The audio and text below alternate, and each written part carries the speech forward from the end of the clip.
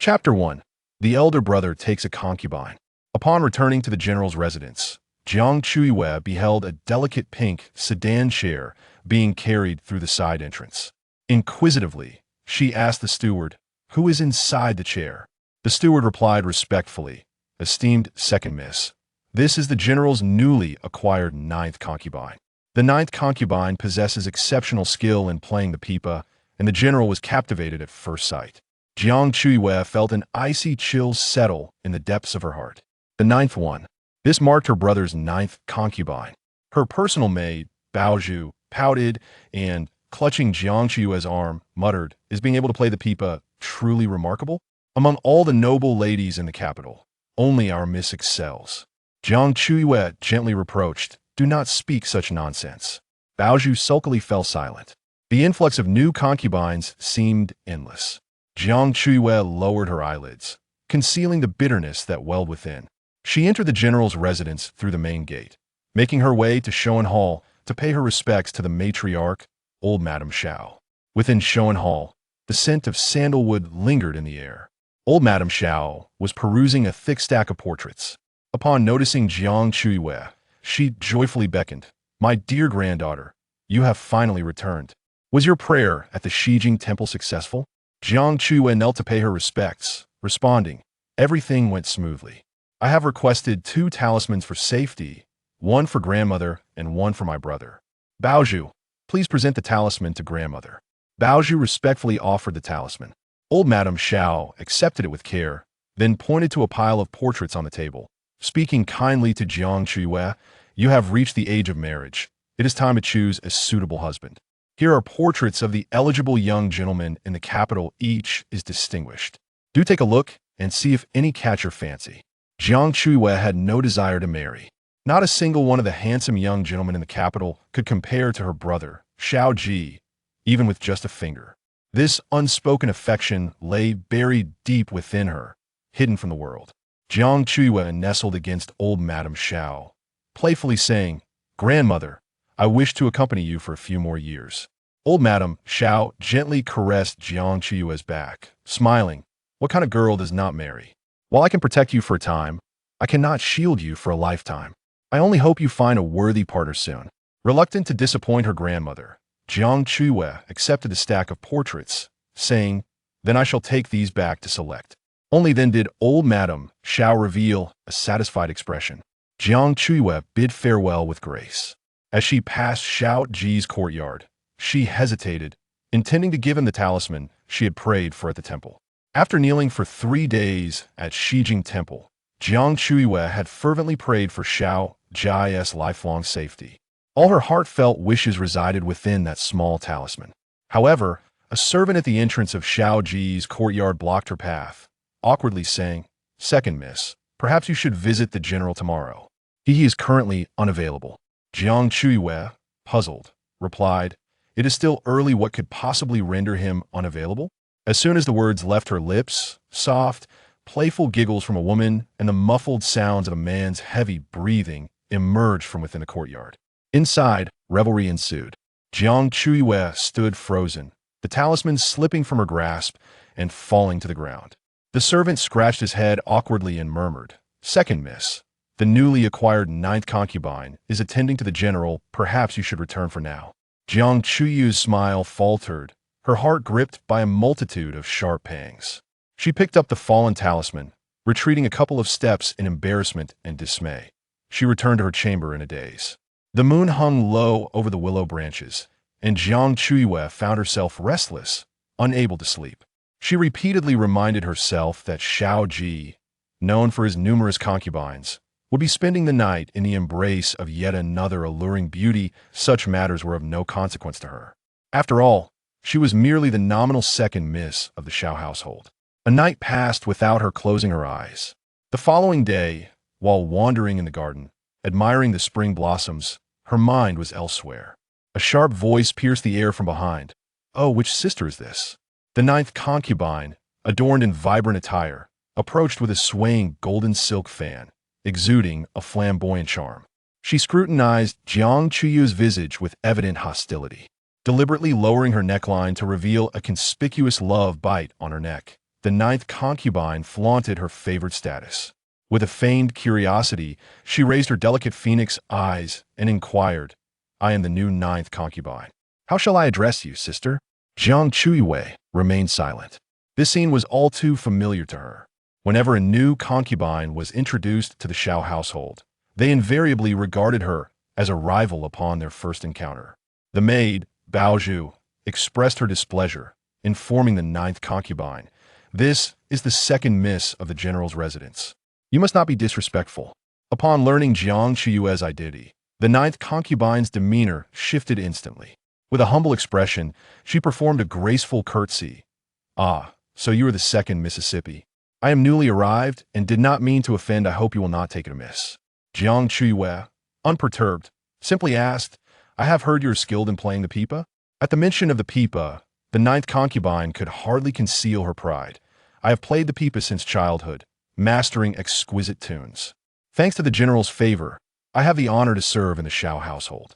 Jiang Chuyue's gaze fell upon the deep, dark red love bite adorning the ninth concubine's neck, a vivid reminder of the previous night's fervor. With a faint smile, she remarked, "I am weary and shall return to my quarters to rest. Please feel free, ninth concubine." Turning away, Jiang Chuyue departed. The ninth concubine sighed in relief, watching the graceful silhouette of Jiang Chuyue retreat, muttering to herself, "What a rare beauty she is." Thankfully, she is merely a miss of the general's household. Were she a true rival, I might find my place here quite precarious. A maid rushed over, exclaiming, "Ninth concubine, the general requests your presence."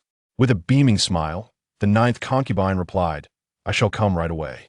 By the way, what is the name of the general's sister?"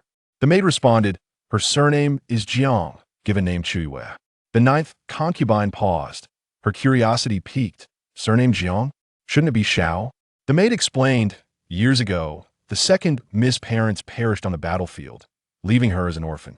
Out of compassion, the old matriarch of the Xiao family took her in as a granddaughter, bringing her into the general's residence for care. Ninth concubine, you must not offend the second Miss. The general dotes on her dearly." The ninth concubine chuckled, twirling her fan. "I am no fool. Why would I dare to offend her? I am eager to curry her favor instead." Upon returning to her chamber, Jiang Chuyue picked up the pipa resting on the stand and began to play softly. The ethereal sound of the pipa filled the air, yet as she plucked the strings, the vivid image of the ninth concubine's crimson love bite lingered in her mind. The music faltered. She resolved never to play the pipa again. Setting the instrument aside on the table, Jiang Chuyue pondered whether it was time to relinquish the obsessions buried deep within her heart. She then retrieved a stack of portraits entrusted to her by the old matriarch of the Xiao family. Flipping through them one by one, Madame Xiao regarded her as a cherished granddaughter, selecting suitors of exemplary character and noble lineage for her. Jiang Chuyue perused one photograph after another, her heart an untroubled sea. Within her heart lay a secret. She had harbored a clandestine affection for Xiao Ji for a decade. Yet, as his nominal sister, she could only watch helplessly as he took one concubine after another. Chapter 2. Regent Xiao Ji. As the sound of footsteps approached from outside, Jiang Chuyue's hand froze, halting her movement of flipping through the portraits. She recognized the sound distinctly. It was the footsteps of Xiao Ji. Within the Xiao household, comprised of over 100 individuals, she could always discern Xiao Ji's steps. The beaded curtain was lifted, and a deep, pleasant voice resonated, "Xiao Yu." Turning around, Jiang Chuyue beheld Xiao Ji clad in armor. A young and accomplished general, he commanded the formidable Xuanwu army, his handsome features exuding an air of valor. Rising, Jiang Chuyue respectfully replied, "Elder brother." Xiao Ji scrutinized Jiang Chuyue's countenance, noticing the dark circles beneath her eyes, and furrowed his brow. "Did you not rest well last night?" he inquired. With a soft voice, Jiang Chuyue responded, "I slept quite soundly." Xiao Ji, not suspecting further, informed her, 10 days hence, Xiao will return from his southern tour, and a welcoming banquet will be held at Donghu. If you are free, accompany me to the feast." Jiang Chuyue paid little heed to the first part of his statement. Her attention was captivated by the latter. Xiao Ji's schedule was perpetually full, often leaving her without a glimpse of him for an entire month. To attend the banquet with him meant she could spend a whole day in his company. listening to him speak for an extended time and stealing glances at him. With a joyful tone, Jiang Chuyue agreed. Certainly. The small window was ajar, and the spring breeze whisked away the portrait on the table. Xiao Ji casually picked one up, observing the image of a man depicted upon it. His brows arched in curiosity. Who is this? He asked. Jiang Chuyue replied. It is a portrait sent by grandmother, asking me to select a suitable husband. Xiao Ji's expression turned cold. You are still quite young and should remain at home for a few more years. Grandmother is overly eager. He cast all the portraits into the gilded bronze furnace, where the flames swiftly devoured them, reducing them to ash. As Jiang Chuyue gazed at the incense burner, her once stilled heart seemed to revive with sudden vigor. With Xiao Ji's departure, she murmured softly, I shall accompany him to the banquet in 10 days. With a full 10 days remaining, the time felt interminable. When the day finally arrived, Jiang Chuyue rose early to groom herself, preparing to join Xiao Ji at Regent Xiao Ji's welcoming banquet. With the arrival of spring, the capital was abuzz with gatherings of noble families, accustomed to wielding weapons. Xiao Ji held a disdain for tedious banquets. Yet this particular feast was extraordinary, as it was in honor of Regent Xiao Ji, with whom he had once shared the battlefield as brothers. Naturally, Xiao Ji was eager to attend. Miss, will you be wearing this peony green skirt today? Baozhu inquired. Presenting a vibrant crimson gown, Jiang Chuyue gently stroked the brilliant red fabric, but shook her head regretfully. No, let me wear the green lotus skirt instead. Baozhu sighed. Miss, you look most enchanting in red, yet you insist on wearing green when you go out. Jiang Chuyue felt a pang of regret as well. In truth, she adored vivid colors and the art of combat, yet Xiao Ji preferred the elegance of understated hues and the company of well-mannered, cultured ladies. Thus, Jiang Chuyue endeavored to transform herself into a refined noblewoman of the capital, mastering the arts of music, chess, calligraphy, painting, poetry, wine, and tea. Dressed in her simple yet elegant green lotus skirt, with a modest hairpiece and a clean visage, Jiang Chuyue stepped into the radiant spring sunlight and approached the entrance of the Xiao residence. The ebony carriage of the general's household awaited her. With delight, she lifted the curtain of the carriage and exclaimed, I am late. Upon drawing back the curtain, Jiang Chuyue caught sight of Xiao Ji and the ninth aunt within the carriage. Ninth aunt sat gracefully upon Xiao Ji's lap, her fair arms encircling his neck. Soft gasps escaping her crimson lips, an enchanting scene. Jiang Chuyue's smile froze on her face, her mind a blank canvas. Panic surged through her as she hastily lowered the carriage curtain, her heart aching as though pierced by a dagger. How did she stumble upon such a spectacle? Embarrassed, she lingered by the side of the carriage for a moment. When the curtain was lifted again, Xiao Ji had already composed himself, his breath still uneven as he hoarsely beckoned her to enter. Jiang Chuyue climbed into the carriage, which swayed as it set forth towards the eastern lake. The interior was spacious, and she quietly took a seat in the corner. Xiao Ji was engrossed in examining military documents, while the alluring ninth aunt nestled closely beside him. Her lips slightly swollen, her cheeks flushed with a rosy hue. With playful shyness, ninth aunt addressed Jiang Chuyue. I was playing the pipa inside the carriage when the general unexpectedly called out to you. My dear second miss, I truly beg your pardon. Since ninth aunt entered the residence 10 days prior, her melodious pipa music had filled Xiao Ji's chamber for an equal number of days. A woman immersed in love and adoration resembled the blossoming peach flowers of spring, her beauty radiating unabashedly, concealing her bitterness. Jiang Chuyue spoke with an unperturbed tone. It seems I have disrupted your moment. I shall take another carriage next time, so as not to intrude upon you too. Xiao Ji paused in his reading, glancing at Jiang Chuyue. Her youthful visage was striking, her expression inscrutable. He resumed his perusal of the documents. Throughout the journey, ninth aunt attentively wiped Xiao Ji's brow, inquiring after his well-being with tender affection. Jiang Chuyue sat in the corner of the small carriage, feeling as though an insurmountable chasm lay between her and Xiao Ji. The carriage swiftly approached the eastern lake, basking in the spring's splendor, with numerous dignitaries arriving for the banquet. As the carriage came to a halt, Jiang Chuyue almost fled as she lifted the curtain, desperate to escape the stifling confines. Upon lifting the curtain, she unexpectedly collided with a pair of piercing, ghostly eyes. Outside the carriage stood the regent, Xiao Ji. Jiang Chuyue paled, akin to encountering a living specter under the sun. Xiao Ji cast a dark shadow over the capital.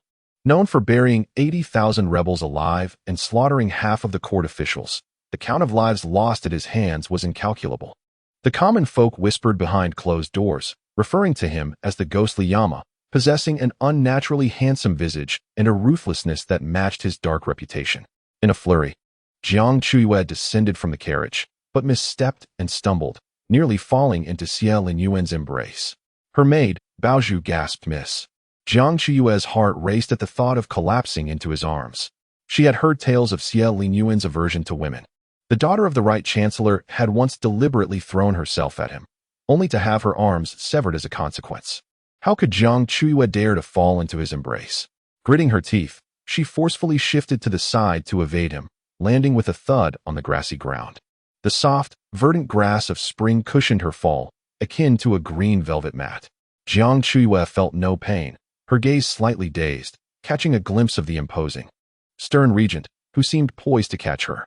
Yet, upon closer inspection, Xie Linyuan remained as cold and inscrutable as ever, his arms unmoving. It must have been an illusion.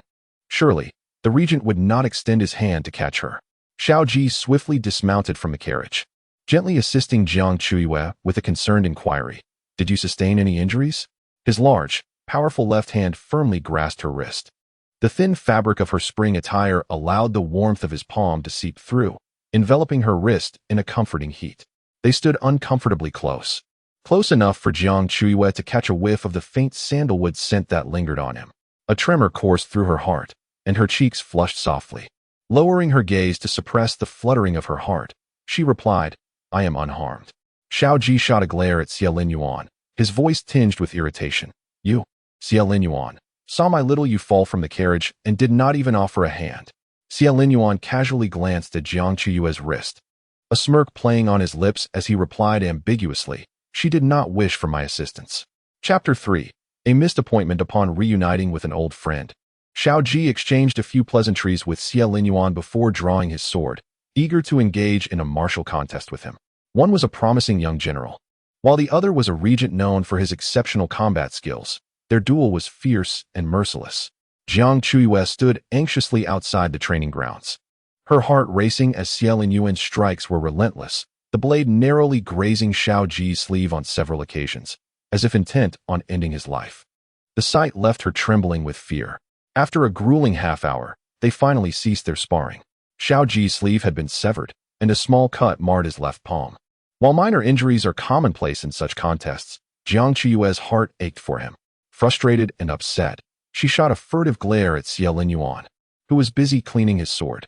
Their eyes nearly met, but Jiang Chuyue quickly averted her gaze. The melodious sound of ceremonial music wafted from the banks of the East Lake, signaling the commencement of the welcome banquet. As Jiang Chuyue arrived at the open-air banquet by the lakeside, elegantly dressed noble ladies and gentlemen were already taking their seats. A steady stream of exquisite dishes was served, with male and female guests seated across from one another. Jiang Chuyue sat demurely, delicately sipping from a cup of fruit wine, her gaze persistently drifting toward Xiao Ji. Clad in a dark azure brocade robe with silver trim at the cuffs, he stood tall and poised like a pine tree, effortlessly distinguishing himself among the refined gentlemen of the capital. Unbeknownst to Jiang Chuyue, as she admired Xiao Ji, she too was the subject of admiration from the young nobleman across the table. The spring social gathering had become an ideal occasion for unmarried couples to observe one another. Rarely venturing out, Jiang Chuyue was blissfully unaware of her beauty. Today, after careful adornment, she outshone even the blooming pink peach blossoms by the lakeside. The steward of the regent's residence approached with a beaming smile, announcing, "Ladies, greetings. The prince has noted that the spring breeze by the lake can be quite brisk, which may lead to colds. He has prepared windbreak hats for all the ladies to wear." With a clap of his hands, servants brought forth white hats. No one dared to defy the regent. Even the current emperor had to consider his sentiments. Jiang Chuyue held a white hat in her hands, casting a glance at Xie Linyuan, who sat regally in the main seat, sipping from a silver cup. His black and gold python robe shimmered in the sunlight, resembling the king of hell surveying the mortal realm. It was rather intimidating, and she could not fathom why he insisted that the ladies wear such hats. Jiang Chuyue secretly curled her lips, donning a white veil hat that obscured her face with a delicate layer of white gauze. Thus, she could no longer see Xiao Ji. nor could others behold her graceful visage. After several rounds of wine, Xiao Yuan rose to depart. The guests began to leave in succession, pairing off to admire the spring scenery on Donghu Lake, engaging in poetic discussions. The maid Baizhu draped a cloak over Jiang Chuyue's shoulders, softly reminding, "Miss, I see dark clouds gathering on the horizon. It seems we shall have rain today. Shall we return to the general's residence?" Jiang Chuyue gathered her cloak. "Unhurried. I shall wait for my brother." Just as she spoke, Xiao Ji strode over. He appeared to be in high spirits, calling out to Jiang Chuyue, "Xiao Ye, please wait for me at the pavilion in the lake for a moment. Do not wander off. I have something for you." Jiang Chuyue smiled gently. "All right." Xiao Ji departed, and Jiang Chuyue touched her lips, feeling the warmth of her radiant smile. The pavilion was deserted. She sat on the stone bench, gazing at the shimmering waters of the lake. The boats floated gracefully, and the laughter of young men and women resonated melodiously. After a considerable time, the boats finally docked, and the dark clouds crept closer, with raindrops beginning to fall. Jiang Chuyue raised her hand to catch the rain, her delicate brows furrowing. "Baizhu, please check by the lake. Is my brother still here?" Baizhu hurried off to seek him, but did not return for a long while. The rain intensified. At Donghu Pavilion, Xiao Yuan stood high above, overlooking the faint green figure of the pavilion. The steward inquired, "Your Highness, with the heavy rain approaching, should I send someone to invite Miss Jiang to seek shelter?" Xiao Yuan replied coldly, "A delicate flower must endure the trials of wind and rain to understand their harshness." He remained still, an indifferent observer. The spring rain poured relentlessly. The lake waters surged, and the pavilion was besieged by the tempest. Jiang Chuyue waited for an extended time, yet Xiao Ji did not arrive. In recent years, he had often failed to keep his promises. As darkness enveloped the sky and the rain finally ceased, Jiang Chuyue rose stiffly, her limbs icy, her hair and garments drenched by the slanting rain, looking disheveled like a pitiful drenched dog. Once the rain stopped, Jiang Chuyue staggered a few steps, feeling lightheaded, and collapsed to the ground. She then dreamt of her childhood memories. Her parents perished in battle, her sister went missing at the frontier, the Jiang family fell into disarray, and the servants, like locusts, scrambled for the family's possessions. The 5-year-old Jiang Chuyue curled up inside a cabinet, stripped of all valuables, clad only in a thin undergarment. Trembling in fear, time passed unmeasured until the half-open cabinet door swung wide, blinding light flooding in. It was Xiao Ji. The youth extended a soft candy pouch to her, gently saying, "Wait for me a moment. Do not wander off. I shall return shortly." Jiang Chuyue cradled the warm candy pouch, obediently awaiting his return. He indeed returned swiftly, dressing her in a beautiful new garment, holding the warm candy pouch in one hand and Xiao Ji's hand in the other. Jiang Chuyue walked into the bustling general's residence in the capital, becoming the esteemed second miss and his sister. Whenever she found life burdensome, she would recall the candy pouch Xiao Ji had given her. The candy was sweet, its lingering flavor lasting for over a decade. Jiang Chuyue awoke from her beautiful dream, finding herself in an unfamiliar room, filled with the bitter scent of traditional Chinese medicine, mingled with the faint, cool fragrance of cedar. The chamber was engulfed in a somber hue, adorned with longbows and lances, reminiscent of a man's quarters. Baizhu rushed in, her eyes brimming with tears. "Miss, you have finally awakened. Woe is me." She wept inconsolably. Jiang Chuyue inquired, "Where is this place?" Baizhu choked out, "It is at the Eastern Lake Villa of the Regent Prince. Alas, it is my fault for losing my way yesterday and failing to return promptly to find you." Tasked with locating Xiao Ji, Baizhu had learned of Aunt Jio's sudden abdominal pain, prompting Xiao Ji to take her back to the general's residence for treatment. On her way back to report to Jiang Chuyue, torrential rain rendered her progress nearly impossible, and being unfamiliar with the Eastern Lake, she became lost. Ultimately, it was the steward of the Regent's residence who appeared, leading the poor Baizhu to the villa. Jiang Chuyue murmured, "So it was Aunt Jio's ailment that caused Xiao Ji to abandon her. Miss, please drink some medicine." Baizhu presented a bowl of warm herbal concoction. Jiang Chuyue took a few sips, silent tears cascading down her cheeks, leaving damp spots on the brocade quilt. Baizhu, startled, exclaimed, "Miss, why are you crying?" With tears brimming, Jiang Chuyue sighed. The medicine is terribly bitter. She longed for a warm, sweet dumpling to mask the bitterness of the medicine. Yet it had been ages since she had tasted one. Sweet dumplings were a treat for children, and she was no longer a child. Outside, The beaded curtain rustled as a tall, imposing figure approached. Xia Linyuan had arrived. Jiang Chuyue hastily wiped her tears and, with Baiju's support, rose to her feet. Weakly bowing to the Regent Prince, "Thank you for saving my life." Her encounters with the illustrious Regent had been few, and the requisite etiquette could not be overlooked. Xia Linyuan stood with his hands clasped behind his back, observing Jiang Chuyue as she bowed her head. The girl revealed a slender, fair neck, and her waist appeared delicate as she bent slightly. Chapter 4. The Peepa remained silent. Xia Linyuan's gaze swept over her waist, his voice betraying a cold detachment. "Xiao Ji is waiting for you outside." It was Xiao Ji who had come to escort her back home. A pang of pain struck Jiang Chuyue's heart. She expressed her gratitude once more to Xia Linyuan before slowly departing the Eastern Lake Villa. Xia Linyuan remained motionless, watching her leave. The steward entered with servants. "Your Highness, I shall change the bedding."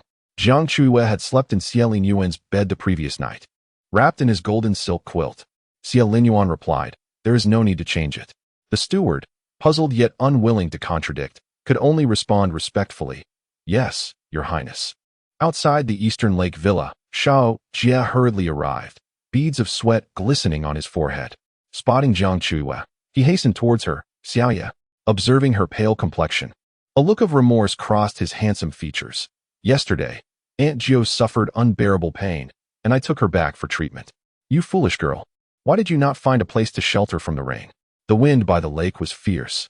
Xiao Ji instinctively removed his gray fox cloak and draped it over Jiang Chuyue's shoulders. The thick cloak still bore his warmth and scent. Jiang Chuyue clutched the hem of the cloak, contemplating that Xiao Ji cared for her. Yet, regrettably, this concern was not the kind she yearned for. Jiang Chuyue climbed into the carriage, only to find it devoid of Aunt Gio. A smile flickered at the corners of her lips, only to swiftly fade into melancholy. The obstacles between her and Xiao Ji have never been merely a concubine. Xiao Ji wished to express his gratitude to Xia Linyuan in person, but the steward informed him that Xia was preoccupied with military affairs and could not meet him, leaving Xiao Ji with no choice but to relent. The carriage moved at a leisurely pace. Inside, only Jiang Chuyue and Xiao Ji occupied the space. Under normal circumstances, the mere presence of Xiao Ji in a confined setting would bring Jiang Chuyue joy and contentment. However, she found herself devoid of happiness in that moment. Jiang Chuyue inquired, "Has the pain of the concubine improved?" A slight awkwardness flickered across Xiao Ji's face as he replied, "She has taken some medicine and is feeling better." Jiang Chuyue noticed a faint, fresh scratch on Xiao Ji's neck. It was clear without further contemplation that he had indulged in a passionate encounter with the concubine the previous night, succumbing to the allure of soft embraces while disregarding Jiang Chuyue entirely. Wrapped in Xiao Ji's gray fox cloak, her heart gradually turned cold. Xiao Ji opened a brocade box within the carriage and retrieved a beautifully crafted peepa made of purple sandalwood inlaid with mother of pearl. "You have always enjoyed playing the peepa. I acquired this treasure yesterday. Do you like it?" he asked. This was a gift he had intended for Jiang Chuyue, but had been unable to present in time. The peepa's neck was adorned with a crescent moon pattern, its mother of pearl glistening with a warm luster, unmistakably crafted by a master artisan. Over the past 2 years, the peepa had become Jiang Chuyue's favorite instrument, and Xiao Ji had gone to great lengths to procure this exquisite piece just for her. However, when he extended the peepa towards her, Jiang Chuyue declined to accept it. She gently shook her head and informed Xiao Ji, "I no longer have an affinity for the peepa. I do not wish to play it anymore." "Thank you for your kind intentions, brother." The hand that held the peepa stiffened slightly as Xiao Ji silently returned it to the box. The carriage was spacious, yet Jiang Chuyue chose to sit in the farthest corner from him. Xiao Ji picked up some unfinished documents and immersed himself in reading. Silence enveloped them throughout the journey. Upon returning to the general's residence, Jiang Chuyue developed a low fever, feeling lethargic and disoriented. The elderly matriarch, filled with concern, chastised Xiao Ji harshly, reproaching him for neglecting his duties as an elder brother.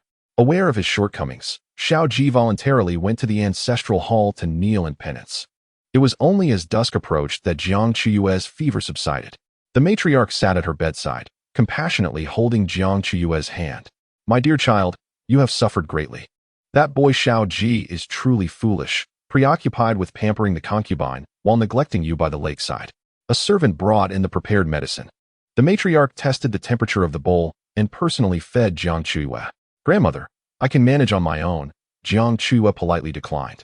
The matriarch gently pressed her hand down, saying with tenderness, "Be obedient, drink the medicine and recover swiftly, so I can rest easy." Unable to refuse, Jiang Chuyue complied and drank the medicine. As the bowl was nearing completion, a maid announced from outside that second Aunt Wang had arrived. Upon entering and witnessing the heartwarming scene between the grandmother and granddaughter, Wang's shrill voice pierced the air. "Old madam, given your esteemed status, why are you feeding medicine to a younger generation? Jiang Chuyue is quite thoughtless, causing you so much worry." The matriarch replied, "I personally care for you girls so that I can be at ease when she recovers." A fleeting glimmer of envy crossed Wang's eyes. Once the bowl of medicine was finished, the matriarch rose to depart. Before leaving, she specifically instructed the maids in Jiang Chuyue's room to take extra care of her health. After the departure of Lady Wang and her companions, she scornfully reprimanded Jiang Chuyue, questioning her audacity to linger in the Xiao family without bearing the Xiao surname. Was she unwilling to part with the wealth and splendor of the general's residence? At 18, still unmarried, was she intent on remaining at the general's estate for life? Jiang Chuyue, still feeling dizzy, pressed her fingers to her brow and replied, "There is no need for Aunt to worry. I am not in a rush to marry." Lady Wang shot a resentful glance at Jiang Chuyue, muttering about her inevitable misfortune. With a dismissive wave of her sleeve, she departed. Baozhu entered the room, offering a piece of sugar cane to Jiang Chuyue to counteract the bitterness of her situation. Baozhu expressed her indignation. "Lady Wang always makes things unpleasant for you. It is truly infuriating." Jiang Chuyue, savoring the sweetness of the sugar, smiled lightly. She still harbors resentment for the disruption of her daughter's engagement. Lady Wang, seeing that Xiao Ji had yet to take a legitimate wife, had turned her ambitions toward him. Last year, she had brought her daughter to the general's residence, where the old Lady Xiao had taken a liking to her, just as the marriage seemed imminent. Lady Wang's daughter proved to be gentle in public, but malicious behind closed doors. On her first visit to the general's residence, she mistakenly identified Jiang Chuyue, who was fishing by the lake, as Xiao Ji's concubine. Viewing her as a rival, she deliberately pushed Jiang Chuyue into the water and even attempted to slash her face. Upon learning of this incident, Xiao Ji was furiously incensed, and the old Lady Xiao was equally displeased, thus nullifying the marriage arrangements with the Wang family. Unable to voice her grievances to the old Lady Xiao, Lady Wang vented her fury upon Jiang Chuyue, deriding her at every opportunity. Unfortunately for Lady Wang, Jiang Chuyue's sharp tongue rendered her efforts futile. "Is my brother still in the ancestral hall?" Jiang Chuyue inquired with concern. Baozhu nodded. "Indeed, the general is still kneeling there. His failure to keep his promise has caused you much distress, and he feels equally unsettled." With the bitterness dissipating from her mouth, Jiang Chuyue rose. "The ancestral hall is cold. Baozhu, fetch my cloak. I shall visit my brother." The chilly spring night made her worry for Xiao Ji's health. Despite his robust physique as a martial general, she was always anxious about him. Whether he was engaged in suppressing bandits or training soldiers, she feared for his safety and well-being. In the Shoan Hall, Lady Wang took the initiative to pour a cup of Bai Luo Chun tea for the old Lady Xiao, smiling brightly. "Old lady, I bring good news." The old Lady Xiao inquired, "What news?" With pride, Lady Wang replied, "I have come to propose a promising marriage for that girl, Chuyue." Chapter 5. Jiang Chuyue's marriage. The old Lady Xiao paused her tea drinking, intrigued. "A marriage? Which young gentleman?" Lady Wang produced a prepared portrait and presented it for the old Lady Xiao's scrutiny. "This is Lu Chunshan, the only son of the Minister of Revenue, just reaching adulthood. Handsome and talented, yet unmarried. He and Jiang Chuyue are a match made in heaven." In the portrait, the young gentleman appeared dignified and remarkably handsome. However, the old Lady Xiao was not easily deceived. After examining the portrait, she remarked, "He does look promising, but I wonder about his character. I shall send someone to investigate thoroughly before considering marrying Chuyue into their family." Lady Wang's expression darkened abruptly.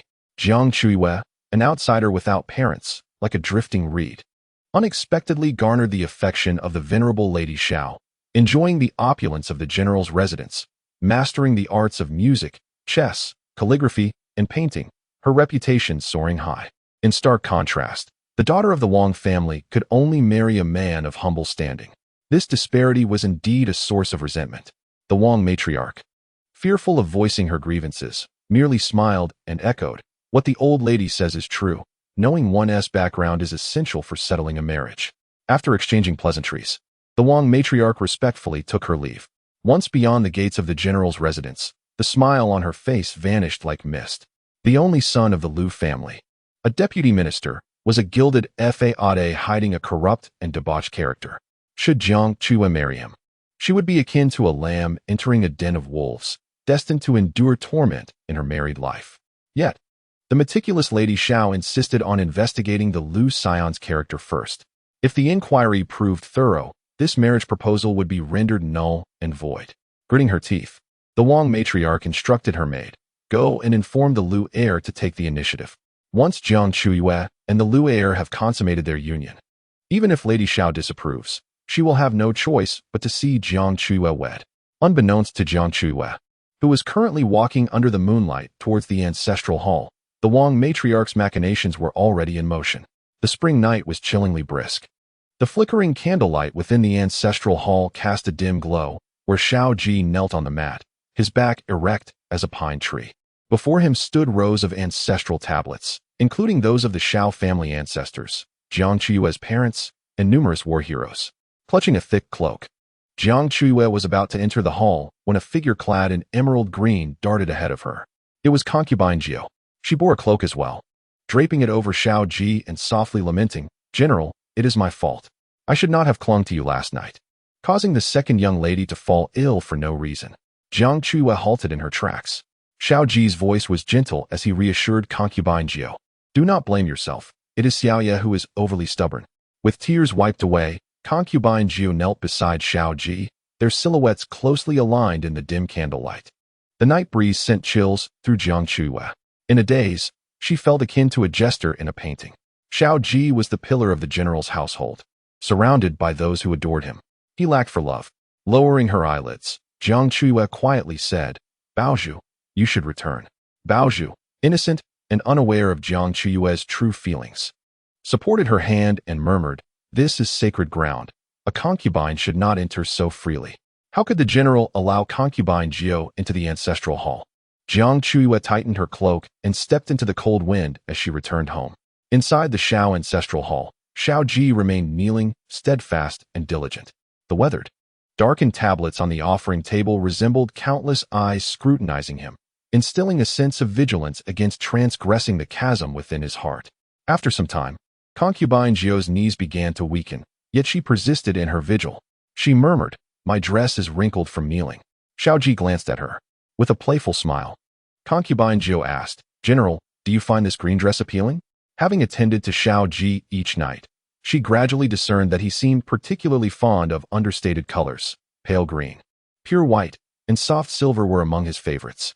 Madame Jiao, in her quest to please, relinquished half a wardrobe of vibrant red garments, opting instead for understated elegance and subtle adornments. Xiao Ji nodded, his gaze deep and fixed upon her, truly beautiful.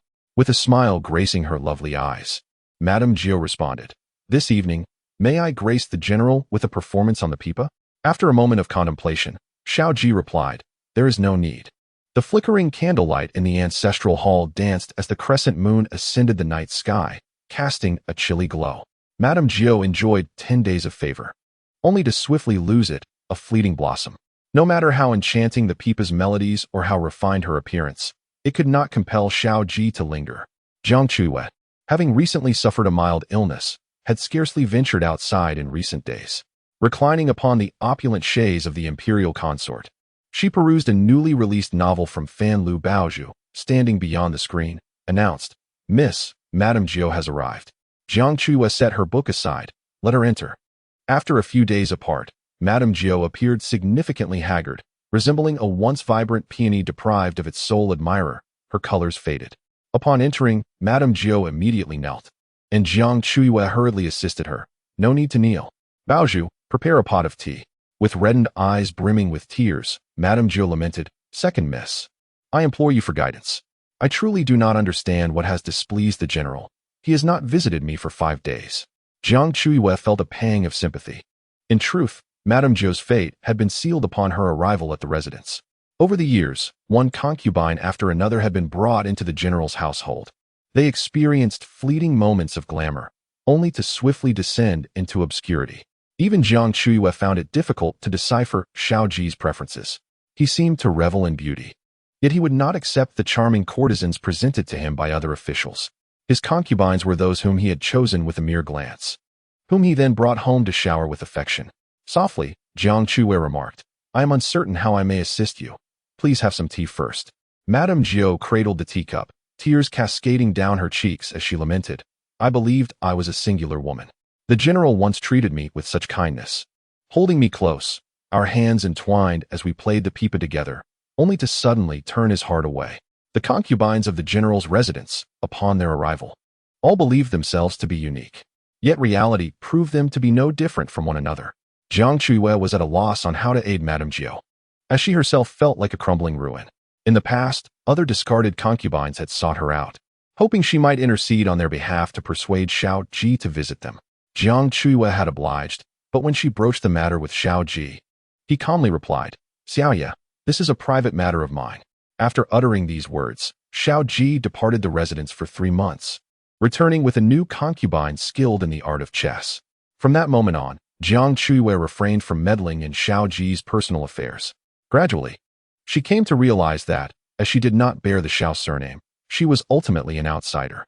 Madame Jiao wept for a time, but when she perceived Jiang Chuyue's unwillingness to assist her, she resigned herself to her fate, wiping her tears as she bid farewell. Jiang Chuyue sighed softly, her desire to read dissipating. Recently recovered from her illness, and with spring in full bloom outside, she beckoned Baozhu to prepare the carriage, intending to visit Fan Lu for some delicacies. Fan Lu, the grandest restaurant in the capital, was said to be owned by Lady Zhao, wife of the Marquis of Jinan. Lady Zhao possessed a keen business acumen, ensuring that Fan Lu offered an array of fresh and exquisite pastries, delightful to the palate throughout the year. Jiang Chuyue donned a white veil hat that concealed her visage as she arrived at the elegant chamber of the attic. The windows of the chamber were wide open, allowing a distant view of the training grounds of the Xuanwu army under the Ministry of War. Jiang Chuyue frequently visited the fan tower, observing the martial practices of the Xuanwu soldiers. On fortunate days, she might catch a glimpse of Xiao Ji, clad in armor, riding and wielding his sword. Spending an entire afternoon just to witness a fleeting moment brought her a sense of satisfaction. "Miss, we have a new peach blossom brew at our humble establishment. As a valued patron, we present you with a bottle to savor," announced a young attendant from the tavern, bowing deeply while concealing his restless eyes. Baozhu brought the peach blossom wine into the chamber. Jiang Chuyue delicately lifted the wine cup to her nose, catching the subtle fragrance of peach blossoms. The wine, light in flavor, left a sweet aftertaste as it slid down her throat. Not particularly fond of alcohol, she set down the jade cup after a couple of sips, returning her gaze to the training ground of the Xuanwu army. Suddenly, footsteps echoed from beyond the screen, followed by a teasing voice. "Miss Jiang, I have admired you for quite some time. Might I have the honor of seeing your lovely countenance today?" Chapter 6. When did Miss Jiang become this prince's beloved concubine? Jiang Chuyue's brows knitted slightly. Baozhu raised her voice in reprimand. "Who dares to be so brazen? There are distinctions between men and women. You overstep your bounds." The young gentleman outside the screen replied, "I am Lu Qingshu, son of the Right Minister of Revenue." Unfazed by his title, Baozhu retorted angrily, "My lady will not see you. If you do not depart, I shall call for help." The fan tower housed many brawny men. Anyone daring to cause trouble there, like Lu Qingshu, would undoubtedly face a beating. Lu Qingshu did not rush in recklessly. Instead, he lingered behind the screen, his lascivious gaze tracing the graceful silhouette of Jiang Chuyue. He licked his lips and, with a languid wave of his fan, sauntered away. Jiang Chuyue lost her appetite for the wine, puzzled by how this Lu gentleman had discerned her whereabouts despite her consistent concealment beneath her veil. Baozhu urged, "Miss, it is nearly noon, and the matriarch awaits you for lunch. We should return." With her veil hat in place, Jiang Chuyue left the fan tower. The carriage traversed the long street, passing through secluded alleys. Jiang Chuyue pressed her fingers to her forehead, suddenly feeling dizzy and weak. An alarm bell rang in her mind as she realized she must have ingested something amiss. She recalled the peach blossom brew from the fan tower. The carriage abruptly halted. "Baozhu, why have we stopped?" Jiang Chuyue inquired, but Baozhu offered no reply. Lifting the carriage curtain, she discovered both the coachman and Baozhu bound and gagged. A slender young gentleman clad in blue, holding a folding fan, leered at Jiang Chuyue and exclaimed, "What an unparalleled beauty! Wang has indeed not deceived me." Jiang Chuyue dug her nails into her palm, striving to remain composed. "I am the daughter of the Xiao family. You dare not harm me." Lu Qingshu scoffed. "Once we enter the bridal chamber today, I shall become the brother-in-law of General Xiao. We are now of one family." The more Lu Qingshu gazed, the less he could restrain himself. Having dallied among flowers for years, he had long heard tales of Jiang Chuyue's exceptional beauty and talent. Now that he beheld her in person, he felt as though half of his soul had been captivated. She was truly stunning. Eagerly, he inched closer, rubbing his hands together. "This alley is devoid of onlookers. Let this carriage be our bridal chamber. My dear wife, allow me to kiss you tenderly." Jiang Chuyue gathered all her strength and delivered a fierce kick to Lu Qingshu's groin. Lu Qingshu let out a piercing scream, while Jiang Chuyue desperately fled. Lu Qingshu bellowed in rage, "Catch her! She must not escape." The alley stretched long before her. Jiang Chuyue ran until she felt dizzy, with the sound of footsteps behind her echoing like a death knell. At the end of the alley, she spotted a dark, ebony carriage. The carriage's axle glinted coldly in the sunlight, adorned with gilded beast heads at each corner, exuding an air of majesty. There was no driver, and the curtain was half drawn, revealing a shadowy figure within, seemingly waiting for her. Jiang Chuyue prayed for her life, calling out, "Help! Help!" The occupant of the carriage remained unmoved, appearing indifferent to her plight. After a moment of contemplation, she sprinted toward the carriage, shouting, "Help! I am the beloved concubine of the Regent. Someone seeks to kill the Regent. Save me, and the Regent will reward you handsomely." In the bustling capital, any connection to the illustrious Regent could offer her a chance at salvation. The carriage curtain was lifted, revealing the stern visage of Regent Xiao Yuan. Jiang Chuyue felt a pang of embarrassment, akin to being caught in a lie. Xiao Yuan, with a mocking glint in his dark eyes, remarked, "Since when has Miss Jiang become my concubine?" Jiang Chuyue quickly retorted, "Your Highness, you are mistaken. I am being pursued by thieves. I implore you to save me." Xiao Yuan replied with a deliberately elongated, "Oh." His gaze lingered on Jiang Chuyue, who appeared thoroughly disheveled. Just days before, at the lakeside pavilion, she had foolishly soaked in the rain, and now in the narrow alley, her hair was a tangle, leaving her equally unfortunate. Jiang Chuyue could barely stand, the effects of the drug taking hold. She leaned against the axle of the Regent's carriage, striving to remain upright. Lu Qingshu and his lackey caught up, snarling, still trying to run. "Someone grab her." Xiao Yuan narrowed his eyes, his fingers elegantly lifting, "Throw her into the city moat." Instantly, shadowy guards sprang forth, and in the blink of an eye, Lu Qingshu and his companions were silenced and tossed into the rushing moat nearby. Exhausted, Jiang Chuyue struggled to maintain her distance from Xiao Yuan, too afraid to approach him. He scrutinized her features for a long moment before slowly commanding, "Take my concubine. Miss Jiang, back to the Xiao residence." Jiang Chuyue replied, "Thank you, Your Highness." The guards escorted her back to the Xiao estate, along with the maid Baozhu and the coachman. The long alley fell silent. Xiao Yuan lowered the heavy carriage curtain. The steward of the palace respectfully remarked, "Your Highness, we have delayed our entrance to the palace. The emperor is likely to be displeased." Today was a day for court discussions, yet Xiao Yuan remained unhurried, leisurely drinking wine in the elegant chamber, casting a lofty gaze upon Jiang Chuyue within. After finishing his drink, Xiao Yuan quietly awaited at the end of the long street, anticipating Jiang Chuyue's arrival. With his fingertip resting against his brow, he watched her departing silhouette, muttering to himself, "Truly foolish." It was unclear whether he referred to the emperor in the palace or the unfortunate Jiang Chuyue. The black carriage glided slowly towards the majestic imperial city, carrying Jiang Chuyue back to the Xiao residence. Having inadvertently consumed a drug that induced drowsiness, her mind was clouded. Lady Xiao, sensing something amiss, swiftly interrogated her. Although Jiang Chuyue initially considered concealing the truth, the Regent's covert guards were unable to keep their lips sealed, recounting the events in their entirety. After taking the antidote, Jiang Chuyue's thoughts gradually cleared. Aware of her transgression, she remorsefully apologized to Lady Xiao, saying, "Grandmother, it was my folly in seeking amusement that led to my unfortunate predicament. Henceforth, I shall not venture outside without your permission." Lady Xiao gently patted the back of her hand, reassuring her, "You, a delicate flower of a maiden, confined to embroidery and reading within these walls, how dreary that must be." When I was your age, I often slipped out of the confines of my chamber. It is but a natural inclination. Jiang Chuyue frequently sneaked out, and Lady Xiao was already privy to this, choosing to turn a blind eye. Coming from a military family, her thinking was not antiquated.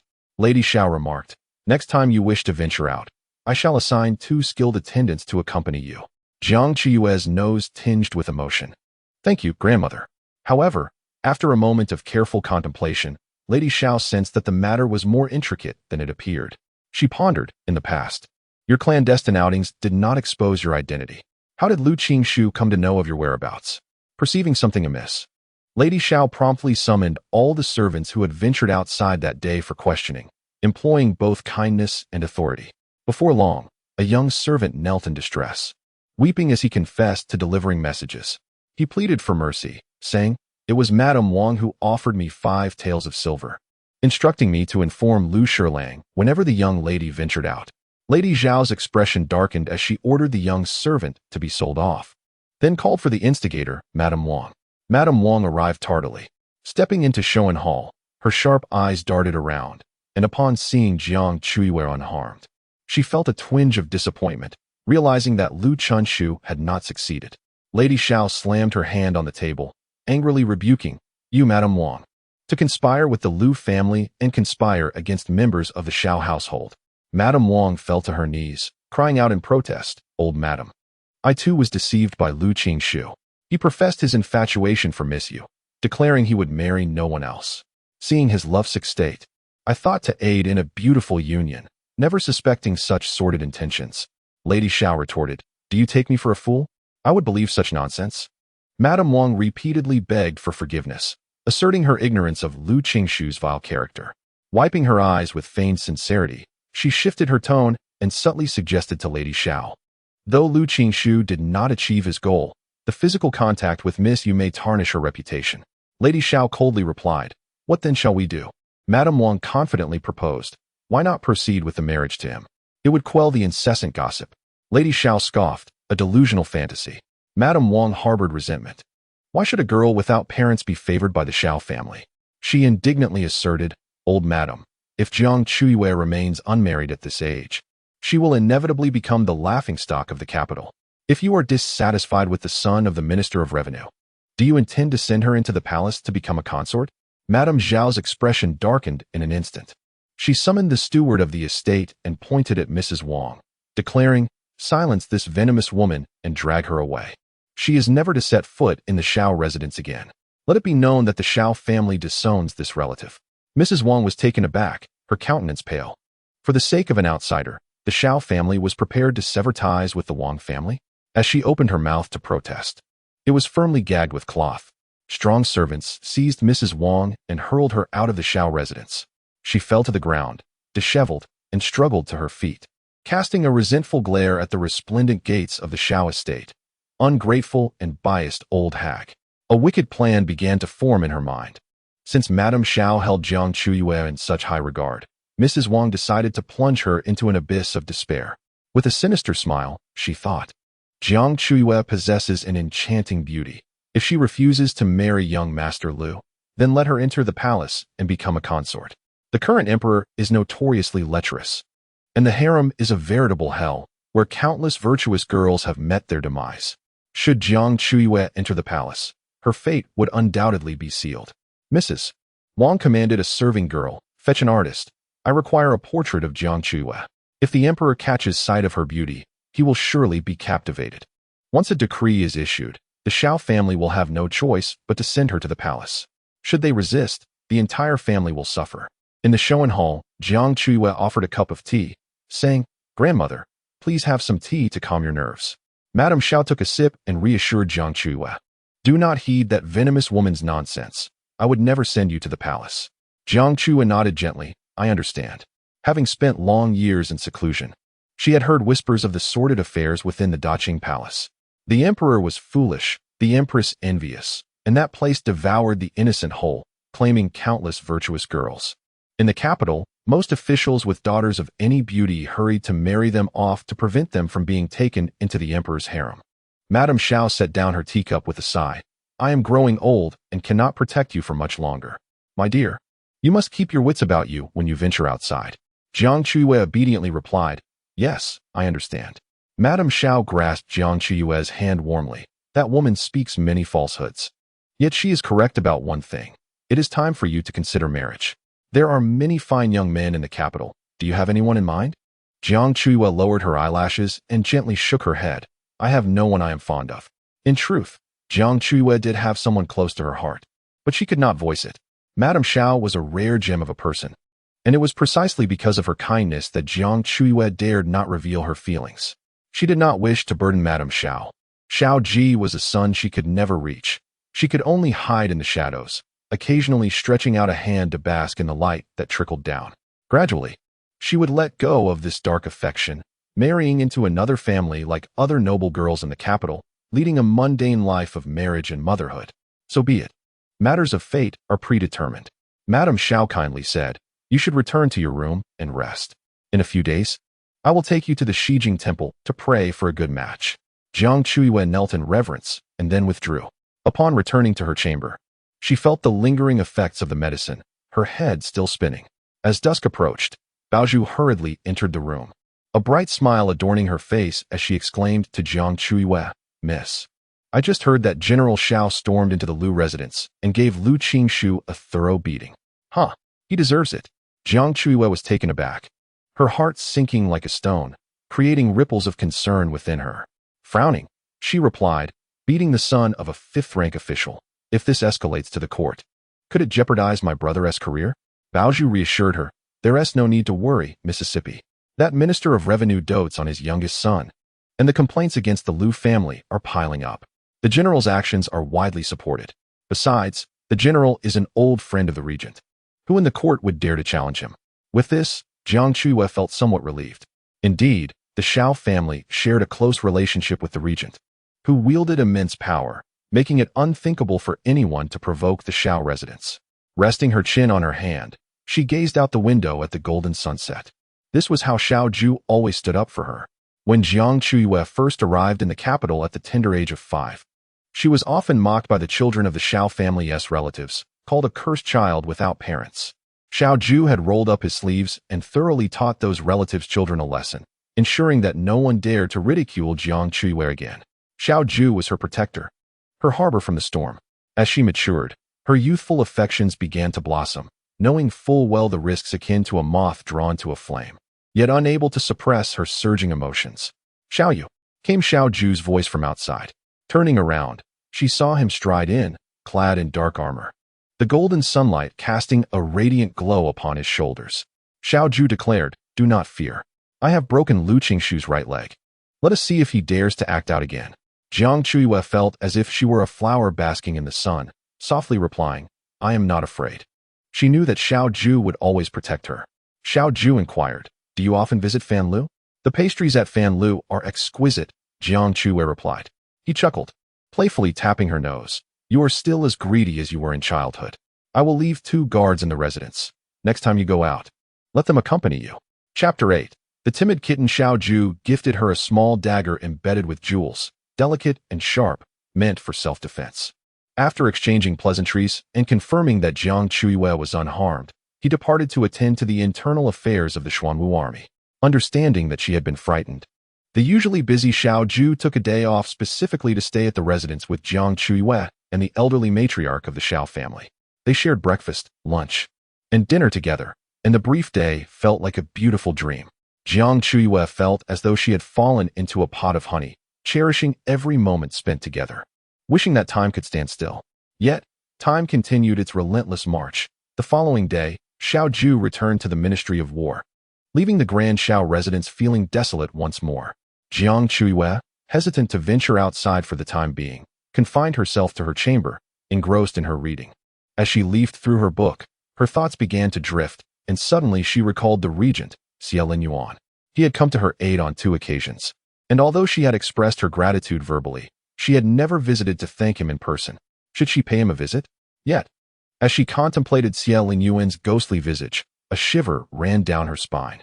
Indeed, the regent was strikingly handsome, but his presence was undeniably intimidating. Jiang Chuyue found herself quite fearful of him. In the capital, none dared to defy the regent.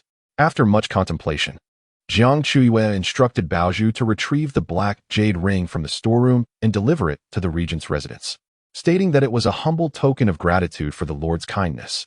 Xiao Ji, a man of great stature and privilege, wanting for nothing, left Jiang Chuyue at a loss for an appropriate gift, hence she thought it best to send him a random jade ring.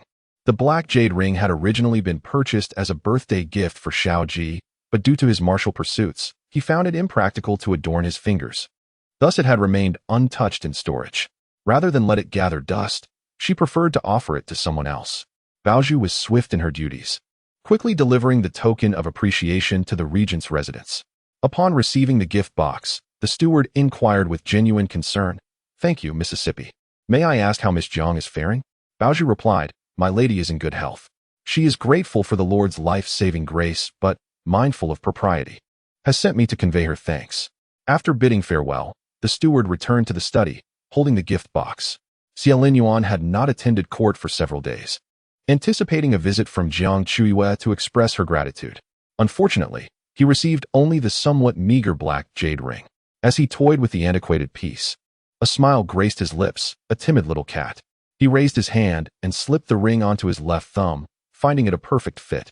Jiang Chuyue had sent the gift, yet she did not expect the regent to remember her, for he was a man beset by countless affairs of state, and her rescue was no more significant than saving a stray cat. In the afternoon, Jiang Chuyue reclined on the favored concubine's couch, engrossed in a storybook when Baozhu announced the arrival of Madame Xiao, the wife of the Duke of Southern Town. Born Xiao Ji, she hailed from a wealthy merchant family but had been wed to the Duke as his legitimate wife 5 years prior. On their wedding night, the Duke had been called to battle, and he had not returned since. Coming from humble beginnings, Xiao Ji faced scorn from her in-laws and relatives. Undeterred, she commanded respect within the Duke's household, earning the title of the fiercest woman in the capital. Jiang Chuyue had long heard of her, yet had never crossed paths with her. "Please invite her in," Jiang Chuyue instructed Baozhu. Shortly thereafter, the renowned Madame Xiao entered the room. In her 20s, she was strikingly beautiful, adorned in a bright crimson peony gown, exuding confidence and grace, far removed from the reserved demeanor expected of a noble woman. "Miss Jiang, I have come to personally apologize," Xiao Ji declared, clapping her hands as a stream of extravagant gifts was brought into the room: pearls, agates, silks, and satins, dazzling to behold. Jiang Chuyue was taken aback. "Madam, why do you bestow upon me such lavish gifts without cause?" Xiao Ji boldly took a seat, sipping her tea to clear her throat. "A few days ago, a servant at the Fan Tower was bribed by the Liu family's son to taint your drink. My management was lacking, and I feel deeply remorseful. I have come to make amends." Jiang Chuyue had not anticipated such a revelation and hastily attempted to refuse the generous gifts. Xiao Ji waved her hand dismissively. "You are a regular patron of Fan Tower. I must take responsibility for the mishap that befell you in my establishment. Rest assured, I dispatched someone last night to the Liu residence, and they broke Liu Qingshu's other leg and severed his manhood. That scoundrel shall never rise again to harm others." Jiang Chuyue, truly deserving of the title of the fiercest woman in the capital, she is remarkably formidable. Xiao Ji arrived swiftly and departed just as quickly. After finishing half a pot of tea, she elegantly bid farewell to Jiang Chuyue, saying, "I must return to my business. By the way, my mother-in-law's 50th birthday is next month. Do remember to come for the celebration." With that, Xiao Ji strode away, leaving behind a room filled with gifts. Jiang Chuyue was both amused and exasperated. She surveyed the abundance of presents and instructed Baozhu, "Please take that box of medicinal herbs to grandmother's room, and deliver these 3 pieces of leather to my brother's quarters. The rest should be stored in the warehouse." As Baozhu organized the gold, silver, and jewels, she expressed a hint of regret. "Madame Xiao is a straightforward person. It is a pity that the Duke of Jinan will soon return from the border and will undoubtedly cast her aside. Alas, how unfortunate. The, replete with wealth, could hardly allow a fierce woman to be its matriarch." Jiang Chuyue, however, admired Xiao Qinghuan's character and chuckled. Madame Xiao possesses a free-spirited nature. Even if she were to part ways, she would still live with grace. A couple of days later, the elderly Lady Xiao, sensing the fine spring sunshine, ordered preparations for a carriage ride to Shijing Temple to offer incense. Jiang Chuyue had been unwell lately, and Lady Xiao suspected that she might have been afflicted by some malign force. wishing to take her to the temple to dispel any misfortune and perhaps pray for a suitable match. Shijing Temple lay outside the city, requiring half a day's journey to reach. As their carriage passed through a secluded grove on the outskirts, it suddenly jolted violently. Jiang Chuyue shielded Lady Xiao and lifted the curtain to inquire of the guard, "What is happening?" The guard responded, "Miss, it seems we are being pursued by bandits. There are about 10 of them. They could catch up to us in the time it takes to burn a stick of incense." Jiang Chuyue furrowed her brow. "Can we withstand them?" The guard drew his sword. "It seems unlikely." Panic gripped Jiang Chuyue. Today, accompanied by Lady Xiao, they had only 4 guards. In the vicinity of the imperial city, under the sovereign's watch, the Xuanwu army frequently patrolled. The bandits had long been eradicated. How could there possibly be bandits? Jiang Chuyue suspected it might be enemies of the Xiao family. Regaining her composure, she instructed the coachman, "Gallop swiftly and head for the fork in the road." The coachman immediately cracked the whip, and the carriage jolted violently as it sped onward. Lady Xiao, a woman seasoned by life's tempests, grasped Jiang Chuyue's hand. "What are we doing at the fork?" Jiang Chuyue replied calmly, "Grandmother, they are numerous, and it seems we may not escape this ordeal. At the fork ahead, Baozhu will take you to hide in the dilapidated temple on the left, while I will divert them by taking the right path." Lady Xiao, alarmed, trembled as she exclaimed, "Nonsense! I am but an old woman. If I perish, so be it. You are still young. I shall draw away the bandits." The carriage had now reached the fork in the road. Jiang Chuyue eased Lady Xiao from the carriage and urged Baozhu, "Take grandmother to the dilapidated temple and hide. Quickly." Chapter 9. She is easily satisfied. Baozhu's eyes brimmed with tears, filled with reluctance. But time was of the essence. Each moment wasted increased their peril. Baozhu could only wipe her tears and, with the assistance of another elderly maid, support Lady Xiao as the 2 guards escorted them swiftly toward the desolate temple. Lady Xiao's eyes reddened, nearly fainting. "You foolish girl." Jiang Chuyue lowered the curtain and, alongside the coachman and the remaining guards, sped down the right path. The bandits soon caught up, engaging in a fierce struggle with the guards. The carriage overturned, and Jiang Chuyue stumbled, sprinting into the forest. The footsteps behind her echoing like a death knell. She ran with great speed, clutching tightly the dagger gifted to her by Xiao Ji. Should the vile assailants catch up, she would rather choose death than endure disgrace. In a daze, she fled, her head spinning. But a flicker of clarity arose in her mind. Perhaps dying here would not be so terrible. This way, she would not have to witness the procession of concubines being brought into the Xiao residence, nor would she have to see Xiao Ji marry a legitimate wife. She would be spared the fate of marriage, perishing in the prime of her youth. After a prolonged flight, the bandits' pursuit faded into silence. Jiang Chuyue sought refuge in a small cave nestled in the desolate hills. The cave was minuscule, and she curled up inside. Green tendrils of ivy cascaded down, concealing the tiny entrance. Gripping the dagger tightly, she succumbed to a fitful slumber, her heart racing with fear. Eventually, she was jolted awake by the cold. Outside, darkness had descended, accompanied by the mournful howls of wolves and the eerie cries of night owls. Fearful of stepping outside, uncertain if the bandits had truly departed, she kept her eyes wide open, waiting for dawn. Cold, hunger, and terror enveloped her, reminiscent of her childhood when she was 5 years old. Curled up in a confined space, feeling utterly trapped. Beyond the forest, black-clad cavalry dispersed in every direction. Xia Linyuan rode his steed, his cold, dark eyes fixed upon the dense thicket, unconsciously stroking the obsidian ring on his finger. After a day and a night of searching, at last, a soldier approached to report, "My lord, we have found her." Xia Linyuan galloped forward. Thorns and wild grass thrived, green vines cloaking the small cave. As he parted the foliage, he beheld Jiang Chuyue curled within the cave. She lay in a deep slumber, clutching the dagger fiercely, her hair disheveled and her complexion pale. Xia Linyuan checked for her breath. She was still alive, a truly fortunate wretch. He opened his arms, intending to lift her out. However, as his hand brushed against her clothing, he heard her murmur in her stupor, "Xiao Ji." A chill swept through Xia Linyuan's gaze. He stepped back, his expression icy, and lowered the vines that concealed the cave. A gentle breeze rustled, causing a small stone to tumble from the cliffside. Emotionless, he crushed the stone in his hand and commanded his cavalry, "Go inform that fool Xiao Ji. We have located her." Jiang Chuyue seemed to perceive the sound of shattering. Rousing her from slumber, Having gone a day without food, she was besieged by hunger and cold, her consciousness clouded.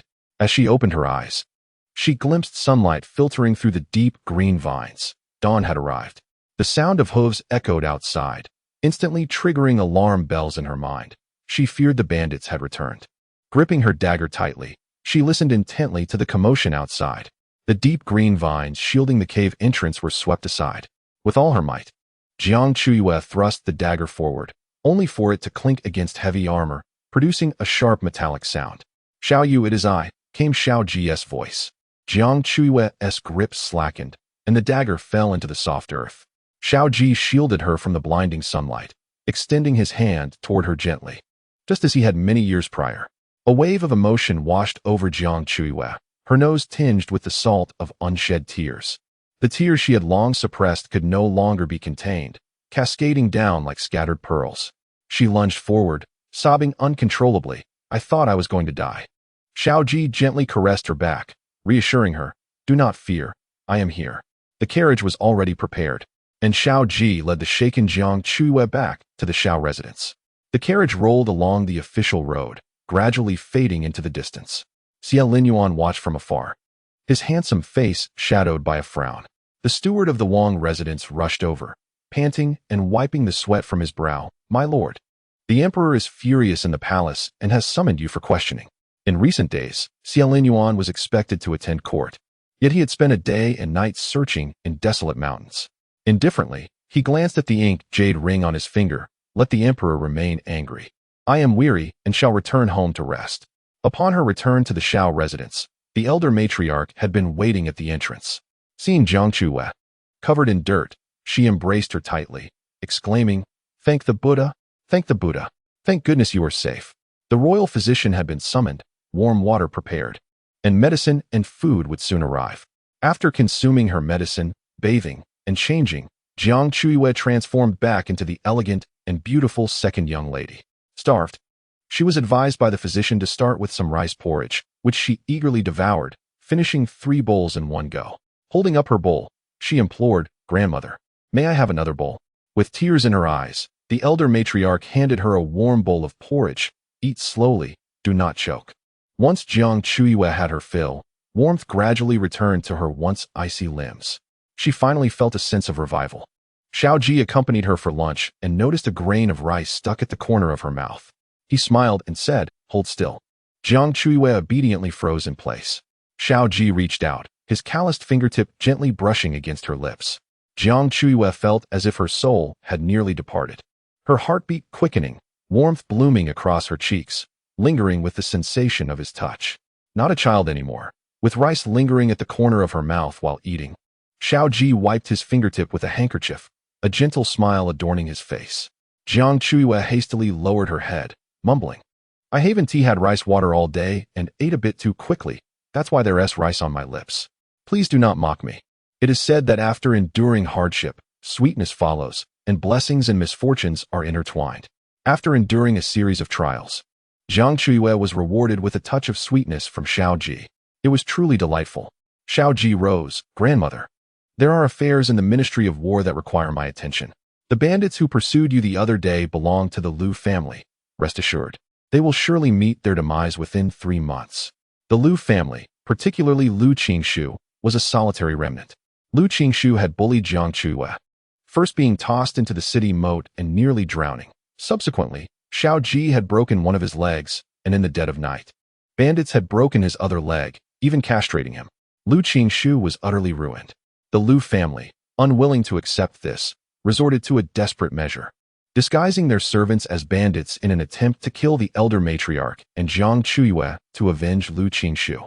As their plot unraveled, the Lu family found themselves cornered. Renowned for his unyielding heart, Xiao Ji would not spare the Lu family for their transgressions against the Xiao clan. The elder matriarch harbored a deep-seated disdain for the Lu family. "Go. Do not spare a single member of the Lu clan." Xiao Ji strode away. Having eaten her fill and taken her medicine, Jiang Chuyue gradually felt drowsy. She retreated to her chamber for an afternoon nap. Having just encountered a calamity, Jiang Chuyue remained shaken, yet an inexplicable joy lingered within her. She lay on her bed, her fingertips gently caressing the corners of her lips. which still seemed to harbor the warmth of Xiao Ji's touch. She was so easily contented. A mere word or a fleeting caress from Xiao Ji could bring her days of delight. With a blissful heart, Jiang Chuyue rolled joyfully on her bed before swiftly drifting into a serene slumber. In the grand palace of Daqing, the despairing Minister of Revenue knelt before the emperor, fervently begging for protection. He lamented loudly, "Your Majesty, the regent prince has acted most impudently. He has slandered my household servant as a bandit, severing the servant's head and displaying it at the Lu residence." Chapter 10. Lawlessness and that Xiao Ji. He brazenly broke my only son's leg without cause. This is sheer lawlessness. The Xiao family holds your Majesty in utter contempt. The Minister of Revenue wept as he voiced his grievances. The emperor, seated upon the dragon throne, wore a face as cold as frost, casting aside the jade cup in his hand. What audacity from Xie Linyuan! What insolence from Xiao Ji! Have they lost all sense of propriety? Guards, bring these two before me to answer for their crimes. The guards remained motionless. In a fit of rage, the emperor hurled the official document on the table to the ground. He bellowed, "I am the emperor of Daqing. This realm belongs to the Lu family, not the garden of Xie Linyuan." After a lengthy tirade, the emperor, drained by indulgence, slumped into the dragon throne. At last, he heard the chief eunuch announce, "The regent prince has arrived." As the doors of Yangxin Hall opened, Xie Linyuan made his entrance, fashionably late. His obsidian robe, adorned with patterns of serpents, shimmered in the sunlight, and as he approached, the guards bowed their heads in deference. The black, embroidered boots he wore echoed ominously upon the floor, reminiscent of a ruler's arrival. Xie Linyuan's icy gaze swept across the hall, rendering the previously loquacious Minister of Revenue speechless with fear. Xie Linyuan paused, casting a glance at the trembling Lu minister before addressing the emperor. "Your humble servant pays his respects." He did not bend his knee even slightly. The emperor swallowed hard, mustering his strength to reproach. "You, Xie Linyuan, have conspired with Xiao Ji to harm loyal ministers. Are you aware of your transgressions?" Xie Linyuan smiled, a cold and detached laughter resonating within the resplendent hall. He caressed the inked jade ring on his finger and calmly declared, "Minister Lu Ming, guilty of corruption and unjustly harming the innocent, shall be imprisoned in the dungeons and executed after the autumn harvest. All adult males in his household shall be exiled." The Minister of Revenue's eyelids fluttered, and he collapsed in a faint. The emperor attempted to salvage the situation. If one acknowledges their mistakes, there is hope for redemption. "Minister Lu has recognized his errors. Might it not be reasonable for you to spare him?" Xie Linyuan replied, "His crimes are unforgivable." The emperor's face flushed with anger. Xie Linyuan bowed slightly. "Your humble servant takes his leave." With that, Xie Linyuan departed gracefully. The fainted Minister of Revenue was dragged away by the guards to face his punishment in the dungeons. Within Yangxin Hall, the emperor's complexion fluctuated between crimson and pallor, his gaze fixed on the towering figure of Xie Linyuan with a desire to tear him apart. Yet, the emperor was powerless against Xie Linyuan. His fragile throne was sustained solely by Xie Linyuan's support. The borders of the kingdom were guarded by Xie Linyuan's troops. "Bring forth the imperial consort." The emperor's heart burned with rage, yearning for a cathartic release.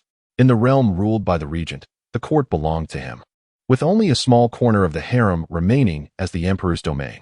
Within this harem, the newly arrived and pitiable concubines became mere instruments for his violent outbursts. However, the recent entrants to the palace were all rather plain and devoid of charm. The emperor, wielding a long whip, would carelessly stride into a concubine's chamber, shattering her garments with each strike, leaving her to faint amidst her anguished cries. Disgusted, he pinched the concubine's chin, declaring her useless. The palace servants lowered their heads as they entered the blood-stained chamber to dress the emperor in fresh garments. Wiping the blood from his fingers, he instructed his personal eunuch, "Go outside the palace and seek a woman of unparalleled beauty. The more exquisite she is, the more delightful her disarray shall appear." The eunuch bowed respectfully, affirming, "Yes, I shall attend to it at once." The Lu family, once powerful, faced a thorough investigation, with all adult males imprisoned in the dungeons. Their numerous misdeeds over the years were unveiled, inciting the wrath of the populace. The news reached Jiang Chuyue, who set down her book in astonishment. "The Lu family has fallen so swiftly?" she mused. It is said the regent himself oversaw the matter, with the Ministry of Justice conducting nighttime interrogations. Both Lu Qingshu and his son are to face execution after the harvest. Within a mere 10 days, the Liu family vanished entirely from the capital's landscape. Jiang Chuyue clenched her book, reflecting on the decisiveness of the regent. She harbored a profound fear of Xie Linyuan. He was indeed a formidable man. Baizhu chattered on, informing Jiang Chuyue, "Miss, news of your pursuit by bandits reached the capital. The mountainous terrain beyond the city is vast, making it difficult to find you. The regent even dispatched thousands of his cavalry, alongside General Xiao, to search for you." Jiang Chuyue was taken aback. She had never imagined that Xie Linyuan would send someone to look for her. However, upon further contemplation, she quickly grasped his motivations. After all, General Xiao, commanding the 3,000 Xuanwu troops, was Xie Linyuan's sharpest blade. By aiding Xiao in his search for his missing sister, Xie Linyuan would garner Xiao's gratitude and loyalty. Jiang Chuyue sighed, acknowledging, "Truly, the regent excels at winning hearts." As the sun dipped lower in the sky, shadows lengthened. After dinner, a guard approached Jiang Chuyue, conveying that the general requested her presence in his study. Her heart fluttered gently as she replied, "Very well, I shall come shortly." As the moon ascended, casting its light upon the willow tips, Jiang Chuyue donned a delicate silver silk cloak and checked her reflection in the bronze mirror, adjusting her jade hairpin. The general's residence remained illuminated with flickering candles, and lanterns adorned the garden corridors as she made her way to General Zhao's courtyard. There, she encountered the weeping concubine Jiao, who cradled a pipa in her arms, looking gaunt and weary. Upon seeing Jiang Chuyue, she wiped her tears and greeted, "I pay my respects to the second Mississippi." Jiang Chuyue offered her handkerchief. "Do not cry." With swollen eyes, concubine Jiao expressed her gratitude. "Thank you, second miss, for your kindness. I shall return to my room now." After performing a curtsy, she left, heartbroken. Jiang Chuyue watched her frail figure fade into the moonlight, sighing inwardly. The recent days had brought a calmness to the general's residence, as tranquil as still water. Xiao Ji, engrossed in his official duties, had no time to summon his concubines to his chambers. The 9 enchanting beauties languished in a state akin to the chill of an ice cellar. The 9th concubine, having fallen from grace, refused to accept her descent into mediocrity, making repeated advances toward him. Each night, she played the pipa, a favorite of Xiao Ji's, yet he remained as unyielding as stone, utterly unmoved. Jiang Chuyue gathered her thoughts and entered Xiao Ji's study, where he was poring over the patrol maps of the Xuanwu army. The room was brightly lit, and Xiao Ji stood tall like a pine tree, the candlelight accentuating his handsome features. After observing him for a moment, Jiang Chuyue cleared her throat and inquired, "Brother, what is it you seek me for?" Xiao Ji set aside the map and replied, "Tomorrow at noon, I shall send someone to escort you to Fan Tower. Recently, you were pursued by bandits, and the regent's iron cavalry traced your whereabouts, informing me of your plight. We must express our gratitude with a banquet." Jiang Chuyue was taken aback. "So it was the regent who found me first?" Xiao Ji nodded affirmatively. A wave of indescribable emotion washed over Jiang Chuyue. She had presumed that Xiao Ji was the first to locate her. Complying with a nod, she said, "Very well, I shall attend the banquet tomorrow." As the night deepened outside, an unexpected silence enveloped the study. After exchanging a few brief words, the conversation between Jiang Chuyue and Xiao Ji dwindled, leaving them with no further topics to discuss. Jiang Chuyue no longer had the carefree spirit of her youth, when she would playfully snatch documents from Xiao Ji's desk, urging him to rest earlier. She had matured, and since realizing her feelings, she had become more cautious, fearful of revealing her affections and disturbing the tranquility of the Xiao household. After a moment of stillness, Jiang Chuyue broke the silence softly, saying, "It is getting late. I shall return to my room to rest. It is a chilly spring night. You should retire early as well." "Very well. Take care on your way," Xiao Ji replied. Jiang Chuyue departed with measured steps, leaving the study in serene silence. Xiao Ji resumed his examination of the defense maps, his gaze drifting toward the window where 2 figures could be seen, under the gentle moonlight of the spring night. The corners of Jiang Chuyue's light silver shoe brocade cloak fluttered in the breeze, creating elegant ripples. Only when she vanished from view did Xiao Ji retract his gaze and continue his perusal of the maps. The following day, as dawn broke, Jiang Chuyue rose early to prepare herself. Today, she would visit Fan Tower to personally express her gratitude to the regent, Xie Linyuan, alongside Xiao Ji. She felt a sense of elation. The prospect of venturing out and seeing Xiao Ji promised a day of joy and comfort. On this splendid spring day, Jiang Chuyue chose a charming canary yellow dress and adorned her hair with 2 eye-catching silk canary hairpins. She meticulously crafted her makeup, transforming herself into a vibrant and radiant figure.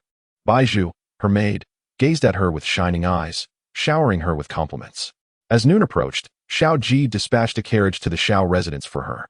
The streets were congested, and the carriage moved slowly, making Jiang Chuyue wish for wings to hasten her arrival at Fan Tower. Upon reaching the tower, she quickened her pace. Light-footed as she ascended to the elegant private room, she pushed open the door, exclaiming with joy, "Brother," but the words caught in her throat, unable to escape. The room was tastefully adorned, with the windows slightly ajar, allowing sunlight to cast intricate shadows of the carved window panes within. In the elegant chamber, there was no sign of Xiao Ji, only the regent, Xiao Ji, seated in the main seat. Dressed in a dark blue brocade robe, he sat alone, indulging in wine. Hearing a sound, he casually lifted his gaze, his cold, obsidian eyes sweeping over, exuding an imposing presence. Jiang Chuyue appeared as if she had encountered a ghost in broad daylight, her smile vanishing in an instant. With her hands clasped before her abdomen, she humbly knelt and greeted, "I pay my respects to the regent." A moment of silence enveloped the chamber. Jiang Chuyue dared not look up, her eyes fixed on the wooden floor. She sensed Xiao Ji's gaze upon her, a palpable intensity that made a thin sheen of sweat form on her back. Xiao Ji inquired, "Are you afraid of me?" In her heart, Jiang Chuyue mused, in this vast capital, who wouldn't fear this living embodiment of death? She was indeed terrified. Striving to compose herself, she replied softly, "Your Highness has saved my life. I am not afraid." Her voice was melodious, akin to the crystalline waters of melting snow on a March mountain, flowing gently and unexpectedly enchanting. Xiao Ji listened intently and set down his wine cup. "Sit," he commanded. Jiang Chuyue, trembling, obeyed. Had it not been for her desire to see Xiao Ji, she would have preferred to avoid any encounter with Xiao Ji for the rest of her life. Yet, Xiao Ji had yet to arrive. In the spacious chamber, it was only she and Xiao Ji.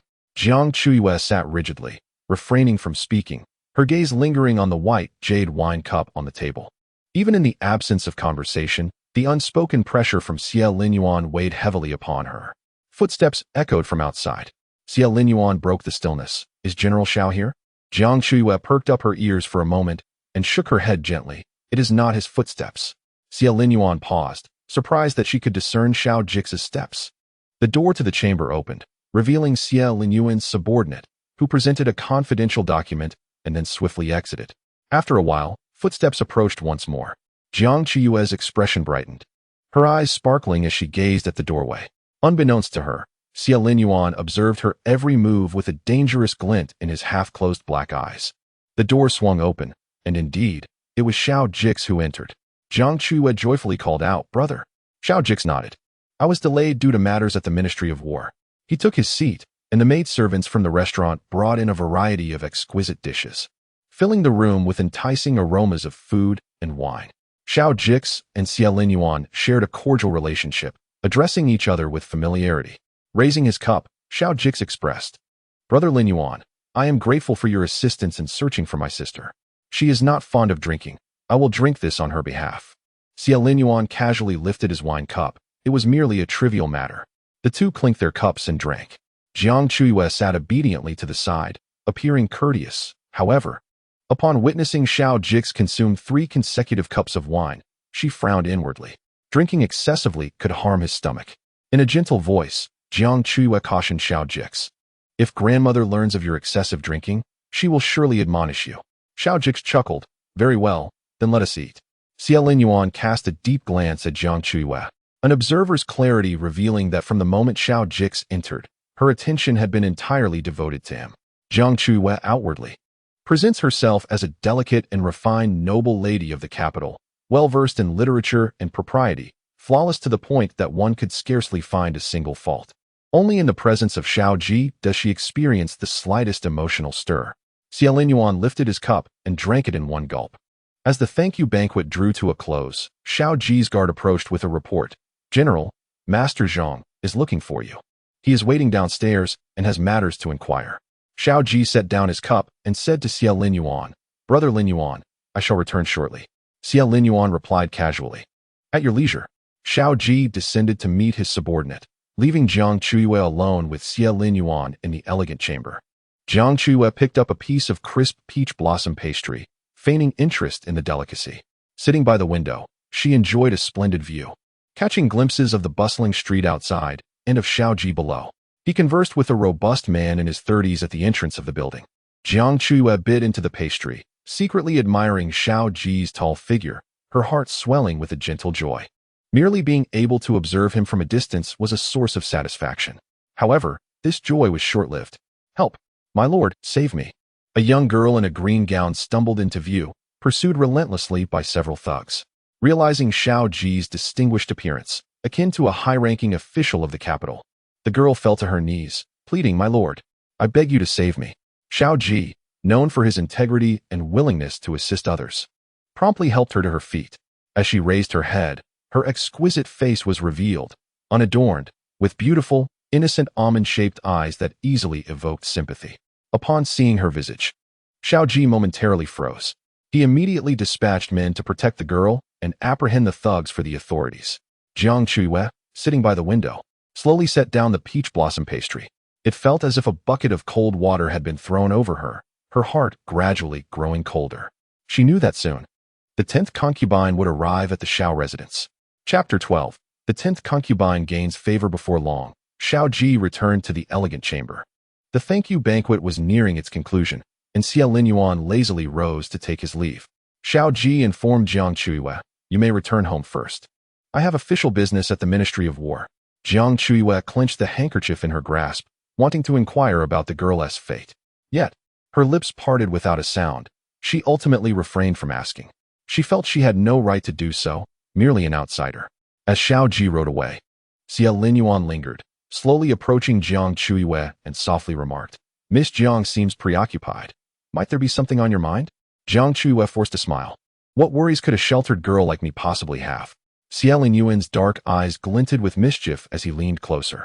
He towered over her like an imposing mountain, casting a shadow upon Jiang Chuyue. In a deliberate tone, he asked, Do you harbor feelings for Xiao Ji? Jiang Chuyue's mind buzzed at his words. She froze, her lips parting in surprise at Xia Lin Yuan's sudden revelation. The secret of her heart had been unexpectedly unveiled, catching her off guard. Maintaining her composure, she tightened her grip within her sleeve and replied, Your Highness jests. Xiao Ji is like a brother to me. Xia Lin Yuan, prolonging his tone deliberately, teased, I am merely making a jest. Jiang Chuyue found herself in a state of utter embarrassment, her ire directed at the man before her. Gritting her teeth, she declared, The hour grows late, and my grandmother awaits my return home. I must take my leave. With that, Jiang Chuyue hastily boarded the carriage of the Xiao residence. Fleeing in distress, Xia Lin Yuan scoffed, You possess a boldness unmatched, yet you cower before me. The steward of the Wang residence summoned the carriage, and Xia Lin Yuan departed. The dark carriage glided into the long alley, where it fortuitously encountered a carriage from the palace. Xia Lin Yuan, with his eyes closed in repose, was interrupted by the shrill voice of a eunuch outside. This humble servant, Zhou Dequan, pays his respects to the Regent King. May you enjoy eternal peace. Xia Lin Yuan chose to ignore him. Zhou Dequan, a sycophantic eunuch in service of the emperor, frequently ventured outside the palace for errands. Today, he respectfully greeted Xia Lin Yuan as their paths crossed in the alley. As the carriage moved slowly, a sudden gust of wind sent a portrait from Zhou Dequan's hands flying into Xia Lin Yuan's carriage. The image depicted the graceful Jiang Chuyue. Zhou Dequan exclaimed, Oh dear, I have disturbed the Regent King. This is a beauty I have procured on behalf of the emperor. I implore you, my lord, to return the portrait to me, so I may fulfill my duties back at the palace. The carriage came to a halt. Xia Lin Yuan lifted the curtain, his dark eyes swirling with intensity, and inquired, From whence did this portrait come? Zhou Dequan, fearing to lie, recounted truthfully, A woman named Wang entrusted it to me. I found the lady in the portrait to be extraordinarily beautiful and intended to present it to the emperor. Over the years, Zhou Dequan had scoured the world beyond the palace in search of exquisite beauties. Regardless of their willingness, those who possessed striking appearances were often forcibly brought to serve the emperor. However, the emperor had grown increasingly discerning. leading Zhou Dequan to collect numerous portraits of lovely maidens, all of whom were deemed unworthy by the emperor's critical eye. Today, having encountered Lady Wang, she had respectfully offered him a portrait, claiming it to be that of the second miss from General Zhao's household. The lady's beauty was such that even a eunuch like Zhou Dequan found himself captivated. Overjoyed, he had hastily returned to the palace, eager to present the portrait to the emperor, only to cross paths with the Regent King. Zhou Dequan raised his chin, his tone tinged with arrogance. "My lord, as I serve the emperor, I hope you will not make things difficult for me. For the second miss of the Xiao residence to serve the emperor would indeed be her honor." Yet, before he could finish his sentence, Zhou Dequan suddenly felt a searing pain in his throat. In terror, he opened his mouth to speak, but no words emerged. His fingers grazed his neck, now slick with blood. Unbeknownst to him, Xiao Yuan's shadowy guards had struck swiftly, their blades severing his throat. Zhou Dequan's eyes widened in shock, blood spilling from his lips as he crumpled to the ground, gasping for breath until it fled him entirely. Xiao Yuan lowered the curtain, commanding, "Dispose of the body in a mass grave to feed the dogs." The guards moved quickly, and Zhou Dequan's lifeless form was swiftly removed, leaving only a pool of fresh blood behind. The carriage resumed its journey. Inside, Xiao Yuan scrutinized the vivid portrait, noting how Jiang Chuyue's charming smile was inadequately captured by the artist's unskilled hand. With a dismissive gesture, he tore the portrait into shreds. Meanwhile, Jiang Chuyue returned to the Xiao residence, having correctly surmised that the girl outside Fan Lu had indeed made a profound impression on Xiao Ji. Baozhu, ever astute, soon uncovered the girl's background. The young woman is named Jiang Chuyue, the daughter of an 8th-rank county magistrate from Lixian in the south. After her father was wrongfully murdered by unscrupulous men, Jiang Chuyue journeyed to the capital to seek justice and clear his name. The assailants relentlessly pursued her, but fortune smiled upon her as she encountered Xiao Ji, who offered his assistance. With Xiao Ji's intervention, Jiang Chuyue's father's name was vindicated. Baizhu, with a sigh, informed Jiang Chuyue that Jiang Chuyue, grateful for the general's kindness, was willing to dedicate herself to him. The steward had already gone to fetch Jiang Chuyue, and she would enter the residence by nightfall. At last, the Xiao household welcomed the 10th concubine. Jiang Chuyue closed her eyes, her heart heavy with a bittersweet ache.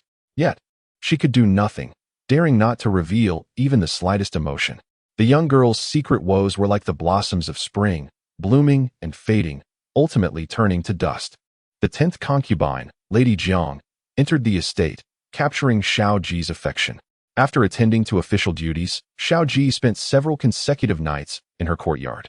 One evening, as darkness fell, Jiang Chuyue, Xiao Ji, and the matriarch of the Xiao family dined together. At the table, the matriarch noticed Xiao Ji's new robe and inquired with curiosity, "I have not seen you wear this before. When was it made?" "I have no recollection of it." Typically, Xiao Ji was preoccupied with state affairs, and his daily needs were managed by the matriarch and Jiang Chuyue. Unbeknownst to him, every piece of clothing he donned, from the fabric selection to the design, down to the patterns and cuffs, was determined by Jiang Chuyue.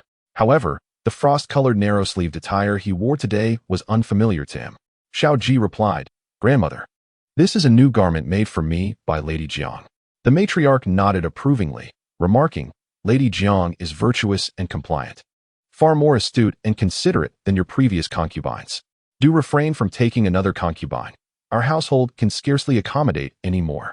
Xiao Ji lowered his gaze, acknowledging her words. The matriarch continued, "Despite your 10 concubines, there remains not a single heir in the Xiao household. If your health is compromised, seek the imperial physician. Men should not be concerned with appearances. Perpetuating the lineage is of utmost importance." It was peculiar that, despite his many beautiful concubines, none had borne him a child. Over time, the esteemed families of the capital began to speculate that Xiao Ji was incapable of fatherhood, and no one wished to marry their daughters to him as a legitimate wife. The matriarch fretted, her hair turning grayer with worry, fearing the extinction of the Xiao lineage in this generation. Xiao Ji served the matriarch a bowl of soup, reassuring her, "Grandmother, rest assured, I am in good health." The matriarch shook her head, continuing to express her concerns. After advising Xiao Ji, she turned to the quietly sipping soup Jiang Chuyue, saying, "My dear you, after careful consideration, I found a young man from the Sun family in Nanxing who is of suitable age and character. In due course, I shall take you to meet him." Since being deceived by the Wang family, The matriarch had been cautious in selecting a husband for Jiang Chuyue. In her inquiries, she learned that the Sun family's son was handsome, diligent, honest, well-educated, and a successful scholar. His parents were gentle in nature, with a simple household and a prosperous background. If Jiang Chuyue were to marry him, she would undoubtedly lead a good life. Jiang Chuyue glanced up, stealing a look at Xiao Ji seated across from her. Xiao Ji maintained his usual demeanor, deftly picking up vegetables with his chopsticks, betraying no hint of emotion. It seemed he was indifferent to her marriage prospects. Jiang Chuyue forced a smile and said to the old lady Xiao, "I shall heed grandmother's arrangements." Suddenly, Xiao Ji dropped the jade chopsticks in his hand. His brow furrowed in displeasure as he spoke. "Grandmother, marriage is no trifling matter. Xiaoya is still young. Such decisions must be pondered with care." Chapter 13 Similarity. Old lady Xiao glared at him. "Do I need you to remind me? This child is my cherished treasure. I shall certainly find her the finest match." Jiang Chuyue echoed. "The suitor grandmother favors is bound to be exceptional." Xiao Ji's tone turned unexpectedly cold as he asked Jiang Chuyue with a stern expression, "Are you truly so eager to marry? The Sun family in Nanqing boasts only a mere 6th-rank official, yet they dare aspire to associate with a 3rd-rank general's household?" His tone was unusually aggressive. Jiang Chuyue froze, a wave of sorrow washing over her. She was not in haste to wed. Indeed, she had contemplated remaining unmarried for life, staying in the Xiao residence to accompany the old lady and Xiao Ji. Yet, she was an outsider, carrying the surname Jiang. She could not remain in the Xiao family forever. Prolonged singlehood would undoubtedly invite unwarranted gossip from the outside world. Suppressing her heartache, Jiang Chuyue inquired, "Does brother find the 6th-rank official too insignificant? Do you wish for me to marry into the home of a 3rd-rank dignitary in the capital? Is that what qualifies as a suitable match?" Xiao Ji turned his face away, falling silent, though his anger was palpable. Old lady Xiao addressed him. "The happiness of Xiaoya is paramount.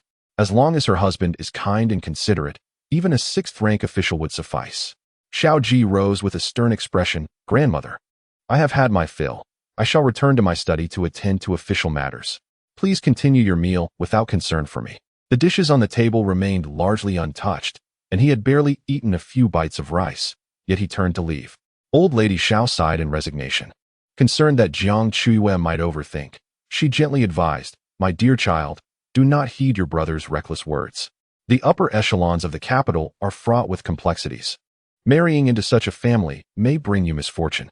Jiang Chuyue lowered her eyelids and obediently nodded. With no appetite for dinner, she hastily drank a bowl of soup and bid farewell to old lady Xiao. As she absent-mindedly exited the Showan hall, her foot suddenly struck something hard. Looking down, she discovered it was a jade pendant.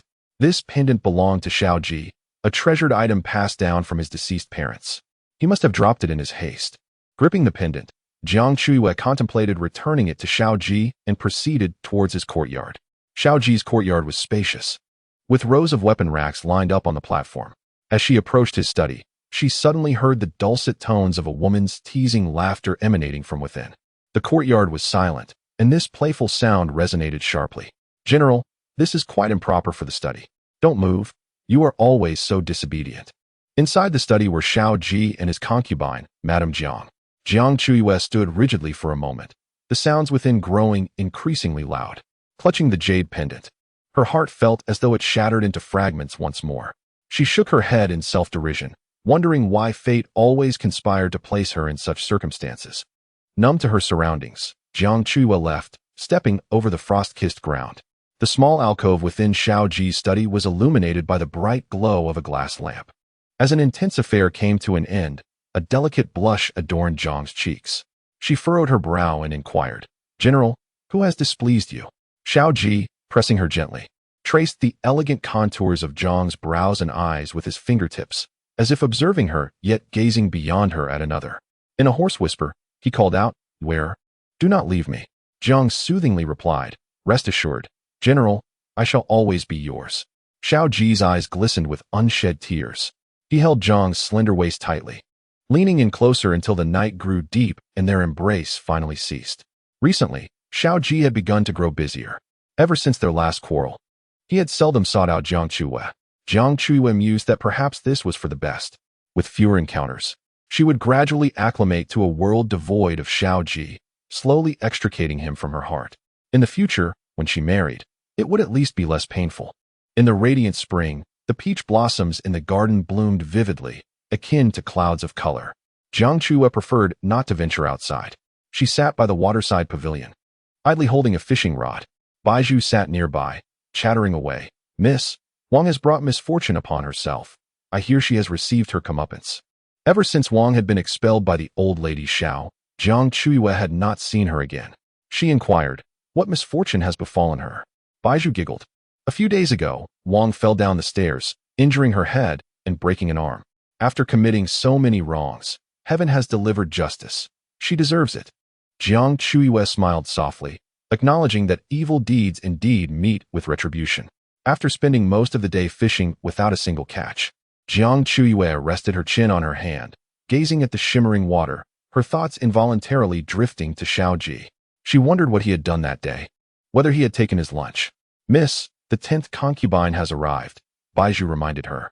Jiang Chuyue's grip on the fishing rod faltered slightly. The 10th concubine, Jiang Chuyue, had been in the residence for about 10 days, yet Jiang Chuyue had not interacted with her directly. Turning, she saw a young woman in a green dress.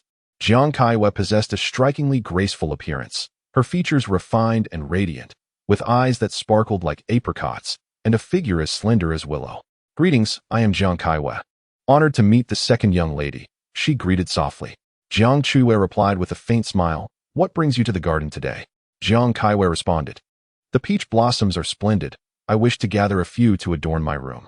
The general has been sleeping restlessly of late, and the fragrance of peach wood calms the mind and aids sleep."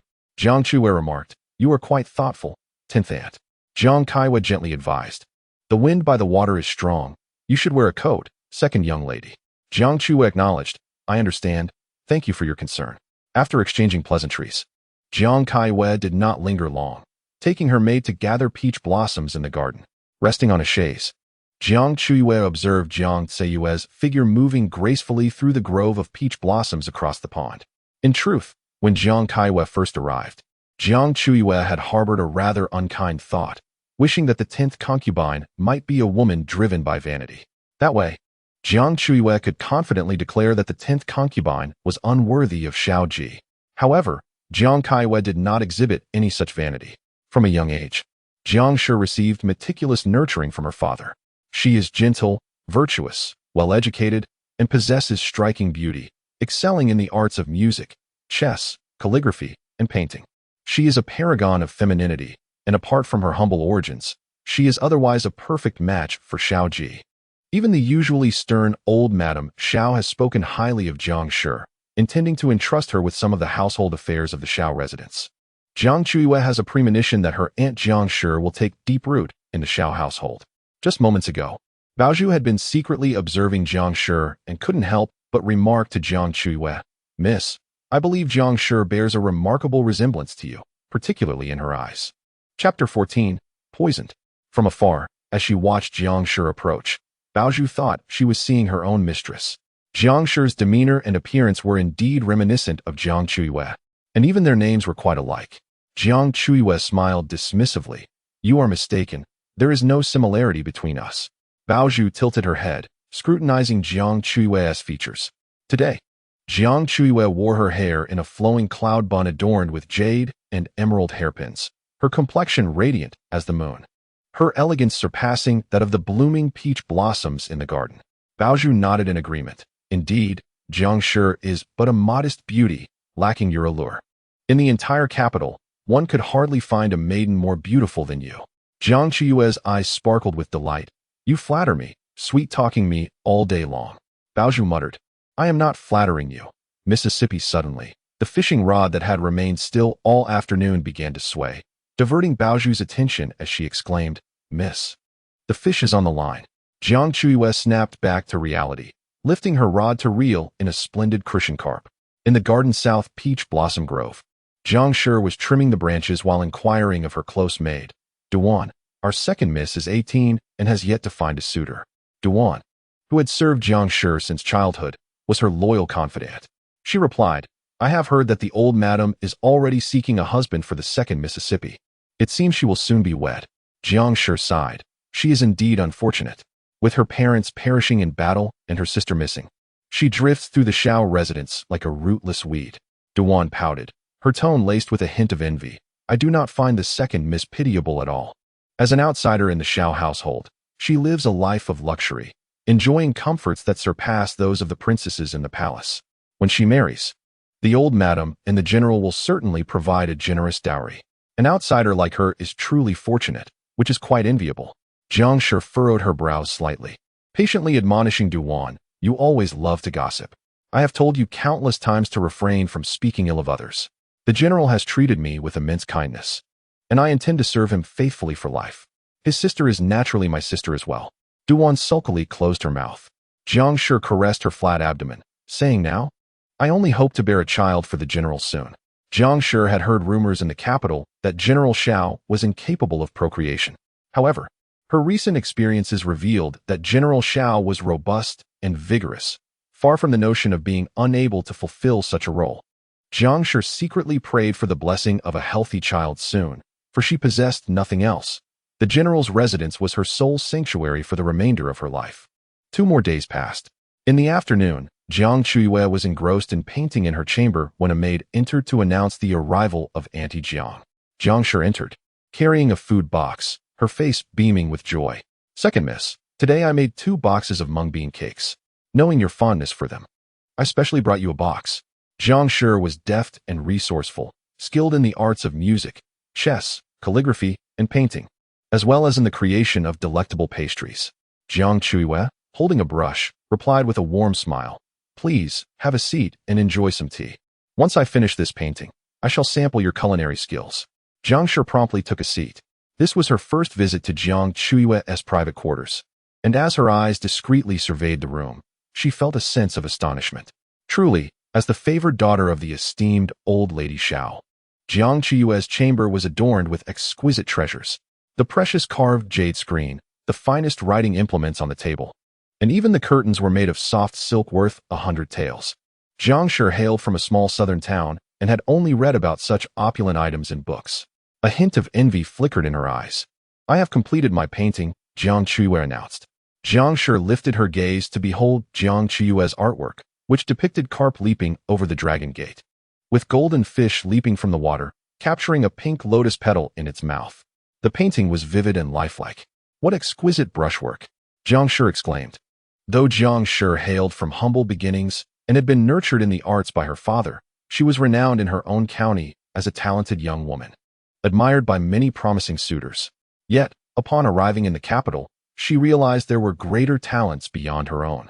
Jiang Chuyue's artistic prowess far surpassed hers. The second miss paints remarkably well, Jiang Chuyue praised. It is but a mere doodle, Jiang Chuyue modestly replied. I was simply bored and sketched something. After placing the painting on the easel and cleansing her hands, she picked up a piece of mung bean cake. Jiang Chuyue had shaped the cake into the form of petals, adorned with small green centers. Jiang Chuyue took a small bite. It was cool and melted in her mouth, sweetened just right, with the rich aroma of mung beans lingering on her palate. Delicious, Jiang Chuyue complimented, offering the food box to Jiang Chuyue. You must try some. Jiang Chuyue smiled and waved her hand in refusal. I have already eaten 2 pieces in my room. Before she could finish her sentence, Jiang Chuyue suddenly clutched her chest, her lovely visage contorting in distress. She bent over and expelled a mouthful of dark, murky blood. Jiang Chuyue was taken aback, dropping the mung bean cake in her hand. She hurried to support Jiang Chuyue. What is wrong? Did something you eat disagree with you? Jiang Chuyue felt a sharp pain in her abdomen, cold sweat pouring down her face. I only had 2 pieces of mung bean cake today. Baozhu, alarmed, sprang up and hurriedly offered Jiang Chuyue a cup of tea, exclaiming, the mung bean cake must be poisoned. Miss, you must vomit what you just ate. Jiang Chuyue firmly held down the panicking Baozhu and calmly commanded, quickly, go find the physician. Also, send someone to the kitchen to investigate who handled the mung bean cakes and have them detained for questioning. She issued her orders with poise, showing no signs of panic. Having been guided by old lady Xiao from a young age, Jiang Chuyue adeptly managed matters within the household. The physician arrived swiftly. Jiang Chuyue managed to expel all the mung bean cake she had consumed and took an antidote, narrowly escaping with her life. Jiang Chuyue took but a single bite of the mung bean cake, and after spitting it out, she drank a bit of milk to counteract the poison, emerging unscathed. The news swiftly reached old Madame Xiao, who hurried over to investigate. Upon seeing Jiang Chuyue's complexion was normal, old Madame Xiao remained uneasy and dispatched someone to the imperial physician's clinic to summon a royal doctor. When she heard the doctor personally confirm that Jiang Chuyue was unharmed, her anxious heart finally found some solace. The granddaughter she cherished had narrowly escaped calamity, and old Madame Xiao was determined not to let the perpetrator go unpunished. She commanded sternly, "Investigate. Find out who poisoned the mung bean cake." Jiang Shi was sent back to her quarters to recuperate. Jiang Chuyue, feeling concerned, went to Jiang Shi's room to assist in her care and instructed the servants to prepare medicine promptly. Jiang Shi had already awakened, lying in bed, weak and pallid. "Xiao Yu," came the anxious voice of Xiao Ji from outside the courtyard. Jiang Chuyue and Jiang Shi both turned their gazes toward the door, each assuming the call was meant for them. A tall, dark figure rushed in. Xiao Ji strode into the room, his powerful hand resting on Jiang Chuyue's shoulder, his eyes scanning her from head to toe. Jiang Chuyue's heart raced. Xiao Ji asked, "I heard you consumed the poisoned mung bean cake. Are you all right? Does your stomach still hurt?" He appeared so distressed, as if his thoughts and feelings were solely occupied by Jiang Chuyue. She gently shook her head and pointed to Jiang Shi on the bed, saying, "I'm fine, but it is Auntie Tin who is still suffering from severe abdominal pain."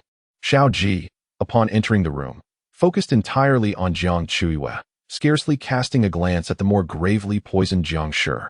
He instructed Jiang Chuyue, "You should return to your quarters to rest. A maid will look after Jiang Shi." Jiang Chuyue, feeling it inappropriate to linger, turned to leave the small room. Once Jiang Chuyue had departed, Xiao Ji finally expressed concern for Jiang Shi. Though she responded to his words with tenderness, a strange and inexplicable thought flickered through her mind. As an observer, Jiang Shi subtly sensed that Xiao Ji's demeanor towards Jiang Chuyue was somewhat different. In Chapter 15, The Golden Nest of Swallows, the Xiao residence was not large, and the identity of the perpetrator behind the poisoning of the mung bean cake was swiftly uncovered. It was Auntie Nine. Ever since Auntie Ten, Jiang Shi, had entered the household, Auntie Nine's situation had plummeted into despair. Unwilling to accept her fate, she secretly poisoned Jiang Shi's mung bean flour, intending to kill her. When the matter came to light, Auntie Nine had no words to defend herself and candidly confessed her crime. Old Madame Xiao immediately ordered her to be confined to a room, to be taken to the authorities at dawn. The following morning, as Jiang Chuyue arose and began to groom herself, she heard the dreadful news that Auntie Nine had committed suicide by colliding with a pillar, clutching her only Peepa in her arms at the time of her death. Jiang Chuyue paused in her combing, letting out a soft sigh. Auntie Nine's suicide prompted Auntie Ten, Jiang Shi, to take the initiative in arranging her funeral. Jiang Shi, putting aside past grievances and repaying malice with virtue, organized the funeral with great care, earning unanimous praise throughout the household. In the regnant prince's residence, the dark guards reported the incident of Jiang Chuyue nearly being poisoned. Xia Lingyuan set aside the documents he was holding. "Poisoning from the mung bean cake?" The dark guard responded. "Miss Jiang only took a bite, and, after spitting it out, was unharmed." Xia Lingyuan pondered thoughtfully for a moment, stroking the ink jade ring on his finger. He commanded the steward to retrieve the 2 boxes of golden bird's nest from the storeroom and deliver them to Xiao Ji. The shadow guard accepted the order and departed. In the evening, within the courtyard of the Xiao residence, Jiang Shi entered Xiao Ji's study, carrying a bowl of soup. The study was empty, save for the 2 boxes of golden bird's nest resting on the desk. Jiang Shi had only seen golden bird's nest in books. It was said to be a specialty of the northern Yu Kingdom, where swallows would gather precious herbs to construct their nests. Over time, the golden bird's nest developed remarkable medicinal properties, reputed to enhance beauty and detoxify when consumed by women. A mere fragment of this nest was worth its weight in gold. Thus, the 2 boxes held even greater value. The maid, Dujuan, gazed covetously and declared, "This must surely be a gift from the general to the young lady. The general treats her exceedingly well." Jiang Shi chuckled. "How many times must I remind you? I am now the 10th concubine. You must refer to me as madam, not young lady." Her eyes sparkled as she looked at the 2 boxes of golden bird's nest. She had been poisoned by mung bean cake a few days prior, and her body still felt unwell. Surely, the general had taken pity on her and sought out this expensive delicacy to restore her health. Footsteps echoed from outside. Xiao Ji had arrived. Upon seeing Jiang Shi, he remarked, "You came at the perfect time. Please take these 2 boxes of golden bird's nest to Xiao Yu." Her health has always been delicate. This will surely aid her recovery. Jiang Shue's expression momentarily froze, but she quickly lowered her gaze, replying, "Yes. I shall deliver the golden bird's nest to the second young lady right away." She carefully picked up the 2 boxes, feeling a pang of discomfort in her heart. As the general's closest companion, she was the one who had suffered the most from the poison, yet the general still favored the second young lady. All precious items seemed to find their way to her quarters. As Jiang Chuyue turned to leave, Xiao Ji suddenly called out to her, "Wait." A flicker of hope surged within Jiang Chuyue, believing he had changed his mind. She turned back. "Is there anything else you require, General?" He replied, "The study is where I attend to official matters. You are not to enter lightly in the future." Jiang Shue's smile faltered slightly, but she obediently responded, "Understood. I shall remember." The moonlight bathed the night in a silvery glow as Jiang Chuyue held the 2 precious boxes of golden bird's nest, her emotions swirling in complexity. The maid Dujun, seizing the moment when no one was around, pouted and muttered, "The general is far too partial to the second young lady. Clearly, you are the general's favored companion, yet the best offerings always find their way to her. 2 boxes of golden bird's nest could fetch a fortune. Could the second young lady even consume them all?" Jiang Chuyue shot a glare at Dujun. "Do not speak foolishly. The second young lady is the general's sister. While I am merely a concubine, how can I compare?" She was self-aware, recognizing that Xiao Ji and Jiang Chuyue shared a bond forged over many years. How could she, as a newcomer, possibly rival Jiang Chuyue? Dujun expressed her dissatisfaction further, "But I am merely stating the truth. The second young lady will eventually marry. Once a daughter is married, she is like water spilled." Jiang Chuyue interrupted Dujun. "Words can lead to disaster. This is the capital, not Arlesian. If you continue to speak so recklessly, I shall send you away tomorrow." Dujun could only sulk in silence. Jiang Chuyue carried the precious golden bird's nest to Jiang Chuyue's courtyard.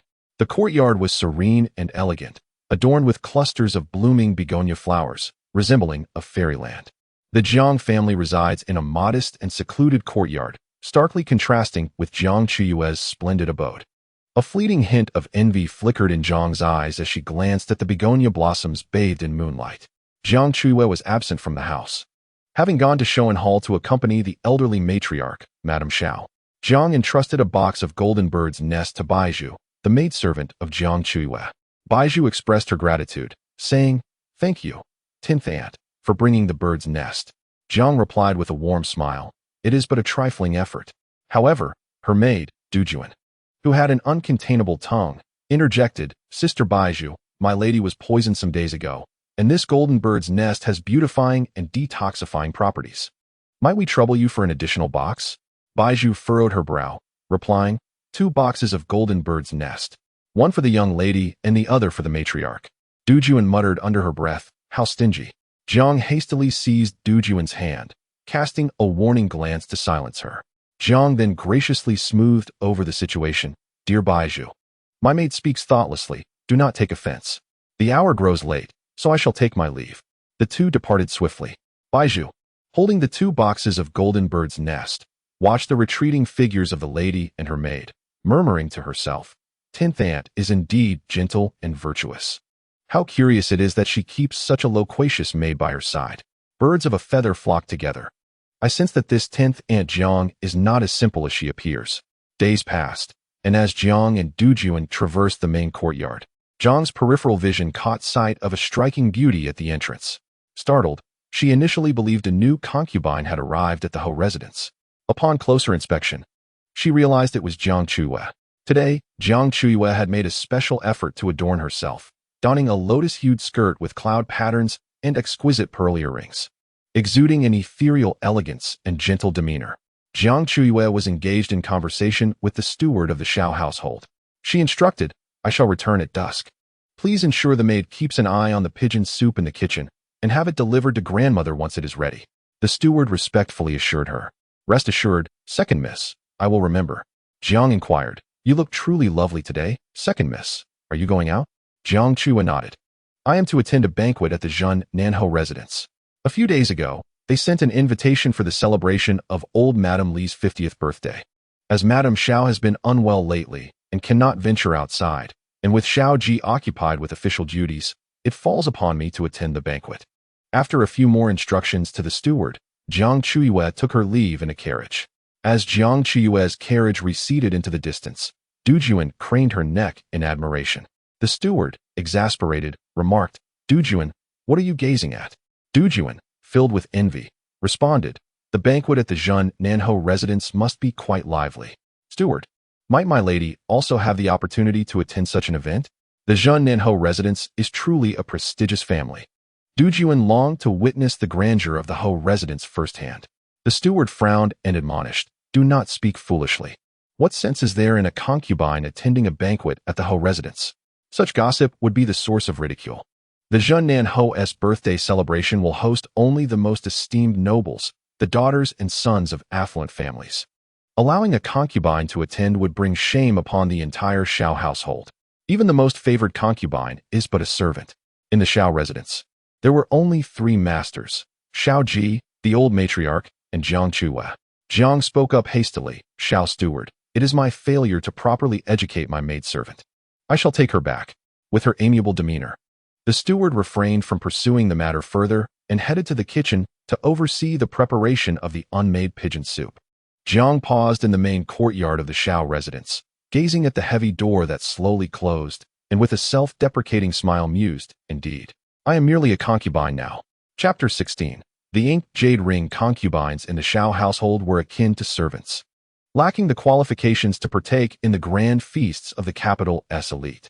Jiang recalled her childhood in Lixian, where she was the most esteemed young lady, gracing the lavish gatherings of affluent merchants and officials, basking in glory. Regrettably, this most illustrious maiden of Lixian could not compare to even the smallest phoenix of the capital. Now, she possessed nothing, merely an inconspicuous concubine. With a soft sigh, she caressed her flat abdomen, yearning for the day she would conceive. Upon Jiang Chuyue's arrival at the Duke of Zhennan's residence, a multitude of guests had already gathered. The moment she appeared, numerous gazes were cast upon her, filled with surprise, admiration, and envy. Disliking the commotion, Jiang found a quiet seat at the banquet. The table was adorned with several exquisite delicacies, including her favorite mung bean cake, which she delicately picked up to savor. After consuming a piece of the mung bean cake, she suddenly overheard unrestrained gossip. "Is that Jiang Chuyue? I heard she seduced the Liu family's young master, leading to the downfall of the entire Liu household. At the age of 15, she remains unbetrothed, perhaps due to her questionable character, with no suitors approaching. An orphan, reliant on the Xiao family's charity. She dares to consider herself a lady of high standing?" The Liu family's young master was indeed a victim, losing his life for a heartless woman. 3 gossiping noblewomen clustered together, deliberately speaking loudly. Jiang's status was awkward. She did not bear the Xiao surname, yet held the title of a general's daughter. Her striking beauty inevitably made her the subject of their chatter. Baozhu, upon hearing this, flushed with indignation and exclaimed, "These women are speaking utter nonsense. This has nothing to do with Liu Qingshu."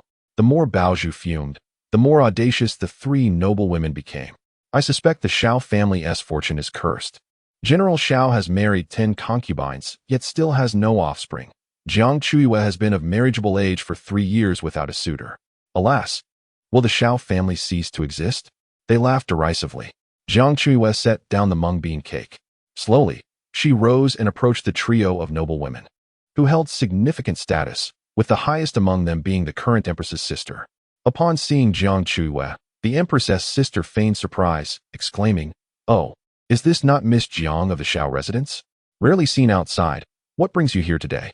With a slight smile gracing her lips, Jiang turned her attention to the 3 noblewomen and calmly commanded, "Baozhu, go inform the Dali temple to report this matter." Baozhu, understanding her intent, responded loudly, "Miss, what case shall we report?" Jiang replied, "The Liu case was personally examined by the Regent, with the Emperor's decree confirming the charges. Yet these 3 young ladies audaciously defend the accused and question the authority of the Regent and the Emperor. Do you not think it prudent to report this matter?" Baozhu immediately nodded, feigning a desire to leave. "I understand. I shall report to the Dali temple at once." The 3 noble ladies turned pale. What a heavy accusation. They had merely indulged in some light gossip. How had it escalated to involve the Regent and the Emperor? The younger sister of the Empress was even more anxious. The Empress was already out of favor, and should this matter reach the Emperor's ears, it would spell great trouble. "Miss Jiang, We were merely joking. Please do not take it to heart, she said, her tone reluctantly softened in humiliation. Jiang Chuyue smiled faintly. Joking about the regent and the emperor?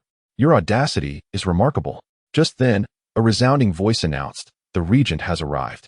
The guests instantly fell silent, bowing respectfully. Jiang Chuyue was taken aback. Why had Xia Linyuan come? She had heard Xiao Ji mention that he despised attending various banquets in the capital, even neglecting to host his own birthday celebrations. The crowd parted to make way as Xia Linyuan entered, clad in a dark golden python robe, his fingers caressing a black jade ring, his stride steady and composed. His gaze swept over the assembly, ultimately resting on Jiang Chuyue. Xia Linyuan spoke. I have come to the Zhennan Marquis's residence in search of a red tassel spear. The audience listened intently. He then shifted his tone. It seems I have heard someone question my decisions? Jiang Chuyue thought to herself, this man truly has sharp ears. The three noble ladies who had just made light of the situation were now pallid as paper, their bodies trembling like chaff. The Empress's sister stammered, Your Highness, please see clearly. We were merely speaking thoughtlessly and meant no offense. Xia Linyuan stroked the black jade ring. If one enjoys speaking foolishly, one should simply have their tongue severed. Terror struck the three noble ladies. They recalled the dreadful methods of Xia Linyuan. The daughter of the prime minister had once offended him and had her arms severed on the spot. Now, if he spoke of cutting off tongues, it could very well come to pass. Two of the noble ladies fainted, their eyes rolling back in fear, while only the Empress's sister managed to hold herself together, saying, Your Highness, I assure you, I shall speak cautiously in the future and will never offend you again. Xia Linyuan smiled, his gaze shifting to Jiang Chuyue, who stood with her head lowered, appearing obedient and docile, a stray lock of hair cascading down her face, as if she were not the one scheming in the shadows. Your Highness, the long spear of the Zhennan Marquis has been retrieved, announced the steward, presenting a red tassel spear. Xia Linyuan continued to caress the jade ring on his thumb, instructing, proceed to the training grounds. With that, he departed with composure. The ominous clouds that had loomed over the Zhennan Marquis's residence dissipated, lifting the oppressive atmosphere. The Empress's sister, thoroughly frightened, hurriedly left, likely too intimidated to show her face again for some time. Jiang Chuyue secretly observed Xia Linyuan's retreating figure, believing his visit to the Zhennan Marquis's residence was for the grand celebration of the old lady's 50th birthday. Yet, he had made such a grand entrance merely to retrieve a red tassel spear? The esteemed regent could have simply sent someone to collect it.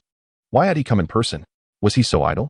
The intricate thoughts of Xia Linyuan eluded Jiang Chuyue, leaving her perplexed about his intentions. Outside the residence of the Southern Marquis, a black sandalwood carriage stood in serene stillness. Inside, Xia Linyuan sat poised, his fingers gently tapping on the table, his gaze as profound as the night. Suddenly, he spoke, addressing the steward of the estate. Have you taken note of this obsidian jade ring I wear? The steward bowed his head respectfully, replying, Your Highness dons this piece daily. Naturally, I remember it. Xia Linyuan lowered his eyes, his fingertips caressing the cool surface of the jade ring, which felt as frigid as a secluded pond, radiating a gentle luster. Earlier in the manor, he had deliberately worn this ring, lingering before Jiang Chuyue for a considerable time. Yet, she seemed oblivious, bestowing not even a glance upon it. This was the very first gift she had personally presented to him. Steward Xiao, wait. Jiang Chuyue's melodious voice rang out. The steward turned to see her approaching with a light step, cradling two black wrist guards in her hands. Miss Jiang, what can I assist you with? He inquired respectfully. Jiang Chuyue replied, The prince intends to retrieve the red tasseled spear today. He must be heading to the military training grounds. My elder brother is also there. So I trouble Steward Xie to pass these to him. The steward smiled brightly, a simple task, indeed. Just as he was about to agree, the carriage curtain was suddenly lifted, and Xia Linyuan's austere visage was revealed. His long fingers gripped the curtain tightly, the jade ring on his thumb glinting with a cold sheen in the sunlight. Xia Linyuan's voice was frigid as he remarked, Since when did my steward become a mere errand boy? Jiang Chuyue's fingers trembled, nearly dropping the wrist guards. Deep within, she still harbored a fear of Xia Linyuan. She quickly retrieved the guards, her ears flushing slightly, and murmured, It was presumptuous of me. Please forgive me, Your Highness. Her demeanor was earnest in her apology. Xia Linyuan fixed her with a long, cold stare. From his vantage point, he could observe Jiang Chuyue's lowered head and her slender, alabaster neck. His gaze darkened slightly as he suddenly commanded, "Look up." Startled, Jiang Chuyue slowly raised her eyes. He lifted his finger slightly, revealing the jade ring on his thumb, inquiring, "What do you think of this ring I possess?" Chapter 17. An encounter with the Emperor. Jiang Chuyue gazed up in confusion. The distance between her and Xiao was considerable, making it difficult to discern the details of the black ring. After a moment of contemplation, she feigned a compliment. "Your Highness, this ring boasts a splendid hue. It must be a rare treasure, perfectly complementing your distinguished demeanor." She thought to herself, flattery seldom offends, and such a fitting compliment should pose no issue. However, unexpectedly, Xiao long fingers flicked dismissively, causing the carriage curtain to fall with a snap. The opulent carriage then departed, leaving only a cloud of dust and a perplexed Jiang Chuyue in its wake. Xiao was displeased. Was it her audacity in requesting the steward to deliver an item that had provoked his ire? It seemed she must be more cautious in the future. Grasping the wrist guards she had not managed to present, Jiang Chuyue sighed softly as she returned to the residence of the Southern Marquis. As the black sandalwood carriage moved slowly, Xiao countenance remained grim, his dark eyes appearing as if infused with ice, chilling the atmosphere around him. He toyed with the obsidian jade ring, reflecting on the cleverness of Miss Jiang, who had so swiftly forgotten the gift she had offered.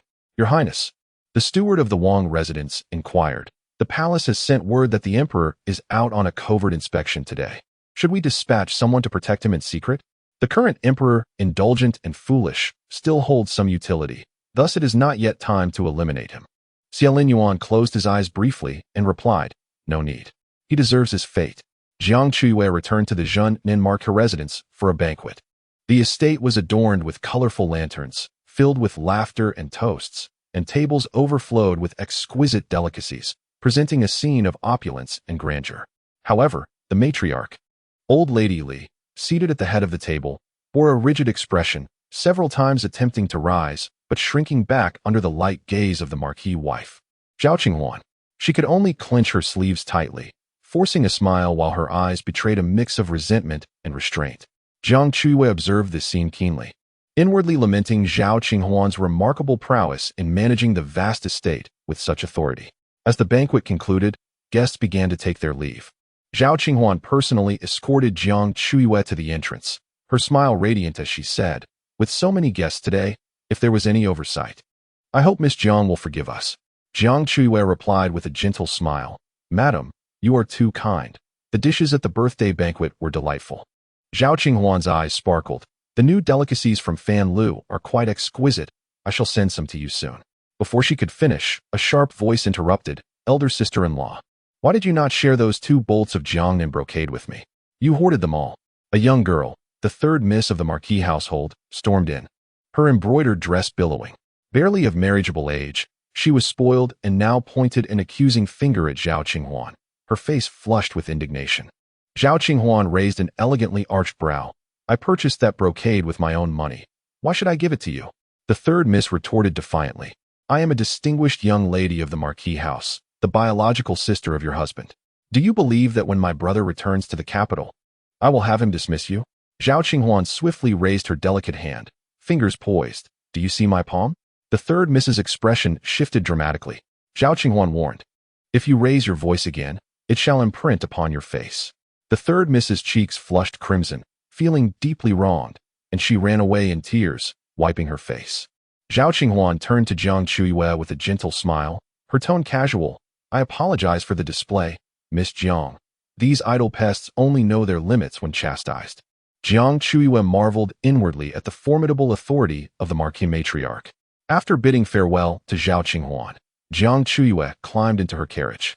As they drove through the bustling market, a vendor's robust call rang out, "Premium tiger bone wine, specifically for treating injuries. Just arrived today, potent and effective." Jiang Chuyue's thoughts stirred. She lifted the curtain and instructed Baozhu, "Purchase 2 bottles of tiger bone wine." Xiao Ji trained daily, practicing with weapons, often sustaining injuries. A bottle of tiger bone wine would surely be beneficial. Baozhu quickly procured 2 bottles. As the carriage turned into an alley, a swaying figure approached, holding a wine jug. Oblivious to the carriage ahead, and bumped his head sharply against the axle. Dazed, he stumbled to the ground, rubbing his forehead in pain. Baozhu scolded, What drunken fool dares to collide? Jiang Chuyue interrupted. Give him a bottle of tiger bone wine. It appears he has injured himself quite badly. Baozhu murmured, Miss. He is merely a drunken man, yet we offer him such an expensive tiger bone wine. Jiang Chuyue replied, All right, let's return to the residence. Grandmother is still waiting for me. With a sense of resignation, Baozhu placed a bottle of costly tiger bone wine before the man, indignantly stating, Consider yourself fortunate. Had you been in the company of other noble families, you would have been beaten by now. The man, slumped on the ground, rubbed his head. His mind clouded from excessive drinking. He lifted his gaze, attempting to discern who possessed the audacity to collide with him. Squinting, he glanced upwards just as a gust of wind swept through the alley, lifting a corner of the carriage curtain. He was momentarily entranced. Within the carriage, a young girl appeared, her features exquisite, as delicate as a lotus blossom after rain. A mere glimpse rendered him spellbound. By the time he regained his senses, the curtain had already fallen, and the carriage rolled away, leaving behind only the solitary bottle of tiger bone wine resting quietly on the ground. The man picked up the tiger bone wine, his fingers caressing the bottle's surface, curiosity igniting in his eyes. When did such a beauty grace the capital? Shortly thereafter, 2 eunuchs hurriedly approached, kneeling in haste. Your Majesty, the palace gates are about to close. It is time to return. The inebriated man was none other than the Emperor of Deqing, incognito outside the palace. Clutching the tiger bone wine, excitement flickered in his eyes. A carriage just passed through the alley. Investigate which residence it belongs to. He yearned to find that enchanting maiden and bring her back to the palace for his leisurely enjoyment, ultimately to be ruined. As dusk approached, when Xiao Ji returned to the residence, he observed Jiang Chuyue surrounded by a group of servants beneath a tree, all gazing upwards. A young servant wielded a long bamboo pole, prodding the branches. At the center of the crowd, Jiang Chuyue donned a simple silver gauze skirt, its fabric billowing gracefully in the breeze, reminiscent of pear blossoms scattered by the spring wind. Xiao Ji approached and inquired, What is happening? Jiang Chuyue turned, as if seeing a savior, and lamented, The kitten has climbed the tree, and despite my best efforts, I cannot coax it down. The kitten, named Tuanzi, was a white cat raised by the matriarch of the Xiao family.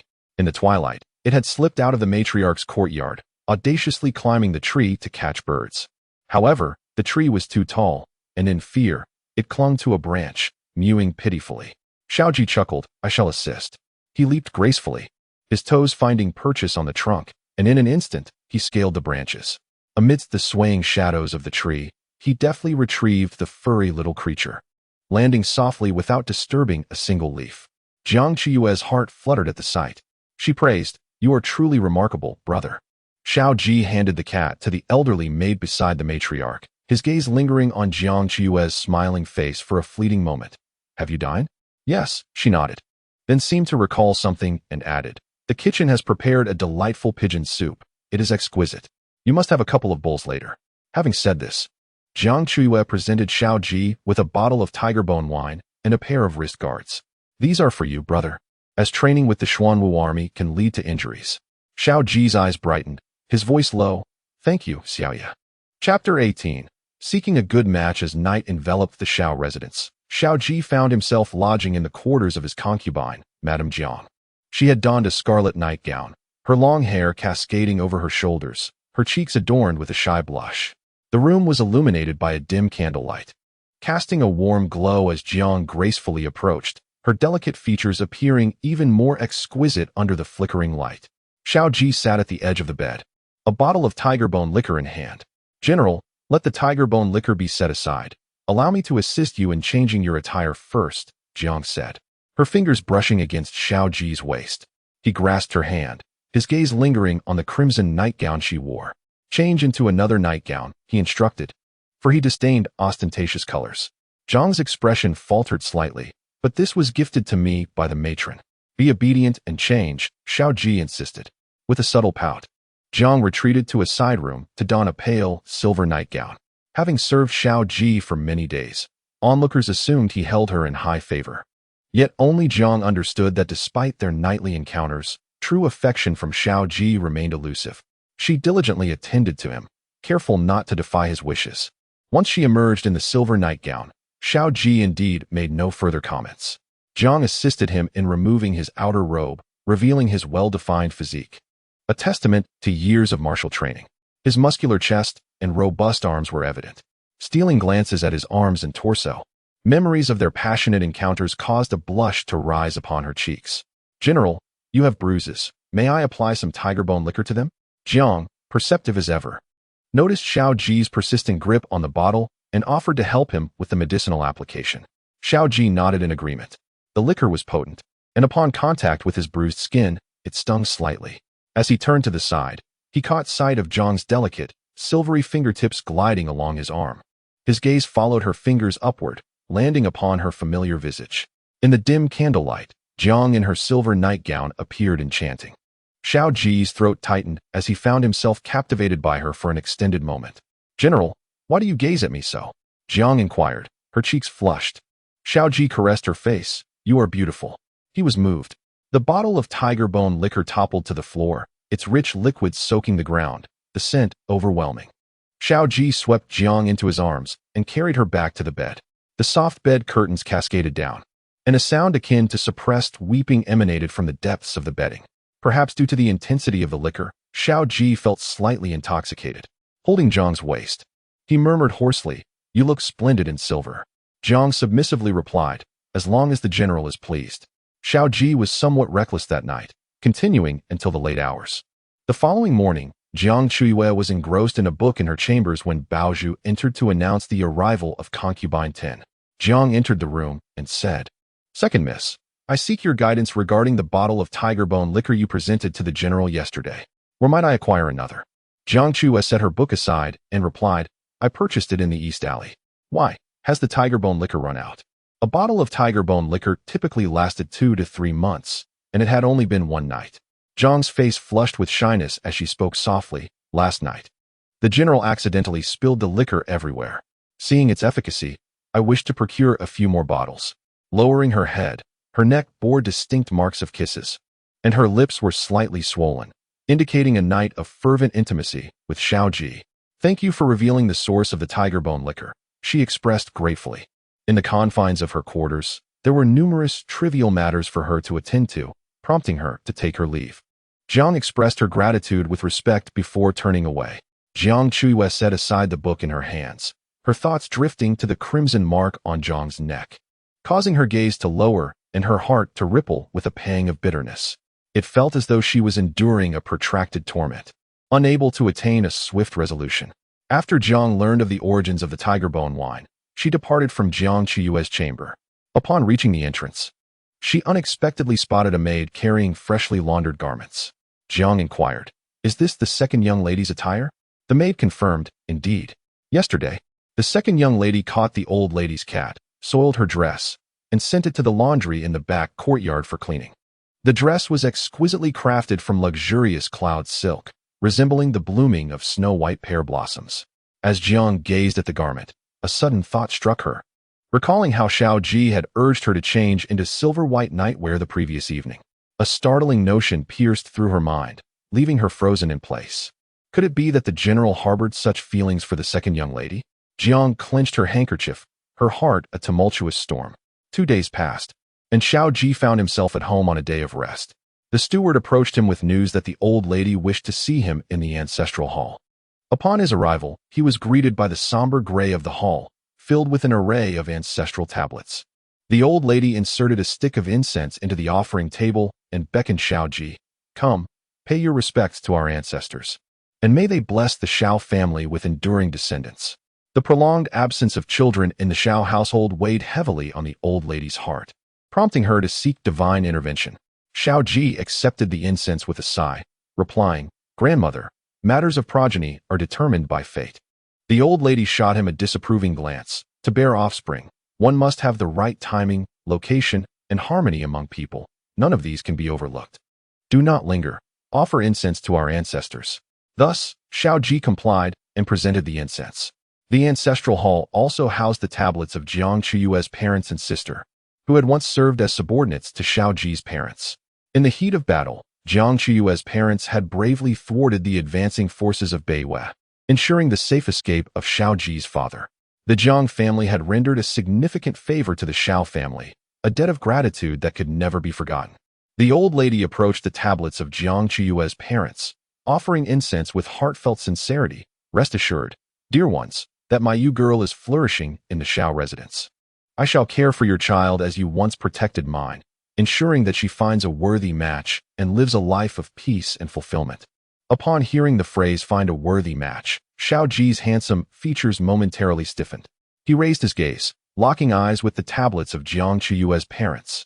The incense curled around them, the tablets cloaked in shadows, with the weight of the entire Xiao family's expectations upon him. The ripples of unease and turmoil within Xiao Ji gradually sank beneath the surface of his heart. Leaving the ancestral hall, Xiao Ji, burdened with thoughts, made his way to the study. Passing through the garden, he was met with the melodious laughter of a young girl. Jiang Chuyue was busy flying a kite amidst the blooming begonia flowers, adorned in a spring gown of delicate yellow adorned with gold. She appeared so vibrant and full of life, harmonizing beautifully with the surrounding springtime splendor.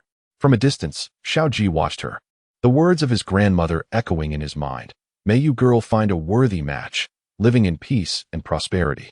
The sound of Jiang Chuyue's laughter continued to enchant the garden.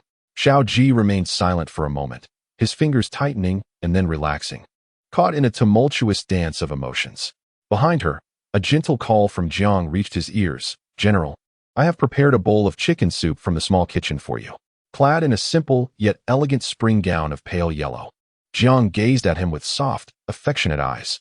Xiao Ji examined her delicate features and replied, very well, I shall sample it. He firmly grasped Jiang's hand and departed the garden.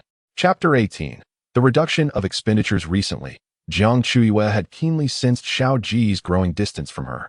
Throughout the day, he was preoccupied with official duties, while at night, he almost exclusively rested in the chamber of the 10th concubine, Jiang.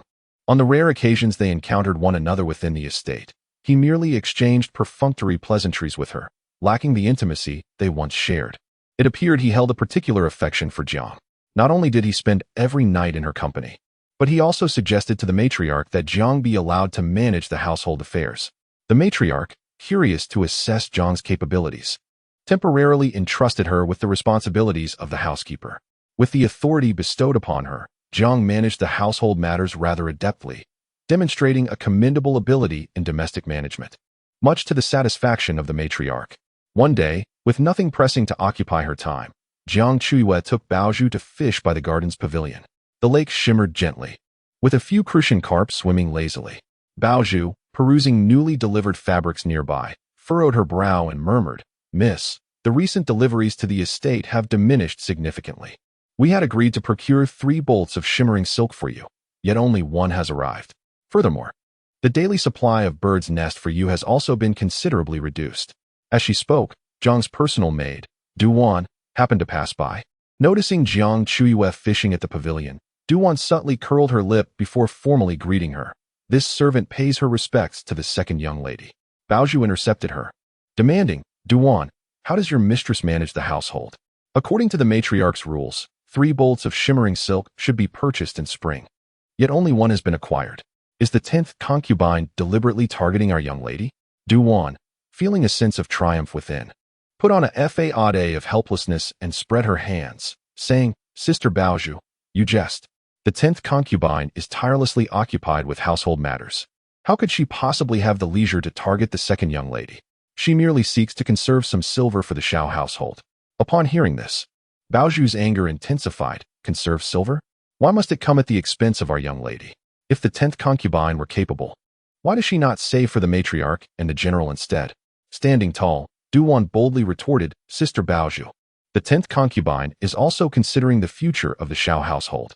The second young lady will eventually marry. The family assets cannot be squandered on an outsider. The Xiao household bears the surname Xiao, not Jiang.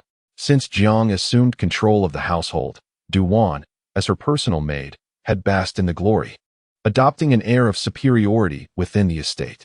Servants speculated that General Xiao might be inclined to elevate Jiang as the primary wife, thus prompting them to flatter Duan further. Baozhu, her face flushed with indignation, exclaimed, You dare to be so audacious. Such impertinence is beyond belief. Duan, increasingly smug, declared loudly, I merely speak the truth. The second young lady spends her days enjoying flowers and fishing, never lifting a finger to understand the hardships of managing the household.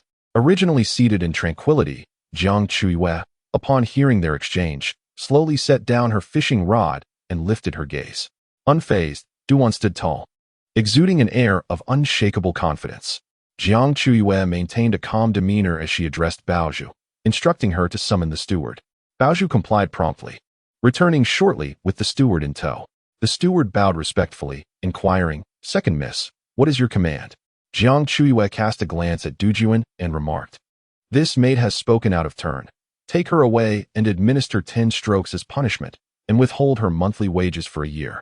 Although she bore no surname of Xiao, it was not within the purview of a maid to discuss her lineage. The steward immediately acquiesced, gesturing for 2 young servants to seize Dujuan, one on each side. Dujuan, realizing her predicament, panicked and struggled, exclaiming, "You dare! I am a maidservant accompanying 10th aunt. As close as sisters. 10th aunt manages the household. She will soon be the matriarch of the Xiao family. How dare you lay hands on me?" The steward, growing impatient, waved his hand dismissively, ordering, "Muffle her mouth and take her away." Dujuan's shrill cries abruptly ceased as she was unceremoniously dragged off.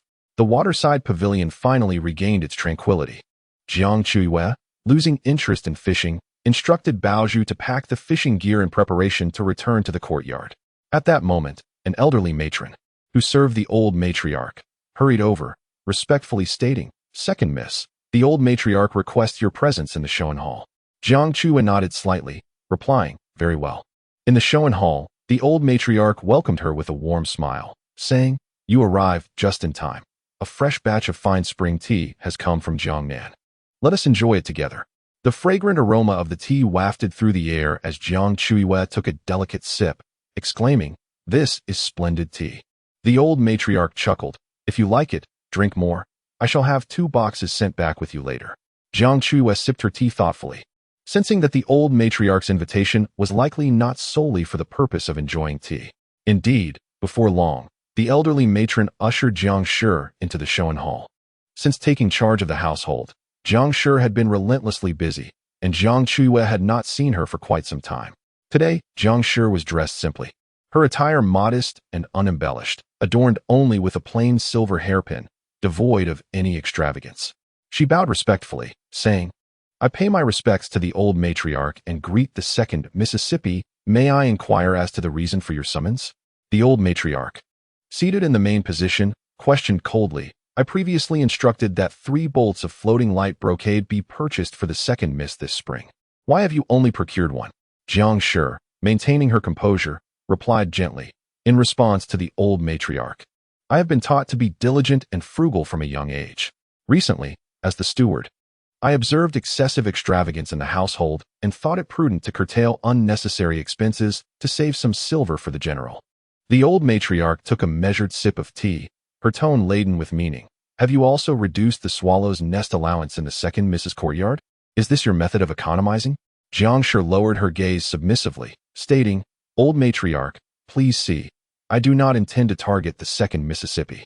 I advocate for frugality and therefore lead by example, refraining from wearing expensive jewelry or fine silks."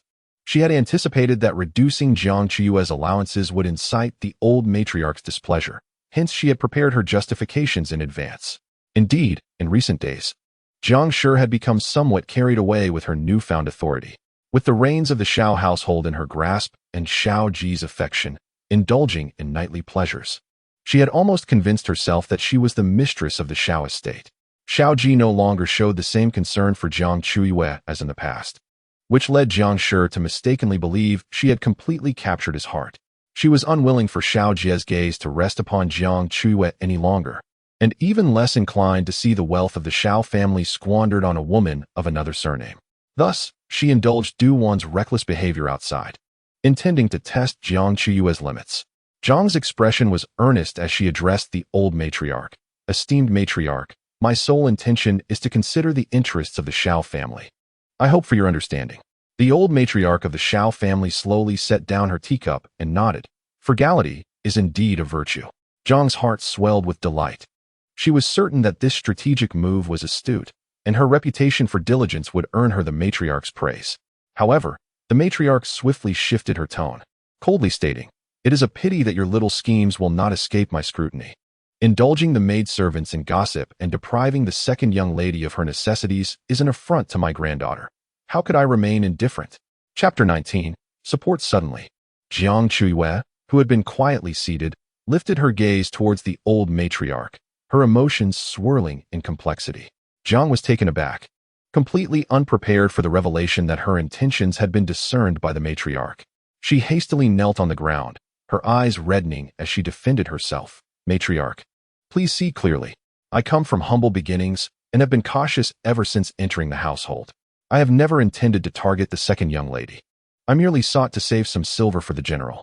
The old matriarch rebuked her. You are not the matriarch of the Xiao family. It is not your place to make decisions here. Who do you think you are, daring to withhold my granddaughter's necessities? Jiang was filled with trepidation. She could scarcely believe how significant Jiang Chuyue was in the old matriarch's eyes.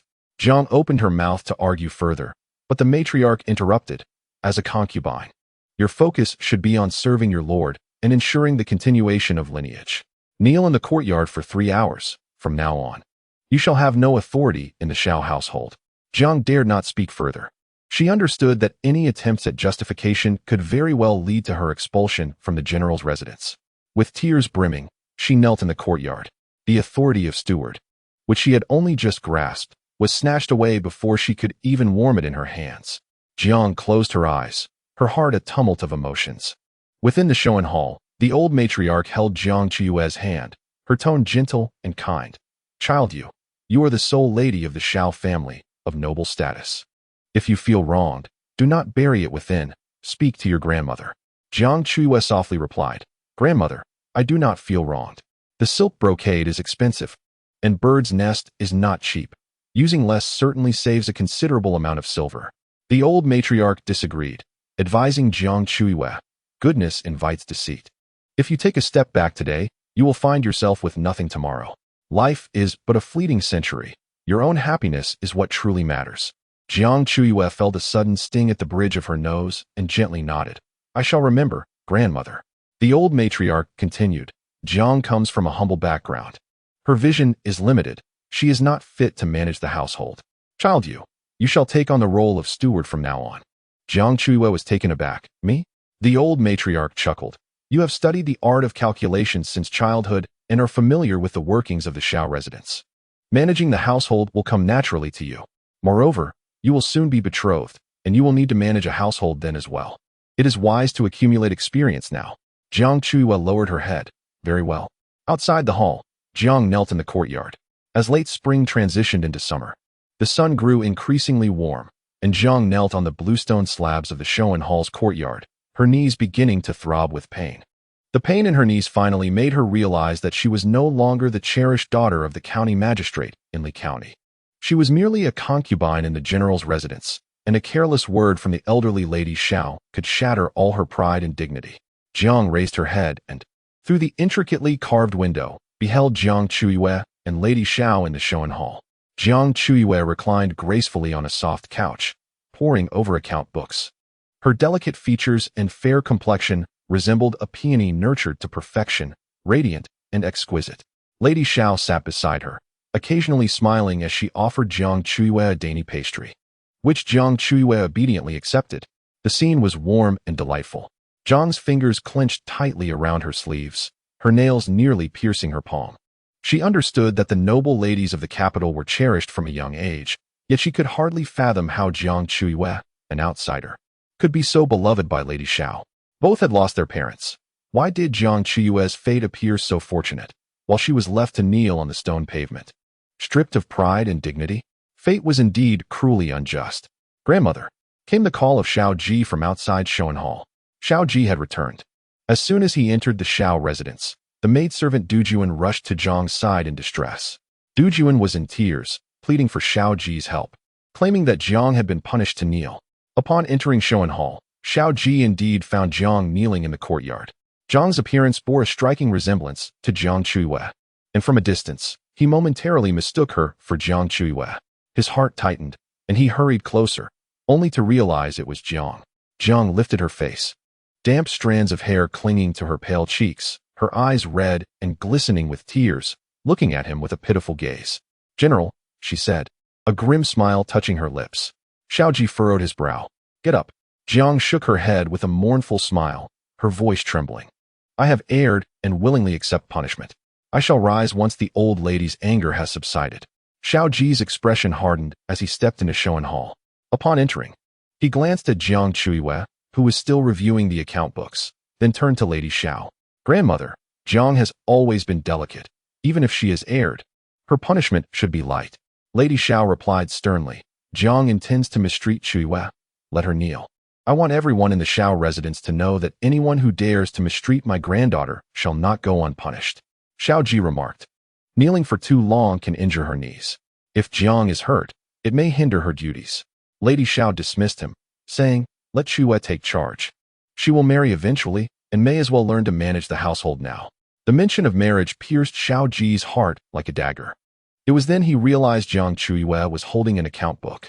His heart felt as though it were gripped tightly, making it hard to breathe. Grandmother, Xiao Ji said, Chuyue has never managed a household before. Mistakes are likely.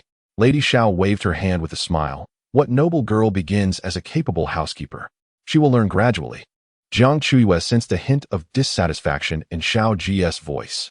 Believing he doubted her ability as a young lady to manage the Xiao residence, she softly replied, Brother, rest assured, I will learn to manage well.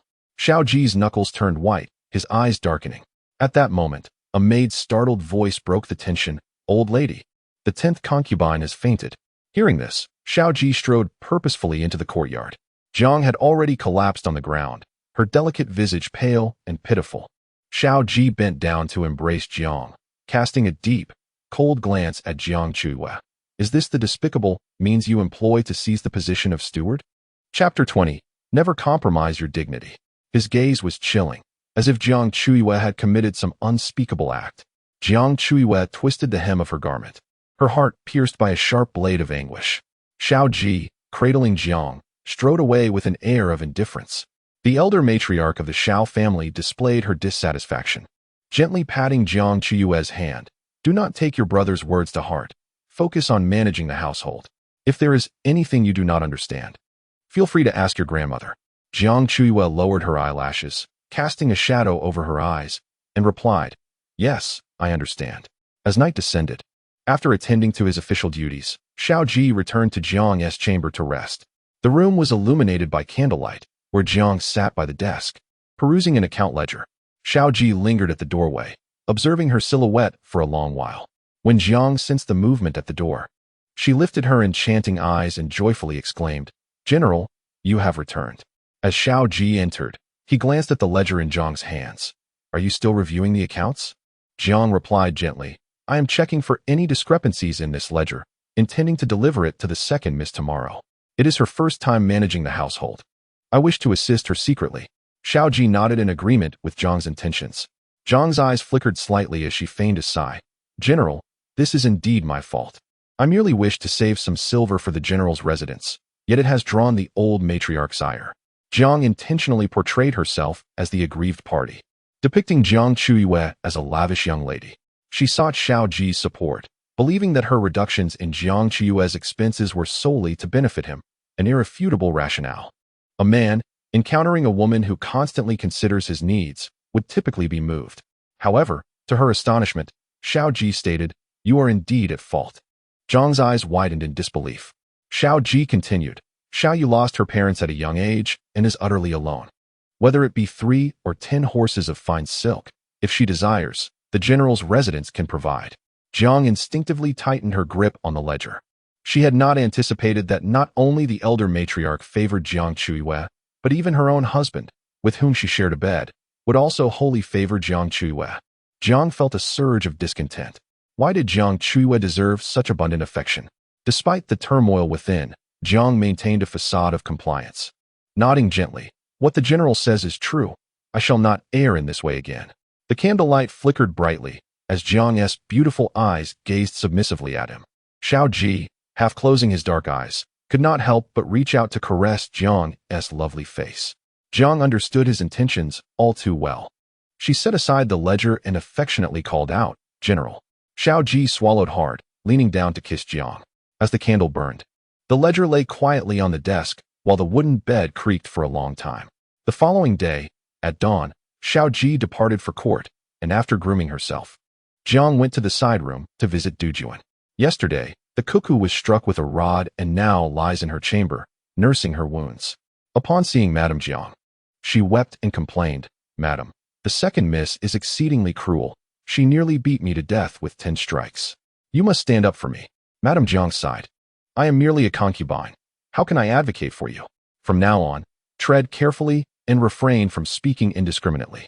Cuckoo shed tears of grievance, indignantly retorting, "The second miss has even usurped your authority as the housekeeper. Humph! How can a sheltered young lady, untouched by labor, comprehend the intricacies of management? She is bound to embarrass herself." Madame Jiang shared her disbelief in Jiang Chuyue's ability to oversee the household, viewing her as a pampered ornament who had unwittingly found favor with both old Madame Xiao and Xiao Ji, who indulged her excessively. "Let us observe the situation unfold." Madame Jiang concluded, "I too doubt that the second miss can manage the household effectively." Meanwhile, Jiang Chuyue was also embarking on her maiden journey as a housekeeper. Yet she remained calm. Raised closely by old Madame Xiao, she had been meticulously taught how to handle domestic affairs during old Madame Xiao's stewardship. Although she had never applied this knowledge practically, Jiang Chuyue was now determined to prove herself. With a resolute spirit, she resolved to excel, especially since Xiao Ji harbored doubts about her capabilities. Thus, in the days that followed, Jiang Chuyue dedicated herself wholly to her new role, seeking counsel from old Madame Xiao whenever she encountered difficulties. Her diligence, combined with the nurturing guidance of old Madame Xiao, quickly enabled her to master the various matters of the household, organizing everything with remarkable efficiency. One day, as Jiang Chuyue reviewed the household accounts, she realized her monthly expenditures were indeed substantial. She sighed, acknowledging, "Madame Jiang was correct. The expenses in my courtyard are excessive. The precious herbs for beauty and health, the most fashionable fabrics in the capital, and the exquisite jewelry favored by the daughters of noble families, all had been procured by old Madame Xiao on her behalf." Unlike other young ladies, Jiang Chuyue lacked for nothing. However, Baozhu disagreed, asserting, "Miss, you are the sole daughter of the general's residence. It is reasonable to have the best in food and clothing." Jiang Chuyue set the accounts aside, replying, "We should still reduce unnecessary expenditures to save some silver for the household." In secret, she began to curtail her courtyard's expenses. Yet, 2 days later, old Madame Xiao summoned her to Shoan Hall for a reprimand. Pointing at the accounts on the table, she scolded, "You child, who permitted you to cut the expenses in your courtyard? Other young ladies wear gossamer in spring. You must have it too." Jiang Chuyue smiled and took old Madame Xiao's arm, saying, "Grandmother, I have plenty of silk and satin. I cannot wear them all." Old Madame Xiao playfully pinched Jiang Chuyue's nose, feigning anger. "The silver of our general's residence is not ill-gotten. It is the legacy of generations, earned through properties and land. Do not attempt to save my silver." Jiang Chuyue spread her hands in feigned distress. "Grandmother, I truly do not require so much silver." Old Madame Xiao insisted, "Obey me. Spend what is necessary. When you marry, half of my wealth will be your dowry. I only wish for your happiness, for you to become the most joyful girl in Deqing." Jiang Chuyue felt a pang of emotion in her heart. She looked up, and a few glaring strands of silvery white hair from the elderly Lady Xiao pierced her vision. Despite her advanced age, Lady Xiao's affection remained as warm as ever. Jiang Chuyue felt a surge of bittersweet emotions within her as she nestled in Lady Xiao's embrace, expressing her gratitude. "Thank you, grandmother, for being so kind to me." Lady Xiao gently caressed Jiang Chuyue's back, saying, "Good child, never compromise your own well-being. Do you understand?" Jiang Chuyue lowered her eyelashes and nodded softly. Chapter 21. Xiao Ji's interrogation in the afternoon. After leaving Lady Xiao's courtyard, Jiang Chuyue encountered Jiang, who was passing through the back garden. Since losing her authority over the household, Jiang had settled down considerably, transforming into the gentle and demure concubine she once was. Today, she wore a modest, light green long dress and spoke softly. "Second miss, please wait." Jiang Chuyue inquired, "What is it?" Jiang's cheeks flushed slightly as she whispered, "Second miss, the general has been staying in my quarters lately, and it has become somewhat overwhelming for me. May I ask you to instruct the storeroom to send me some ointment for swelling and bruising?" Jiang's figure resembled a delicate willow swaying in the breeze. With a prominent hickey on her neck, and deep bruises visible on her fair wrists peeking from her sleeves. Among the many concubines in the Xiao household, only Jiang had captured all of Xiao Ji's affection, remaining in favor consistently. Jiang Chuyue concealed the bitterness in her heart, maintaining her composure. Very well.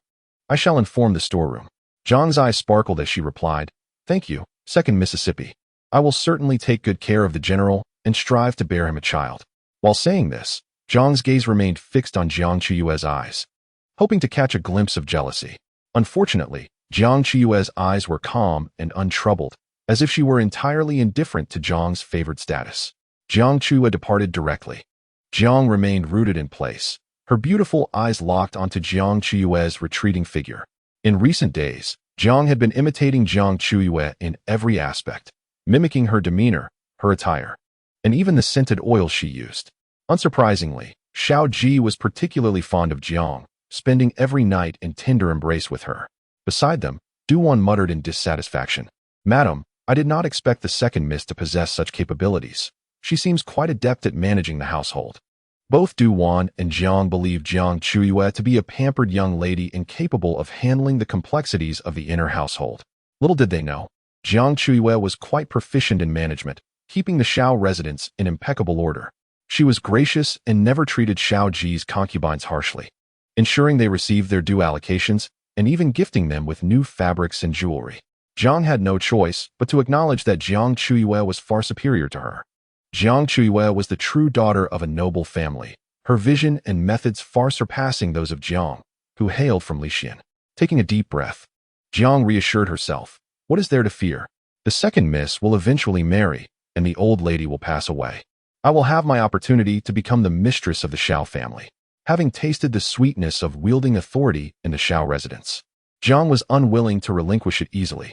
There was still much time ahead, and she believed she would have her day to shine. But must we endure this for now? It is truly vexing, Duwan exclaimed in frustration. Jiang pondered for a moment and smiled lightly. Naturally, we must endure. However, we can certainly arrange some discomfort for the second Mississippi. In the night, the luminous glow of the glass lanterns in Jiang Chuyue's courtyard illuminated the surroundings. Under the light, she perused an invitation. As early summer approached, the grass in the racetrack on the eastern outskirts of the capital had flourished. The queen's sister, Shangguanyun, had deliberately sent Jiang Chuyue an invitation, beckoning her to partake in a horseback riding and flower viewing event in 5 days. To prevent any refusal from Jiang Chuyue, Shangguanyun had mentioned in the invitation that the queen was already aware of this plan. Should Jiang Chuyue decline, it would be deemed disrespectful to the queen. Miss, this is a trap. We should feign illness and not attend, Baizhu expressed her concerns. Not long ago, at the residence of the Duke of Jinan, Shangguanyun had publicly humiliated Jiang Chuyue, a memory that still weighed heavily on Baizhu's mind. Jiang Chuyue set the invitation aside, feeling helpless. She has already invoked the Queen's name. If I refuse, it may incite displeasure from both the Shangguan family and the Queen. Offending them could bring trouble to the Xiao family, and I do not wish to burden Xiao Ji. At that moment, footsteps echoed from outside. Jiang Chuyue's heart leaped with joy as she recognized the sound of Xiao Ji's approach.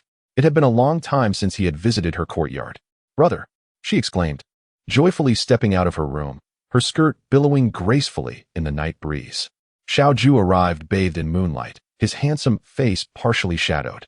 After observing Jiang Chuyue for a moment, he suddenly produced a vial of ointment and confronted her.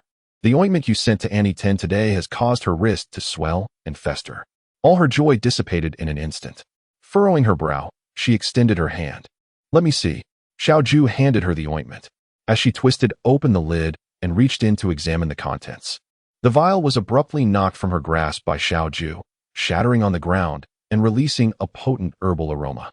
Do not touch the ointment. It is problematic, he stated gravely.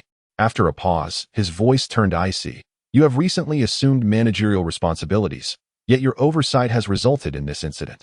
I will inform grandmother tomorrow to revoke your authority. Jiang Chuyue could hardly believe his words. The ointment's condition requires thorough examination. How can you hastily condemn me without discernment? Xiao Ji replied coldly. Your lack of diligence has harmed Annie Ten. If you are incapable of managing the household, then remain as a mere miss of the Xiao family. With that, he turned and departed. The courtyard, adorned with begonia blossoms, swayed under the moonlight. Jiang Chuyue turned her face away, wiping away the tears that silently streamed from her eyes. For the sake of a Jiang, he would not grant her even a fragment of explanation. She could distinctly feel Xiao Ji growing increasingly distant. The boy who once sheltered her from the storms of life had begun to drift away, as his heart was now occupied by Jiang. The following day, Xiao Ji indeed sought out the matriarch of the Xiao family, asserting that Jiang Chuyue lacked the capability to manage the household and requested the revocation of her authority. Naturally, the matriarch disagreed, as a mere box of ointment could not substantiate Jiang Chuyue's alleged negligence. Finding himself unable to sway the matriarch, Xiao Ji departed with a stern countenance. Days later, Jiang Chuyue prepared her belongings to venture out, ready to honor her commitment to the racetrack on the eastern outskirts of the capital. The queen's sister, Xiang had previously sent an invitation to her, and Jiang Chuyue found it impossible to decline. Before her departure, old Madame Xiao expressed her concerns and earnestly cautioned Jiang Chuyue, "Exercise utmost caution. Be careful in all matters." Jiang Chuyue nodded firmly. "Grandmother, rest assured. I shall proceed with great care." After thorough preparations, Jiang Chuyue set off in a carriage towards the eastern suburbs' horse racing grounds. As early summer approached, the grasslands of the racecourse were lush and green, and the stables housed a dozen robust steeds. Xiang approached on a white horse, her demeanor haughty as she declared, "Ah, Miss Jiang finally graces us with her presence. I thought you might feign illness to avoid coming out."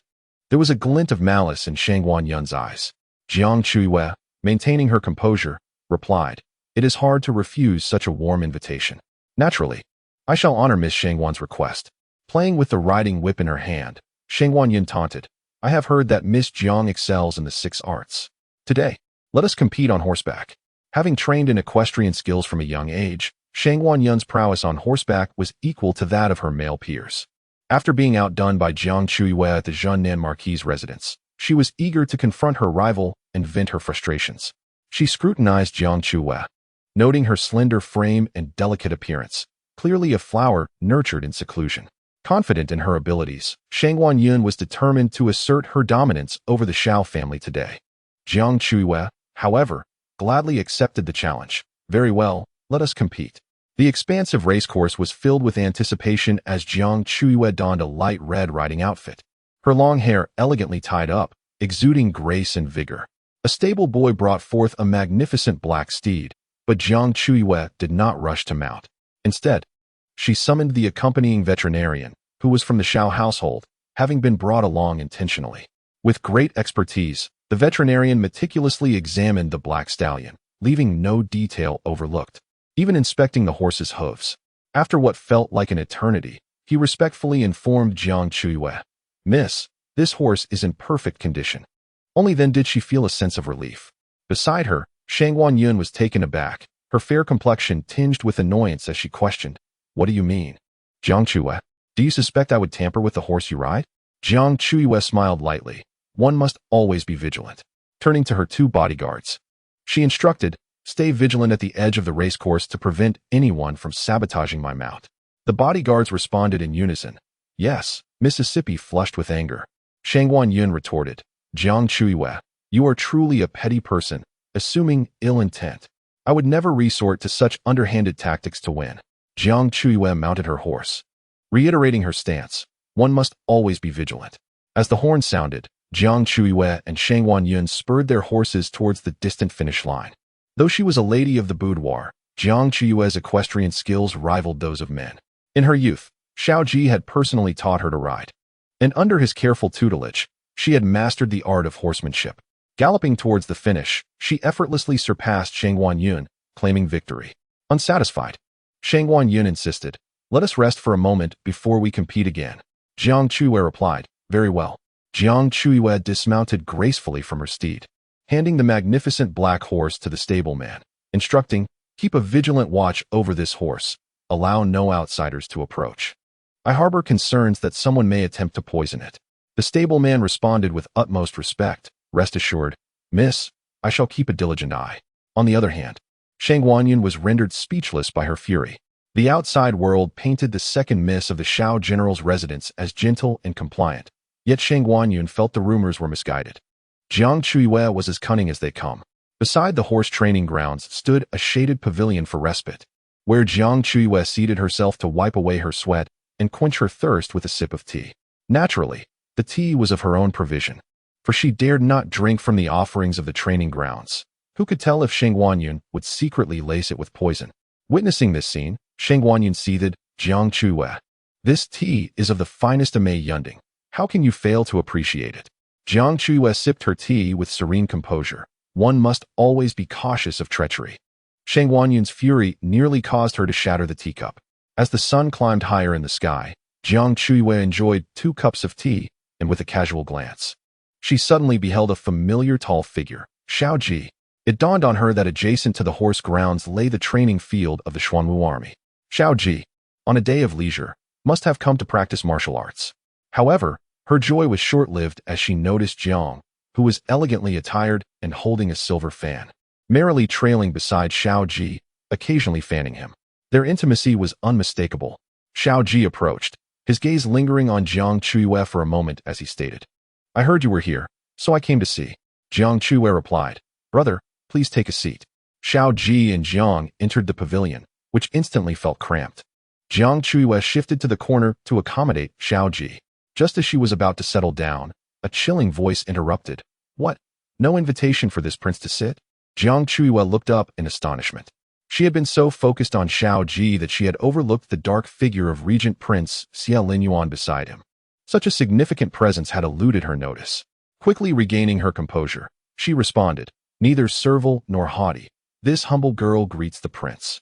Given the crowd, might it not be preferable for the prince to occupy the adjacent pavilion? Xiao Linyuan's gaze, as deep as an abyss, seemed capable of drawing Jiang Chuyue in entirely. He coldly replied, this prince has a fondness for this very pavilion. The atmosphere grew tense. At last, Xiao Ji broke the silence with a smile. Regent Prince, do not bully my little sister. If you favor this pavilion, I shall relinquish it to you. Xiao Linyuan cast a penetrating glance at Jiang Chuyue, then, with a flick of his sleeve, moved to the neighboring pavilion, seating himself with an imposing chill that radiated from him.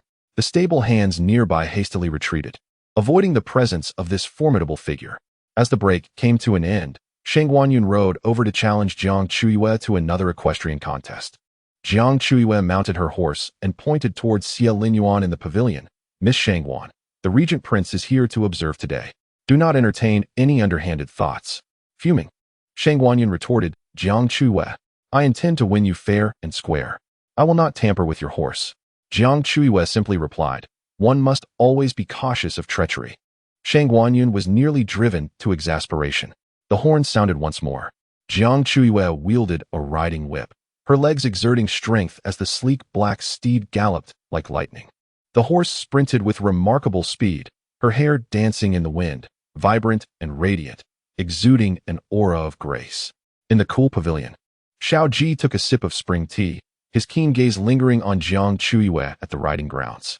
Lost in reverie, he recalled the days long past when he had patiently taught her how to ride.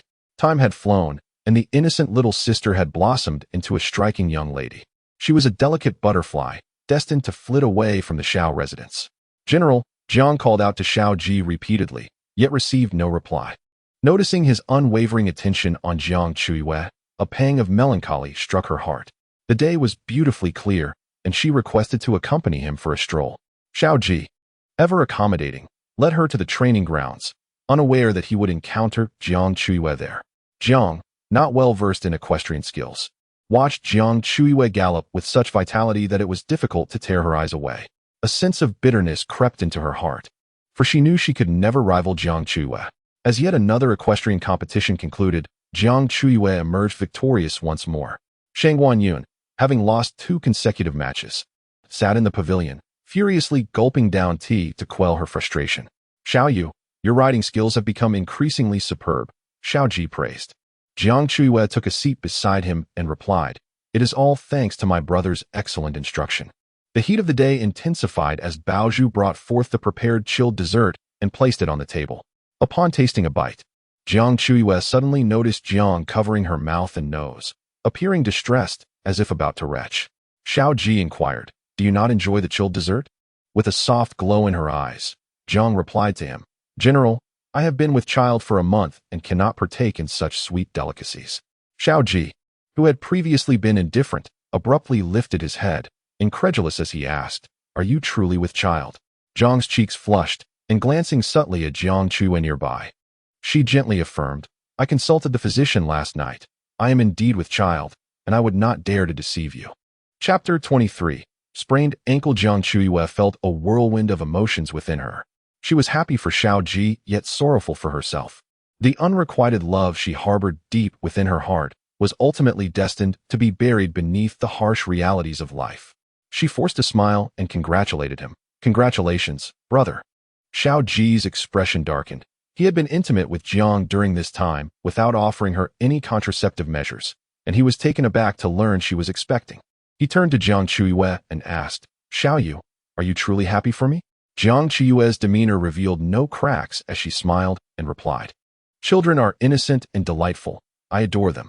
Xiao Ji's thoughts stirred, his hawk-like gaze fixated on Jiang's abdomen as he murmured, having a child would be a blessing.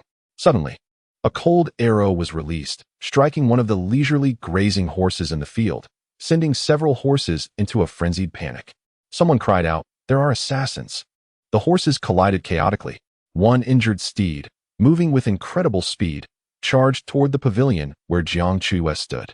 Instinctively, she grabbed Xiao Ji's arm, attempting to pull him to safety, but her hand merely brushed against his sleeve.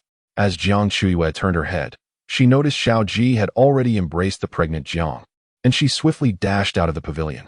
Jiang Chuyue was left standing in place, as if time had come to a standstill. She gazed blankly at Xiao Ji's towering figure, once a mountain that had shielded her without hesitation, now tightly protecting another. She felt like a drifting boat on the sea. But it seemed that Xiao Ji's harbor had already welcomed other vessels.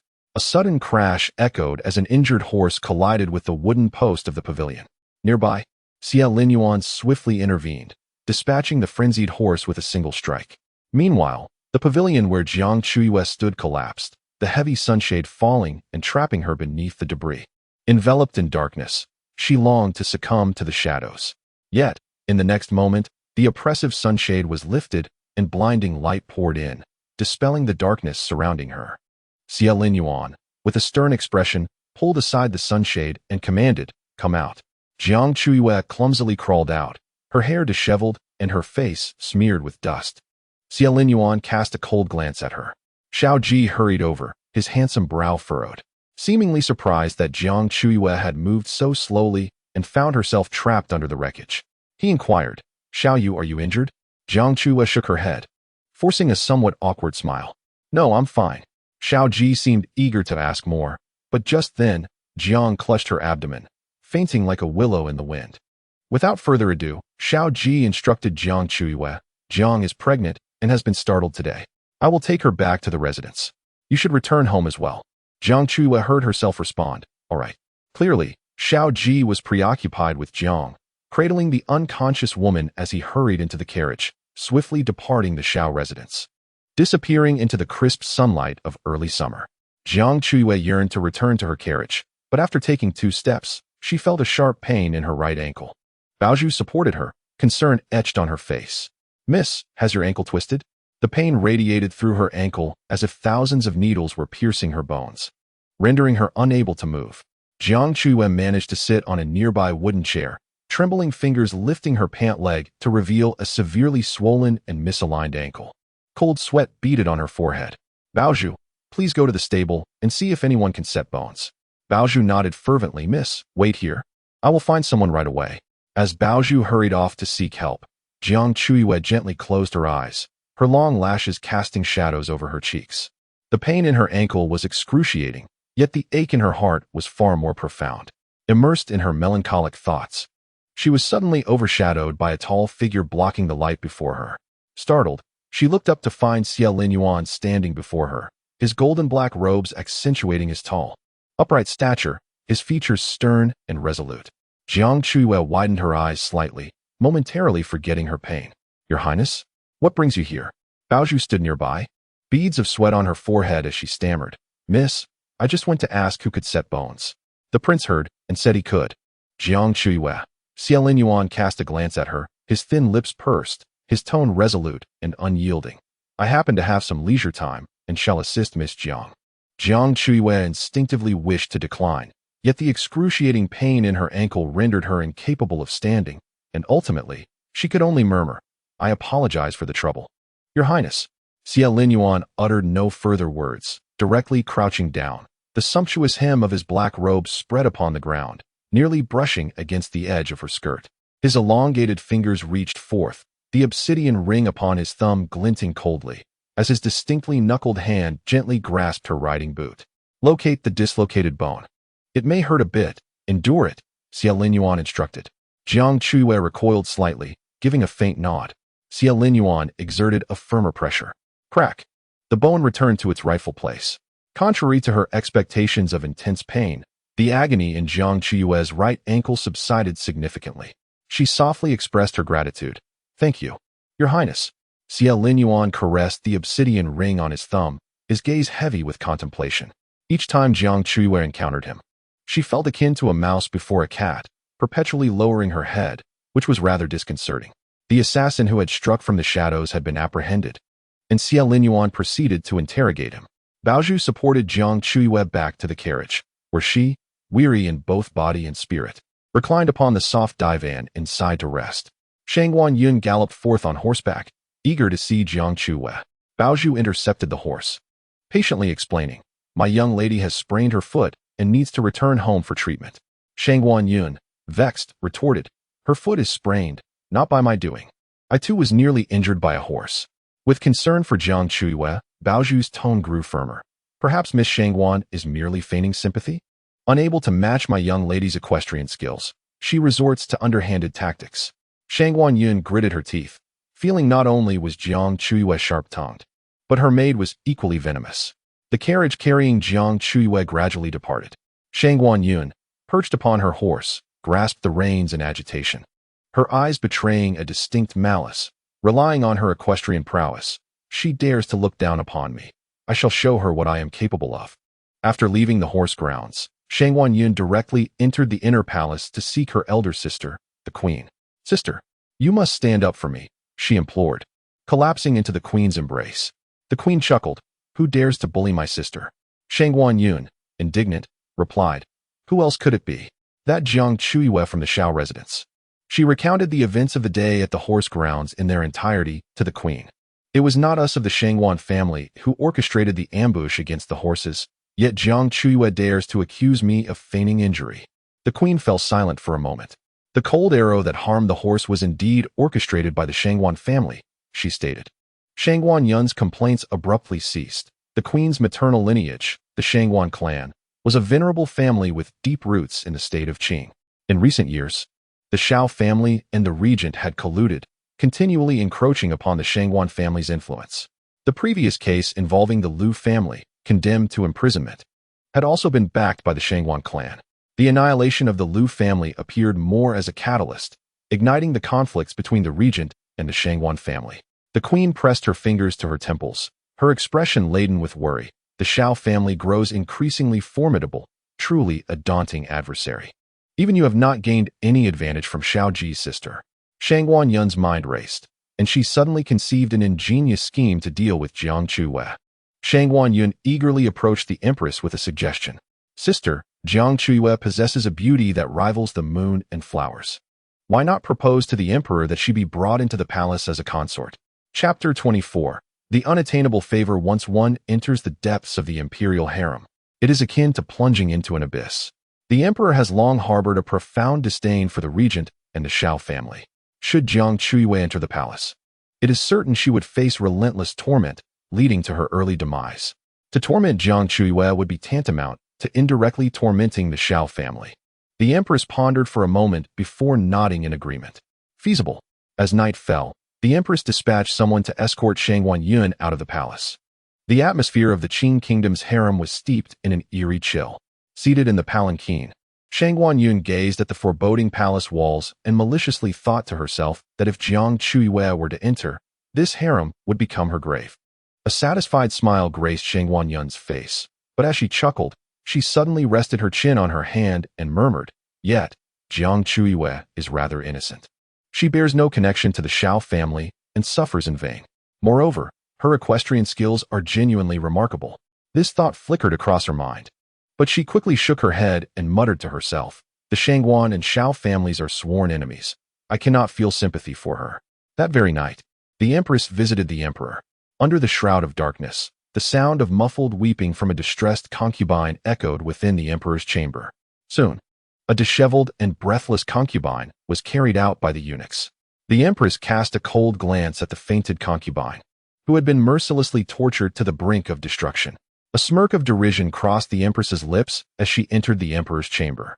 The Emperor lounged in a chair, his collar undone, indulging in wine, the air thick with the lingering sense of alcohol and blood. The Empress knelt in reverence. Your servant pays her respects to your majesty. The Emperor, displaying evident impatience, raised his head. What is it? Do you wish to serve me tonight? With a smile, the Empress replied, Your Majesty, I have heard that General Xiao has a sister, a beauty of exquisite grace, gentle and obedient by nature. I thought such a splendid young lady would be perfect to attend to your majesty. Perhaps you could issue a decree to bring General Xiao's sister into the palace as a consort. The Emperor, showing his irritation, retorted, Xiao Ji is merely a man of arms. His sister is likely nothing more than a fierce woman wielding weapons. I have no interest in such a woman. The Empress was somewhat taken aback. In the past, upon hearing of any noble family with a beautiful daughter, the Emperor would have sought every means to bring her into the palace. Yet, recently, the Emperor seemed to have changed. He no longer summoned beauties to his side. Your Majesty, the Empress insisted, Xiao Ji's sister possesses unparalleled beauty. Should you see her, you would surely be captivated. The Emperor, his tone growing more dismissive, replied, Leave. Clenching her teeth, the Empress had no choice but to depart awkwardly. Within the chamber, the Emperor consumed more wine, his mind preoccupied with the enchanting beauty he had glimpsed in the carriage. Regrettably, their encounter had been fleeting, and his emissaries had scoured the streets, yet found no trace of her. As the Emperor languished in longing, he was unable to capture her likeness in art, leaving him increasingly restless and yearning for the unattainable. He silently vowed that no matter the distance, he would find a way to possess her. Meanwhile, the news of concubine Jiang's pregnancy sent ripples of excitement throughout the Xiao residence. This would be the first child of the Xiao family in this generation, thus regarded as a precious blessing. Even the usually indifferent old Madame Xiao softened her stance, sending someone to tidy up the elegantly appointed eastern courtyard residence, allowing Jiang to reside there in peace as she nurtured her pregnancy. Nourishments flowed into Jiang's courtyard like a ceaseless stream, and the house physician visited daily to check her pulse, fearful of even the slightest mishap. Jiang had become the most prominent figure in the Xiao residence. As night descended and the candlelight flickered, Jiang reclined gracefully upon the concubine couch, her fingertips gliding over her still flat abdomen. With a child on the way, she was enveloped in boundless glory and wealth. Madam, the general has arrived, Duwan whispered softly.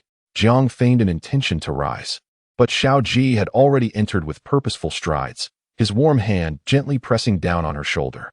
Lie back, do not move. Jiang's cheeks flushed slightly as she obediently leaned back, her eyes shimmering with a glistening light. I will heed the general's words. Xiao Ji's hand caressed her flat abdomen, where his own blood and flesh were being nurtured.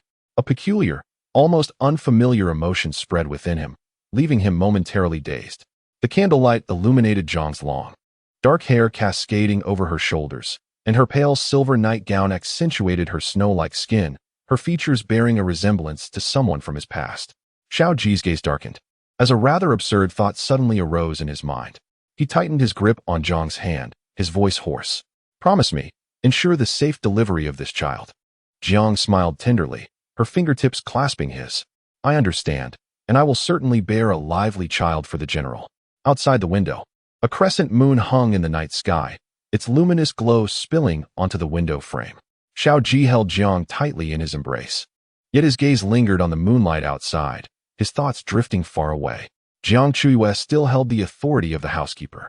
Knowing Jiang was pregnant, she had specifically ordered the procurement of numerous nourishing herbs for her, and the meals sent to Jiang's courtyard were meticulously prepared. This was Xiao Ji's first child, a matter of great significance to him, and naturally, Jiang Chuyue wished to prevent any misfortune. In the afternoon, Jiang Chuyue was reviewing the accounts in her room when Bao Zhu entered to report, her tone tinged with dissatisfaction. Miss Duwan, from the 10th concubine, has come again, claiming that the concubine has been sleeping uneasily and wishes to request golden nest for better sleep. In the vast Xiao residence, only Jiang Chuyue's courtyard possessed golden nest, and there was still more than half a box remaining. Jiang Chuyue set down her brush. Let her in. Du-Wan strutted into the room with an air of superiority. Some time ago, she had spoken arrogantly, which led Jiang Chuyue to order the steward to punish her with 10 strikes. Rather than reflecting on her behavior, Du-Wan harbored even greater resentment towards Jiang Chuyue. Now that Jiang was pregnant, Du-Wan felt emboldened once more. She performed a dismissive curtsy, her tone haughty. Second miss, please expedite the delivery of the golden nest to me, lest we waste time. Jiang Chuyue regarded her quietly. Excessive nourishment during pregnancy is inadvisable, as it may lead to complications for the child. Inform the 10th concubine that moderation in diet is essential. Too much will cause overflow. Du-Wan's eyes widened, her voice suddenly rising. Second miss, my lady is with child. You are being unreasonable towards a pregnant woman. If the general were to learn of this, he would surely be angry. Jiang Chuyue slightly tilted her head. What? Do you wish to receive another 10 strikes? Du-Wan's face drained of color, and she gritted her teeth as she retreated. Baozhu poured a cup of tea for Jiang Chuyue, her expression filled with indignation. Jiang relies on her pregnancy to become increasingly arrogant. When Jiang entered the manor, she was initially cautious and demure. But now she has taken on the airs of a mistress, even daring to covet the possessions of the young lady. Jiang Chuyue lowered her gaze, her fingertips lightly caressing the rim of her cup, her voice barely audible. What can be done when her brother favors her? Love breeds indulgence. Before the arrival of the 10th concubine, Xiao Ji's heart did not linger long on the concubines. After the 10th concubine took residence, she quickly garnered his favor and won his affection. In truth, Jiang Chuyue felt a twinge of envy towards Jiang, envious that she had captured Xiao Ji's love. Jiang Chuyue yearned for a love that was uniquely hers, akin to that of her late parents, whose eyes held only each other. Even death could not sever their bond. Yet, ultimately, it was a mere fantasy. Aware that her affection for Xiao Ji was akin to a moth drawn to a flame, Jiang Chuyue found herself powerless to restrain her heart. She had fallen for someone who would never love her in return, thus ensuring her eternal longing for a love that would never be reciprocated. As night enveloped the capital, after dining, Jiang Chuyue strolled in the courtyard to aid digestion. The begonia blossoms were on the verge of wilting, their petals drooping from the branches. The early summer night was stifling, and Jiang Chuyue fanned herself gently to dispel the heat. A servant, having seen the second young lady, approached respectfully from outside the moon gate. Jiang Chuyue paused her fanning. What is it? The servant bowed respectfully. Miss, the general has sent me to fetch bird's nest for you. The 10th concubine has been restless these past few nights and wishes to drink the bird's nest for sleep. Chapter 25. The beating during the day. Jiang Chuyue refused to part with the bird's nest. That night, Xiao Ji dispatched someone to request it on behalf of Jiang. Jiang Chuyue could not deny Xiao Ji's request. It was merely a box of bird's nest. She could give it to him. She did not wish to disappoint him. Love can reduce one to the dust. Jiang Chuyue sent out the bird's nest. As night deepened, she lost the desire to continue her walk and returned to her room to rest. Meanwhile, Jiang had successfully acquired the coveted bird's nest. Truth be told, the taste of bird's nest was no different from that of ordinary ones. Yet, Jiang felt elated, for it was a treasure seized from Jiang Chuyue's grasp. She could finally hold an advantage over Jiang Chuyue. However, Jiang was cautious not to overindulge. Knowing that repeatedly sending Xiao Ji to retrieve precious items from Jiang Chuyue would eventually incite his disdain. Days passed, and Jiang strolled in the garden with her companion, Du-Wan. The servants of the Xiao residence greeted Jiang with deep respect, their demeanor exceedingly courteous. Jiang relished this attention, reminiscent of the days when she was the center of admiration in Lixian. Du-Wan, supporting Jiang, remarked proudly, Madam, if you were to bear a son, perhaps the general would elevate you to the position of the primary wife. Jiang's lips curled into a slight smile. One can only hope. As the pair turned the corridor, they spotted Jiang Chuyue in the front courtyard. Jiang Chuyue was engaged in managing affairs, surrounded by several stewards, clearly involved in the tedious matters of procurement. With just a few words from her, the stewards appeared enlightened. Jiang paused under the eaves, her nails digging into her palm. Jiang had managed a household before, but she could never match Jiang Chuyue's remarkable prowess. Jiang Chuyue is not a delicate vase sheltered within the confines of a boudoir. Her beauty is striking. and she manages the affairs of her household with remarkable efficiency. Despite both having lost their parents and families, what sets Jiang Chuyue apart? Jiang Chuyue, with a flicker of thought, adjusted the jade tassel adorning her hair and approached Jiang Chuyue with a gentle smile. The soft rustle of her plain skirt sweeping across the marble floor akin to a serpent gliding silently. Jiang Chuyue was instructing several stewards, saying, "You may continue with your tasks. I will step out shortly to personally inspect the quality of this batch of timber." The stewards departed in unison. Upon noticing Jiang Chuyue reminded her, "It is quite warm today. Aunt Tin, being with child, ought to rest indoors to keep cool." Jiang Chuyue replied with a smile. "The doctor advised against lying down every day. One must take walks. Are you heading out, second miss?" Jiang Chuyue nodded. Just as Jiang Chuyue was about to speak, her peripheral vision caught sight of Xiao Ji nearby. Today, Xiao Ji had an early return from his day off. Maintaining her gentle demeanor, Jiang Chuyue fanned herself and softly remarked, "Second miss, you truly owe your current status as a noblewoman in the capital to your parents." Jiang Chuyue sensed a distinct malice in her words. With a stern expression, she asked, "What do you mean by that?" Jiang Chuyue continued to wear her gentle smile, as if engaged in casual conversation. "If not for the early demise of your parents, you would not enjoy such a favorable life now. In my opinion, their passing was timely." A resounding slap echoed through the courtyard. Jiang Chuyue struck her, her face as cold as frost. "Do not speak such nonsense." She would not allow anyone to defame her parents. Jiang Chuyue staggered back, her body tilting like a willow leaf, collapsing to the ground. She paled, clutching her abdomen in pain. "My stomach hurts terribly." Du Wan immediately shouted, "Second miss, my lady was merely greeting you. Even if you dislike her, you cannot resort to violence." Baozhu rolled her eyes. Such a clumsy tactic. Falling over after a slap is nothing but a farce. Unfortunately, this entire scene was witnessed by Xiao Ji, who had just returned home. His expression darkened as he swiftly and carefully lifted Jiang Chuyue. "Someone, summon the physician." The household doctor hurried to the east courtyard. Upon examining Jiang Chuyue's pulse, he furrowed his brow and informed Xiao Ji, "General, Aunt Tin's pregnancy appears highly unstable. I will prescribe some medicine to try to preserve the child." Xiao Ji's expression soured instantly, his fists clenched instinctively, a wave of indescribable fear and worry surging within him. This child embodied his hopes. He could not afford to lose it. By the bedside, Jiang Chuyue, upon realizing her child might be lost, felt a surge of panic. She had merely intended to teach Jiang Chuyue a lesson, never wishing to harm her unborn child.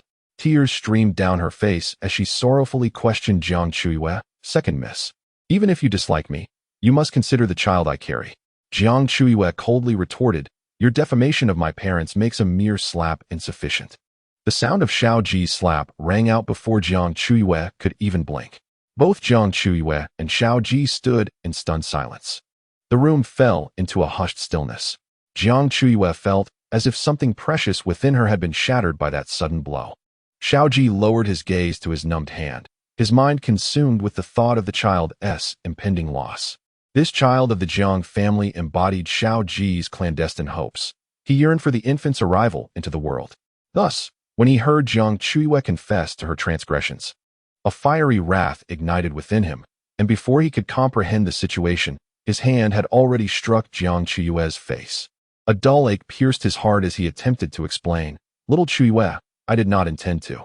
He had never laid a hand on her before. Throughout the years, he had devoted himself entirely to her care, treating her as a precious gem. Jiang Chuyue cast her eyes downward and retreated 2 steps, creating an insurmountable chasm between them. She murmured, "I still need to leave the residence to inspect the timber purchases. Please take good care of Auntie." With that, she fled in distress. Xiao Ji's heart ached. Instinctively, he wished to pursue her. Yet, the anguished moans of Jiang Chuyue on the bed pulled him back, her tear-filled eyes conveying, "General, do not concern yourself with me. It is I who have erred in offending the second Mississippi." Jiang Chuyue's pallor revealed her frailty. After a moment of inner turmoil, Xiao Ji reasoned that Jiang Chuyue would be safe with the guards outside. He could personally apologize upon her return that evening. Grasping Jiang Chuyue's hand, he spoke soothingly, "Do not dwell on this. Take your medicine first. Preserving the child is of utmost importance." Tears streamed down Jiang Chuyue's face, concealing her hidden delight. Jiang Chuyue departed the residence in a carriage, her right cheek already swollen and bruised. Baozhu, with tears glistening in her eyes, applied a soothing ointment to reduce the swelling. Her voice trembling, "Miss, the general has gone too far. How could he resort to violence?" As a man of martial prowess, Xiao Ji's strength was formidable, and the pain in Jiang Chuyue's face was excruciating, leaving her slightly dizzy. She donned a white hood, the veil obscuring her features, and made her way to the carpentry workshop in the city to inspect a recent batch of timber purchased by the Xiao residents. With the sweltering summer approaching and the elderly matriarch of the Xiao family dreading the heat, Jiang Chuyue sought quality wood to renovate the attic and pavilion in the backyard, providing a cool refuge for the matriarch. After examining the timber, she turned to return to the carriage, only to be confronted by a lavish ebony carriage adorned with gilded dragons and tigers, emanating an imposing aura. This was the carriage of Regent Prince Xiao Ji. Jiang Chuyue tugged her white hood lower, wishing to feign ignorance. She could not fathom how, on the 10 broad avenues of the capital, she always seemed to encounter the regent. Bowing her head to appear as a stranger, she was taken aback when the regal carriage came to a halt. A slender, bony hand lifted the curtain, revealing a striking jade ring on the thumb. Xiao Ji fixed his gaze on Jiang Chuyue, his voice low and resonant. "What a coincidence. Miss Jiang." Chapter 26. No longer wishing to like him, Jiang Chuyue was at a loss for words.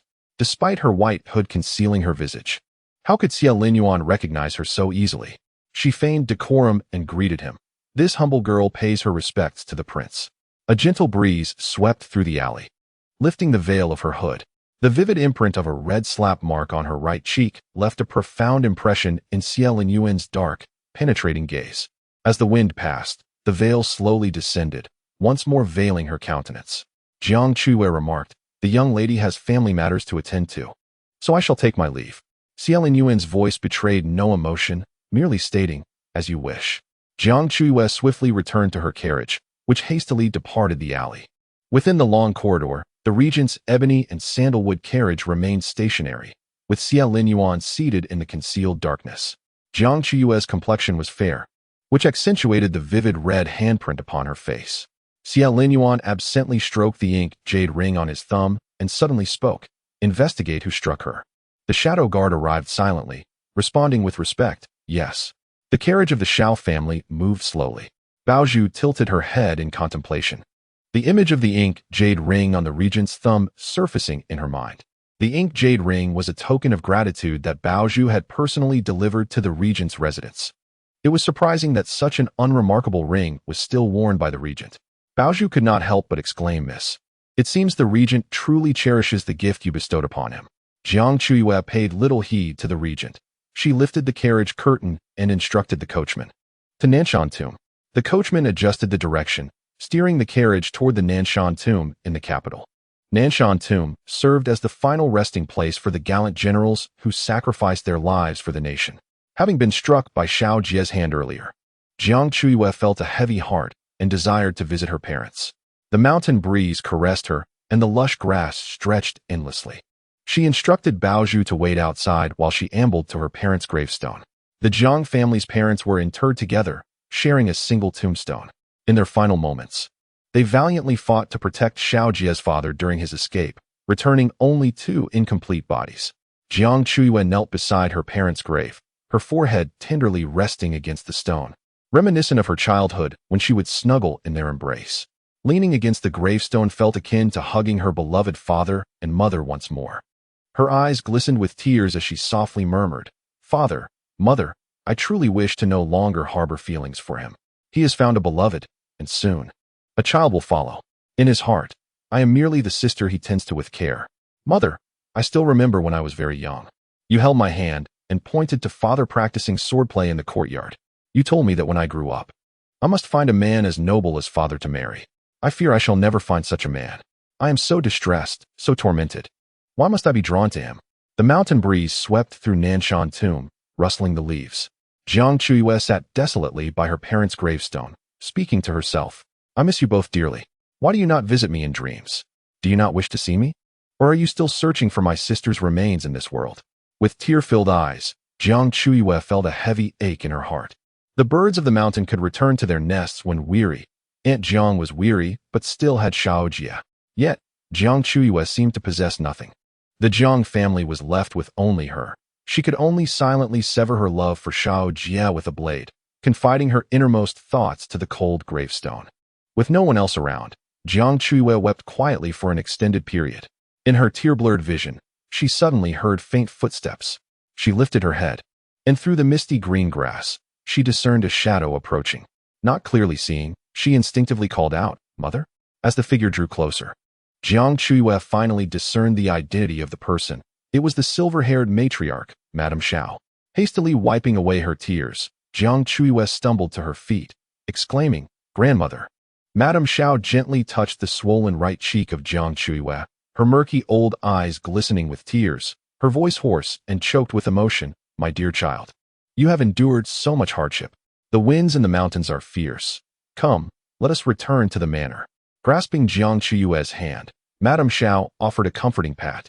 The chill of the mountains rendered Jiang Chuyue's hands icy, while Madame Xiao's touch radiated warmth, enveloping Jiang Chuyue's cold fingers and imparting a soothing heat. A wave of emotion surged within Jiang Chuyue, and in a hushed voice, she called out once more, "Grandmother." A tear fell, soon followed by another, and then a third, as Jiang Chuyue collapsed into Madame Xiao's embrace, sobbing uncontrollably. Madame Xiao gently stroked Jiang Chuyue's frail back, whispering, "Let us return home." Jiang Chuyue felt her shattered heart begin to mend, as if life had been breathed back into it. Upon returning to the Xiao residence, darkness had already descended. After enduring the biting wind, Jiang Chuyue lay in bed, drifting into a deep slumber. Madame Xiao sat at the bedside, observing Jiang Chuyue's swollen cheek. Despite the application of an anti-swelling ointment, the palm print on her face remained, now darkened with bruises. It was evident how much force Xiao Ji had exerted. With a soft sigh, Madame Xiao lowered the bed curtains and exited Jiang Chuyue's courtyard. Xiao Ji had been waiting at the entrance of the courtyard. Upon seeing Madame Xiao, he hurried forward. "Grandmother, is Xiao all right?" His concern for Jiang Chuyue was palpable. In a moment of impulsiveness during the day, driven by thoughts of Jiang's unborn child, he had rashly struck Jiang Chuyue. Regret overwhelmed him, and he wished he could sever his own hand. These hands had, for years, shielded Jiang Chuyue. How could they have suddenly harmed her? Madame Xiao cast him a cold glance. "You shall go to the ancestral hall and kneel before the tablets of your parents and the parents of you girl for the entire night."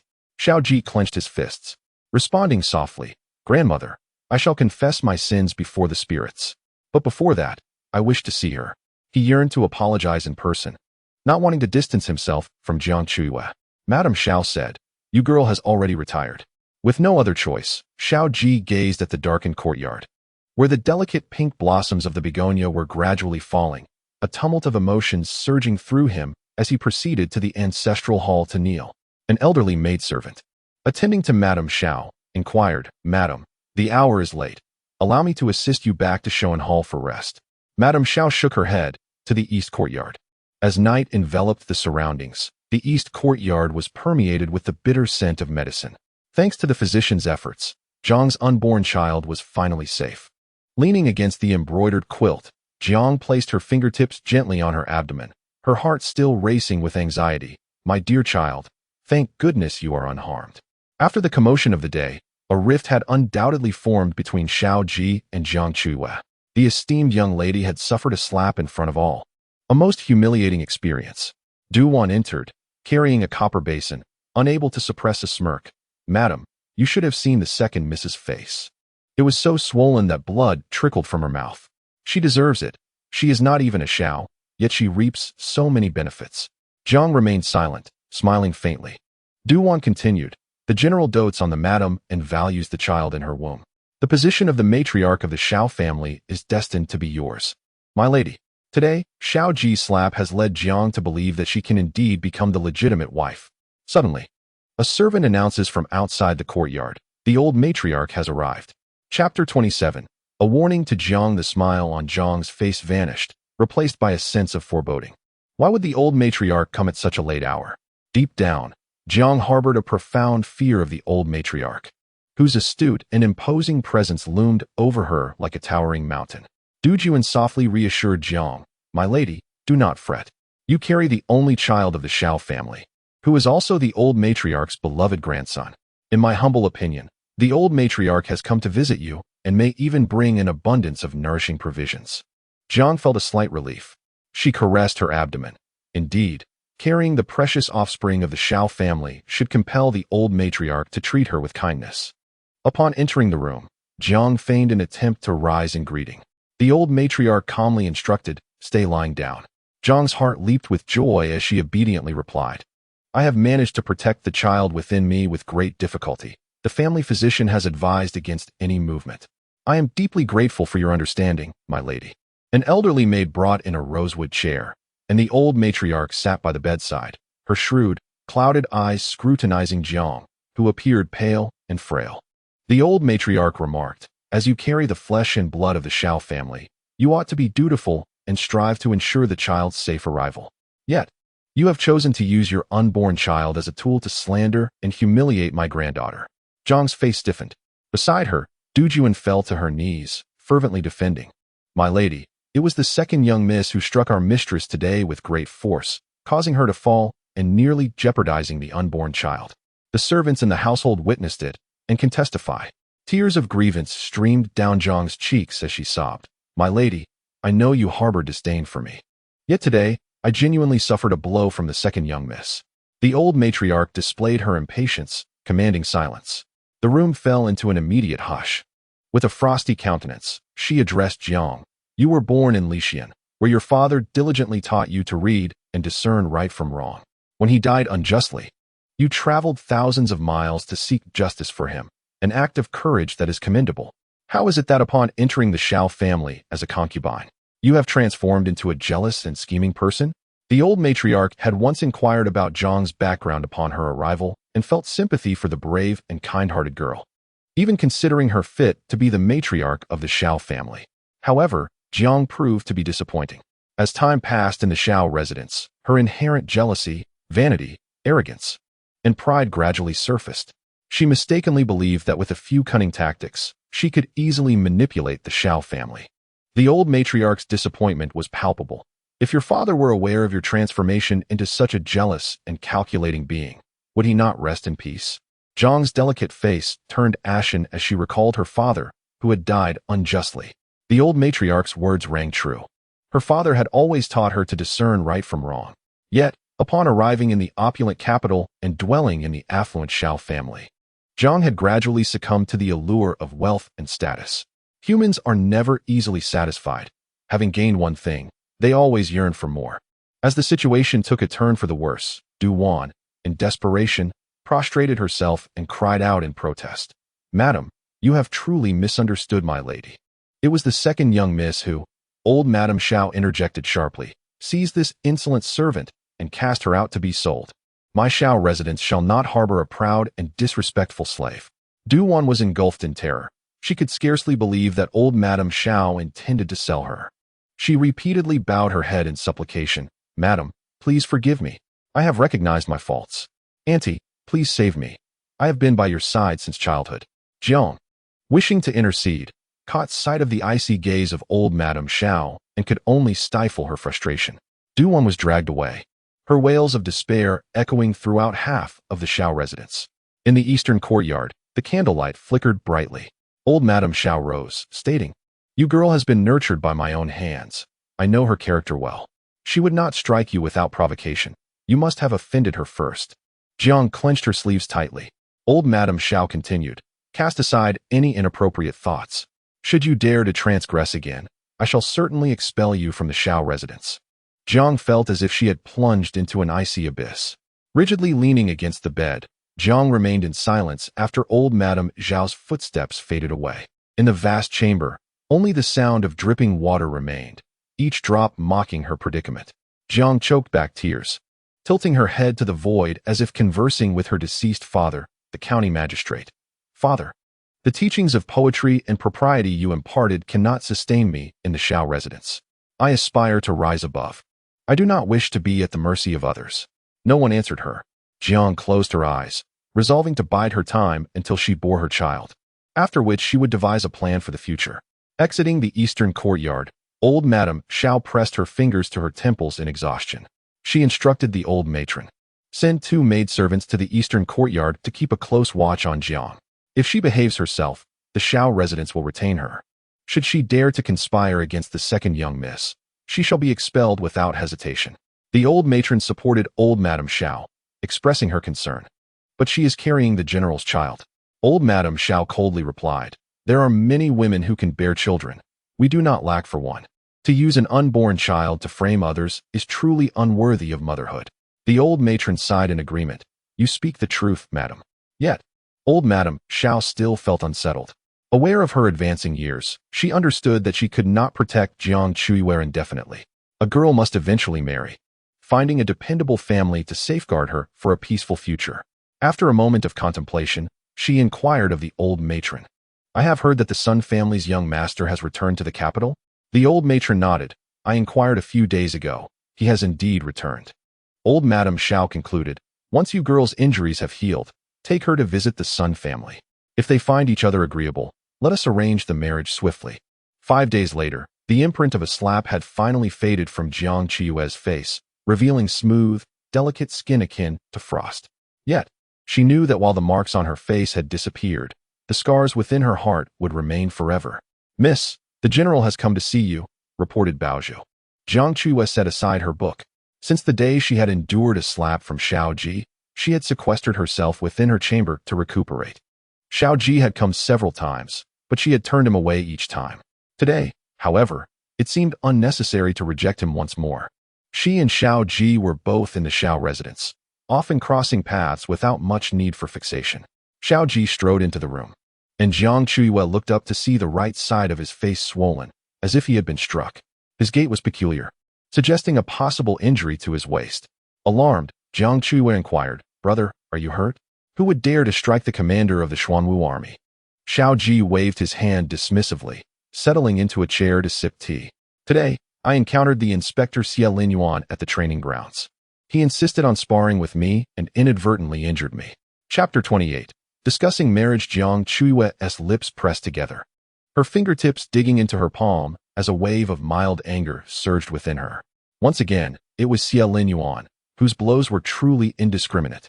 Xiao Ji, accustomed to wielding swords and spears, took injuries as a common occurrence. The beating from Xie Linyuan hardly troubled him. He raised his eyes, surveying Jiang Chuyue's porcelain-like visage, and softly uttered, I apologize. That day, I acted impulsively. Jiang Chuyue laughed lightly at his words. It's nothing to worry about. Even the deepest mark from a slap will fade with time, just as my feelings for you, no matter how intense, will ultimately dissipate.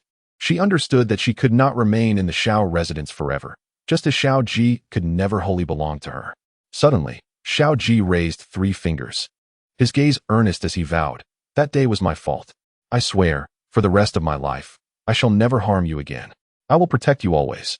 Jiang Chuyue's lips curled into a faint smile, her voice warm. I know. Thank you for your protection, brother. The term brother pierced Xiao Ji's heart like a sharp blade. His knuckles whitened from his grip, but he refrained from speaking. At that moment, an elderly maidservant approached with a box in hand. Spotting Xiao Ji, she greeted him with a smile. Greetings, General. Xiao Ji inquired, what brings you here? The maidservant replied cheerfully, the old lady had a dress made for the second young lady a few days ago and sent me to deliver it. She presented the dress. In a few days, the second young lady can wear this when she goes out. Jiang Chuyue said, please thank my grandmother for me. The maidservant bowed respectfully and departed. Xiao Ji cast a casual glance at the dress, noting its fine fabric and exquisite embroidery. He asked casually, where do you intend to wear such a beautiful dress? Jiang Chuyue responded, grandmother is taking me to the Sun family. After receiving a slap from Xiao Ji, Jiang Chuyue had been thoroughly awakened. She understood that regardless of her affection for him, she must sever this clandestine love. Thus, she agreed to visit the Sun family, and if they were suitable, the marriage could be arranged. The Sun family? Xiao Ji's brows knitted deeply, finally realizing that Jiang Chuyue was going out to discuss marriage. An inexplicable anger surged within him. Coldly, he remarked, the Sun family is beneath us. How could they possibly match the Xiao family? Jiang Chuyue lowered her gaze. I have heard from grandmother that the Sun family's young men are handsome, learned, and of good character. Xiao Ji abruptly stood, his knuckles whitening from the tension, veins bulging on the back of his hand. Not wanting to remain in the room any longer, fearing he might act impulsively, he sought an excuse to leave, saying, Jiang is unwell these days. I shall go check on her." With that, he swept away. In the desolate room, Jiang Chuyue gazed through the window, watching as the upright silhouette of Xiao Ji gradually faded into the hazy moonlight. She pressed her hand against her pained heart, taking a moment to compose herself before summoning Baozhu. "Baozhu, please fetch some medicine from the box to reduce the swelling and bruising, and take it to my brother." Xiao Ji had been beaten by the regent, and the wounds on his face had yet to heal. Baozhu quickly located the ointment and was about to leave when Jiang Chuyue suddenly called her back. "There is no need. Xiao Ji is already in the company of the Jiang family and no longer requires my concern." Jiang Chuyue struggled to restrain herself, endeavoring not to care for Xiao Ji. Letting go of a deeply buried affection was indeed challenging, yet she knew she must attempt to relinquish it. Days passed, and the weather turned pleasant. The matriarch of the Xiao family instructed her servants to prepare a carriage, and she took Jiang Chuyue to visit the Sun family. Jiang Chuyue entered the carriage, obediently taking her seat. The matriarch surveyed her with satisfaction, though a trace of worry lingered in her eyes. Noticing the hint of concern in her grandmother's gaze, Jiang Chuyue lowered her head to inspect her attire and inquired, "Grandmother, is my outfit inappropriate?" The matriarch sighed. "It is suitable, indeed. In the entire capital, one cannot find a maiden more exquisite than my granddaughter." At the blossoming age of youth, Jiang Chuyue had been cultivated by the matriarch to be knowledgeable and graceful, embodying elegance and beauty. Seated within the carriage, the hem of her moon-white, gold-threaded skirt unfurled like rippling water, making her resemble a striking magnolia. The matriarch harbored unspoken concerns. With such beauty, she wondered if the modest Sun family could safeguard her. Beautiful women often faced misfortune. Without the protection of a formidable family, a woman's striking appearance could easily attract trouble. "Madam, ahead is the regent's procession," the coachman suddenly alerted. On the long street, the regent's ebony and sandalwood carriage approached, intersecting with the Xiao family's carriage. The coachman steered the carriage to the side of the road to avoid the regent's luxurious vehicle. As the regent wielded immense power, the matriarch and Jiang Chuyue needed to disembark to pay their respects. Jiang Chuyue donned a veil to obscure her visage, her mind puzzled by the frequent encounters with Xie Lingyuan during her outings. Such misfortune. The matriarch led Jiang Chuyue in greeting. The ebony and sandalwood carriage came to a halt, and a long-fingered hand extended out, revealing Xie Lingyuan's stern visage. His voice was as cold as ice. "Madam Xiao, where might you be headed?" The matriarch replied, "I am taking my granddaughter to visit a friend." Xie Lingyuan cast a glance at Jiang Chuyue's moon-white, gold-threaded skirt. With a meaning-laden tone he remarked, "So it is a visit to a friend." His tone was frigid. The matriarch detected a hint of displeasure in his words. Raising her gaze, she observed the sharp features of the man seated within the ebony and sandalwood carriage, and she also noticed the black jade ring adorning his thumb. With a swift motion, the carriage curtain fell, and the regent's vehicle departed. Jiang Chuyue pursed her lips in silence, finding Xie Lingyuan utterly perplexing. She assisted the matriarch back into their carriage, which resumed its journey. Within the carriage, the matriarch reflected on the black jade ring worn by Xie Lingyuan. Feeling a sense of familiarity, it resembled the ring Jiang Chuyue had previously purchased at a considerable cost. A fleeting thought flickered through the mind of the elderly Madame Xiao, barely discernible and quickly vanishing. Before she could ponder further, the coachman outside respectfully announced, "Madam, Miss Eyre, we have arrived at the Sun residence." The Sun family, formerly officials in the southern city, had relocated to the capital this year following the promotion of Mr. Sun to a 6th-rank editor at the Hamlin Academy. Their home was a modest 2-courtyard residence, adorned with neatly trimmed flowers and greenery, and flanked by 2 tall willow trees whose verdant branches swayed gently in the breeze. At the entrance, Mrs. Sun and her son, Sun Xiaoming, were already waiting. As Madame Xiao and Jiang Chuyue alighted from the carriage, Mrs. Sun hurried forward, saying, "Madam, we have eagerly awaited your arrival. It is quite warm today. Allow me to escort you inside for some refreshing tea." Madame Xiao, her face beaming with a smile, turned to the young man beside Mrs. Sun, inquiring, "Is this Xiaoming?" Sun Xiaoming promptly bowed and greeted her. "It is an honor to meet you, madam. Wishing you longevity and good health." Jiang Chuyue, following closely behind Madame Xiao, observed the Sun family through the delicate veil of her hat. Mrs. Sun, appearing to be in her 40s, had her hair neatly arranged, and her gentle, warm countenance exuded kindness. Sun Xiaoming, having just reached adulthood, possessed a refined appearance. his youthful features still retaining traces of boyish charm. Mrs. Sun ushered Madame Xiao into the inner hall, where the table was already laden with an assortment of delicacies and fruits, while a chilled jar of tea awaited at the side, crafted from the finest reed grass to ensure a cool seating experience. The meticulous attention of Mrs. Sun was evident throughout. Once seated, Madame Xiao smiled and pointed to Mrs. Sun, saying to Jiang Chuyue, "My dear you, this is your Aunt Sunday. A few years ago, when you were ill and lacked a certain medicinal herb, she graciously sent someone to deliver it to the capital." Jiang Chuyue removed her veil and lowered her head, replying, "I have the honor of meeting you, Aunt Sunday. Thank you for your generous gift of medicine in my time of need." Upon unveiling her face, the previously dimly lit main hall suddenly radiated with brightness. Jiang Chuyue was adorned in a moon-white gown woven with gold threads, its sleeves edged with a delicate silver trim, her dark hair styled in a blooming floral bun, lending her an aura of grace and vivacity. Mrs. Sun was momentarily taken aback, and after a pause, she enthusiastically urged, "Please, do take a seat. There's no need to stand on ceremony." Jiang Chuyue settled back into her seat, while Sun Xiaoming seemed transfixed, as if enchanted. Jiang Chuyue offered him a polite smile, causing his fair complexion to blush deeply, transforming him into a ripe shrimp. After exchanging pleasantries, Madame Xiao inquired about Sun Xiaoming's studies. As a diligent candidate preparing for the imperial examination next spring, he answered her questions with increasing ease, initially somewhat reserved, but gradually growing more confident. Their conversation flowed amiably, creating a warm atmosphere. As dusk approached, Madame Xiao politely declined Mrs. Sun's invitation to stay for dinner and departed with Jiang Chuyue from the Sun residence. Mrs. Sun stood at the door watching until the Xiao family's carriage disappeared from sight. Turning around, she noticed Sun Xiaoming still gazing into the distance, lost in thought. With a teasing tone, she remarked, "My dear, are you still daydreaming? They have already gone."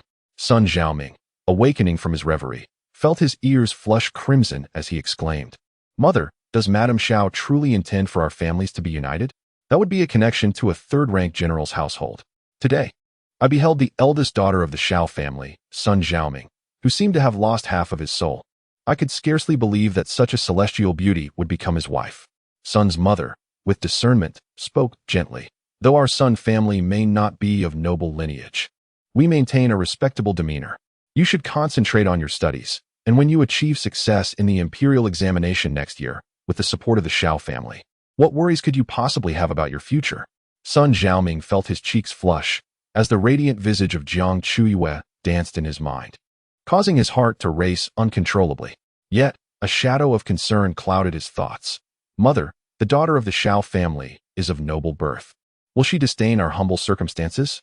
Sun Xiaoming was acutely aware that the fabric of Jiang Chuyue's attire today was the exquisite moon-white silk from Jiangnan, and even the casual jade hairpin she wore was astonishingly valuable. The entirety of her ensemble could easily purchase the entire Sun residence. Having grown accustomed to a life of luxury, would she indeed look down upon the Sun family? Sun's mother chuckled softly.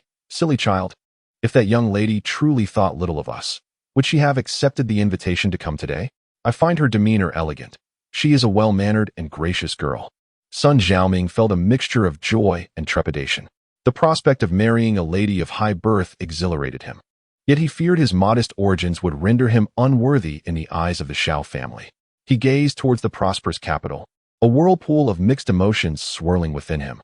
As the carriage departed from the Sun residence, its wheels rolled over the lengthy cobblestone path of the capital. Inside the carriage, the old lady Xiao smiled and inquired of Jiang Chuyue, "My dear you, have you observed that young man from the Sun family closely?"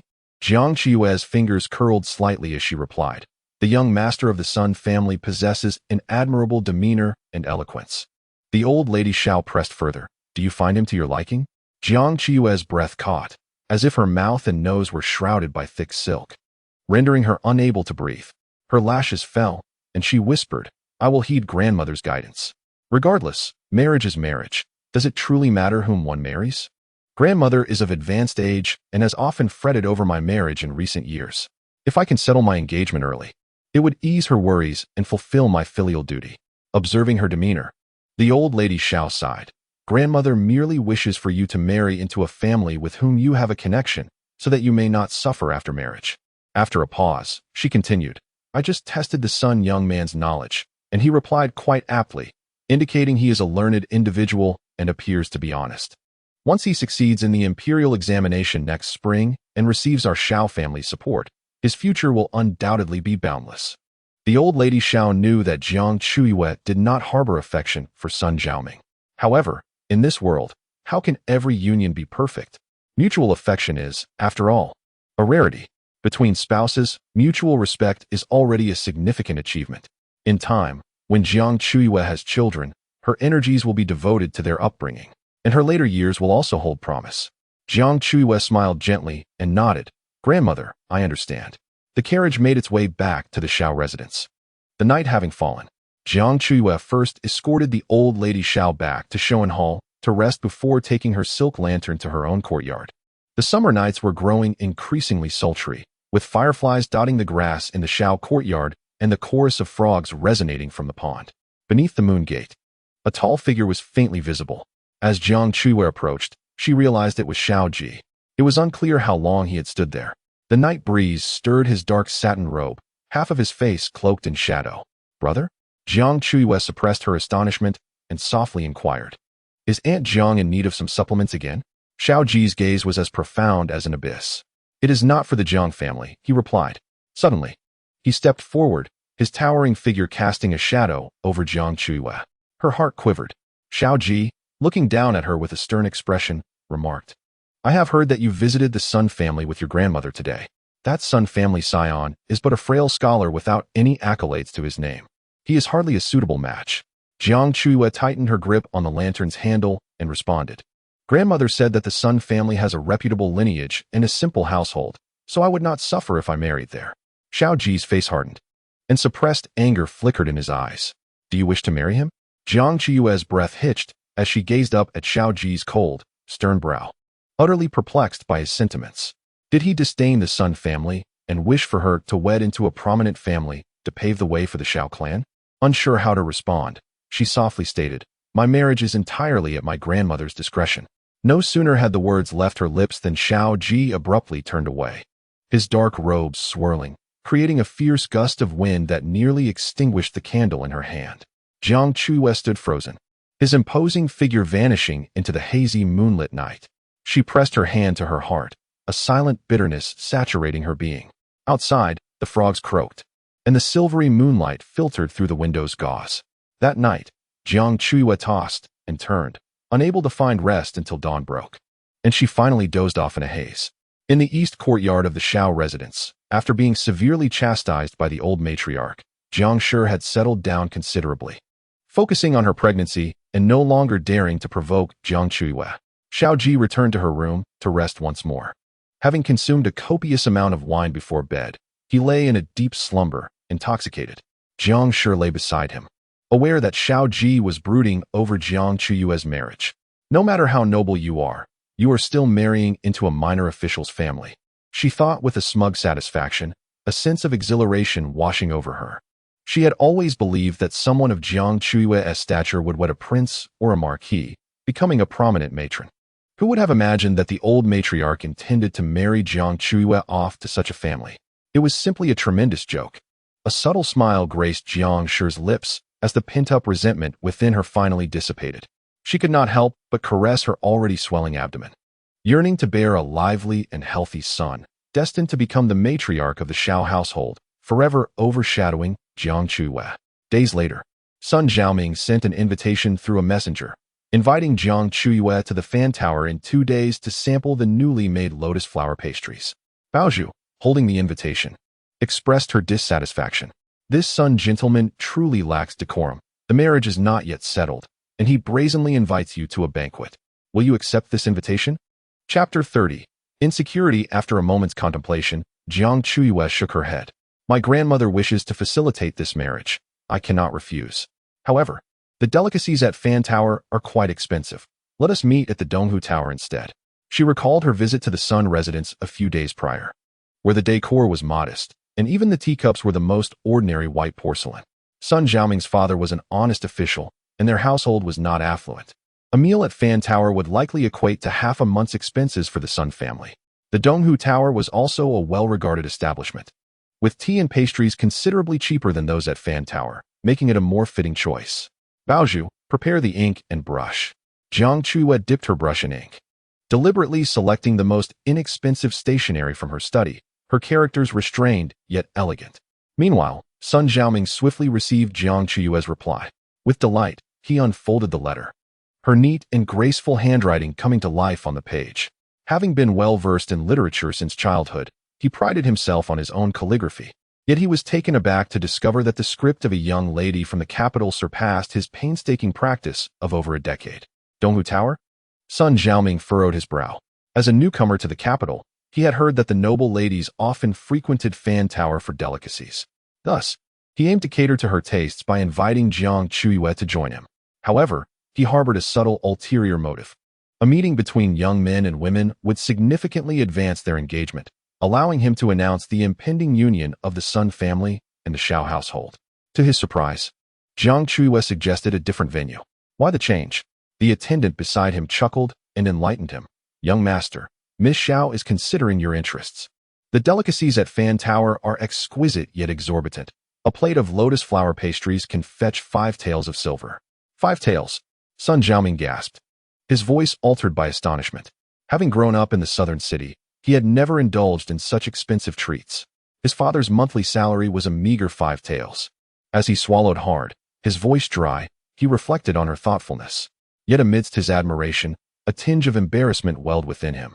As a proud man, the notion that a woman would lower herself to save him money was somewhat difficult to accept. Grasping the letter, he examined it closely and realized that Jiang Chuyue's stationery was also quite costly. This exquisite paper, unique to Huizhou, resembled white frost, its delicate texture a luxury in itself. The value of her chosen paper was sufficient to purchase several bundles of ordinary writing paper, which he typically used. He had fallen head over heels for Jiang Chuyue, having never encountered such a breathtaking beauty, as if she had stepped out from a painting. The thought that such a stunning woman might become his wife filled him with joy, yet he was beset with worries. Could he truly provide for her? Would she ever look down upon him? Sun Xiaoming clutched the expensive letter, lost in thought for a long while. 2 days later arrived, the day of their meeting. Jiang Chuyue chose not to adorn herself extravagantly. She simply tidied her hair and donned a modest light pink dress, its hem embroidered with silver lotus patterns. In her hair, she wore only 2 jade hairpins. Baozhu murmured, "Miss, you are dressed too simply." To which Jiang Chuyue replied, "The Sun family values frugality. I ought not to appear overly extravagant." Today, as she met Sun Xiaoming, she wished to gain a deeper understanding of his character. After all, they were destined to marry and spend a lifetime together. She could not afford to be overly guarded around him and would strive to gradually accept him. Embracing a stranger was indeed a formidable challenge, yet she recognized that she could not linger in the past and must endeavor to open her heart. On a fine summer day in the capital, Jiang Chuyue rode in a carriage to Donghu Tower.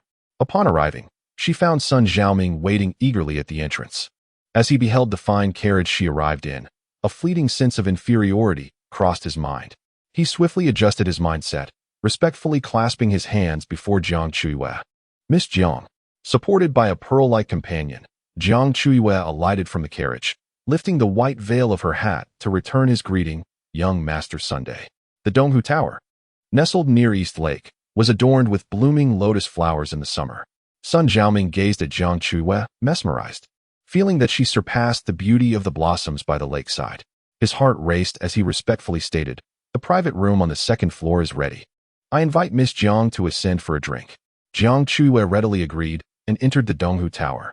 The establishment was sparsely populated that day, mostly frequented by literati drawn to the lotus flowers. With her white hat perched upon her head, Jiang Chuyue's skirt rippled gracefully. Even without revealing her visage, onlookers could perceive her as an exquisite maiden, eliciting curious and appreciative glances. Sun Xiaoming absorbed the admiration of the crowd, a surge of pride swelling within him. The beautiful Jiang Chuyue was his wife, let them envy. Yet, amid his pride, a shadow of worry crept in. He feared he might not be worthy of such a stunning and noble woman. Upon entering the private room, a white jade screen shielded them from prying eyes. Jiang Chuyue removed her hat and took her seat at the table. Sun Xiaoming maintained a gentlemanly distance, neither too close to offend nor too far to seem aloof. Exquisite tea and snacks were served, and they exchanged polite pleasantries.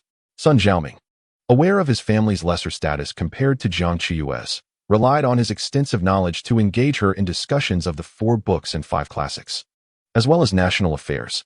He assumed that as a woman of the boudoir, she would lack understanding of such scholarly topics. To his surprise, Jiang Chuyue revealed a depth of knowledge in their conversation. Well-versed in music, chess, calligraphy, and painting, she had also studied the classics and the history of her nation. Thanks to the esteemed matriarch, Lady Xiao. Hailing from a military family, Lady Xiao believed that a woman's horizons should not be confined to the inner chambers, but should encompass the broader world, thus hiring erudite scholars to educate Jiang Chuyue and Xiao Ji. Sun Xiaoming exclaimed in astonishment. Miss Jiang even understands military strategy. How rare. Jiang Chuyue replied. Having come from a military background, I have absorbed some knowledge. Had she not lost her parents at a young age, Jiang Chuyue might have followed her sister to the borderlands, accompanying their parents in battles to defend their homeland. Fate, however, was cruel. Her parents perished on the battlefield, and her sister's remains were lost, leaving Jiang Chuyue a pampered noblewoman in the capital. Sun Xiaoming, filled with admiration, remarked, "Let it not be said that women lack valor. The nightingale sings upon the dragon's spring wall. Miss Jiang, your knowledge is profound. I am in awe." Jiang Chuyue smiled modestly. "I know but a little." Her gentle smile was captivating, rendering Sun Xiaoming momentarily spellbound, his heart a tumult of joy and trepidation. Jiang Chuyue was almost too perfect, seemingly devoid of flaws.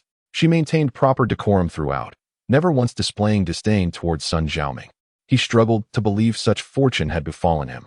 As the tea and snacks remained untouched, Jiang Chuyue made no further move to eat. Sun Xiaoming clasped his hands again, politely inquiring, with the lotus flowers blooming by the lake, "May I daringly invite Miss Jiang to take a boat ride?" Jiang Chuyue responded, "Of course." After conversing with Sun Xiaoming for quite some time, Jiang Chuyue felt no stirring in her heart. Having loved Xiao Ji, other men in this world seemed to pale in comparison. Sun Xiaoming lacked Xiao Ji's erudition and was not as handsome. He was merely a delicate scholar with a wealth of knowledge. Jiang Chuyue calmly thought, so be it. After all, life is about merely living, and it matters little with whom one shares that existence. Perhaps, given enough time with Sun Xiaoming, emotions might blossom. She would eventually become a dutiful wife and a competent mother, and thus her life would unfold. Sun Xiaoming summoned a young attendant to settle the bill. The attendant respectfully stated, "Young master, your total expenditure amounts to 6 taels of silver." Sun Xiaoming's hand trembled as he reached for his purse, disbelief etched on his face. The delicacies at Donghu Tower were exquisite, with each plate containing a mere 3 small morsels.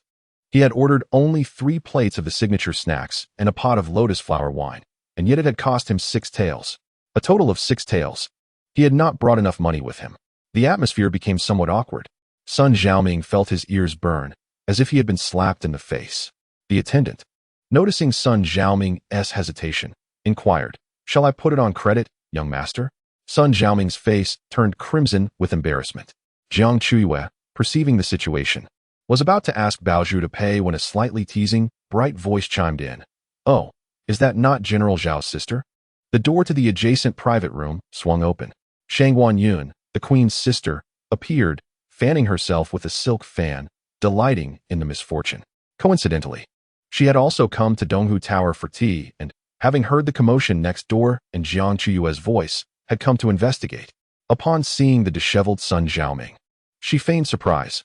"Oh, is this a poor relative of Miss Jiang from her hometown? To come to Donghu Tower and yet be unable to pay?" Sun Xiaoming's embarrassment deepened. Shang Yun, adorned in lavish attire and glittering jewels, epitomized the opulence of a noble lady from the capital. The ridicule directed at Sun Xiaoming was unbearable. Jiang Chuyue maintained her composure, instructing, "Baozhu, please settle the bill." Baozhu retrieved a silver ingot from her waist pouch and handed it to the attendant, saying, "No need for change." The attendant beamed with gratitude, exclaiming, "Thank you, miss." "Thank you." Shang Yun, fanning herself, remarked with a hint of sarcasm. How embarrassing to have a lady pay the bill. Sun Xiaoming dared not refute her. He could not afford to offend the noble ladies of the capital. He wished he could find a hole to hide in. Jiang Chuyue, not wanting to engage in a dispute with Shang Yun, descended the stairs with her maid. Sun Xiaoming awkwardly followed behind Jiang Chuyue, but after a few steps, he abruptly turned back, pulling the attendant aside to whisper, Could I request to have the uneaten snacks from the private room packed? The delicacies were expensive, and leaving them uneaten would be wasteful. He hoped to take them along to enjoy while cruising on the boat to admire the lotus flowers. The attendant replied, "Of course, young master, please wait a moment." Soon, the attendant returned with the packed snacks and handed them to Sun Xiaoming. Carrying the costly treats, he hurriedly caught up with Jiang Chuyue. In the private room, the maid quietly reminded Shang Guanyun, "The queen has instructed you to avoid trouble for the time being." Shang Guanyun rolled her eyes. "I know. I'm merely out for a stroll. I shall return shortly." Recently, the Shangguan family orchestrated an assassination attempt against Regent Lord Xia Linyuan at the racetrack, which ultimately failed. In the days that followed, Xia Linyuan relentlessly targeted the Shangguan family, suffocating them with pressure. Shang Guanyun gazed at Jiang Chuyue's slender figure, perplexed by the fact that such a stunning beauty had not caught the emperor's eye. The maid, noticing Shang Guanyun's unwavering attention on Jiang Chuyue, whispered, "Miss, there is no need for concern. The empress has assured us that she has a plan to deal with the Xiao family at next month's birthday banquet in the palace." Shang Guanyun raised an eyebrow. "Then I shall eagerly await the spectacle." Upon exiting Donghu Tower, Sun Xiaoming, carrying a box of pastries, flushed with embarrassment. He scratched his head awkwardly and said, "Miss Jiang, I apologize for the embarrassment." Jiang Chuyue smiled gently, advising him, "A gentleman's aspirations should not be swayed by the allure of wealth, nor should they be troubled by the scorn of others." She held no disdain for Sun Xiaoming's modest background or his actions of carrying pastries. As long as he could prove to be a good husband and a capable official in the future, she would be content to marry him. Sun Xiaoming forced a smile and clasped his hands, expressing, "Thank you, Miss Jiang, for your enlightening words." Although he wore a smile, a feeling of inadequacy gnawed at him. Jiang Chuyue was flawless and considerate, yet the more perfect she appeared, the more he felt unworthy of her. He wished for her to show even a slight imperfection, but she remained without flaw. The banks of Donghu were sparsely populated, adorned with blooming lotus flowers, their leaves stretching endlessly toward the horizon. After feeling humiliated at Donghu Tower, Sun Xiaoming took the initiative to rent a boat. The boatman rowed over, and just as Jiang Chuyue was about to step aboard, the water suddenly rippled. A lavish pleasure boat glided gracefully to the shore, its prow adorned with a fierce bronze beast and a flag of golden patterns on a black background fluttering in the breeze. Fully armed guards patrolled the boat, their sheathed swords glinting ominously. It was the Regent's vessel. Jiang Chuyue tightened her lips beneath her veil. It was truly unfortunate that every time she ventured out in this vast capital, she encountered the formidable Xia Linyuan. The boat docked, and the armored guards stood in perfect formation, respectfully awaiting Xia Linyuan's descent. Clad in a black and gold robe, he exuded an air of nonchalance. His dark hair cascading over his shoulders, the wide robe billowing in the lake breeze like ominous storm clouds. To avoid trouble, Jiang Chuyue had donned a white veil to conceal her features. She intended to feign ignorance of Xia Linyuan, but his deep, penetrating gaze found her nonetheless. Realizing he recognized her, she resigned herself to merely offering a cursory greeting before departing. Just as she prepared to bow, a sudden thud caught her attention. Turning her gaze, she saw Sun Xiaoming on his knees, trembling as he prostrated himself before Xia Linyuan, his forehead pressed against the earth. The box of pastries he carried tumbled to the ground, scattering lotus pastries that rolled into the dirt, splattering lightly into the summer lake and sending tiny droplets into the air. Sun Xiaoming had long heard of Xia Linyuan's fearsome reputation as a merciless figure, whose hands were stained with the blood of countless officials. Today, upon witnessing the billowing black and gold banner above, Sun Xiaoming felt his knees weaken in terror, and he instinctively knelt down. Jiang Chuyue, however, was unable to conceal her disappointment. A man may endure poverty, may be humble, may possess an unremarkable appearance, but he must never lose his dignity. The ideal partner she sought was a man of unwavering courage, one who remained unflinching in the face of adversity, rather than a coward like Sun Xiaoming, who quaked at the sight of authority, too fearful to lift his head. "Miss Jiang," Sun Xiaoming said, his voice trembling as he noticed her reluctance to kneel, "you must prostrate yourself. This is the Regent. Be cautious, for failing to pay your respects may incite his wrath, and we could both be doomed." As he spoke, he subtly edged away from her, kneeling further apart, fearful of being implicated by her actions. Jiang Chuyue closed her eyes momentarily, suppressing a wave of unspoken melancholy. With grace, she placed her hands together before her abdomen and slightly bent her knees, offering a respectful bow. This humble girl pays her respects to His Highness. Xia Lingyuan raised an eyebrow, his gaze piercing and enigmatic as it flickered over the trembling figure of Sun Xiaoming, a hint of derision surfacing in his eyes. Such a character? Worthy of her. He slowly caressed the obsidian ring on his finger, his voice low and resonant. Miss Jiang, I trust you are well. Jiang Chuyue replied with measured poise. I am well. Your Highness, have you come to Donghu today to admire the lotus? Xia Lingyuan smirked slightly. I have come to enjoy the spectacle. Jiang Chuyue felt an awkward tension in the air. She wished to avoid further conversation with him and did not wish to linger any longer in his presence. To her, Xia Lingyuan was akin to a fearsome beast, one to be avoided at all costs. Unfortunately, he showed no sign of departing, his gaze contemplative as he feigned curiosity. And who might this kneeling individual be to you, Miss Jiang? Chapter 32. The matching of birth dates. Jiang Chuyue pondered momentarily. Before she could formulate an appropriate response, the prostrate Sun Xiaoming spoke up, trembling. Your Highness, I am engaged in a courtship discussion with Miss Jiang. To behold your esteemed countenance today is indeed a stroke of fortune. His forehead pressed against the ground. His voice quavered like a duck caught by the throat.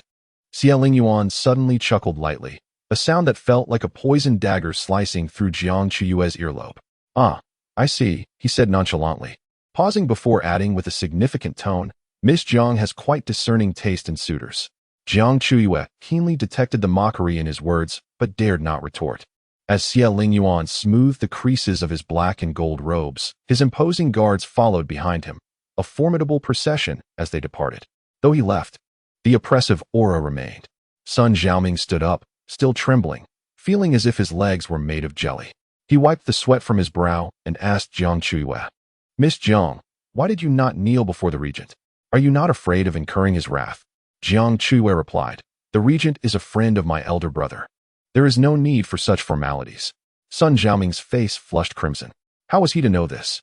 He felt increasingly embarrassed, realizing that the esteemed daughter of a military family routinely interacted with figures as powerful as the Regent. The notion that such a noble personage could be wed to a mere scholar from humble beginnings filled him with a mix of humiliation and a secret, fleeting joy. Embracing the beauty of a charming lady and forging a connection with the illustrious Regent, his future undoubtedly shines bright. The boatman inquired, Shall the two of you continue your excursion on the lake? Sun Xiaoming wiped the sweat from his brow and replied, Yes, indeed. Having already paid for the boat, he could not allow it to go to waste. Jiang Chuyue sat absent-mindedly in the boat as it glided through the lotus blossoms of East Lake. The picturesque scenery of East Lake was breathtaking, yet Sun Xiaoming found himself initiating numerous conversations, while Jiang Chuyue seemed disinterested. She held no fondness for men lacking resolve. After the boat ride, Jiang Chuyue and Sun Xiaoming parted ways. Sun Xiaoming appeared quite elated, bidding her farewell with enthusiasm, promising to write to her often. Once Jiang Chuyue departed, he stood on tiptoe, watching her leave.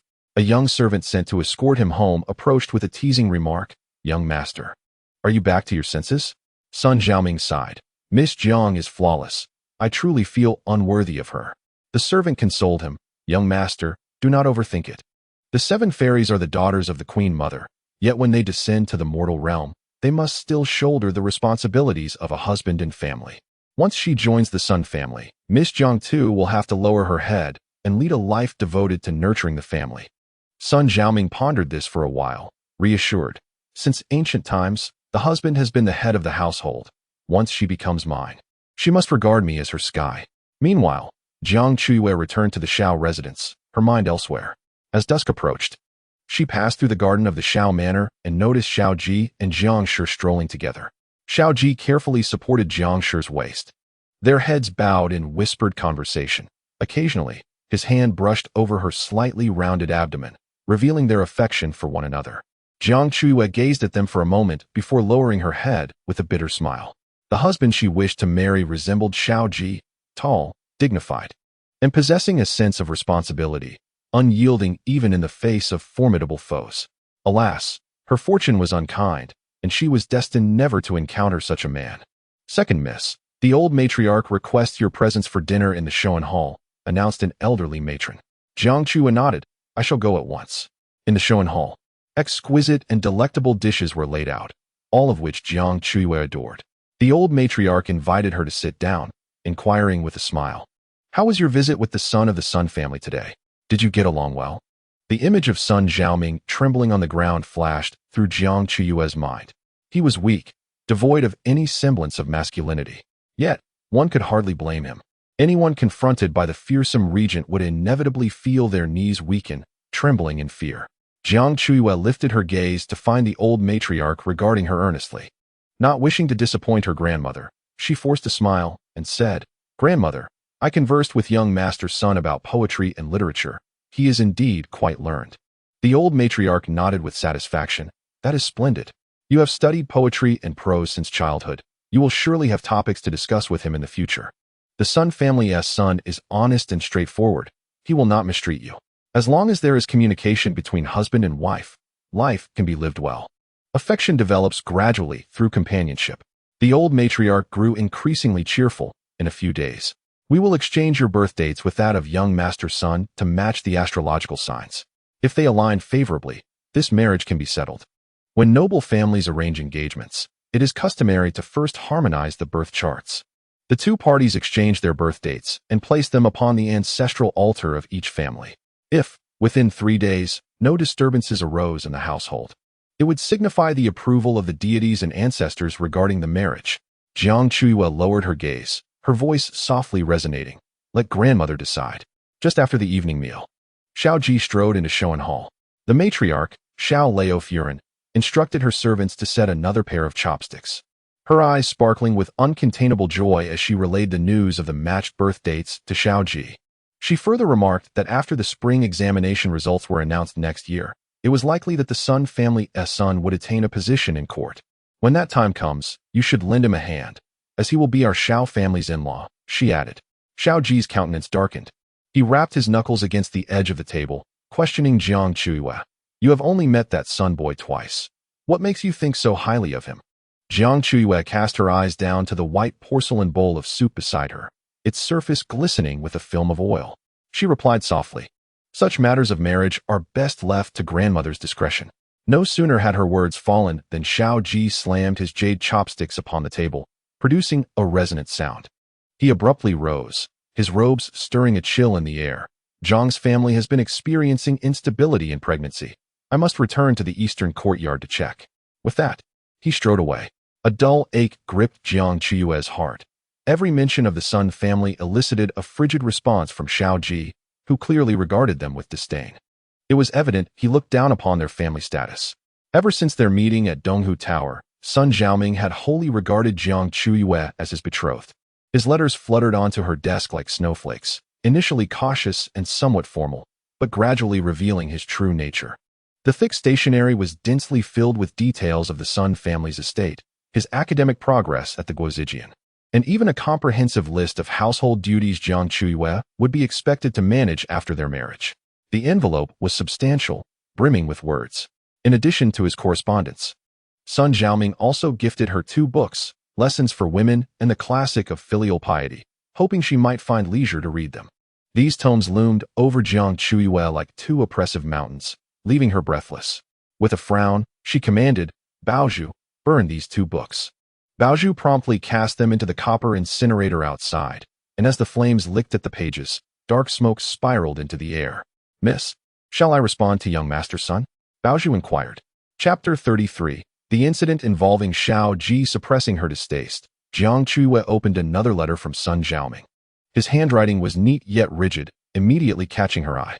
He began by elaborating on his academic advancements, then admonished her to diligently study lessons for women, stating that he would test her understanding in his next letter. Jiang Chuyue couldn't help but chuckle. "He wishes to quiz me on lessons for women. What will he do if I cannot respond?" Baozhu, indignant, retorted, "The matriarch once claimed that young Master Sun was honest and humble. Yet I cannot help but feel he lacks awareness of his own standing, becoming rather presumptuous and developing a penchant for teaching others." Jiang Chuyue placed the letter upon her desk, her heart heavy with vexation and impatience. She questioned herself inwardly. Am I truly to marry Sun Xiaoming? Can I bear his lack of resolve, enduring his gradually revealing arrogance? Do all women in this world, from maidens to matrons, succumbed to marrying a rooster with a rooster and a dog with a dog, losing their luster and becoming mere housewives devoted to their husbands and children? Jiang Chuyue was unaware of the answer. She gazed blankly out of the window, where the begonia blossoms in the courtyard had already withered, thick green leaves heaped upon the branches. By next summer, she would likely be a married woman, preoccupied with the responsibilities of family life, oblivious to the gentle breeze, bright moon, and the beauty of begonia. As time flowed, early summer transitioned into midsummer. After a discussion, old Madame Xiao and Granny Sun exchanged the birth dates of Jiang Chuyue and Sun Xiaoming. Jiang Chuyue's birth chart was inscribed on a golden tablet and placed upon the ancestral altar of the Sun family. In turn, Sun Xiaoming's tablet was placed on the altar of the Xiao family. As long as both families remained safe within 3 days, it would signify a harmonious match, allowing the engagement to be finalized. On the first day of the compatibility check, Xiao Ji unexpectedly received an imperial order to lead the Xuanwu army to eliminate bandits in the distant Donghuang Mountain. Old Madame Xiao was filled with worry. Why must a general like you personally engage in such a task when the Ministry of War is handling the bandit eradication? Seated upon his steed, clad in glimmering dark armor, Xiao Ji replied with a smile, "The mountain bandits of Donghuang are well-trained and ruthless, not ordinary criminals. Grandmother, do not fret. I shall return safely within 3 days." With that, he rode off. That very night, Jiang Chuyue was accompanying old Madame Xiao for dinner in the Shoan Hall when a steward rushed in, breathless with panic, exclaiming, "Old Madam, second miss. Terrible news. The general has encountered bandit attacks in Donghuang Mountain and is missing." The sound of jade chopsticks clattering to the floor echoed through the hall. Old Madame Xiao swayed, nearly fainting. Jiang Chuyue struggled to regain her composure and had someone assist old Madame Xiao to rest inside. Turning to the steward, Jiang Chuyue inquired, "What is the situation in Donghuang Mountain?" The steward shook his head anxiously. "I do not know the details, but there are reports from the Xuanwu army confirming the general's disappearance. The Regent has already dispatched troops for rescue." Jiang Chuyue pondered, "Conceal this news. Do not let anyone outside the family know of my brother's disappearance." The steward nodded fervently. Jiang Chuyue took hold of old Madame Xiao's hand, offering comfort. "Do not worry. Grandmother, my brother is under divine protection. Moreover, the Regent is personally leading the rescue. His prowess is well known, and we shall await news in peace." Old Madame Xiao murmured. In the past, whenever this child went to battle against bandits, he always returned victorious. Why has this happened now? Unbeknownst to her, old Madame Xiao recalled the birth chart placed in the Xiao ancestral hall. Today, Sun Xiaoming's chart was placed there, and soon after, Xiao Ji encountered trouble. Could it be that their ancestors disapprove of this union? In the kitchen, a calming soup was prepared, and Jiang Chuyue personally fed it to old Madame Xiao. Burdened by her thoughts, old Madame Xiao soon drifted into a deep slumber under the effects of the soothing brew. Jiang Chuyue, however, spent the night wide awake.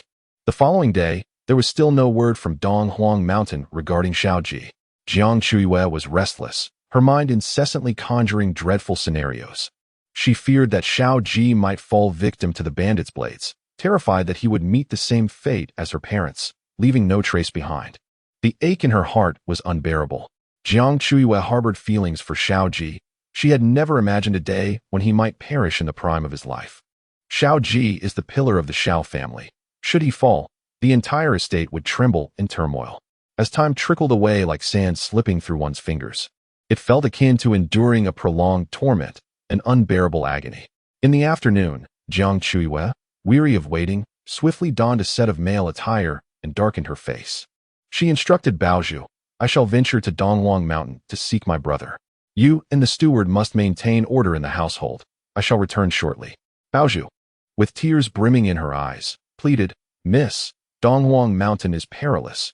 You alone will cause the old lady great concern." Jiang Chuyue, gritting her teeth, replied, "It is far better than languishing at home for news. Inform grandmother that I have gone to the Zhennan Marquis' residence to gather intelligence and will return promptly. Please assure her." With resolve, Jiang Chuyue dashed to the stables in the backyard, selected a fine steed, and galloped out of the city. Donghuang Mountain lay 100 miles away. The horse galloped through the afternoon until dusk approached, finally reaching the foot of the mountain. Jiang Chuyue wiped the sweat from her brow and, in the distance, spotted the fluttering black Qilin banner, the camp of the Regent. She could faintly discern armored cavalry weaving through the encampment. A sense of dread enveloped her. What was the situation? Was the regent indeed coming to rescue her brother? Dismounting, she intended to seek out Xie Linyuan for information. As she approached the camp entrance, preparing to identify herself to the guard on duty, a lavish carriage approached. The curtain lifted, revealing a stunning maid who declared, "Please inform the lord that my young lady is the daughter of the prime minister and wishes to meet him." The guard brandished his sword, coldly stating, "The lord has decreed that no one may enter the camp uninvited. Depart at once, or do not blame the sword for being blind." The maid, indignant, insisted, "My young lady is the daughter of the prime minister." The guard, unimpressed, retorted, "Even if the empress herself were to arrive, the lord would not grant an audience." Resigned, the maid lowered the curtain, and the opulent carriage turned back. Jiang Chuyue, hiding in the shadows, felt her heart plummet. If even the prime minister's daughter was turned away, how much less regard would she, the adopted daughter of a general, receive?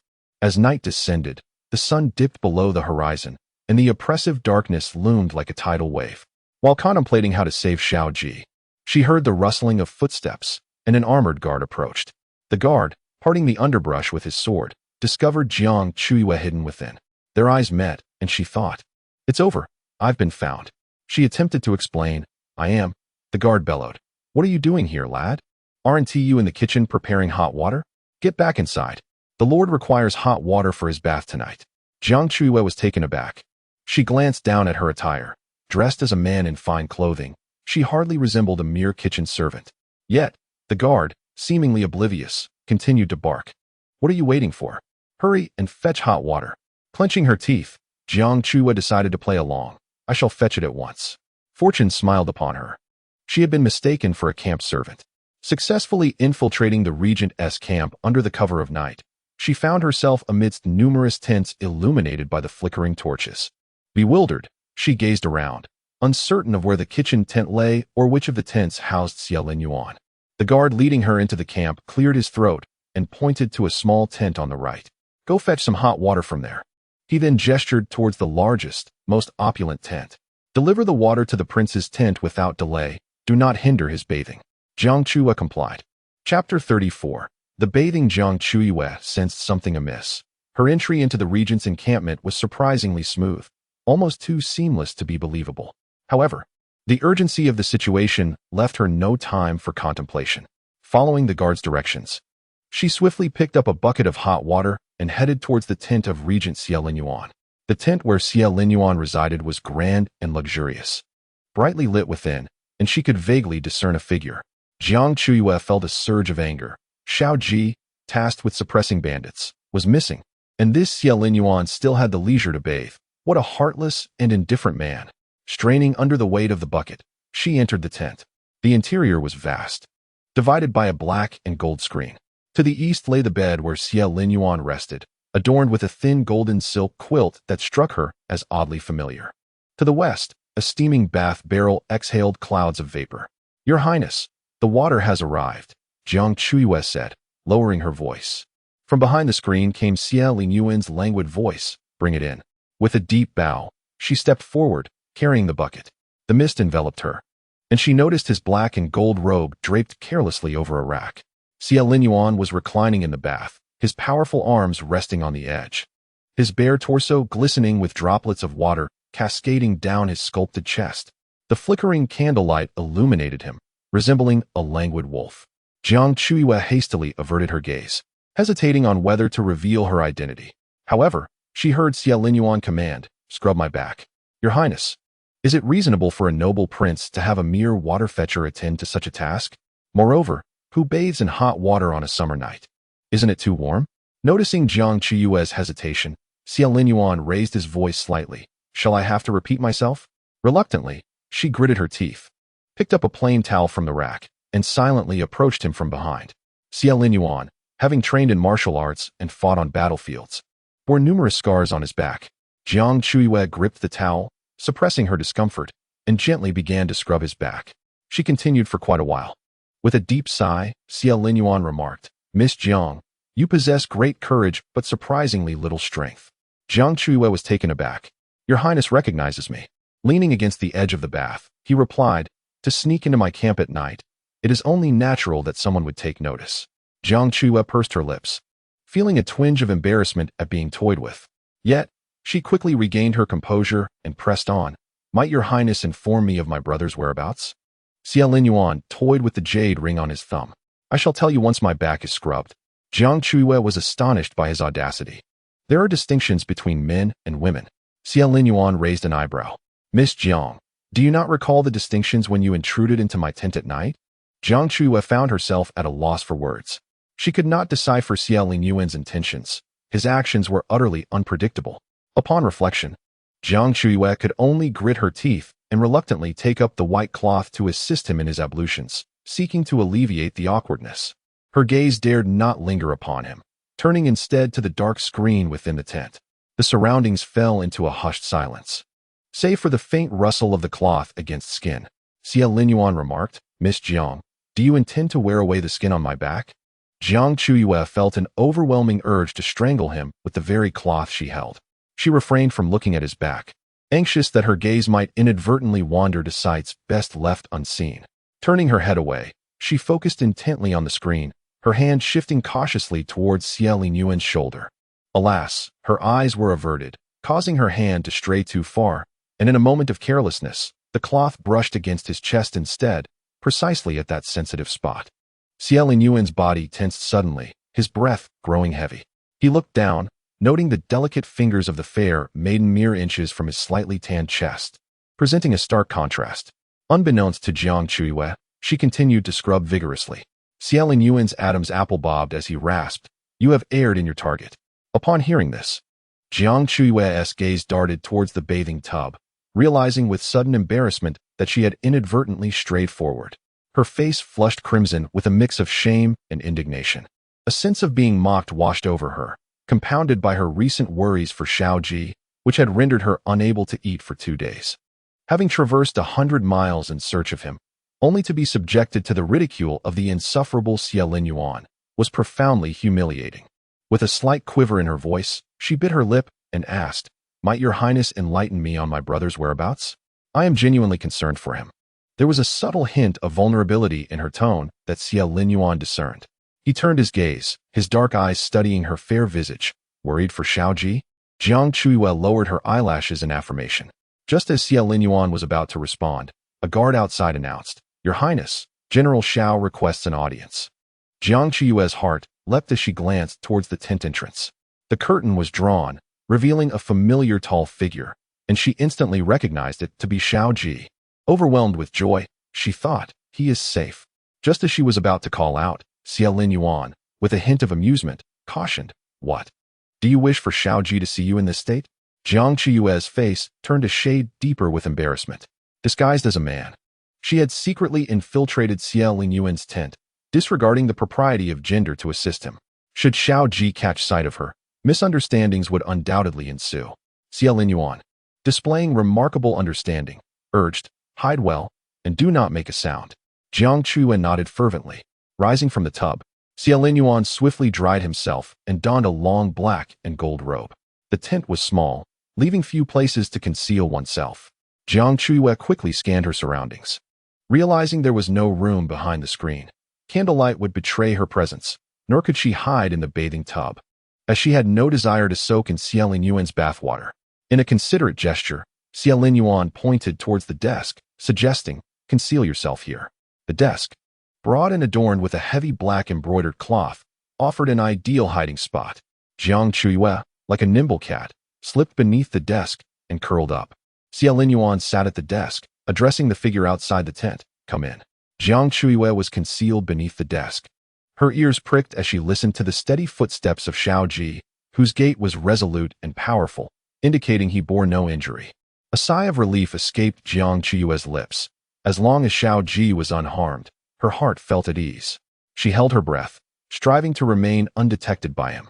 Xiao Ji engaged in casual conversation with Xiao Linyuan, stating, I have long eradicated the bandits of Donghuang Mountain, merely intending to spread a false rumor back to the capital. I never anticipated it would lead to your involvement. Jiang Chuyue was taken aback by the mention of a false rumor. Xiao Linyuan inquired, Why propagate such a rumor? After a brief silence, Xiao Ji replied with resignation, My sister is being courted by the Sun family, a union I do not endorse. Yet, the families have already begun their astrological matching. I thought that if something were to happen to me during this period, it would signify a mismatch, thus nullifying the marriage. Xiao Ji was determined to prevent Jiang Chuyue from marrying into the Sun family. Sun Xiaoming, the suitor, was lacking in both scholarly and martial prowess. Possessing a mediocre character and an ordinary background, how could he be worthy of a lady from a general's household? Despite the insistence of the matriarch of the Xiao family to proceed with the alliance, Xiao Ji found himself resorting to such desperate measures. He had not anticipated that Xia Linyuan would personally arrive to rescue him. Having collaborated with Xiao Ji for many years, Xia Linyuan would typically dispatch someone to verify the truth of the situation before sending troops for a rescue. He would never come himself. Yet, the fact that he had done so was indeed perplexing. Jiang Chuyue, hidden beneath the desk, felt a surge of emotions. Xiao Ji had resorted to such tactics to prevent her from marrying into the Sun family. Disturbed, she instinctively shifted, her back brushing against the desk's leg and producing a faint sound. Xiao Ji, puzzled, remarked, "What was that noise?" Chapter 35. The rumblings of hunger, Xia Linyuan calmly replied. "My boot inadvertently struck the corner of the table." Jiang Chuyue, concealed beneath the desk, dared not move again. The space was cramped, with Xia Linyuan's legs nearly touching hers. She caught a whiff of a subtle fragrance, reminiscent of soap, a scent that lingered after bathing. Her ears flushed with warmth as she attempted to distance herself from Xia Linyuan's legs, fearing to alert Xiao Ji outside, forcing her to remain in an uncomfortable crouch beneath the table. Feigning casualness, Xia Linyuan inquired, "If you disapprove of the Sun family, whom do you wish to see your sister wed?" Xiao Ji fell into a prolonged silence before shaking his head slowly. "I do not know. But she must not marry into the Sun family." The surroundings once again fell into silence. Suddenly, a loud gurgle emanated from Jiang Chuyue's stomach, shattering the stillness. Alarmed, she quickly pressed her hands against her empty belly, desperate to quell the sound of her hunger, yet it persisted. Gurgle, gurgle, her stomach grew increasingly vocal. Xiao Ji, astonished, asked, "What noise is that?" Xia Linyuan cast a glance downward, his eyes falling upon the pitiful figure curled between his legs, and with a smile, he remarked, "I am quite famished. My stomach is protesting in hunger." Xiao Ji clasped his hands in respect, stating, "In that case, I shall not intrude further. I take my leave." He strode away. Jiang Chuyue's stomach continued its complaints, and once Xiao Ji had distanced himself, she sheepishly emerged from beneath the table. Expressing her gratitude to Xia Linyuan, she said, "I apologize for the disturbance this evening, my lord. I shall return to the capital now." Xia Linyuan replied, "The city gates have been locked." "The gates are barred? Then I shall find shelter in the wilderness for the night and depart at dawn," Jiang Chuyue responded. Xia Linyuan cautioned, "In the wilderness, wolves roam, and danger lurks." Jiang Chuyue felt her stomach growl once more, the sound resonating loudly. Her ears flushed with embarrassment. She felt utterly humiliated. After learning of Xiao Ji's predicament yesterday, she had been restless, unable to eat throughout the day, and after a long ride of 100 miles, her hunger was unbearable. Xia Linyuan ordered the guards to bring forth the evening meal. A series of steaming delicacies were laid upon the table, and Jiang Chuyue glanced at the 10 plates of dishes and soups, nearly all of which were her favorites. Among them was her absolute favorite, crab-stuffed orange. Xia Linyuan said, "Please dine." Jiang Chuyue intended to decline, yet her unruly stomach continued to protest. She could only muster the courage to respond, "Thank you, Your Highness, for the hospitality." She sat stiffly at the table. Xia Linyuan was not hungry. He picked up the military report sent from the Ministry of War and began to read under the bright palace lamp. Draped in a grand black and gold robe, he resembled a figure emerging from the shadows, his gaze seldom drifting toward Jiang Chuyue. Jiang Chuyue took a crab-stuffed orange, removed the top, and was instantly enveloped by the fragrant aroma of orange mingled with the freshness of crab. She was ravenous and quickly took a bite. Her eyes lit up. It was delicious, far superior to any crab-stuffed orange she had ever tasted before. Typically, the dish is made by stuffing fresh crab meat into a hollowed-out orange and steaming it with wine, vinegar, and water. However, the chef in Xia Linyuan's residence possessed exceptional skill, having added glutinous rice and goji berries, enriching the flavor to a more profound depth. Jiang Chuyue savored each bite. Xia Linyuan perused the military report, occasionally glancing at Jiang Chuyue, and the corners of his usually stern lips subtly lifted. Once she was satiated and the meal cleared away, Xia Linyuan arranged for Jiang Chuyue to rest in a nearby vacant tent. Lying on the soft, fluffy bedding, Jiang Chuyue felt as though she were dreaming. How could a living Yama treat her so kindly? Why? She stared at the white tent ceiling, not yet narcissistic enough to believe that Xia Linyuan harbored feelings for her. Known for his aversion to women, the royal residence lacked even a concubine, and rumors circulated that he had been wounded on the battlefield, rendering him incapable of intimacy. Further whispers suggested he preferred the company of men. After pondering for a moment, she arrived at a singular conclusion. The regent must be acting out of kindness for her brother's sake. Xiao Ji was a friend of Xia Linyuan and his most formidable ally. Treating Jiang Chuyue well was tantamount to strengthening ties with the Xiao family. After 2 days of trepidation, nestled in the softness of her blankets, fatigue gradually overtook her. A gentle breeze rustled through the mountains, and the night was serene in the eastern Huangshan. Soon, she drifted into a deep slumber. As dawn broke the next day, Xia Linyuan awakened slowly to the melodious chirping of birds. He gently lifted the golden silk quilt he cherished, which he took with him wherever he went. While he was dressing, a shadow guard approached to report, "Your Highness, Miss Jiang departed on horseback at the hour of the hare." Xia Linyuan paused in fastening his buttons and inquired, "Did she say anything before leaving?" The dark guard responded. Miss Jiang expressed her understanding that the prince had kindly taken her in for the sake of General Xiao, and she would forever remember this kindness. She also hoped that the prince would keep last night's events confidential. Xia Linyuan's expression darkened in response. He dressed quickly and stepped out of the tent. The morning light was faint, and the guards of the camp were methodically dismantling the tents. Steward Xia of the Wangfu, accompanied by 2 servants, was preparing to tidy up the tent where Jiang Chuyue had slept. This time, Steward Xia was cautious and asked with a smile, "Your Highness, shall I have the sheets and bedding used by Miss Jiang changed?" Xia Linyuan replied, "No need to change them." Steward Xia bowed slightly, "Understood. Your humble servant shall take care of it." The black and gold Qilin banner unfurled gracefully in the morning breeze, and the camp personnel completed their preparations, ready to return to court. Meanwhile, Jiang Chuyue urged her horse onward towards the capital. She needed to return to the Xiao residence early to inform her grandmother of General Xiao Ji's safety. In the early morning, when the light was still dim, there were few pedestrians in the city. As Jiang Chuyue galloped through the long alley, a figure suddenly appeared from the depths of the passage. She reined in her horse sharply, causing it to neigh. The man fell to the ground, his hairpin askew. The light was dim, and Jiang Chuyue, sitting atop her horse, called out, "I apologize, are you injured?" The man, appearing to be in his 20s and dressed in opulent attire, looked up, about to scold her. But a gust of morning wind lifted the white veil of Jiang Chuyue's hood, revealing a plain yet strikingly beautiful face. The man was momentarily entranced. After all the searching, it was indeed her. "Are you well, young master?" Jiang Chuyue inquired. However, the man remained dazed, and despite her calling out several times, he offered no response. Time was of the essence, so Jiang Chuyue handed him her purse. "Here are 10 taels of silver. If you are injured, use this to seek medical attention." She passed the purse to him, and, raising her riding whip, galloped away.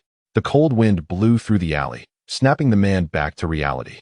Clutching the purse tightly, he felt a surge of joy and attempted to chase after Jiang Chuyue. However, her horse was too swift, and by the time he reached the alley's end, there was nothing but emptiness before him. Only the purse in his hand proved this was not a dream. The man murmured, "It is her again. Could she be a gift sent to me by the heavens?" The man was none other than the emperor, disguised as a commoner. He examined the purse left behind by the beauty, which was embroidered with a begonia flower pattern and contained 10 taels of silver. Bringing the purse to his nose, he inhaled deeply, still able to detect a faint fragrance. Gazing at the empty street, the emperor suddenly chuckled softly, as if spellbound, murmuring, "I shall find you, my beauty." Chapter 36. Betrothal to the Sun family. Jiang Chuyue hastened back to the Xiao residence.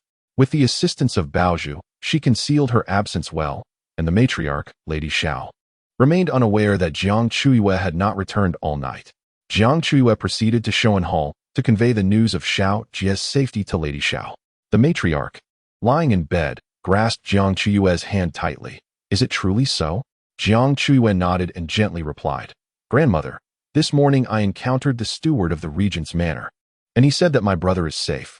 She dared not mention last night's events, seeking instead to fabricate a reason to placate her. Madame Xiao tightly grasped Jiang Chuyue's hand, expressing her heartfelt wish. As noon approached, Xiao Ji returned safely from the campaign against bandits in Donghuang Mountain, unscathed. Madame Zhao's eyes glistened with tears as she repeatedly thanked their ancestors for their protection, leading Xiao Ji to the ancestral hall to burn incense. The hall was adorned with countless memorial tablets, among which Sun Xiaoming's tablet was placed upon the incense table. After offering incense to the ancestors, Xiao Ji's cold gaze swept over the small tablet. He remarked, "Grandmother, the expedition to Donghuang Mountain was fraught with peril. I narrowly escaped serious injury. Perhaps the astrological compatibility of the Sun family scion is problematic, affecting the fortunes of the Xiao clan." Madame Xiao furrowed her brows in contemplation. After a moment, she shook her head, asserting, "You returned safely and without harm. This indicates that the issue does not lie with the Sun family's astrological tablet." Xiao Ji clenched his fist tightly, exclaiming, "Grandmother, the Sun family scion and Xiao Yu's astrological signs are incompatible. They are certainly not a good match." Yet, Madame Xiao remained resolute, shaking her head.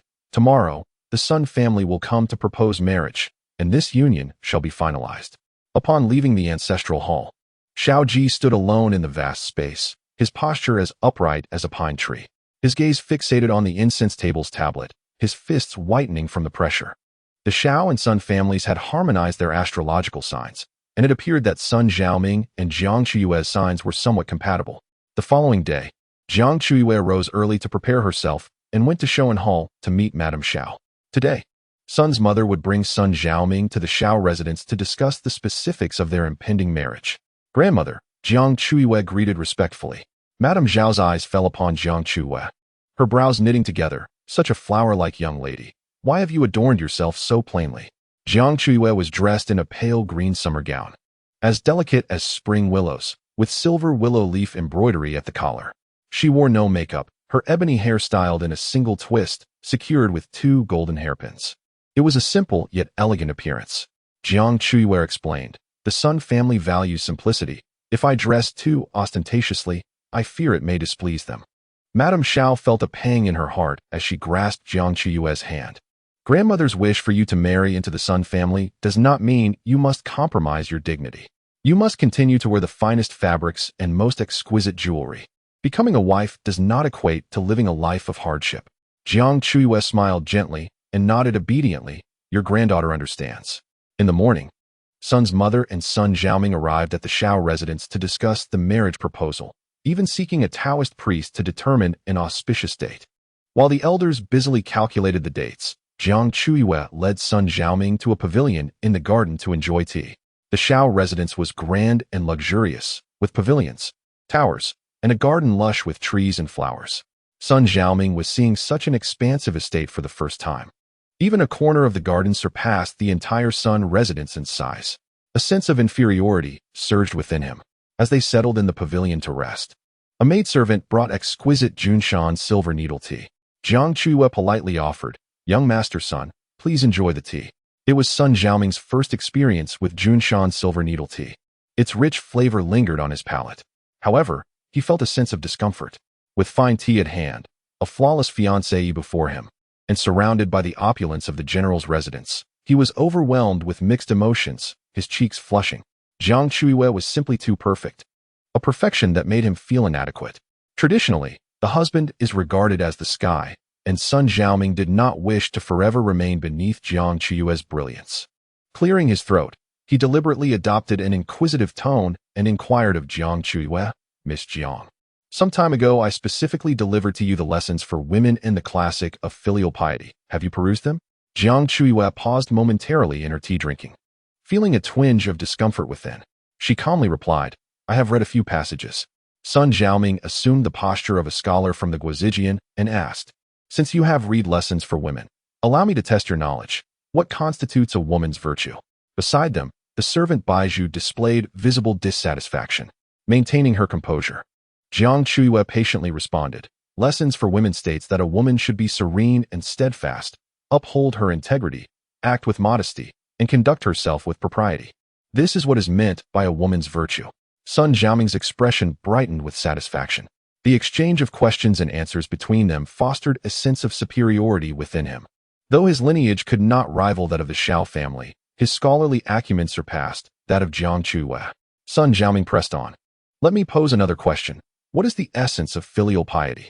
Jiang Chuyue tightened her grip on the celadon teacup, replying, Classic of filial piety asserts that the body and hair, bestowed by one's parents, must not be harmed. This is the beginning of filial piety. Sun Xiaoming was pleased, realizing that Jiang Chuyue had indeed engaged with the texts he had gifted her. He continued, Miss Jiang, allow me to inquire further. What is meant by a woman's favor with her husband is derived from the affection of her in-laws towards her. Jiang Chuyue set down her teacup. Calmly, she addressed Sun Xiaoming. I do not possess a fondness for lessons for women. Should you wish to discuss literature, we may converse about the records of the grand historianer of the comprehensive mirror to aid in government. Noticing the discontent on her face, Sun Xiaoming sensed her anger. He recognized his actions had been somewhat excessive and was about to apologize.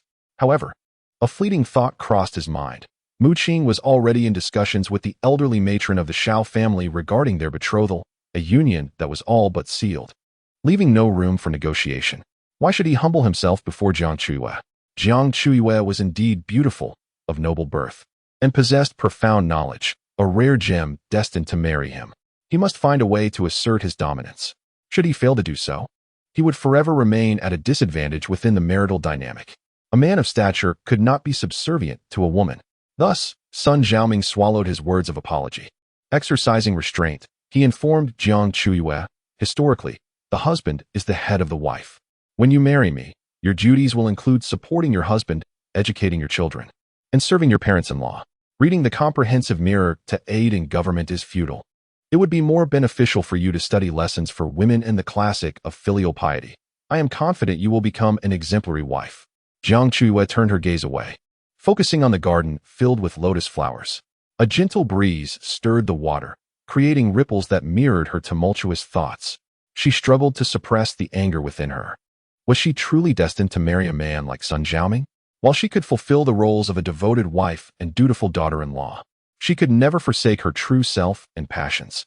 She cherished reading diverse literature, relished boating and flower viewing, adored horseback riding, and took pleasure in donning beautiful garments. She had numerous interests and did not wish to transform into a mere matron of the household, losing her identity. Yet, the impending marriage seemed inevitable. As the elderly matron of the Xiao family awaited her departure into a life of tranquility and fulfillment, Jiang Chuyue's nails dug into her flesh. Grandmother has labored tirelessly over her marriage, and I cannot bear to disappoint her. Sun Xiaoming, noticing that Jiang Chuyue remained silent for an extended period, could not resist speaking again. Miss Jiang, aside from reading the classic of filial piety, after you marry me, your attire should not be as extravagant as it is today. The adornments of a lady of the household are too conspicuous and will attract unwanted attention. Youngster, refrain from speaking so presumptuously. A stern voice interjected. Old Madame Xiao emerged from behind a rockery, followed closely by a blushing son-mother. Chapter 37. The marriage is nullified. Old Madame Xiao trembled with anger. She had once believed that the Sun family's son was honest and straightforward, yet he had the audacity to overstep boundaries. No matter how honest a man may be, he can possess a cunning side. Witnessing Jiang Chuyue's repeated concessions, old Madame Xiao felt her heart wrenched. How could the granddaughter she had painstakingly raised endure such humiliation? Grandmother? Jiang Chuyue stared in shock at the appearance of old Madame Xiao. Old Madame Xiao shielded Jiang Chuyue behind her, her gaze sharp as she glared at Sun Xiaoming. Today, I have truly opened my eyes. The marriage is not yet settled, and you already presume to assume the role of a fiancé. My granddaughter is not yet wed to you, yet you dare to impose rules upon her.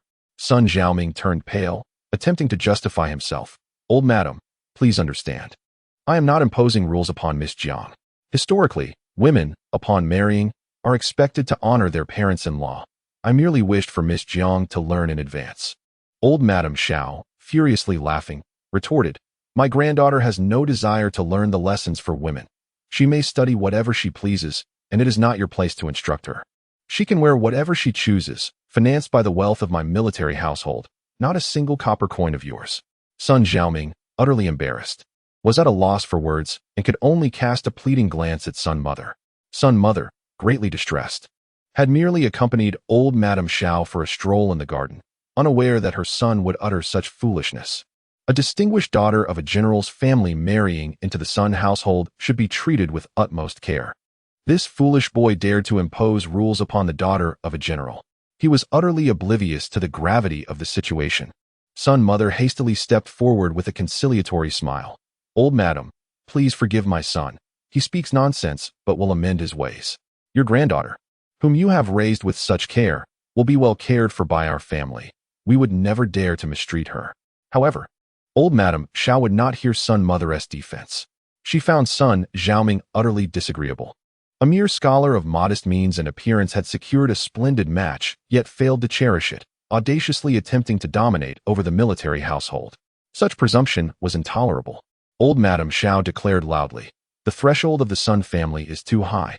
Our military household cannot aspire to such connections. Please leave." Sun Mother was taken aback. "Old Madam, the horoscopes have already been matched, and the wedding date is being arranged. How can this marriage be nullified?" Old Madame Xiao retorted, "Do not speak of the insignificant Sun family. Even the princes and marquises of the capital would be suitable matches for my granddaughter. Yet, before she even enters your household, you begin to impose rules. I fear my granddaughter may suffer greatly if this marriage proceeds. Cancel the engagement and see them out. Escort them out." The steward of the Xiao household, accompanied by 4 guards, stepped forward, ready to escort Sun Mother and Sun Xiaoming away. Sun Xiaoming felt as though he had plunged into an icy abyss. He could scarcely believe that his casual remarks had caused a once certain engagement to slip through his fingers. He knelt on the ground, unwilling to accept his fate, and repeatedly bowed his head before the elder Mrs. Xiao, pleading, "Madam, it is my fault. Please grant me another chance. I vow to cherish Miss Jiang and ensure she suffers no grievances." However, Mrs. Xiao disregarded him entirely. The guards of the Xiao residence seized Sun Xiaoming and dragged him out of the garden. In a pitiful state, he was pulled away, his eyes wide as he gazed at the enchanting figure in the garden pavilion. That figure became an elusive dream, forever out of his reach. Consumed with regret, Sun Xiaoming and his mother were unceremoniously expelled from the Xiao residence. Standing at the entrance, Baozhu spat derisively at Sun Xiaoming, declaring, "My lady is well versed in literature and possesses talents that rival yours. To think you would force her to read lessons for women is utterly laughable. Surely, even the Queen Mother would have to roll up her sleeves and cook if she married into your family? Bah, what a disgrace. You should reflect on your own character." After her outburst, Baozhu felt a surge of satisfaction as she strutted away. Sun Xiaoming's face turned ashen. His mother, filled with anger, grasped his arm, exclaiming, "How could you be so foolish as to send lessons for women to the daughter of the Xiao family?" Regret washed over Sun Xiaoming as he replied, "Mother, Miss Jiang is flawless. I fear I cannot contain my feelings for her. She must first learn the proper decorum, so that when she marries me, she does not overshadow me." His mother, exasperated, retorted, "The general's mansion already holds sway over our Sun family." Sun Xiaoming stared at the imposing gates of the Xiao residence, filled with remorse for his past decisions. Clinging to a thread of hope, he implored his mother, "Mother, I swear I will treat Miss Jiang well. Please speak to Mrs. Xiao again. Let the engagement remain as it is." Disappointment flickered in his mother's eyes as she closed them momentarily, saying, "You must abandon this dream. Mrs. Xiao chose our Sun family because she believed us to be simple and honest. You have been utterly foolish, wasting a precious opportunity that was presented to you." Sun Xiaoming's knees buckled, and he sank to the ground, aware that the union between the Xiao and Sun families was now utterly hopeless. Reflecting on the past days, he felt as though he had merely experienced a fleeting dream.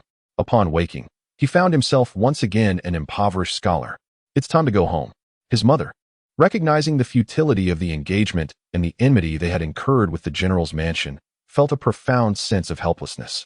Sun Xiaoming departed, resembling a lost soul stripped of his backbone. In the shadows of the alley, a dark wooden carriage lay in quiet wait, its heavy curtains undisturbed. "Your Highness," reported a dark-clad guard, kneeling with one knee on the ground, "the engagement between the Sun family and the Xiao family has been annulled." Inside the carriage, Xie Linyuan toyed with a jade ring, a slight smirk gracing his lips, though his eyes betrayed no amusement. "No need for me to intervene. The Sun family has already ruined their own prospects. Return to the estate." The dark wooden carriage silently departed, as if it had never been there. The Sun mother and son had been escorted away, while Mrs. Xiao, with a stern expression, brought Jiang Chuyue back to Shoan Hall. Filled with disappointment, Mrs. Xiao reprimanded Jiang Chuyue. Why did you not inform me that Sun Xiaoming was such an arrogant and conceited individual? Jiang Chuyue lowered her eyelashes, her heart heavy with sorrow. Grandmother, this match was your choice, and a little suffering on my part is of little consequence. Mrs. Xiao pressed her fingers to her forehead, lamenting. I had thought that a man of humble origins would be devoid of such high and mighty arrogance. Little did they know that the arrogance of men in this world would not change with their lineage. Witnessing Jiang Chuyue being compelled by Sun Xiaoming to read lessons for women, Lady Xiao felt her heart wrench in despair. When had her cherished granddaughter ever endured such humiliation? Gently grasping Jiang Chuyue's hand, Lady Xiao solemnly declared, You are the esteemed daughter of a general's household, even in a humble marriage. Your needs must be met with the utmost care. My dear child, I shall find you a worthy partner. A warmth blossomed in Jiang Chuyue's heart as she nestled into Lady Xiao's embrace, saying, Grandmother, marriage is predestined. Perhaps the matchmaker has already tied my red thread, and I may wed this year. Chapter 38. The butterfly's heartbeat. With a tender smile, Lady Xiao playfully tapped Jiang Chuyue's nose, exclaiming, My granddaughter is the finest girl in the capital. With the matchmaker's guidance, your future husband will undoubtedly be the best man in the world. After sharing a midday meal with Lady Xiao in the Shoan Hall, Jiang Chuyue respectfully took her leave. As she stepped outside, the summer sun poured down, and she lifted her face, squinting her eyes to feel the sunlight filtering through her lashes, creating a hazy glow before her. The sky was a brilliant blue, dotted with fluffy white clouds, and the flora of the Wang residence thrived with vibrant life. Taking a deep breath, a smile gradually unfurled at the corners of her mouth. With the dissolution of her engagement to the Sun family, it felt as though a heavy burden had been lifted from her shoulders. A sense of relief washed over her, akin to a condemned prisoner whose noose had slackened just enough to allow for a breath of freedom. Miss, shall we return to the house? Baozhu inquired. Trailing behind Jiang Chuyue. Let us first admire the lotus, Jiang Chuyue replied, lifting her skirts and stepping lightly toward the garden. In the backyard, the lotus flowers bloomed gloriously, their pink petals unfurling in the sunlight. A delicate pink butterfly fluttered around, circling Jiang Chuyue twice before flitting away. Seized by a playful spirit, she grasped her fan and chased after it. Not far beneath the eaves, Xiao Ji stood with a relaxed posture, his gaze following the joyful figure of the girl. It had been a long time since he had seen such vibrant and charming energy in Jiang Chuyue. The little girl in his memories had always been lively and innocent, often trailing after him, her sweet voice calling out to her elder brother. She would chase butterflies, run freely in the grass, and during stormy nights, she would fearfully knock on Xiao Ji's door, clutching her pillow. As Jiang Chuyue grew, her exuberance gradually diminished. She became well-read, graceful, and virtuous, embodying the ideal of a noblewoman in the capital. The sight of the girl chasing butterflies was endearing, and Xiao Ji found himself captivated for quite some time. Engrossed in her pursuit, Jiang Chuyue failed to notice Xiao Ji under the eaves. Her toes caught on the stone steps, and she nearly stumbled. With a swift motion, Xiao Ji extended his arm to steady her. Jiang Chuyue, resembling a kitten, nestled against his arm.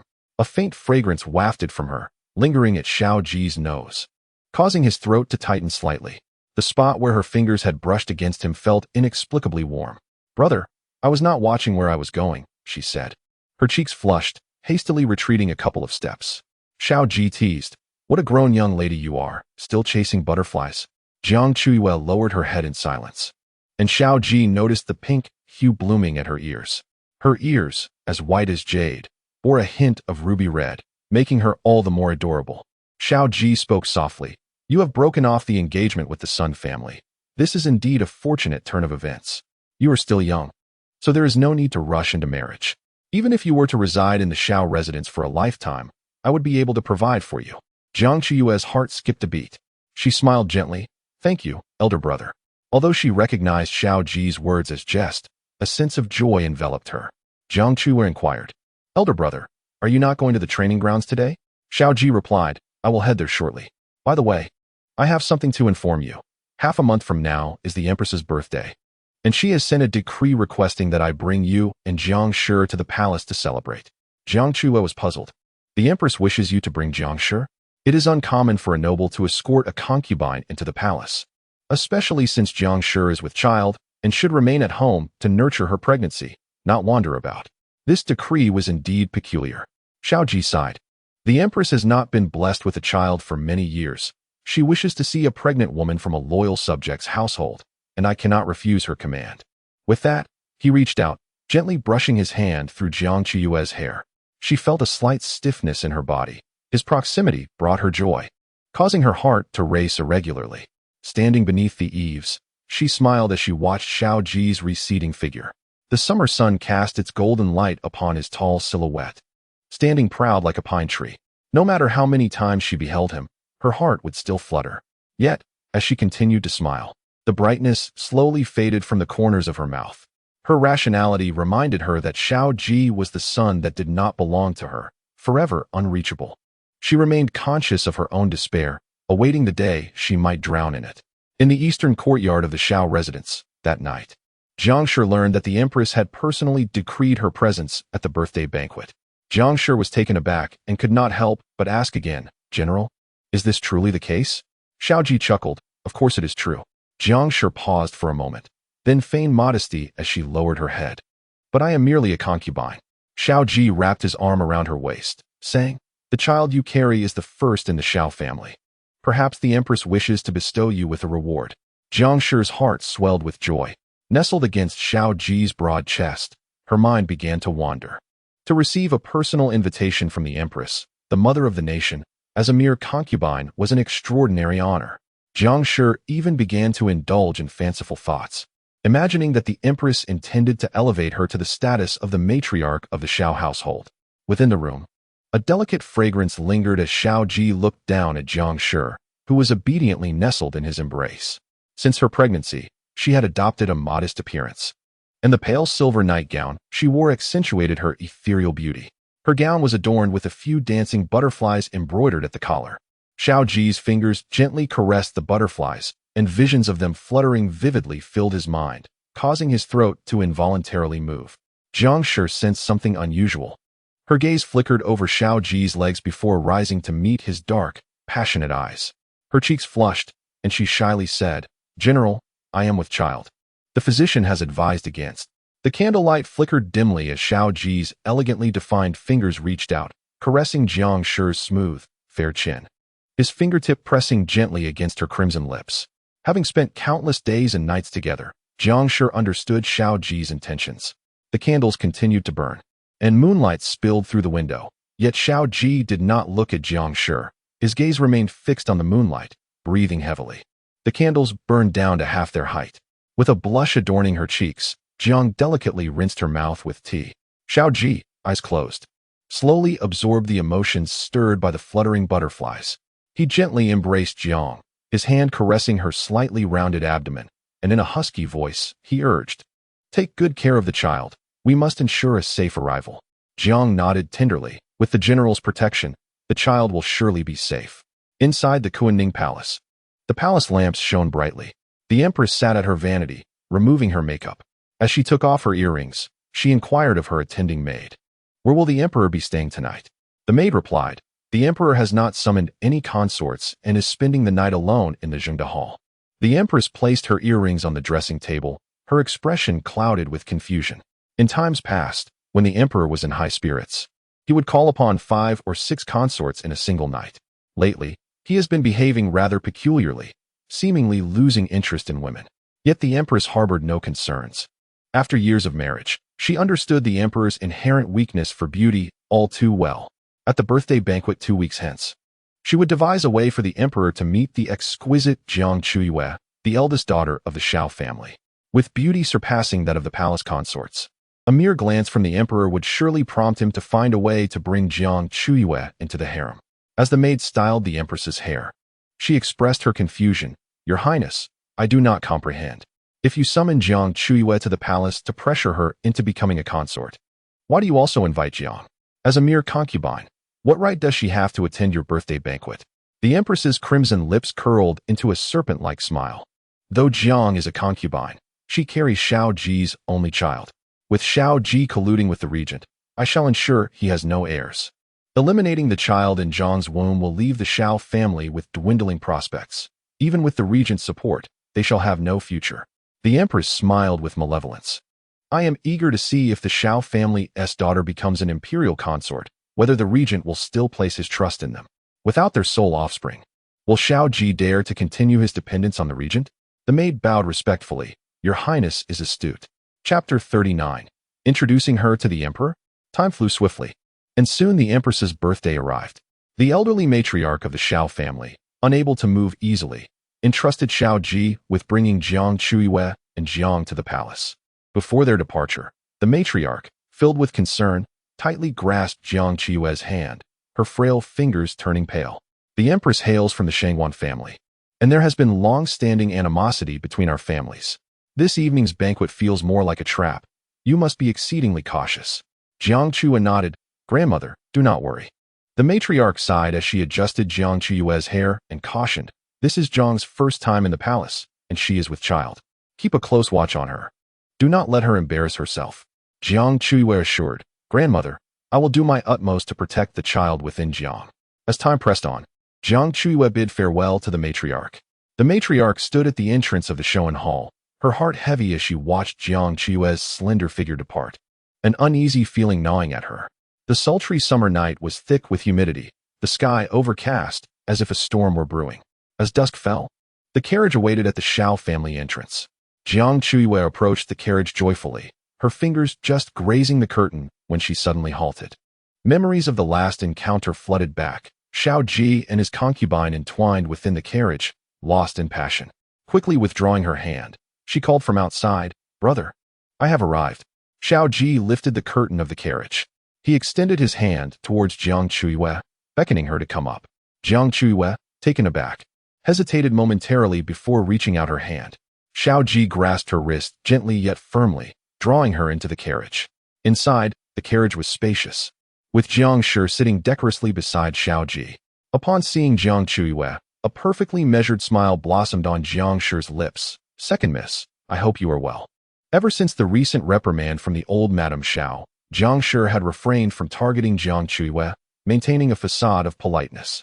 The carriage glided quietly along the path. Within, Jiang Shi discreetly scrutinized the close-at-hand Jiang Chuyue. On this day, for the empress's birthday banquet, Jiang Chuyue had taken special care in her appearance. Her hair was styled into a cloud-like coiffure, adorned with a pearl hairpin, while a moon-white skirt was gracefully draped with a wide-sleeved gauze garment embroidered with golden lotus. Her demeanor was poised, and her beauty striking. Jiang Shi felt a twinge of envy. Not long ago, she had assumed that Jiang Chuyue would marry into a humble family, forever remaining in a subordinate position. Little did she know that such a marriage had fallen through, and the old Madame Xiao had resumed her search for a suitable husband for Jiang Chuyue. Jiang Shi felt a pang of disappointment. Clutching her silk handkerchief, Jiang Shi silently prayed that fate would bestow upon Jiang Chuyue a cold-hearted, ruthless husband, one who would subject her to a lifetime of hardship, never allowing her to rise again. The carriage continued its journey towards the palace. Inside, Xiao Ji tenderly wrapped his arm around Jiang Shi's waist, his large hand gently caressing her slightly rounded belly, reminding her, do not indulge in the palace's wine or overeat. The well-being of our child is paramount. Jiang Shi's cheeks flushed with warmth as she nodded softly. Rest assured, General, I shall protect our child. Jiang Chuyue turned her gaze towards the city walls outside the carriage, deliberately avoiding the affectionate display between the couple. Upon arriving at the palace gates, Xiao Ji led Jiang Chuyue and Jiang Shi inside. The empress's birthday banquet was held in the splendid Huaqing Hall, with the men and women seated separately. It was Jiang Shi's first time in the palace, and she was awestruck by the grandeur of the event. Inside Huaqing Hall, the crystal palace lanterns illuminated the night as brightly as day, filled with dignitaries and noble women traversing the opulent space, resembling a nest of earthly riches. Jiang Shi discreetly scanned the room, quickly realizing that among all the ladies present, Jiang Chuyue's beauty and poise were the most remarkable. A sense of unwillingness surged within Jiang Shi. How could it be that, despite their similar backgrounds, Jiang Chuyue's fate was so much more favorable? As the moon hung low and the bell tolled, a sharp voice rang out at the entrance of Huaqing Hall. The Empress has arrived. The guests promptly rose to pay their respects. The Empress, adorned in a magnificent phoenix robe and supported by two palace maids, entered the hall with great majesty. The train of her golden-embroidered skirt trailed behind her until she reached the highest seat, where she settled down. With an authoritative tone, the empress commanded, "Please be seated." As the guests returned to their places, Jiang Chuyue had just taken her seat when she suddenly heard the empress call out, "Where's the young lady of the Xiao family?" Jiang Chuyue's fingertips trembled slightly as she composed herself, standing gracefully to offer her greetings. "This humble servant pays her respects to your majesty." The empress instructed, "Lift your head." A flicker of unease coursed through Jiang Chuyue as she obliged and raised her gaze. The empress scrutinized Jiang Chuyue's features and praised, "I have heard that General Xiao's sister possesses unparalleled beauty, and indeed, today I see that she is a gem among women. Among the 3,000 beauties of the harem, you would still eclipse them by threefold." The queen firmly believed that upon seeing Jiang Chuyue's visage, the emperor would undoubtedly take her into the imperial harem. A sudden chill coursed through Jiang Chuyue, causing the hairs on the back of her neck to stand on end. Lowering her head, she humbly replied, "Your Majesty, I am merely a willow among the strong oaks. How could I possibly compare to the esteemed ladies of the harem?" The queen smiled kindly. "Do sit down. When the emperor arrives, I shall introduce you to him." Jiang Chuyue felt her blood run cold. The queen intended to present her to the emperor. Was this a ploy to usher her into the harem as a concubine? Clenching her handkerchief tightly, she realized that tonight was indeed a grand banquet fraught with peril for the Xiao family. Seated among the male guests, Xiao Ji discerned the queen's intentions as well. His face turned ashen, the wine cup in his hand shattering under the pressure of his grip. The current emperor was notorious for his licentiousness, leaving a trail of ruined young women in his wake. If Jiang Chuyue were to be sent to the harem, the consequences would be dire. Xiao Ji's chest heaved with agitation as he contemplated a strategy to extricate her from this predicament. Meanwhile, the other guests harbored their own thoughts, except for Jiang Chuyue, who failed to grasp the gravity of the situation. Consumed by envy, she silently resented Jiang Chuyue for receiving the queen's accolades. Within the splendid hall of Hucking, fragrant aromas wafted through the air as the guests laughed and chatted in anticipation of the emperor's arrival. They waited and waited. Half an hour passed. Suddenly, a hurried eunuch entered the hall, kneeling before the queen, his forehead touching the cool tiles. "Your Majesty," he announced, "the emperor is preoccupied with state affairs and cannot join you for your birthday celebration. He has instructed that you preside over the banquet yourself." The moment his words echoed through the hall, the lively music ceased abruptly. The queen, hailing from the illustrious Shangwan family, had long been deprived of the emperor's favor. To her astonishment, on her birthday, the emperor had openly snubbed her, refusing to attend. The relationship between the emperor and empress was indeed fraught with tension. The queen, her nails digging into the armrest of her phoenix chair, forced a dignified smile. "The emperor is concerned for the common people. I would not wish to disturb him. Bring forth the feast." As the sounds of festivities resumed, the palace maids served exquisite dishes to the guests. The attendees feigned joy, raising their cups and indulging in the banquet, while a veneer of false tranquility enveloped the hall of Hucking.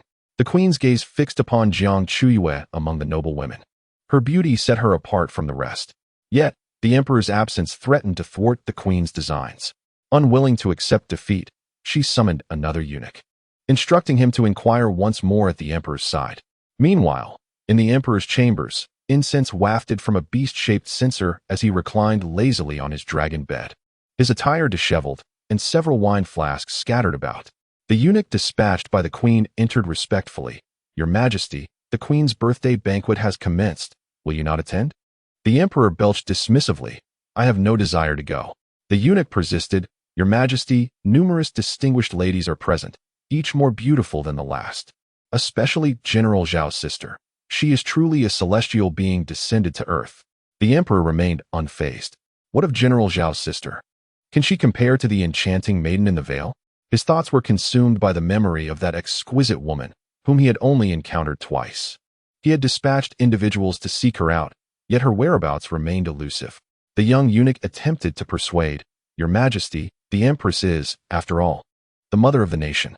You should consider visiting the Huaqing Palace."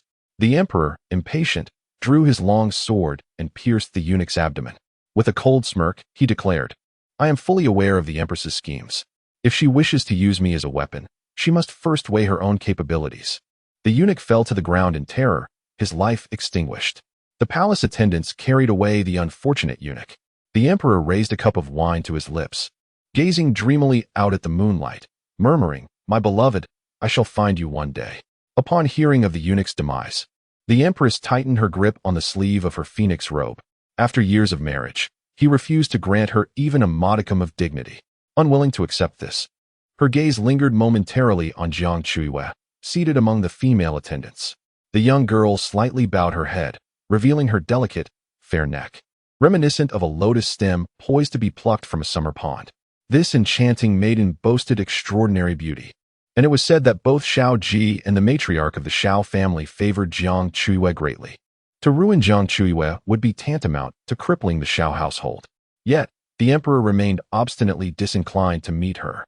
The empress pressed her fingers to her temples, her eyes darting, and then caught sight of Jiang Chuyue's companion, Jiang Chuyue. A smile curled at the corners of the empress's lips as she called out, "I have heard that General Zhao's concubine is with child. Is that true?" Taken aback by the sudden attention, Jiang Chuyue stood up, her limbs stiff with trepidation as she bowed. "I am Jiang Chuyue, and indeed, I carry a child." The empress feigned praise. "Your beauty is commendable, and your demeanor is graceful. It is no wonder that you have won General Zhao's favor. Someone, bring forth the treasured colorful phoenix, glazed jade bracelet from my collection to gift to Jiang Chuyue." Jiang Chuyue, overwhelmed with gratitude, replied, "Thank you, your majesty, for your generous gift." Yet, confusion flickered within her. Was the colorful phoenix glazed jade bracelet truly a precious item? Whispers rippled through the surrounding ladies as they speculated. The colorful phoenix glazed jade bracelet. Is it an heirloom from the founding empress? Indeed, this bracelet is of immense value. Who would have thought the empress would bestow it upon a minister's concubine? Perhaps, after giving birth, Jiang Chuyue may ascend to the position of the primary wife. The continuous murmurs indicated the growing intrigue. Upon learning of the bracelet's esteemed origin, Jiang Chuyue was elated. The empress had gifted her a treasure left behind by the founding empress of Qinghua. What an extraordinary honor! A grandmaid approached, holding an exquisitely carved sandalwood box containing the precious jade bracelet. Jiang Chuyue hurriedly knelt, extending her hands to receive the box. "I am deeply grateful for your majesty's generous gift." With a sense of satisfaction, she returned to her seat, the box securely closed, leaving its contents unseen. Pride swelled within Jiang Chuyue as she stole a glance at the enchanting Jiang Chuyue beside her. Today, Jiang Chuyue had received only a single compliment from the empress, while Jiang Chuyue had been awarded a treasured artifact. The distinction was unmistakable. Jiang Chuyue, finally feeling triumphant, remarked, "Dear second miss, you seem quite fixated on this box. Do you perhaps covet the empress's favor as well?" Jiang Chuyue's gaze sharpened. The sandalwood box was intricately adorned, and the small lock at the hinge was fashioned from gold. The box remained tightly closed, deliberately concealing the jade bracelet within from prying eyes. Jiang Chuyue contemplated for a moment and said, "Auntie, why don't you open the box and take a look?" Before she could finish her sentence, a eunuch from the palace announced loudly, "The Regent Prince has arrived." This announcement sent ripples of excitement throughout the assembly. All the guests were taken aback. The usually reclusive Regent Prince had chosen to personally attend the Empress's birthday celebration. Even the Empress, seated in the main place, was taken by surprise, nearly spilling her wine. With a dazed expression, she gazed towards the entrance, her heart swirling with a complex mix of emotions that were difficult to articulate. Why was he here? With the arrival of the Regent Prince, the dignitaries present rose to pay their respects. The copper bells hanging from the eaves chimed, and 2 rows of fully armored guards took their positions on either side. Bathed in moonlight, Xiao Linyuan strode into the grand hall, his dark brocade robe flowing as the intricate golden qilin pattern shimmered subtly. As he stepped onto the marble floor, an imposing aura enveloped the hall. The atmosphere fell eerily silent. Xiao Linyuan caressed the jade ring on his finger, his dark eyes sweeping over Jiang Chuyue, who was lost in her own world. He then walked slowly to the seat of honor for the male guests, letting his heavy robe fall gracefully around him. In a deep voice, he commanded, "Everyone, be seated." The guests, trembling with trepidation, settled down. Jiang Chuyue maintained a cautious demeanor, her gaze fixed on the white jade wine cup before her, deliberately avoiding eye contact with Xiao Linyuan. His presence loomed like a guillotine above the heads of the attendees, exuding an unmistakable danger. Even the singer in the center of the hall, strumming the guqin, tightened her fingers, producing dissonant notes. Jiang Chuyue felt a wave of confusion. How odd that he would attend the Empress's birthday banquet. Nearby, the ladies whispered among themselves, revealing that the regent prince indeed harbored deep feelings for the empress.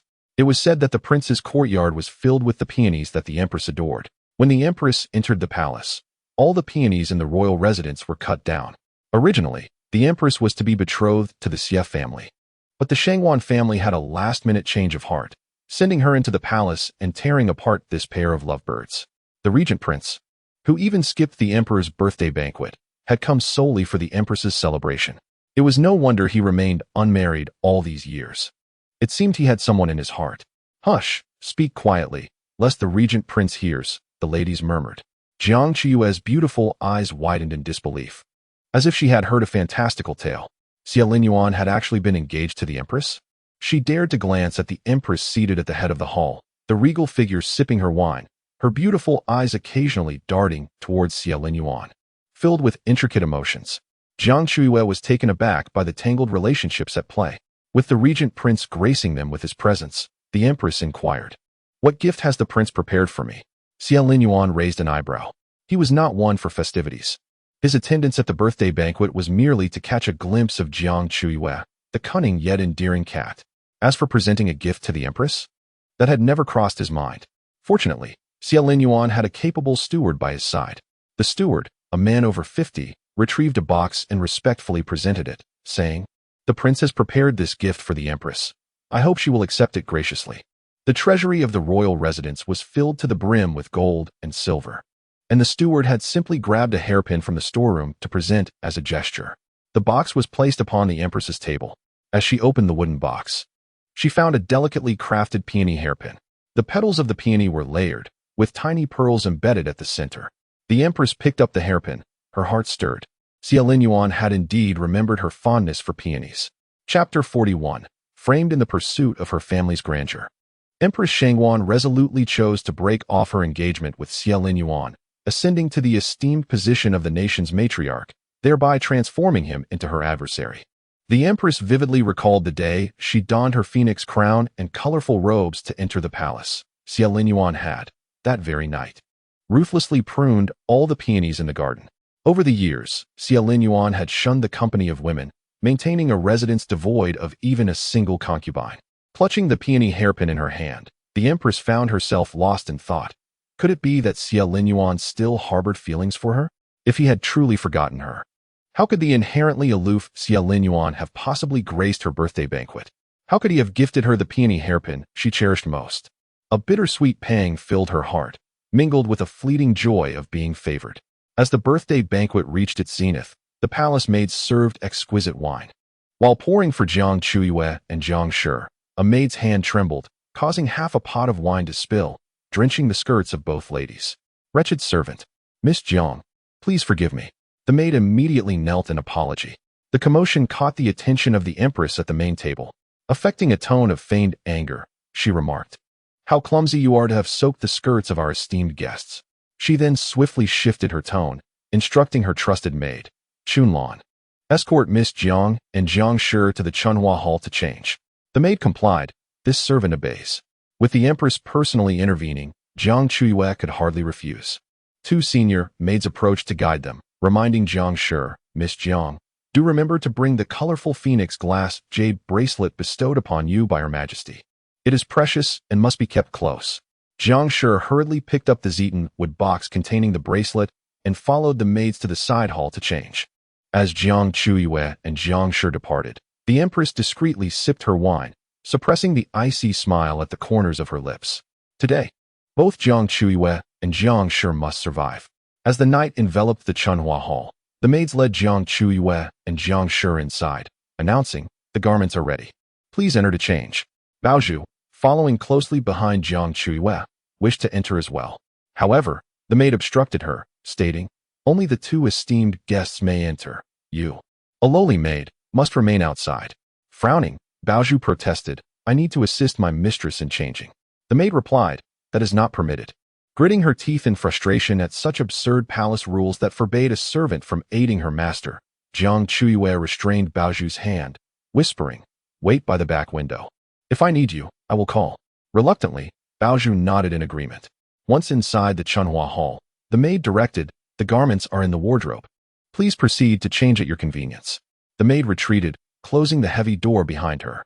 A sense of unease washed over Jiang Chuyue. Meanwhile, Jiang Chuyue remained blissfully unaware. Placing the box containing the jade bracelet aside and opening the wardrobe to reveal an array of splendid garments. As her fingers glided over the exquisite fabrics, Jiang Chuyue remarked, "Indeed, this is the palace. The attire prepared for guests is nothing short of exquisite." She selected a dress of azure clouds and golden threads, eager to change. Noticing Jiang Chuyue's stillness from the corner of her eye, Jiang Chuyue urged, "Second miss, Her Majesty is awaiting us. Hurry and change, do not delay." Jiang Chuyue lowered her gaze, sensing something amiss. "What seems to be wrong?" Jiang Chuyue inquired. Jiang Chuyue surveyed her surroundings. The Spring Blossom Hall was devoid of palace attendants, leaving only the two of us, and even Bao Zhu was not permitted to enter and serve. What could possibly be amiss? As she pondered, her gaze fell upon the Zeton wooden box atop the desk. This was a gift from the Empress to the Jiang family, containing a precious glazed jade bracelet adorned with colorful phoenix designs. Jiang Chuyue spoke, "Aunt Ten, please open the box and take a look." Jiang's expression shifted to one of pride as she chuckled. "The Empress is most generous, bestowing upon me such a valuable bracelet. If the second miss desires it, I shall let you see."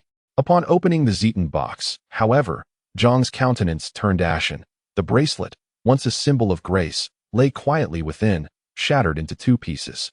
"What has happened? How could the bracelet be broken?" Jiang cried out in terror.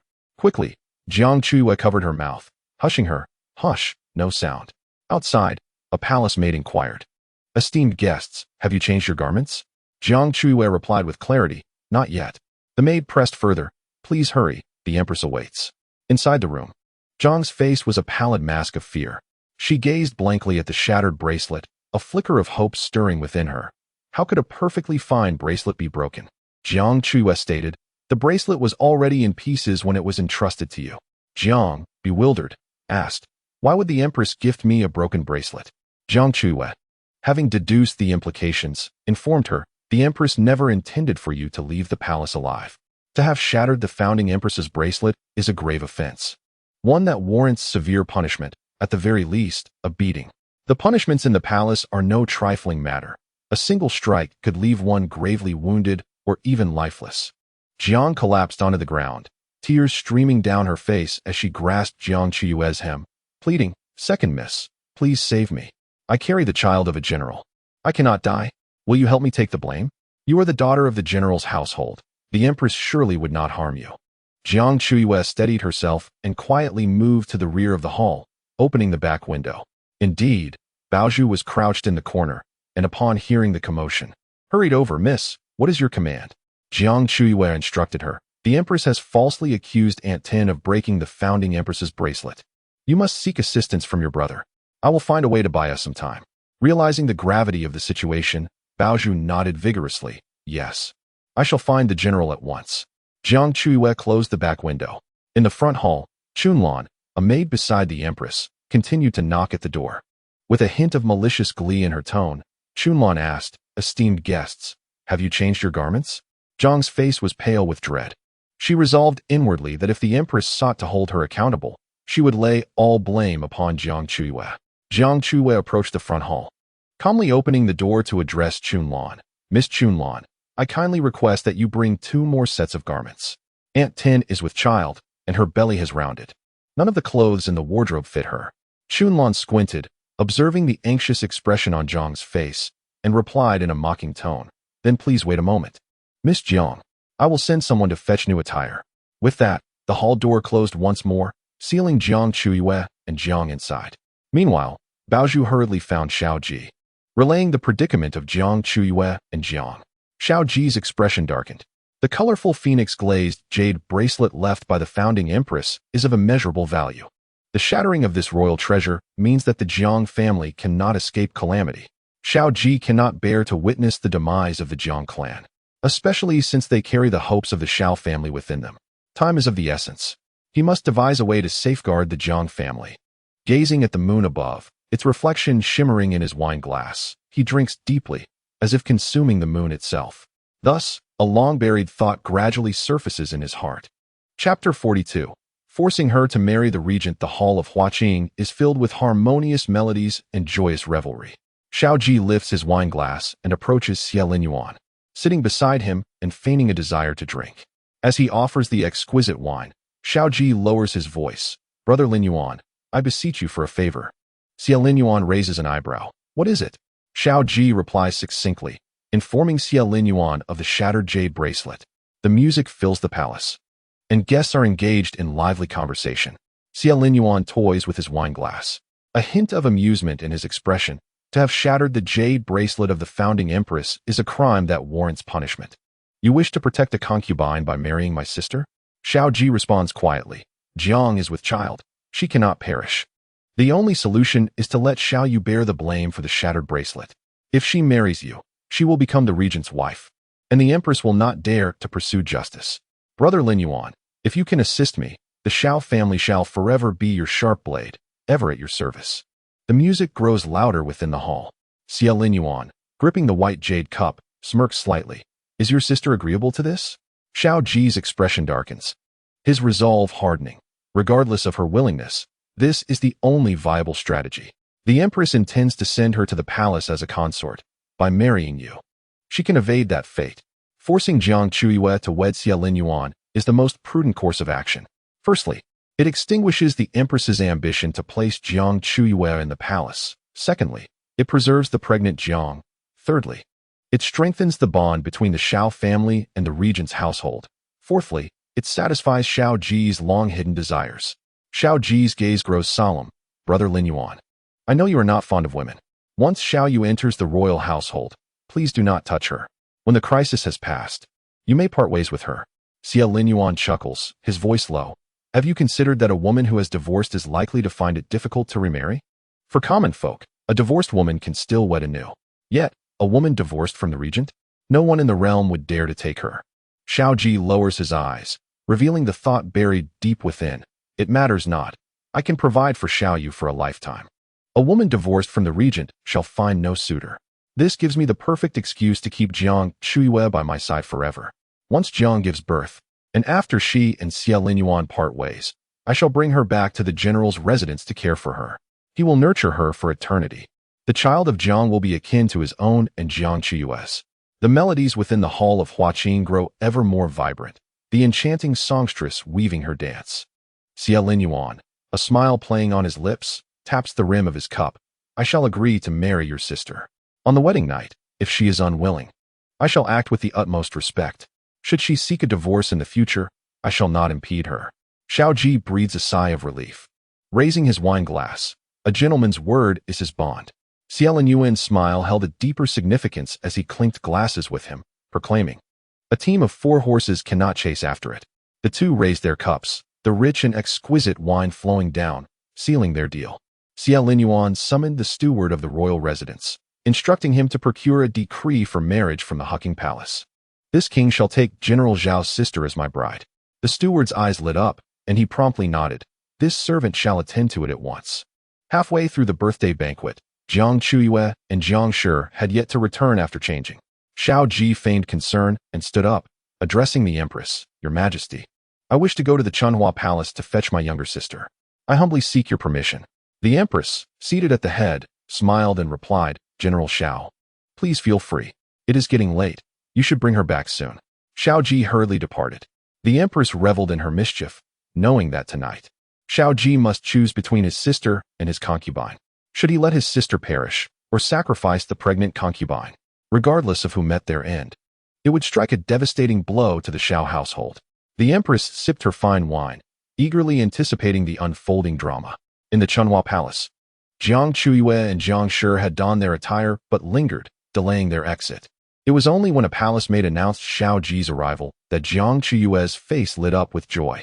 As Xiao Ji entered, Jiang Shi, with tears brimming in her eyes, rushed into his embrace, sobbing, General, save me. I am frightened. Xiao Ji gently caressed Jiang Shi's trembling back, reassuring her, do not fear. You should return to the birthday banquet. I shall handle things here. Upon hearing this, Jiang Shi sighed in relief, feeling a sense of triumph.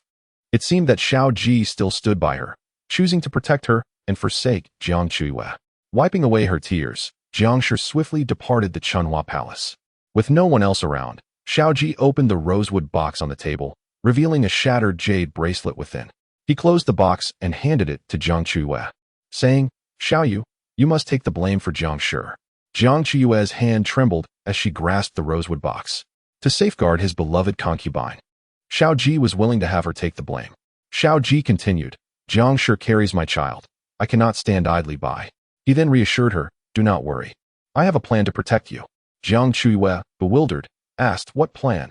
Xiao Ji replied, "I have discussed it with Xie Linyuan. You shall marry him." Jiang Chuyue immediately interjected, "I will not marry him."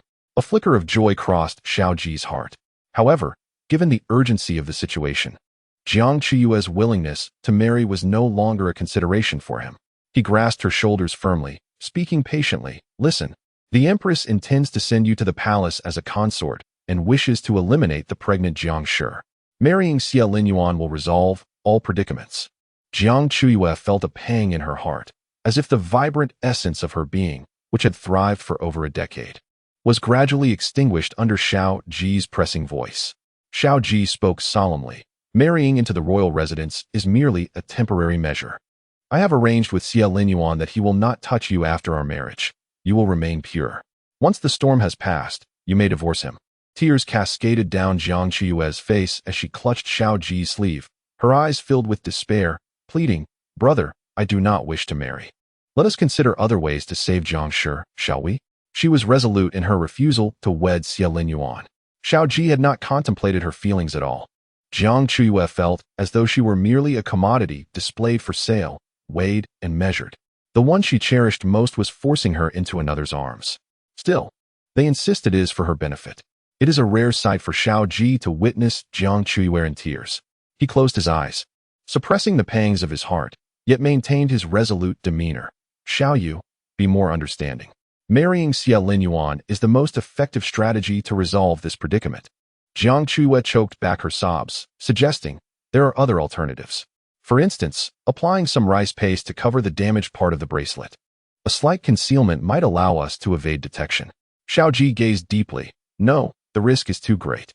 He was acutely aware that numerous methods existed to avert this calamity. However, his sole desire was for Jiang Chuyue to wed Xie Linyuan and subsequently seek a divorce. This would provide Xiao Ji with ample justification to bring the divorced Jiang Chuyue back to the Xiao residence, allowing her to remain by his side indefinitely without the necessity of remarrying. Outside, the queen's maidservants urged, "General Xiao, Her Majesty the Queen requests your swift return to the Huaqing Hall." Xiao Ji's expression darkened as he firmly grasped Jiang Chuyue's shoulder, whispering, "Be obedient. You will only endure a slight grievance. In the future, I shall compensate you." Jiang Chuyue turned her face away, tears brimming in her eyes, eventually cascading down under the weight of despair. Long ago, when she secretly harbored feelings for Xiao Ji, she had envisioned a day when she might marry another. Yet, she never anticipated being coerced into marriage by him. Xiao Ji was the most merciless executioner, severing the thread of love Jiang Chuyue held for him and pronouncing the death sentence on her affection. Chapter 43. The bestowal of marriage in the Huaqing Hall. The queen's birthday banquet neared its conclusion. Xiao Ji returned with a distracted Jiang Chuyue, who clutched the heavy Zeton wood box. The queen wore a mocking expression. As it appeared, Xiao Ji had chosen the pregnant Jiang over his blood-related sister, casting his unrelated sibling to bear the blame.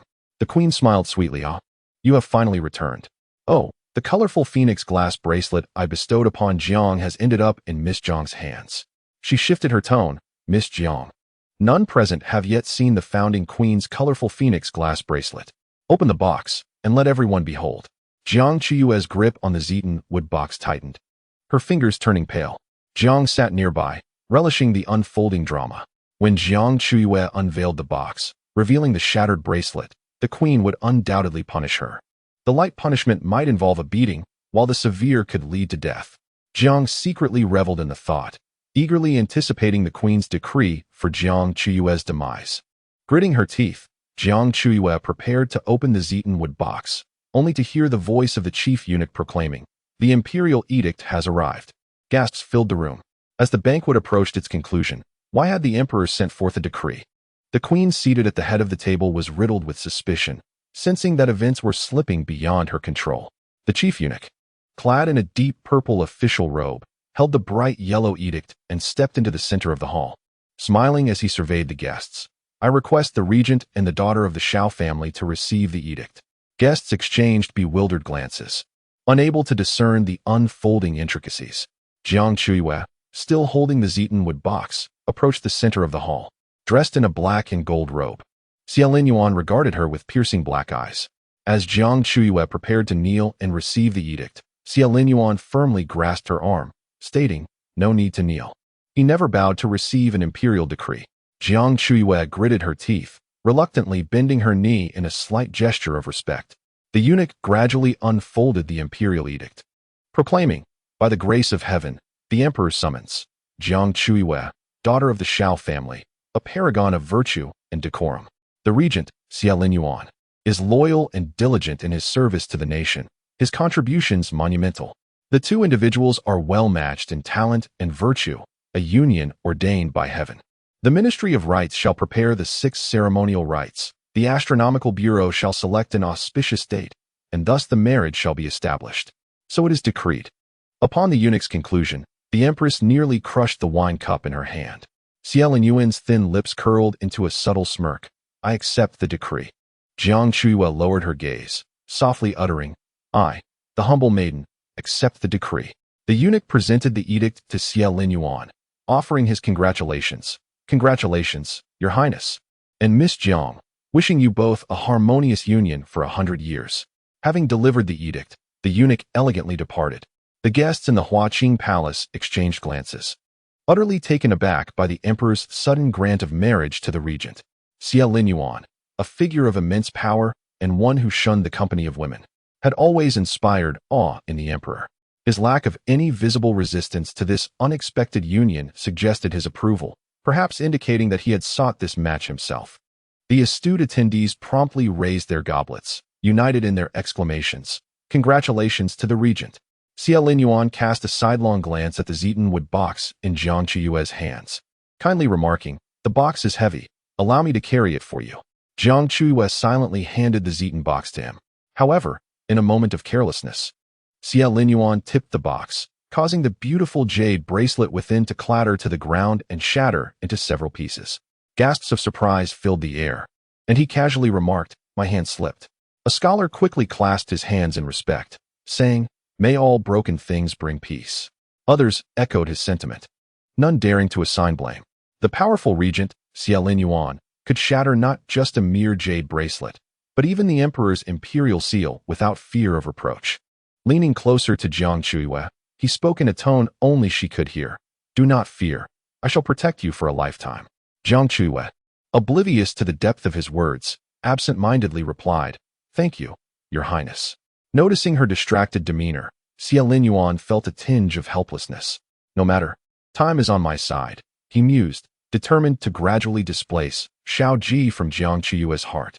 The moon he had long coveted now rested in his palm, and he would not allow another to seize the opportunity. Thus, the crisis brought forth by the shattered bracelet quietly subsided. The empress's birthday banquet came to an end, and she departed in a daze, while officials gradually exited. Jiang Chuyue, feeling disheartened, followed Xiao Ji and Lady Jiang out of the palace in silence. Lady Jiang, having been startled, feigned stomach pain, nestling pitifully in Xiao Ji's embrace. He tenderly held her, gently caressing her abdomen. Observing their affectionate bond, Jiang Chuyue's heart, having endured pain for so long, had grown numb. She left the palace like a specter, lost in a daze. The banquet concluded. The empress did not return to Kunning Palace, but instead stormed angrily to the Zhengde Hall, where the emperor resided. Bursting through the hall's doors, she strode in, exclaiming, "Your Majesty, why have you granted marriage to the regent?" The palace attendants hurriedly retreated, unwilling to interrupt the impending clash between the emperor and empress. The hall was thick with the scent of wine, and the emperor, inebriated, lay sprawled across the table, clutching a brush, lost in his artistic endeavors. He yearned to capture the beauty of his beloved in his painting, yet lamentably, his artistic skill fell short, rendering him incapable of depicting her enchanting visage. The emperor, holding the brush with a bemused expression, remarked, "What? Is the empress questioning me?" The empress's eyes glistened with unshed tears. Their union was one of political necessity, devoid of affection, yet they maintained a semblance of respect for one another. However, on her birthday, the emperor had the audacity to be absent and even bestowed a marriage upon Xiao Ji. The empress was engulfed in anguish.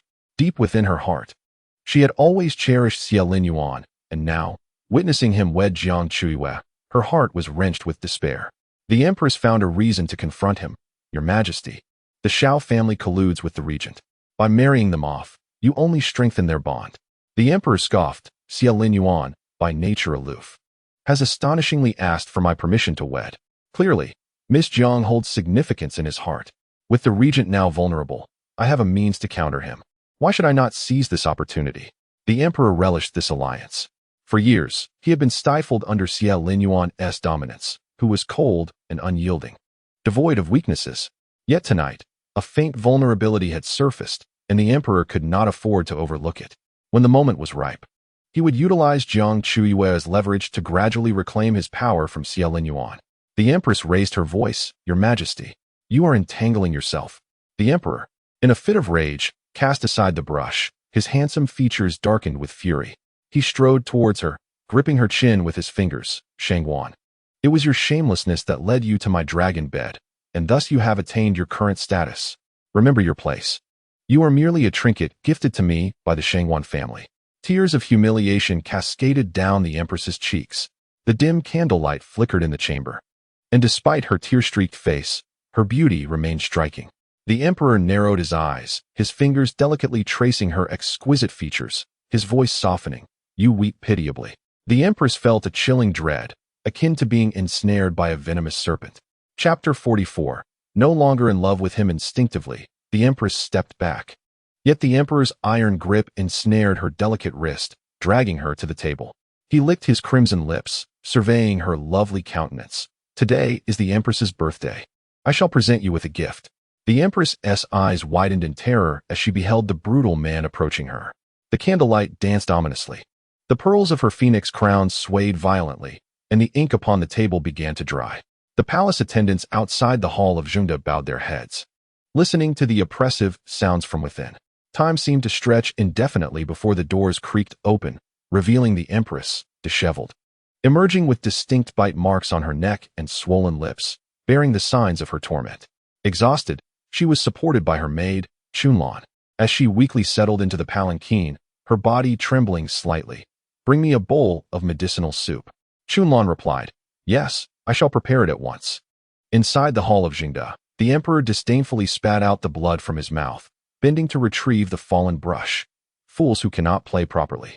He returned to the table, continuing to sketch the beauty that occupied his thoughts. The emperor felt an uncanny anticipation that he would soon meet the woman he so ardently desired. The sultry summer night was heavy, the sky cloaked in dense clouds, while the Xiao residence glowed brightly with lights. The news of a matrimonial decree from the palace left the elder lady, Xiao, utterly astounded.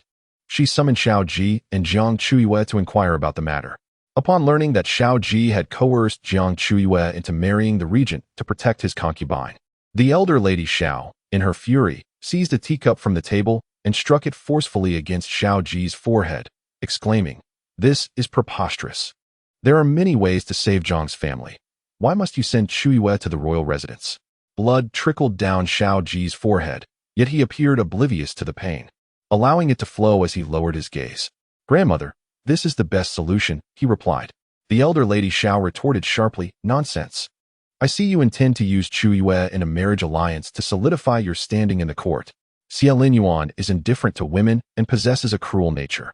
How can Chuyue expect to lead a good life with him?" Xiao Ji remained silent, for his true intent in forcing Jiang Chuyue into this union was to await her return after a divorce, thereby allowing her to stay by his side without reproach. However, this clandestine thought must remain concealed. Enduring the elder lady Zhao's wrath in silence, she declared, "I oppose this marriage." The more she pondered, the more sorrowful she became. She instructed the old matron to fetch her formal attire, stating, "I shall go to the palace to meet the emperor and implore him to retract the decree." Jiang Chuyue was the elder lady Zhao's cherished granddaughter, and she could not bear to see her wed to an unsuitable match. With a grave countenance, Xiao Ji cautioned, "Grandmother, Do not act impulsively. He exchanged a glance with Jiang Chuyue, who, suppressing her inner turmoil, stepped forward to link her arm with the elder lady Zhao's and softly said, "Grandmother, one cannot defy a holy command. I am willing to marry the regent." The elder lady Zhao's eyes glistened with tears. Jiang Chuyue forced a smile, assuring her, "Do not worry, grandmother. The regent is handsome and powerful, with no concubines in his harem. Perhaps he could be a good husband for me. In the coming days, I hope you will assist me in preparing for this marriage." The elder lady Xiao grasped Jiang Chuyue's hand tightly, her eyes moist with emotion. After a prolonged period of gentle persuasion, she finally acquiesced to the union. As night descended, Jiang Chuyue and Xiao Ji departed from the Shoan Hall. When they reached the garden path, Xiao Ji called out to Jiang Chuyue, "Little you, this marriage is merely a formality. I will bring you back home in due time." Jiang Chuyue paused momentarily, refraining from turning around, and softly replied, "MHM." The response was as faint as a whisper. Carrying a lantern, Jiang Chuyue walked away, the night breeze lifting the hem of her skirt. Xiao Ji watched her slender figure, brow furrowed. A sense of unease settling in his chest, as if some precious sentiment was quietly slipping away from his grasp.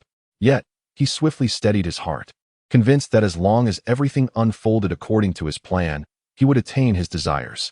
Upon returning to her chamber, Jiang Chuyue found the night deepening, with strong winds outside suggesting an impending storm. Baiju assisted her in removing her makeup, still struggling to accept the situation. "Miss, do you truly intend to marry the regent?" Jiang Chuyue removed her hairpin, replying, "The decree has been issued. There is no other choice." Baiju murmured, "But miss, you do not even like the regent." Jiang Chuyue smiled faintly, a self-deprecating grin crossing her face as she mused aloud. "It is merely marriage. Marrying anyone is the same. Whether it is Sun Xiaoming or Xiaolin Yuan, it makes no difference. This marriage is fundamentally a transaction, with no one inquiring about her desires."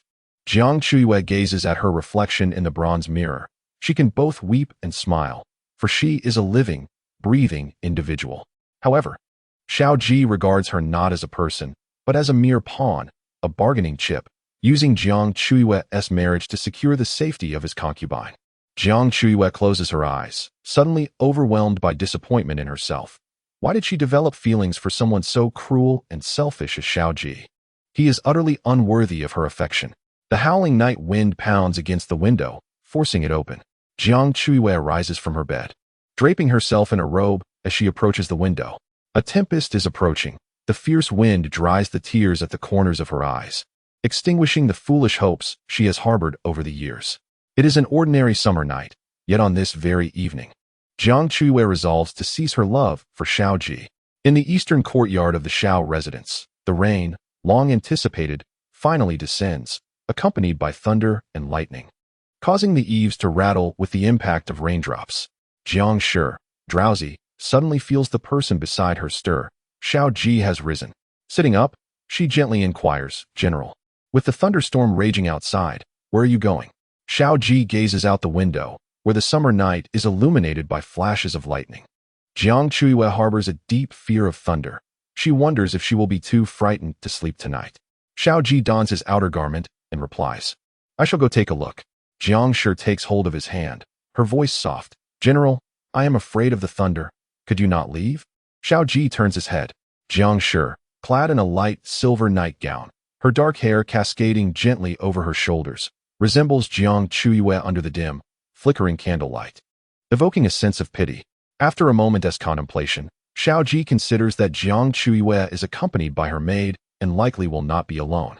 Furthermore, Jiang Shi is with child, and it would be unwise to leave her by herself. Thus, he returns to the bed, gently embracing Jiang Shi, saying, "Very well. I shall stay with you."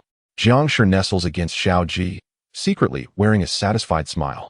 Outside, the storm rages on, and Xiao Ji gradually drifts into slumber.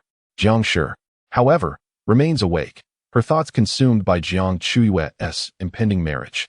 Today, the imperial decree has been issued, and Jiang Chuyue is about to ascend to the esteemed position of the regent's consort, an enviable fate indeed. Yet, as Jiang Shi reflects on the regent's fearsome reputation, known to all in the kingdom for his ruthless and merciless nature, she worries for Jiang Chuyue, a delicate flower like her, entering the regent's household. will surely endure relentless trials, leading to a dismal fate. The adage rings true. Men fear entering the wrong profession, while women dread marrying the wrong husband. Jiang Chuyue's union with the regent may well ruin her life entirely. Jiang Chuyue finds a perverse delight in anticipating Jiang Chuyue's suffering. Chapter 45. A special gift. Following the issuance of the marriage decree, the Ministry of Rites and the Astronomical Bureau determine auspicious dates, concluding that the 7th day of the next month is an exceptionally rare and favorable day for marriage. Hence, Jiang Chuyue's wedding is set for the 7th of July.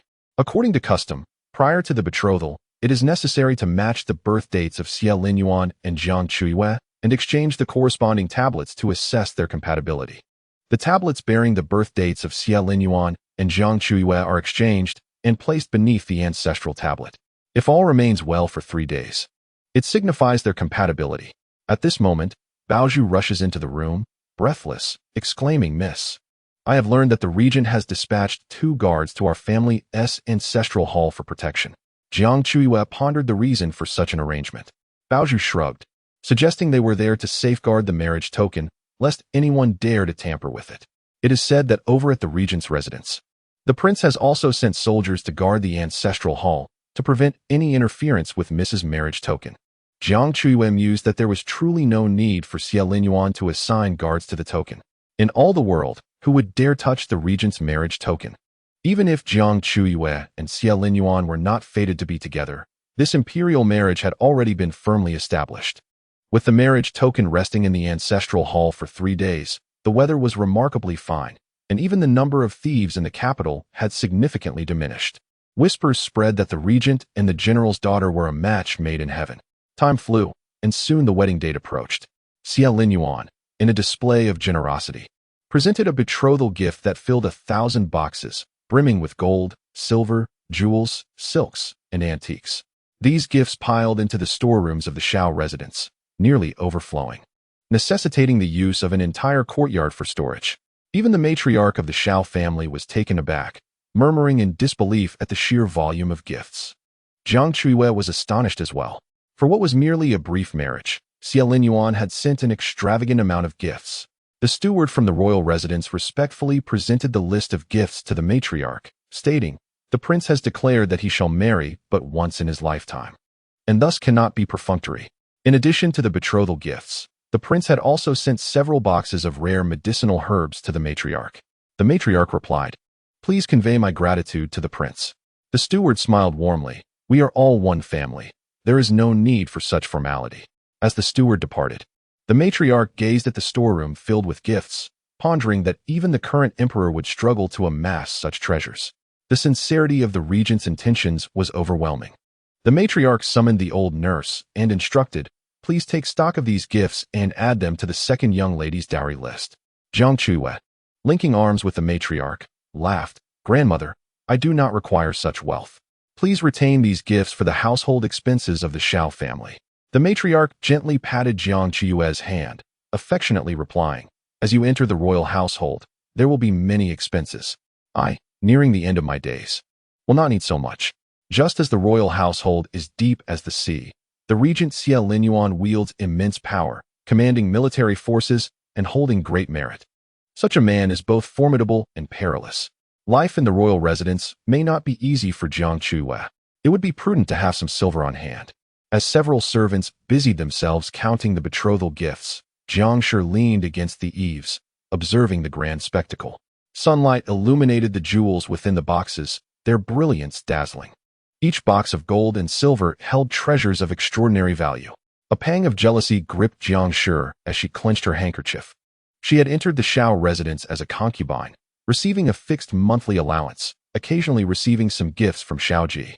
Yet, compared to Jiang Chuyue's betrothal gifts, her own offerings seemed paltry.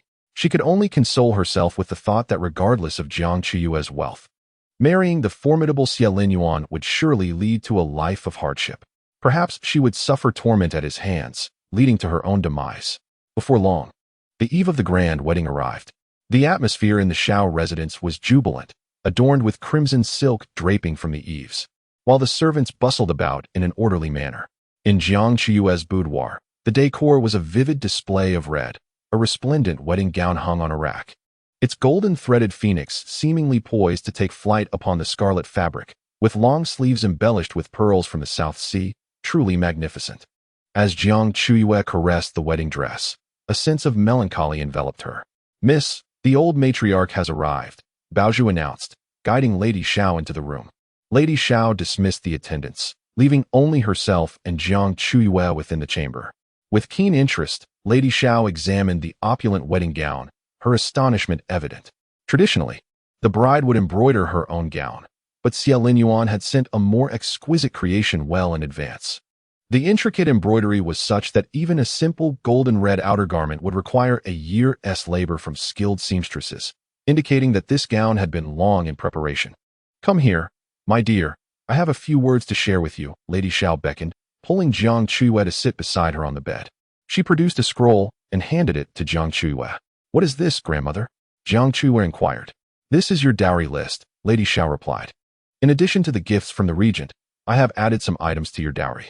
Jiang Chuyue unfurled the scroll, revealing a lengthy enumeration of properties, shops, and treasures that dazzled the eyes. A pang of bitterness stirred within her, and she softly protested, "Grandmother, I truly do not require so much." Lady Xiao gently patted her hand, insisting, "Keep it all. Tomorrow, when you wed, you will belong to the Regent's household. He is known for his cold demeanor and ruthless methods. You must exercise caution in your dealings with him. Should you encounter any troubles, do not hesitate to return to me." With tears brimming in her eyes, Jiang Chuyue nodded, "Yes, I understand." The impending farewell cast a shadow of sorrow over the room. Yet, Lady Xiao suddenly produced a small box with an air of mystery and handed it to Jiang Chuyue, saying, as newlyweds, "You will inevitably engage in the rites of marriage. Keep this box and tonight, take a look at the figurines inside." Jiang Chuyue accepted the box, her expression one of confusion. Time was slipping away, and Lady Xiao rose to depart. Jiang Chuyue escorted her out to the courtyard before returning to her boudoir, where the box from her grandmother lay quietly on the bedside table. The box, square and crafted from rosewood, was adorned with exquisite carvings. Curiosity piqued. Jiang Chuyue wondered what purpose the box served, especially with her wedding imminent. Upon opening it, she discovered 4 pairs of egg-sized figurines, each depicting a male and female in various intimate poses, embracing, facing away, close together, and seated. Alongside these instructional dolls was a scroll depicting amorous scenes between a man and a woman. Jiang Chuyue's cheeks flushed crimson as she abruptly closed the box, feeling both embarrassed and awkward. How could grandmother bestow such items upon me? She thought, feeling a mix of shyness and discomfort. It was customary for brides to be educated on the rites of marriage prior to their nuptials, either through the guidance of an experienced matron or through the provision of teaching dolls and illustrations. Seated awkwardly on her bed, she cast a sidelong glance at the box, contemplating the fact that she likely would not share a bed with Xia Linyuan. An agreement between Xiao Ji and Xia Linyuan rendered this marriage a mere transaction. As long as she resisted, Xia Linyuan would never impose himself upon her. The window creaked open, and a tall, dark figure suddenly leaped into the room. Jiang Chuyue was taken aback, ready to call for help, but the figure spoke. "It is I." Chapter 46, The Grand Wedding. The voice was deep and hoarse. It was Xia Linyuan. Jiang Chuyue could hardly believe that on the eve of her wedding, Xia Linyuan had secretly entered her chamber. She steadied her thoughts. What could the prince want at such an hour? A jade screen stood between them. Xia Linyuan did not cross any boundaries. The flickering candlelight cast his elongated silhouette upon the screen. He inquired, "Does the wedding gown fit you well?" Jiang Chuyue replied, "It fits perfectly." The gown was not merely well fitted. It could be said to be too fitting, leaving her puzzled as to how Xia Linyuan knew her measurements. Xia Linyuan appeared to be in good spirits. If the gown fits, then that is splendid. Jiang Chuyue was perplexed. Why would Xia Linyuan intrude upon her in the middle of the night merely to inquire about the gown's fit? She stood and tentatively asked, "My lord, would you care for a cup of tea?" Soon to be wed, she could not afford to remain distant from Xia Linyuan. Given his esteemed position as the regent, she must extend the respect due to him. "No need," he replied. "I shall take my leave." Just as he finished speaking, an object rolled to the floor. Jiang Chuyue glanced down, wishing she could vanish into a crack in the ground. In her haste to stand, the sleeve of her robe had accidentally knocked a rosewood box off the bed. The box tumbled, spilling 4 delicate figurines across the floor. Among them, A pair of tightly embraced figurines rolled to Xia Linyuan's black boots. He picked up the small ceramic dolls, which were exquisitely crafted, depicting Guanyin seated on a lotus. Their poses lively. Xia Linyuan raised an eyebrow. Does Miss Jiang fancy these? Jiang Chuyue felt a blush spread from her ears to her neck. Her skin flushed like peach blossoms. Stammering, she replied, "No, I do not. They are a gift from my grandmother." Xia Linyuan replied with a knowing expression, "Oh." Jiang Chuyue's ears burned with embarrassment, wishing to hide beneath her covers. Why was it that each encounter with Xia Linyuan left her in such disarray? "It is late," Xia Linyuan said. "We shall meet again tomorrow." With a rustle, he departed like the wind, leaving Jiang Chuyue to gather the scattered figurines, only to discover that one pair was missing, taken by Xia Linyuan. Covering her face, she feared she would not sleep that night. The following day, before dawn, the Xiao residence was already bustling with activity. Jiang Chuyue was awakened early by Baozhu, surrounded by several maids at her dressing table, preparing her for the ceremony. Donning the wedding gown and phoenix crown, the weight of the crown felt as if it bore 1,000 pounds, nearly straining her neck. After a full hour of preparation, the beautification was complete. "Miss, you look truly radiant today," Baozhu exclaimed, her eyes sparkling with admiration. Just as Jiang Chuyue was about to gaze into the mirror, a servant announced outside, "The general has arrived." Xiao Ji strode in, a vision in striking crimson. Xiao Ji's gaze drifted towards the window and the dressing table, where Jiang Chuyue adorned herself with a magnificent phoenix crown. Her almond-shaped eyes, delicately accented with gold and powder, sparkled with allure.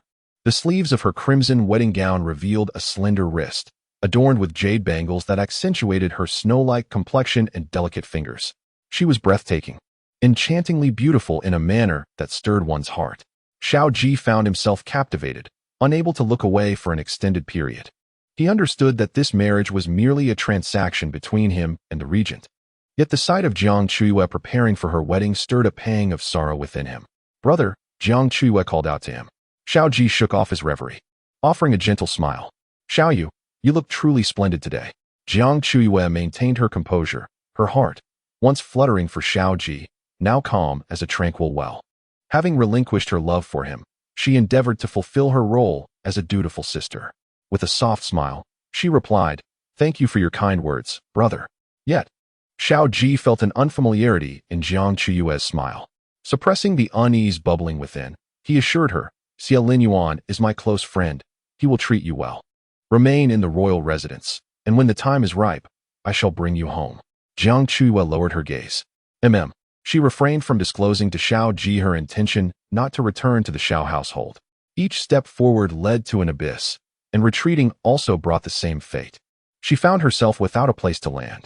In the days to come, she preferred to rest eternally within the regent's abode. Outside, a steward sought Xiao Ji, informing him that Lady Jiang was unwell and requested his presence. Xiao Ji promptly excused himself, leaving little room for further conversation with Jiang Chuyue. She watched as his figure receded into the distance, reflecting that perhaps letting go of a relationship was not as arduous as she had imagined. For instance, this morning, when she donned her vibrant wedding gown, she discovered that Xiao Ji's presence no longer brought her sorrow. The sounds of firecrackers and festive music filled the air, signaling the regent's arrival to escort her to the wedding. Baozhu draped the red veil over her head, enveloping her in a crimson haze that severed her ties with the Xiao family entirely. In truth, Xia Linyuan need not have come personally to fetch her, given his status. He could simply have awaited the bridal sedan chair at the regent's residence. Nevertheless, he chose to be there, with the red veil obscuring her face. Jiang Chuyue was guided by Baozhu into the wedding hall amidst the bustling commotion. She bowed respectfully to the elderly matriarch of the Xiao family seated at the head of the table. As she heard the muffled sobs of the matriarch, it felt as if a blunt knife was slicing through her heart. All the years her grandmother had spent styling her hair, preparing her medicines, and shielding her from life's tempests crystallized into tears hidden beneath the festive veil. Jiang Chuyue fought against her sorrow, striving to hold back her tears. She could not remain forever sheltered under her grandmother's protection. The time had come for her to depart. After bidding farewell to her grandmother with a respectful bow, Jiang Chuyue was led by her maid through the grand gates of the Xiao residence and into the bridal sedan chair. Xia Linyuan placed great importance on this wedding, adhering to the traditional rites and ceremonies with great fanfare, including the 3 letters and 6 etiquettes. a lavish procession, and an opulent bridal chair, creating a spectacle of grandeur. Seated within the bridal chair, Jiang Chuyue listened to the cacophony outside, feeling a flutter of nervousness as she pressed down on her racing heart. With Xia Linyuan's parents having passed away, there were no elders to preside over the ceremony, and thus a shrine of celebrating country was set at the main seat. The rituals commenced, bowing to heaven and earth, bowing to the high hall, and the couple bowing to one another. Jiang Chuyue bent forward to perform the couple's bow with Xia Linyuan, the red veil fluttering as she caught a glimpse of his long, elegant fingers. Xia Linyuan's hands, notorious for their bloodshed, now tightly grasped the other end of the crimson silk, trembling ever so slightly. Jiang Chuyue thought she might be imagining things. As the sun set and the moon ascended, night enveloped the world. Adorned in a red bridal gown, Jiang Chuyue sat in the wedding chamber, awaiting her groom. No one dared to disrupt the wedding of the regent, and the ceremony unfolded with impeccable order. Starved and longing for sustenance, she whispered, "Baozhu, could you bring me a plate of pastries?" But Baozhu did not respond, and the maids accompanying her were absent from the room. The door creaked open, and steady footsteps entered the bridal chamber. Xia Linyuan had returned. Jiang Chuyue, her heart racing, clutched her embroidered golden sleeves tightly. She lowered her gaze, peering through the gap in her red veil, catching sight of Xia Linyuan's black gold boots intruding into her view. Her stomach rumbled audibly. She heard Xia Linyuan emit a deep, muffled chuckle. "Are you hungry, my lady?" he inquired. Chapter 47. The wedding. Jiang Chuyue's heart pounded fiercely. She responded softly, "I am a bit hungry. Please wait." Xia Linyuan replied. As his words fell, a golden balance scale appeared beneath the veil. The scale's delicate handle tilted slightly, lifting the veil that obscured her visage, allowing a warm, gentle glow to envelop Jiang Chuyue's radiant face. Xia Linyuan had unveiled her. She raised her eyes and was met with the fathomless depths of his black pupils. In days past, Xia Linyuan favored garments of deep black adorned with gold embroidery, exuding an aura of ghostly allure. Tonight, he stood bathed in the soft glow of the wedding candles, draped in a resplendent red robe embroidered with golden dragon motifs. The flickering candlelight illuminated his face, strikingly handsome, almost devilishly enchanting. Their gazes locked, an unspoken tension filling the air until the burning candle crackled, releasing a small burst of sparks that shattered the silence.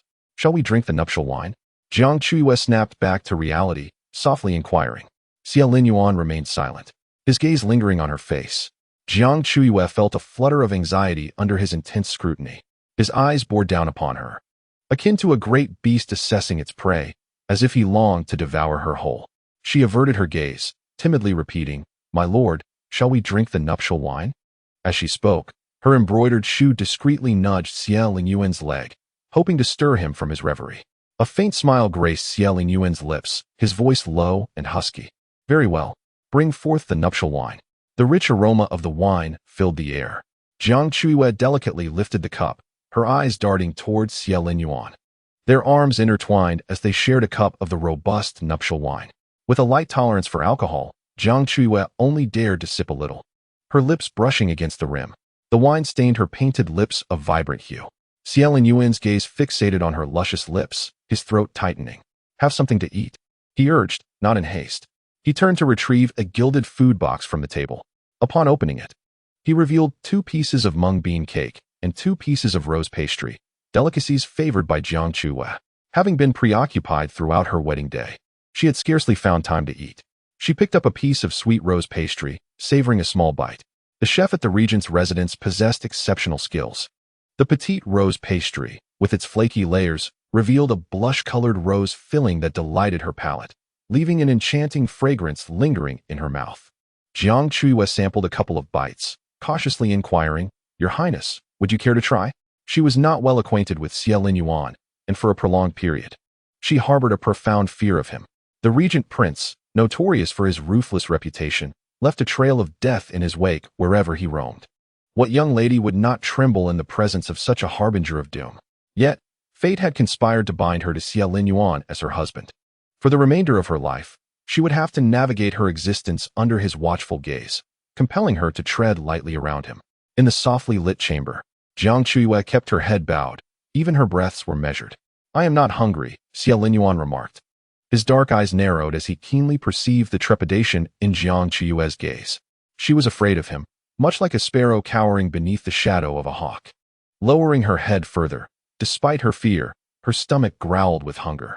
Summoning her courage against Xiao Linyuan's seemingly predatory stare, she consumed all 4 pastries from the food box. Her ravenous belly finally felt somewhat satiated. After her meal, Jiang Chuyue rinsed her mouth with tea. The vibrant red bridal chamber fell into a tranquil hush. The time for rest had arrived. The grand bed in the main chamber was adorned with a bright red brocade quilt, lavishly sprinkled with longan and peanuts, signifying a wish for early offspring. Jiang Chuyue tightened her fingers, her voice barely above a whisper. I can sleep in the side chamber. She was aware of the transaction between Xiao Linyuan and Xiao Ji. This marriage was essentially a sham. Perhaps Xiao Linyuan had no intention of consummating their union on their wedding night. Rising, she intended to make her way to the adjacent side hall when Xiao Linyuan's firm, powerful hand grasped her wrist. You and I are husband and wife, he stated. Jiang Chuyue's heart raced as she caught the glint of desire in Xiao Linyuan's eyes. Was it not said that the Regent Prince shunned the company of women? How could he exhibit such a gaze, one that seemed to devour her entirely? As he held her wrist, the warmth of his palm seeped through her bridal attire, igniting her skin. Jiang Chuyue murmured, I heard from my brother that your highness would not consummate our marriage. The wedding candles flickered, illuminating Jiang Chuyue in her resplendent red wedding gown, a vision of grace and allure. Xiao Linyuan's gaze remained fixed on her face as he grasped her wrist, asking, If I desire, may I? The bridal chamber was steeped in silence. The night breeze rattled the window panes, and the wedding bells hanging from the bed curtains chimed softly. Jiang Chuyue lifted her eyes and replied gently, Your highness is my husband. Thus, it is only natural. She would eventually marry. She would inevitably become a wife to some man. Her past love for Xiao Ji did not dictate that she must remain chaste for the rest of her days. Life must continue, and without Xiao Ji, she would still have to forge ahead. The wedding candles flickered on the gilded bronze platform as Xiao Linyuan drew closer, enveloping Jiang Chuyue in the impenetrable embrace of his vivid red wedding robe. As a cool kiss descended upon her, Jiang Chuyue's eyelashes fluttered, her cheeks flushed with warmth, and she caught a whiff of a crisp, cold fragrance. To her astonishment, she realized she did not recoil from Xiao Linyuan's touch. As he unfastened the golden clasps of her bridal gown, his fingers hesitated momentarily, and in a hushed tone, he reassured, Do not be afraid. I truly cannot wait any longer. The embroidered phoenix gown slipped away. The wedding candles burned on, and everything around her gradually blurred. A string of wedding bells hanging by the bed suddenly swayed with urgency, mingling with the barely audible whispers of Jiang Chuyue as she surrendered to Xiao Linyuan's world. The golden silk tent hooks have come loose, scattering the longan flowers from the mandarin duck brocade across the ground. The red candles burn until dawn. As the night deepens and the dew thickens, the moonlight flows like water. The Xiao residence is brightly lit, with the red curtains still hanging from the eaves. Xiao Ji, unable to find rest, personally escorted Jiang Chuyue to the regent's palace for their wedding, his heart tormented. He arrives at the courtyard where Jiang Chuyue has lived for over a decade. The courtyard is adorned with red curtains, and cheerful couplets grace the walls. The begonia flowers have already withered, and the house stands empty, no longer witnessing Jiang Chuyue grooming herself at the window. It matters not. She will return in a year or two. Xiao Ji shuts his eyes, striving to console himself. He has faith in Xiao Linyuan, who is indifferent to women and possesses a naturally cold disposition. On the night of their grand wedding, as long as Jiang Chuyue is unwilling, Xiao Linyuan would never force her. Jiang Chuyue will undoubtedly return unscathed. Turning away from the small courtyard, Xiao Ji makes his way back to the Jiang family's bedroom. The following day, in the regent's palace, Jiang Chuyue awakens with the dawn, her body weary and sore. As her consciousness gradually returns, the ache throughout her body follows suit. She attempts to rise, only to find herself miserably weak, lacking even the strength to get out of bed. Xiao Linyuan, a man accustomed to martial arts, possesses immense strength and shows no restraint. Jiang Chuyue feels a surge of resentment as she recalls the events of the previous night, muttering, What a last trickster.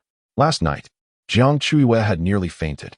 In a haze, she cannot recall when Xiao Linyuan finally showed mercy and released her. Parched, she hoarsely calls out, Baozhu, bring me water. The red bed curtains are lifted, revealing Xiao Linyuan's stern face. He holds a cup of water, his fingers elegantly poised, the liquid within steady. Jiang Chuyue is taken aback to find him waiting just outside the curtains. She hurriedly props herself up to take the cup, but her sudden movement aggravates her pain. Eliciting a soft gasp, Xia Linyuan brings the cup to her lips, commanding, "Drink." Chapter 48. Assisting her with dressing, Jiang Chuyue bows her head and takes a few sips from the cup Xia Linyuan offers. The water is sweet and refreshing, with a hint of medicinal flavor. Xia Linyuan clarifies, some herbal powder has been added to invigorate the blood and dispel stagnation. Embarrassed, Jiang Chuyue finishes the cup. Xia Linyuan sets the cup aside and inquires, "Do you still feel pain?" Her ears flush crimson as she stammers, It's all right." After drinking, Jiang Chuyue makes an effort to rise and change her clothes. Baozhu, her maid, has yet to appear, perhaps being detained outside by Xia Linyuan's men. Xia Linyuan gestures to the 10 boxes on the table, asking, "Choose one." Only then does Jiang Chuyue notice the neatly arranged boxes, each containing a complete set of garments and accessories, diverse and exquisite. She is astonished. The outside world speaks of Regent Xia Linyuan as brutal and cold-hearted, devoid of human emotion. How could he have meticulously prepared women's attire and jewelry? Unable to fathom Xia Linyuan's intentions, she randomly points to a pleated crimson skirt adorned with auspicious motifs, saying, "This one." Xia Linyuan retrieves the chosen garment. Jiang Chuyue, stammering, adds, I humbly request the prince to step aside, so my maid may assist me in changing." Remained utterly still. He addressed her, stating, "There is no need for you to refer to yourself as this humble servant in my presence." Jiang Chuyue appeared bewildered. Prior to her decision to marry him, she had braced herself for a life of neglect and estrangement. However, she never anticipated that after their wedding night, not only would he not abandon her, but he would also be waiting by the bedside in the morning, serving her tea and helping her change clothes. Jiang Chuyue opened her arms, allowing to adorn her with a new gown. It seemed to be his first experience dressing a woman, as he stumbled through the task. The pearl buttons were mismatched, the waist tying nearly became a knot. Even the drapery was poorly arranged. After a cup of tea had passed, the attire was still not properly worn. Jiang Chuyue tentatively suggested, "Shall I summon my maid to assist?" To which replied, "No need, teach me how to dress you." Jiang Chuyue complied, patiently instructing him on how to wear the skirt and fasten the pearl buttons. He learned swiftly, and soon she was clad in a splendid pleated crimson gown. A satisfied expression graced his face. He then retrieved a dark red round-collared outfit from the table and offered it to her, saying, "Now, help me change." Jiang Chuyue responded, "Oh, all right." With his tall stature and broad shoulders, resembled a fierce beast with retracted claws, awaiting her assistance. Jiang Chuyue stood on tiptoe to tie his inner garment, their proximity creating a delicate tension. As lowered his gaze, he noticed the faint marks of his previous night's passion on her fair neck, causing his throat to constrict. Being close to her often made it difficult to maintain control.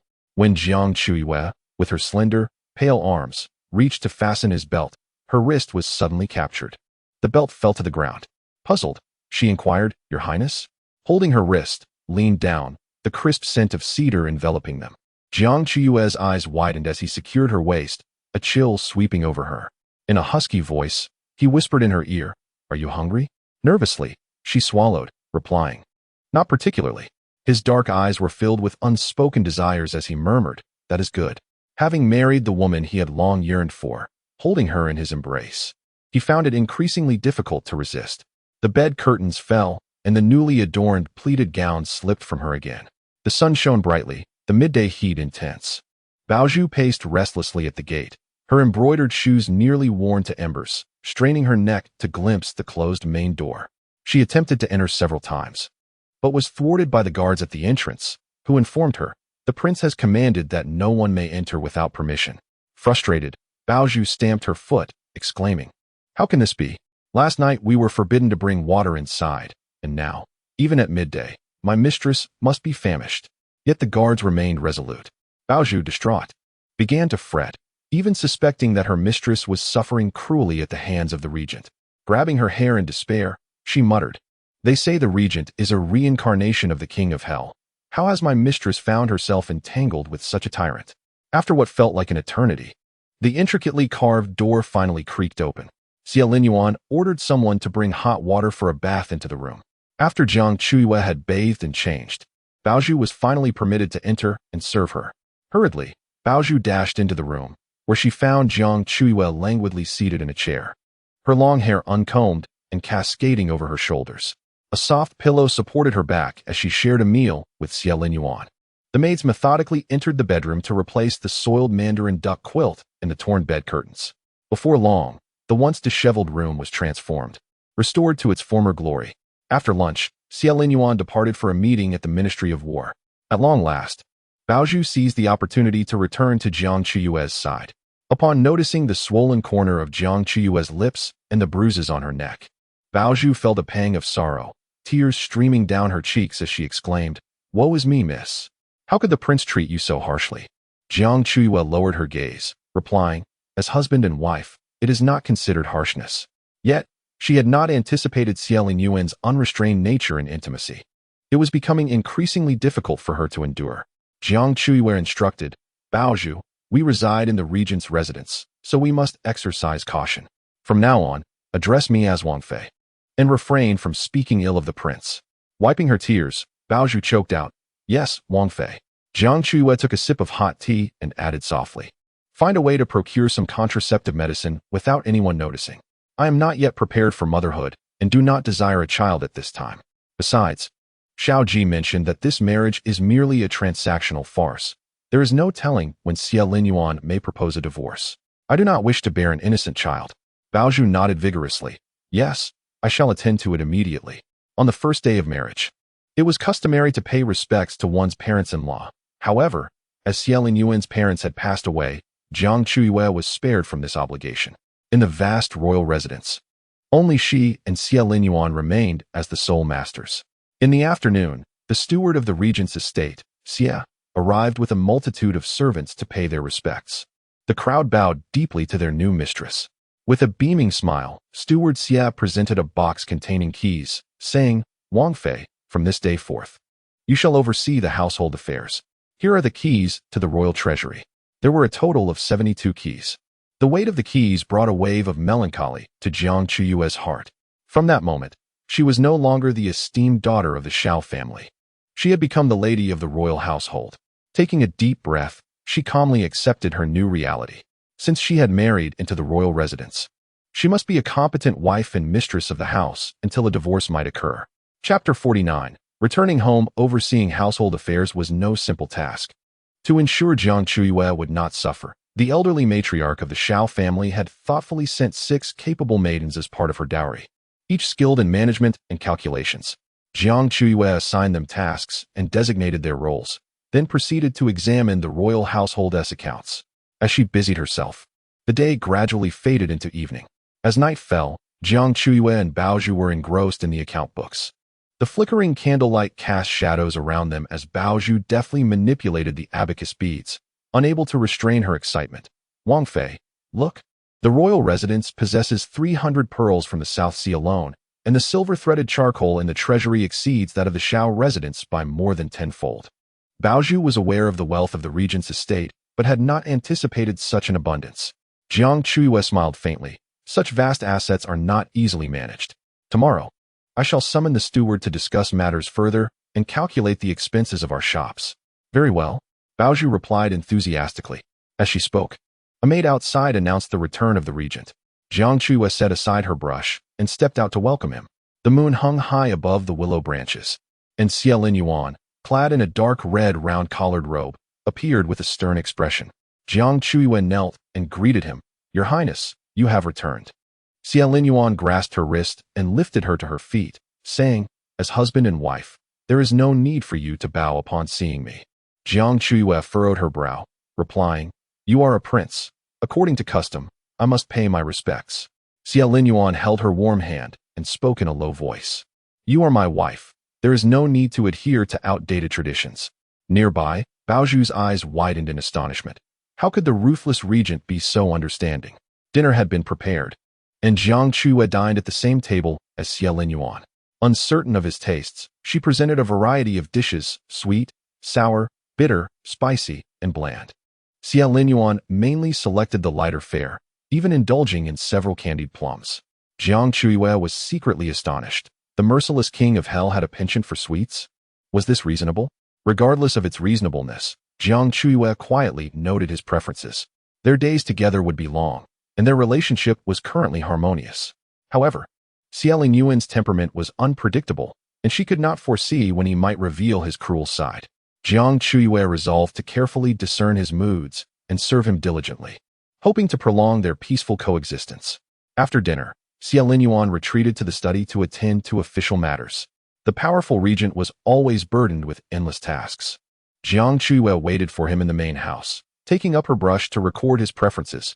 He had a dislike for sourness, a fondness for sweetness, an aversion to meat, and a preference for light dishes. After completing her notes, she tucked the booklet away in the desk drawer.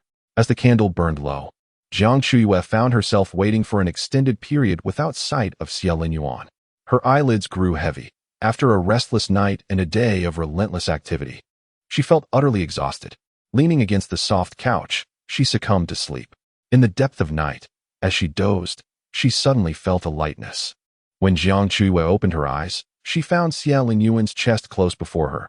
He had returned and carried her from the couch to their bed. The drowsiness vanished from her mind, and she struggled to keep her eyes open, murmuring, "Your Highness, you have returned."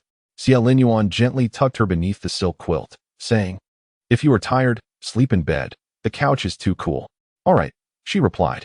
The servants had already withdrawn, leaving the room illuminated by red wedding candles. The flickering light cast shadows on Xiao Yuan's extraordinarily handsome face, which was now mere inches away.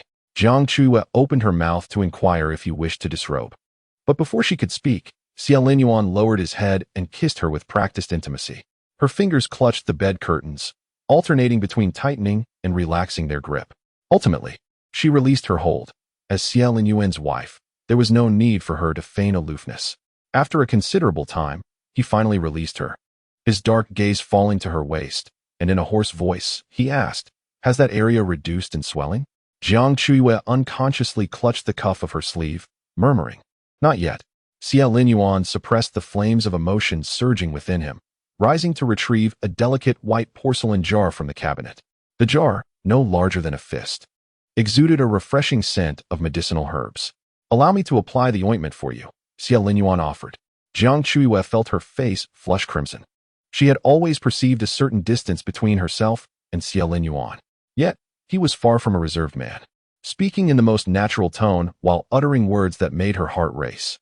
It was as though applying ointment was an everyday, effortless task for him. Stammering, she refused. "No, it's unnecessary. I can manage on my own." Xiao Yuan raised a brow, a playful smile gracing his lips. "Then do it yourself. I shall simply watch." The image of their awkward yet intimate moment flooded her mind, and Jiang Chuyue wished fervently to bash her head against the wall. How thick-skinned could Xiao Yuan be to say such things without a hint of embarrassment? She closed her eyes, surrendering to the moment. Ultimately, Xiao Yuan fulfilled his desire to tend to her wounds. He did not touch her directly. Instead, his broad arms enveloped Jiang Chuyue as if cradling a cherished treasure, and he drifted into slumber. Jiang Chuyue had believed she would find it difficult to share a bed with another. Yet that night, held in Xiao Yuan's embrace, she found herself sleeping soundly, free from nightmares, discovering a long-lost sense of tranquility within his arms. According to the customs of the Qing kingdom, a bride was to return to her family 3 days after the wedding. Jiang Chuyue boarded a luxurious ebony and sandalwood carriage, accompanied by her maid and servants, embarking on a grand journey to the Xiao residence. The Xiao family was quite near to the residence of the regent, merely a few turns around the corner. The carriage moved steadily and smoothly. Inside, Jiang Chuyue sat across from Xiao Yuan, with him positioned to the east and her to the west, separated by a low rosewood table. Immersed in the joy of returning to the Xiao family, she eagerly anticipated reuniting with her grandmother.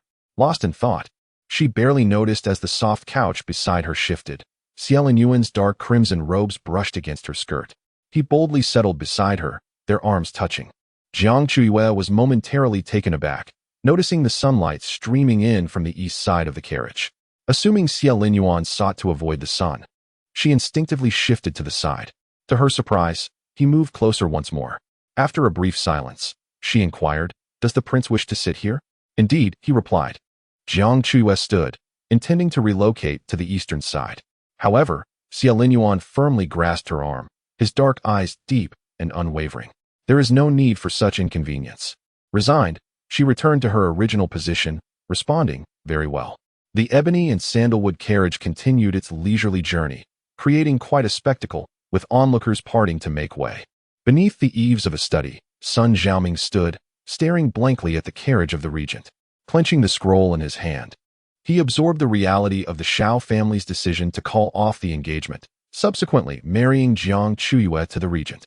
From that moment onward, Jiang Chuyue would become the unattainable princess consort. A mix of bitterness and resentment filled Sun Xiaoming's heart as he recalled Jiang Chuyue's radiant visage, muttering, "What a lofty and proud family the Zhaos are, and what an esteemed Miss Jiang." Chapter 50. Yet Jiang Chuyue is willing the more Sun Xiaoming pondered. The angrier he became. The Xiao residence seems to be toying with the Sun family, treating them like puppets. Resentment and bitterness grow like wild grass within Sun Xiaoming, who silently grits his teeth. The wheel of fortune will eventually turn, and he vows that one day, the Xiao family shall pay the price. A luxurious carriage made of ebony and sandalwood arrives at the Xiao residence. The matriarch, adorned in a festive red silk gown, eagerly awaits at the entrance. Puzzled, she wonders why they have not yet returned. Xiao Ji reassures her, stating that news from the royal palace confirms they are on their way. Just then, the opulent carriage of the regent appears at the end of the alley. The sharp-eyed steward promptly ignites celebratory firecrackers. With the sound of firecrackers, the young lady returns home. The carriage halts at the entrance of the Xiao residence, and the door swings open. Xiao Yuan, clad in a deep red robe, gracefully disembarks first. He extends his hand, and Jiang Chuyue naturally takes hold of it as she descends from the carriage. Observing this from the entrance, Xiao Ji squints his eyes, feeling a twinge of discomfort. Although he is aware that Jiang Chuyue and Xiao Yuan are merely playing a part, witnessing their physical contact still unsettles him. "Grandmother." Jiang Chuyue joyfully rushes over. The matriarch's eyes glisten with emotion as she embraces Jiang Chuyue tightly, exclaiming, "My dear heart, you have finally returned. Let grandmother see if you have lost weight." Jiang Chuyue, ever one to share good news rather than woes, conceals her myriad grievances and sweetly tilts her head to showcase herself to her grandmother. "Grandmother, I have not lost weight." Having just wed, Jiang Chuyue's attire is no longer as modestly elegant as before.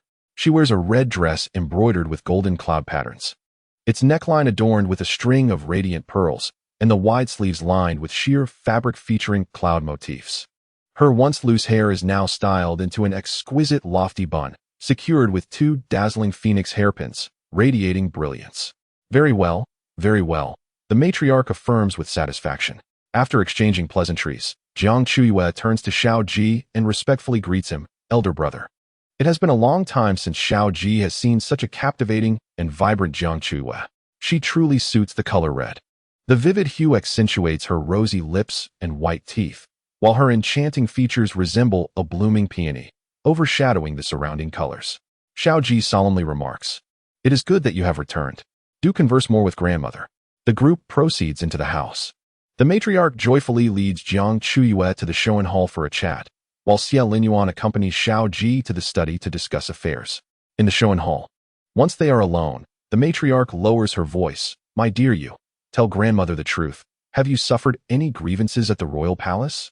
The regent's fearsome reputation has caused the matriarch to worry day and night since Jiang Chuyue's marriage, constantly fearing for her well-being. Jiang Chuyue smiles reassuringly, "Grandmother, please rest assured. I am well at the royal palace. The prince has not treated me harshly." "Is that truly so?" the matriarch inquires. Jiang Chuyue gently nods, "Indeed. If you do not believe me, you may ask Baozhu." The matriarch scrutinizes Jiang Chuyue's features, observing her calm demeanor and unaltered face, which reveals no signs of weight loss. And she finally feels a sense of relief. Meanwhile, in the Xiao residence's study, Xiao Ji and Xiao Yuan discuss the recent military affairs at the border, where Northern Yu has frequently invaded in recent years. Fortunately, the joint efforts of the Marquis of Zhennan and General Qin have stabilized the situation at the border. In due course, the Marquis of Zhennan shall return to the capital to fulfill his duties. Xiao Ji poured a glass of wine for Xiao Yuan, lamenting the fact that the Marquis had departed on his wedding night, embarking on a 5-year expedition. It was indeed time for him to return and manage the affairs of the Marquis. Xiao Yuan, caressing his wine cup, mused thoughtfully. The Marquis of Zhennan is a rare talent in martial prowess, yet it remains uncertain to which faction he will pledge his allegiance, necessitating further scrutiny. Although Xie Linyuan wields considerable influence in the current court of the Qing nation, a handful of obstinate ministers still cling to the emperor. The Marquis, holding military power, has yet to reveal his intended alignment upon his return to the capital. Should the Marquis be blind and foolish enough to side with the inept emperor, Xie Linyuan would have no choice but to devise a means to eliminate him. Fear not, should the Marquis turn against the emperor, I shall take his place. Xiao Ji chuckled, asserting that as a valiant and skilled general, usurping the Marquis's position would be a trivial matter. After concluding their official discourse and depleting their tea, Xiao Ji shifted the conversation, addressing Xie Linyuan. Your Highness, as my younger sister enters the royal household, I implore you to treat her kindly. Even if she does not please you, I beseech you to afford her the respect and dignity she deserves. Xie Linyuan's dark eyes glimmered with amusement. She shall be the mistress of the royal residence, overseeing all matters within. Xiao Ji felt a slight relief. Yet his thoughts drifted to Jiang Chuyue's captivating visage. Among the countless noble women of the capital, Jiang Chuyue stood out, invariably attracting the attention of men. Xie Linyuan, being a man himself, caused Xiao Ji to worry that he might, in a moment of impulse, compromise Jiang Chuyue's virtue. Xiao Ji tentatively urged, I trust your highness will remember your promise. Xie Linyuan lowered his gaze, savoring a rich goblet of wine, and replied with profound significance, as long as she is unwilling, I will never force her. Yet, it just so happens that Jiang Chuyue may be willing. Thus, Xie Linyuan's breach of promise cannot be held against him. Xiao Ji secretly exhaled in relief, awaiting the winds of change that would allow Jiang Chuyue to part ways with Xie Linyuan and return to the Xiao household. The plan appeared to unfold precisely as Xiao Ji envisioned. At noon, the matriarch of the Xiao family prepared an extravagant feast. Xiao Ji, Jiang Chuyue, Xie Linyuan, and the matriarch dined together. Among the sumptuous dishes was a delightful sweet and sour candied fruit.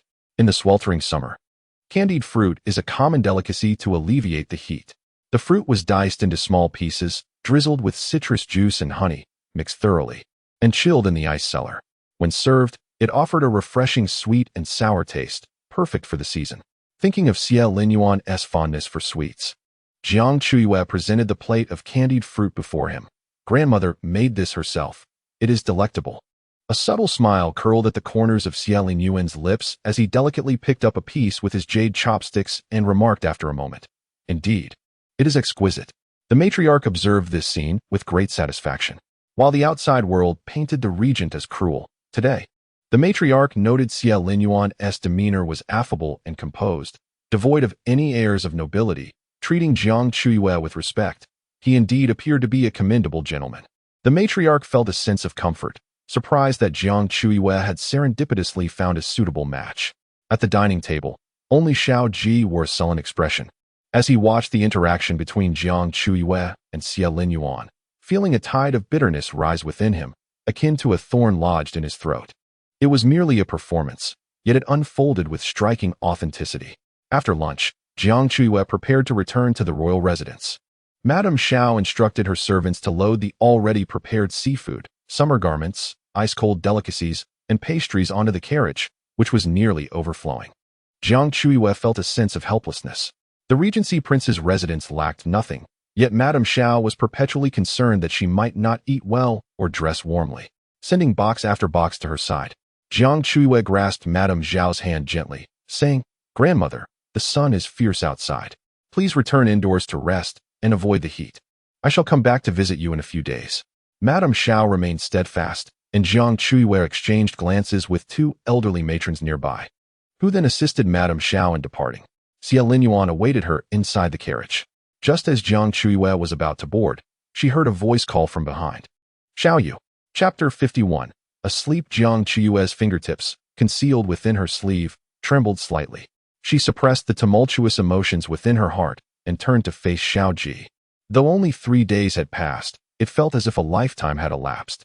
Xiao Ji still stood at the steps, his dark brocade robe shimmering under the sunlight, his handsome features unchanged. Yet Jiang Chuyue's heart no longer beat fervently for him as it once did. She maintained her composure, inquiring, Brother, what is it? Xiao Ji replied, I recall your aversion to heat. I will have someone send an iced jade mat to the palace for your comfort. Jiang Chuyue politely declined. There is no need.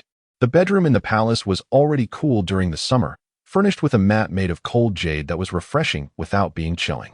She had no need for the gifts Xiao Ji offered, as he could not provide her with what she truly desired. Xiao Ji frowned slightly and said in a low voice, "You never used to refuse me." Before he could finish, the steward of the Xiao residence hurried in with urgent news. Auntie Jiang has just accidentally fallen and appears gravely ill. Startled, Xiao Ji abandoned his conversation with Jiang Chuyue and hurried back towards the entrance of the Xiao residence. Jiang Chuyue watched his retreating figure until it vanished from her sight, then calmly redirected her gaze. Xiao Ji had his own life to live, and Jiang Chuyue had hers. Mutual non-interference was the most suitable course. She turned and returned to the carriage, her slender fingers just brushing the curtain when she was abruptly pulled inside with force. In a whirl of motion, her crimson dress flared, and her back collided with Xiao Linyuan's solid chest. The intricately patterned curtain fell with a rustle, isolating them from the bustling sounds of the street outside. Jiang Chuyue found herself ensconced in Xiao Linyuan's embrace. As she lifted her gaze, her eyes met his dark, ink-like orbs. Perceiving his displeasure, she struggled to extricate herself from his hold. "Your Highness, why are you?" Her exclamation was muffled between their lips. Xiao Linyuan did not release her. His strong hand tightened around Jiang Chuyue's waist as he leaned down, besieging her defenses. The opulent ebony and golden sandalwood carriage of the Regency prince glided along the broad street. Outside, the cries of vendors filled the air, while Jiang Chuyue found it difficult to breathe within the confines of the carriage. Finally, they arrived at the Grand Palace. Baozhu dutifully presented a stool and softly reminded, Your Highness, we have arrived at the residence." Silence lingered within the carriage, and Baozhu lacked the courage to lift the curtain. The carriage remained parked at the entrance. Time passed unmeasured, when a bony hand lifted the carriage curtain, the jade ring on the thumb glistening with moisture. The substance clinging to the jade was uncertain. Was it tears or some other liquid? Xiao Linyuan enveloped Jiang Chuyue in his embrace, gracefully alighting from the carriage, his steps steady as he entered the gates of the royal mansion. Baozhu dared not utter a word, silently trailing behind her two masters. In the eastern courtyard of the Xiao residence, Xiao Ji hurriedly entered, finding the house physician supervising the maidservants in concocting medicine. Traditionally, Jiang had always donned modest garments. Yet today, she unusually wore a light red summer dress. Her complexion was pale, the vibrant red dress striking, her features reminiscent of Jiang Chuyue. What could have caused her to suddenly collapse? Xiao Ji inquired, seated at the edge of the bed. Jiang's delicate face broke into a feeble smile. "The second young lady returns home today, and I specially prepared her favorite mung bean cake.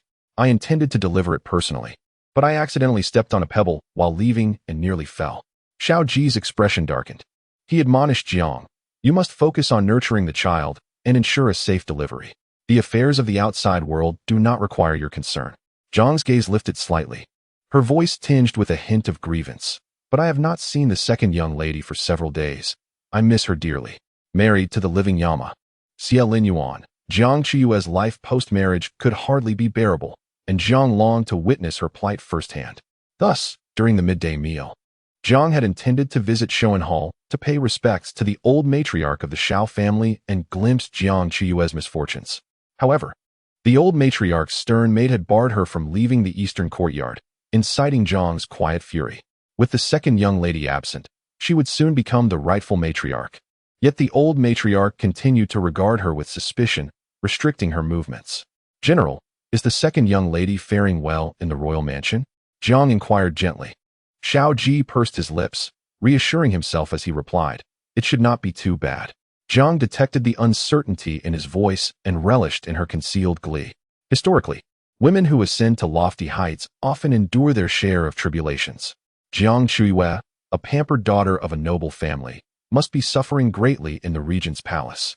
As night enveloped the regent's estate, Jiang Chuyue indeed found herself in a dire predicament. During the day, Xiao Linyuan had experienced some unknown provocation, rendering him particularly fierce by night. The golden wedding bells hanging from the bed curtains rang incessantly, and Jiang Chuyue could not fathom what had offended him, nor dared to resist. Thus she bore the torment in silence. As the night deepened, Jiang Chuyue trembled, her voice pleading for mercy, tinged with a hint of tears. Only then did Xiao Linyuan relent, summoning water for her bath. After a meticulous cleansing, Jiang Chuyue succumbed to a heavy slumber. In the corner of the room, 2 ice lanterns stood, the melting ice filling the air with a refreshing chill. Xia Linyuan remained awake, leaning against the pillow, his fingers brushing against the tear stains at the corner of Jiang Chuyue's eyes. The room was shrouded in dim light, and Jiang Chuyue resembled a slumbering, exquisite begonia, blooming within his embrace. Xia Linyuan gazed intently for a long while, and as he did, a familiar burn ignited in his throat. Yet, Jiang Chuyue appeared so pitiful, so thoroughly exhausted, she would hardly withstand the tumult of his surging emotions. Xia Linyuan could only suppress his yearning thoughts with a sigh. Gently caressing Jiang Chuyue's reddened lips with his fingertips, he murmured softly, "In the future, limit your interactions with Xiao Ji." Jiang Chuyue, already asleep, remained oblivious to his counsel. Days turned into weeks, and Jiang Chuyue felt an ever-growing distance between herself and Xia Linyuan, as if they inhabited entirely different realms. Initially, she envisioned a life of solitude following her marriage, yet circumstances compelled her to become intimately acquainted with him. Xia Linyuan's routine comprised official duties, military training, and nights spent with Jiang Chuyue. Regardless of how busy he was during the day, he always returned to their chamber at night to indulge in their passionate encounters. Jiang Chuyue likened herself to a delectable candy, knowing that Xia Linyuan had an insatiable sweet tooth for her, though she wondered when he might tire of her. Initially, she felt some resistance, but eventually surrendered to the circumstances, enduring the treatment while discreetly consuming a bowl of herbal tonic afterward.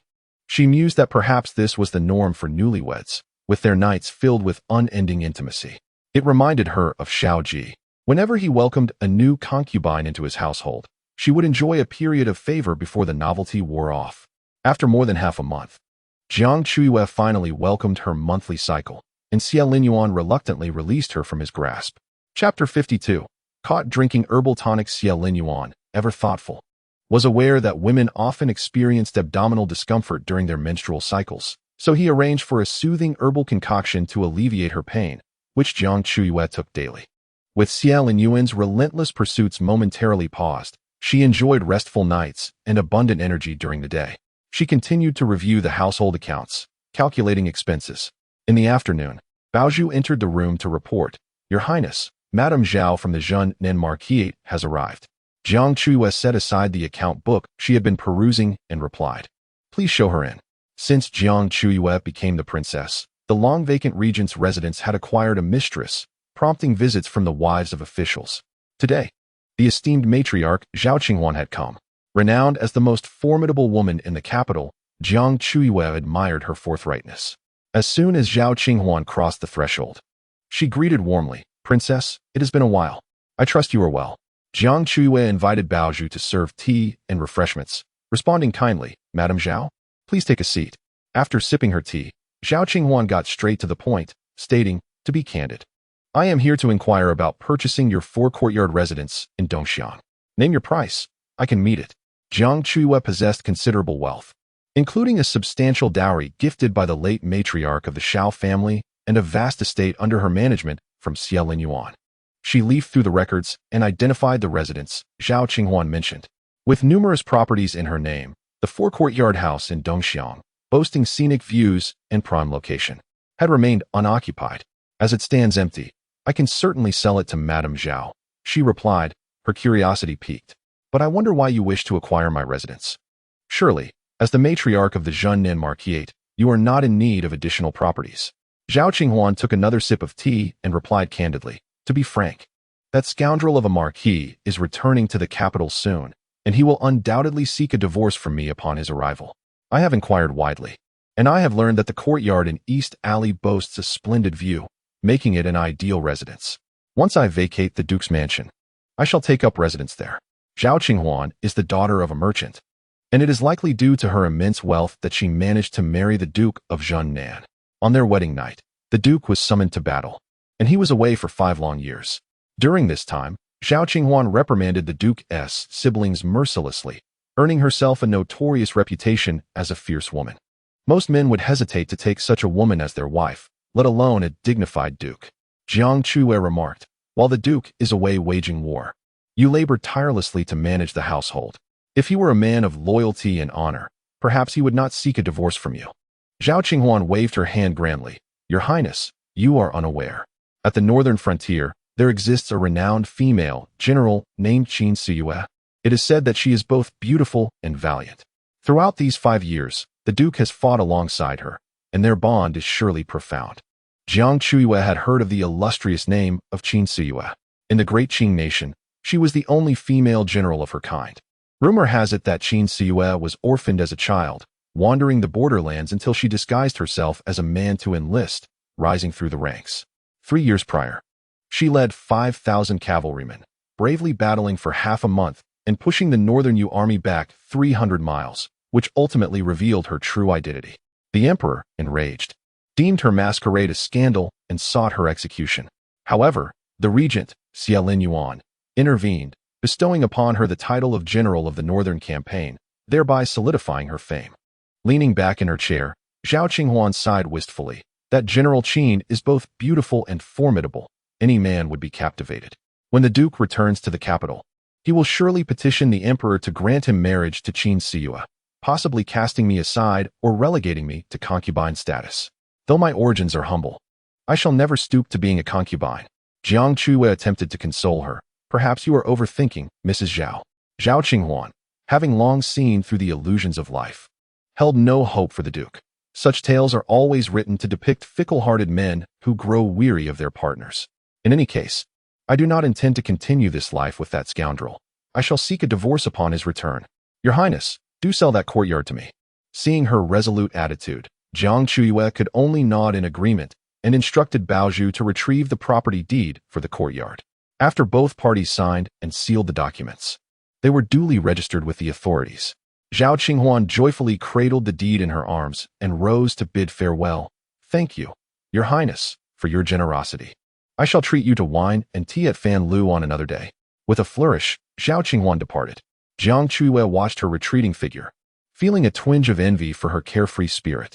As dusk approached, Xiao Ji had yet to return. Jiang Chuyue calculated the days. Her time of the month had concluded, and perhaps tonight Xiao Ji would seek her company again. Thus, she summoned Baozhu. Please brew some herbal tea to prevent conception and deliver it tonight. Baozhu replied, certainly. As night fell, Xiao Ji returned to the royal residence as expected. After sharing dinner with Jiang Chuyue, the maids and servants discreetly withdrew from the courtyard. Having abstained from meat for 5 or 6 days, Xiao Ji gazed at Jiang Chuyue, whose features were illuminated by candlelight, and his throat constricted with desire. Yearning to possess her immediately, just as he leaned in to embrace her, a guard outside announced, My lord, a letter has arrived from the Duke of Zhengnan. Xiao Ji could only suppress his agitation and, in a hushed voice, said to Jiang Chuyue, Wait here. I shall attend to state affairs and return to accompany you later. With that, Xiao Ji departed the room. Jiang Chuyue exhaled softly, donning her scattered garments, relieved to have narrowly escaped a calamity. Baozhu slipped into the room, bringing a steaming bowl of medicinal soup, exclaiming, Princess, do drink quickly. Tonight, the prince is quite swift. Unbeknownst to Baozhu, Xiao Ji had gone to handle official matters. The bitter herbal concoction rippled ominously, and Jiang Chuyue replied with a smile, Set it aside for now. I need not drink it just yet. No sooner had she spoken than Xiao Ji's voice resonated from beyond the curtain. What are you drinking? Jiang Chuyue's mind buzzed. Xiao Ji had unexpectedly returned, intending to remind her to dress properly. However, he overheard the exchange between the two. Xiao Ji fixed his gaze upon the dark potion on the table, his brow furrowing with increasing gravity. With narrowed eyes, he reiterated, What is the princess drinking? Baozhu turned pale with fright. Jiang Chuyue's heart raced. She opened her mouth, attempting to fabricate an excuse. Yet, gazing into Xiao Ji's murky eyes, she realized the futility of her deception. A simple inquiry to the physician would unveil the contents of the bowl. Bowing her head, she confessed, It is a contraceptive soup. Silence enveloped the room. The night wind rattled the window panes with a dull thud. A chill emanated from Xiao Ji, and Jiang Chuyue dared not raise her gaze. The stillness lingered until Jiang Chuyue heard the heavy sound of his sleeves brushing against each other. Xiao Ji had turned to leave. He was angry once more. Baozhu, her eyes reddened with worry, stammered, What shall we do, princess? Jiang Chuyue lowered her lashes, feeling a sense of melancholy. After a month of marriage, the facade of marital harmony had been shattered, It seemed that peaceful days were no longer in their future.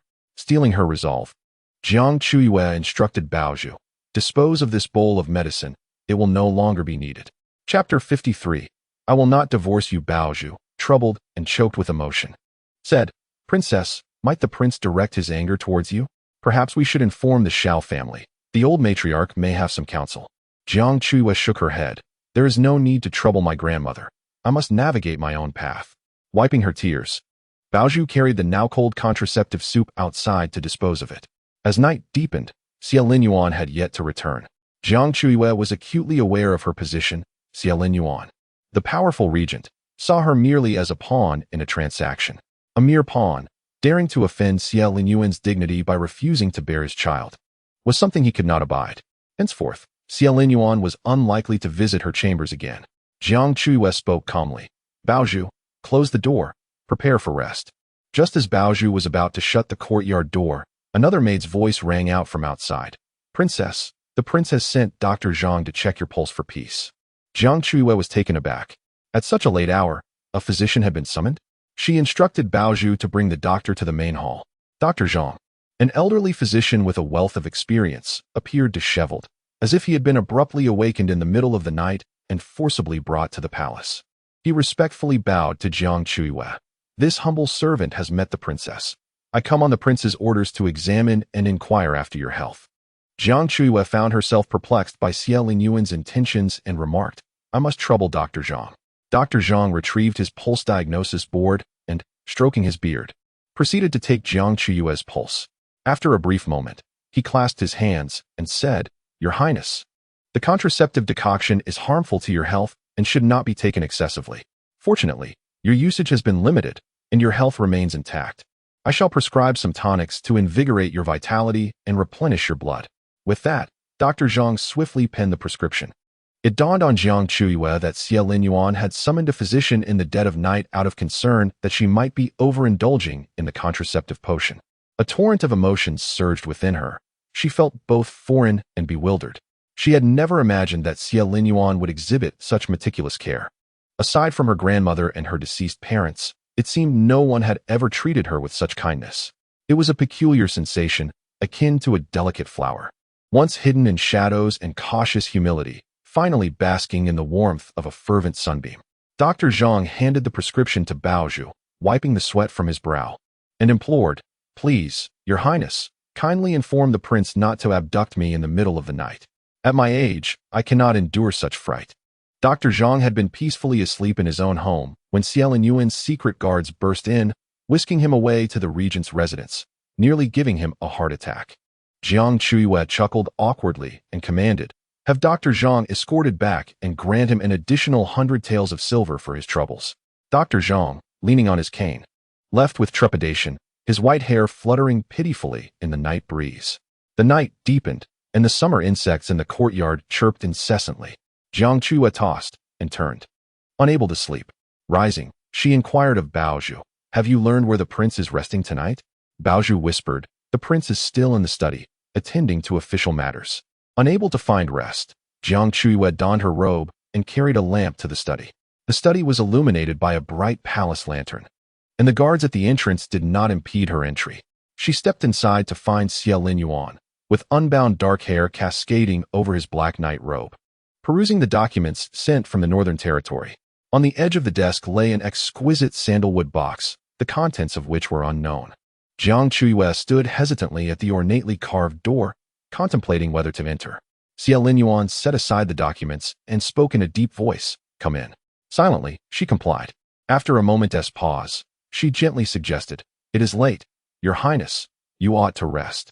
Xia Linyuan, nonchalantly, replied, "I am too agitated to sleep." In that instant, Jiang Chuyue felt a pang of regret. How foolish she was to have come to the study unbidden. Whether Xia Linyuan slept or not was of no consequence to her. As long as she could find her own rest, that sufficed. "I shall not disturb you any further," Jiang Chuyue muttered, turning to leave. In that moment, Xia Linyuan's wide sleeves suddenly flared, a fierce gust brushing past her ear, and the intricately carved wooden door of the study slammed shut behind her, enclosing her within his realm. The walls glimmered with the light of the glass lanterns as Xia Linyuan approached at a measured pace. Jiang Chuyue felt a twinge of anxiety. Surely, he would not lay hands on her, would he? Lost in her tumultuous thoughts, she heard Xie Linyuan's voice. Do not consume the contraceptive potion any longer. All medicines carry a degree of toxicity. Stunned, she quickly stole a glance at him. His eyes were like deep pools, seemingly drawing her into an abyss. Yet, she thought, but I am not ready for children. Jiang Chuyue could not restrain herself and spoke the truth. Xie Linyuan remained silent for a moment before asking, why? Jiang Chuyue anxiously fidgeted with her fingers, her gaze fixed on the black floor tiles. My marriage with the prince is merely a transaction. My brother once mentioned that the prince would eventually divorce me. Since a divorce is destined, there is no need to have children. Xie Linyuan replied. This prince will not divorce you. Jiang Chuyue looked up in astonishment. Xie Linyuan studied her bright eyes and spoke deliberately. As long as you do not initiate the conversation about divorce, this prince shall not part ways with you. In this life, you shall be the only one for me. The power of decision lay in Jiang Chuyue's hands. As long as she refrained from mentioning divorce, they would remain a legitimate couple, supporting and accompanying each other for life. Naturally, should Jiang Chuyue ever bring up the subject of divorce, Xie Linyuan would not acquiesce. He would employ all manner of means to forcibly keep her by his side. From the moment Jiang Chuyue entered the royal residence, she was destined to remain within Xie Linyuan's grasp. Jiang Chuyue, bewildered, murmured, but my brother said. Xie Linyuan coldly interjected, do not mention him. Your life should be governed by your own choices. Jiang Chuyue felt as if her heart had been gently struck by something. Waves of emotion rippling across her heart. If Xie Linyuan's words held true, then as long as she refrained from discussing divorce, they could continue their lives together. Jiang Chuyue did not wish for a divorce. It was not because she loved Xie Linyuan, but rather because she did not want to revert to her former self. Burdened with melancholy and heavy thoughts, she longed to leave Xiao Ji and live her own life. Jiang Chuyue stated, I do not wish to have children yet. Xie Linyuan responded, very well, we shall postpone that. Jiang Chuyue sighed in relief. Then I shall sleep in the side chamber. Not wanting to bear children meant she would have to share a separate bed from Xie Linyuan, abstaining from marital duties. However, Xie Linyuan declared, that will not do. This prince desires to share your bed every night. Jiang Chuyue was at a loss for words. She certainly did not wish to serve him each night. Unable to contain her frustration, she glared at Xie Linyuan, her voice tinged with irritation. I do not want to take the contraceptive medicine. It tastes dreadful. She had always been averse to bitterness. Xie Linyuan seemed to find the scene exceedingly amusing, gently tracing the furrowed brow of Jiang Chuyue, his fingers gliding along her delicate brow to her soft visage, exclaiming, the sight of the princess in anger is truly captivating. Do ignite your temper more often. This prince delights in it. Chapter 54. Boundless limits. Jiang Chuyue was infuriated. Xie Linyuan was truly insufferable. He forbade her from taking contraceptive medicine while insisting on sharing her bed, which would inevitably lead to her becoming pregnant. Xie Linyuan gazed at her exquisite features. The lively and adorable Jiang Chuyue, who made one yearn to possess her completely. He lingered on her for a while, reluctant to divert his gaze. After a moment, he turned, retrieving a delicate sandalwood box from the table. Xie Linyuan said, do not worry, this prince has his methods. He calmly opened the box, revealing several thin, translucent items, as delicate as gossamer. Jiang Chuyue furrowed her brows in confusion, asking, what are these? Xie Linyuan replied with a smirk, specially crafted foreign sheep intestines. In the future, when we share a room, this prince will wear them. Jiang Chuyue immediately comprehended the use of the sheep intestines. She anxiously clenched her sleeves, pondering how the illustrious regent had acquired knowledge of such peculiar things. The flickering candlelight danced as the chirping of insects serenaded the night outside. Xie Linyuan lowered his head, his voice unexpectedly tender. You are my wife. There is no need for fear or pretense. Whatever you desire, feel free to ask. His voice was undeniably alluring. Jiang Chuyue had never been treated this way by a man. Even Xiao Ji had never uttered such words to her. She felt her cheeks flush, stammering, then, will the prince be able to share a bed with me? Could it be a bit gentler? Xie Linyuan chuckled, leaning closer to her ear. Uncomfortable? Jiang Chuyue replied. Not quite. In fact, it is rather delightful. One might even say it is supreme joy. Yet, Xie Linyuan's fervor was overwhelming. She found it difficult to endure. Jiang Chuyue would forever remain oblivious to how enticing she appeared in Xie Linyuan's eyes. Her breath, her essence, her gaze. Every word and action of hers effortlessly ignited his passions, stirring Xiao Linyuan's desires time and again. With a subtle lift of his finger, he placed a gossamer-like garment into Jiang Chuyue's hand, whispering, "A beautiful evening calls for us to rest in the study tonight." Jiang Chuyue attempted to push him away, but Xiao Linyuan's robust frame rendered her efforts futile, leaving her enveloped within his luxurious black and gold robe. Unable to escape, she found herself ensnared, captured. The glass lantern elongated their shadows, intertwining as the lotus flowers in the courtyard swayed, droplets of dew cascading, filling the air with a fragrant aroma. With the enchanting garment, Jiang Chuyue no longer needed to consume the bitter concoction meant to prevent conception. Xiao Linyuan, with his mischievous nature, had evidently learned countless techniques, presenting an array of surprises upon their bed. As a child, Jiang Chuyue had been a lively and spirited girl.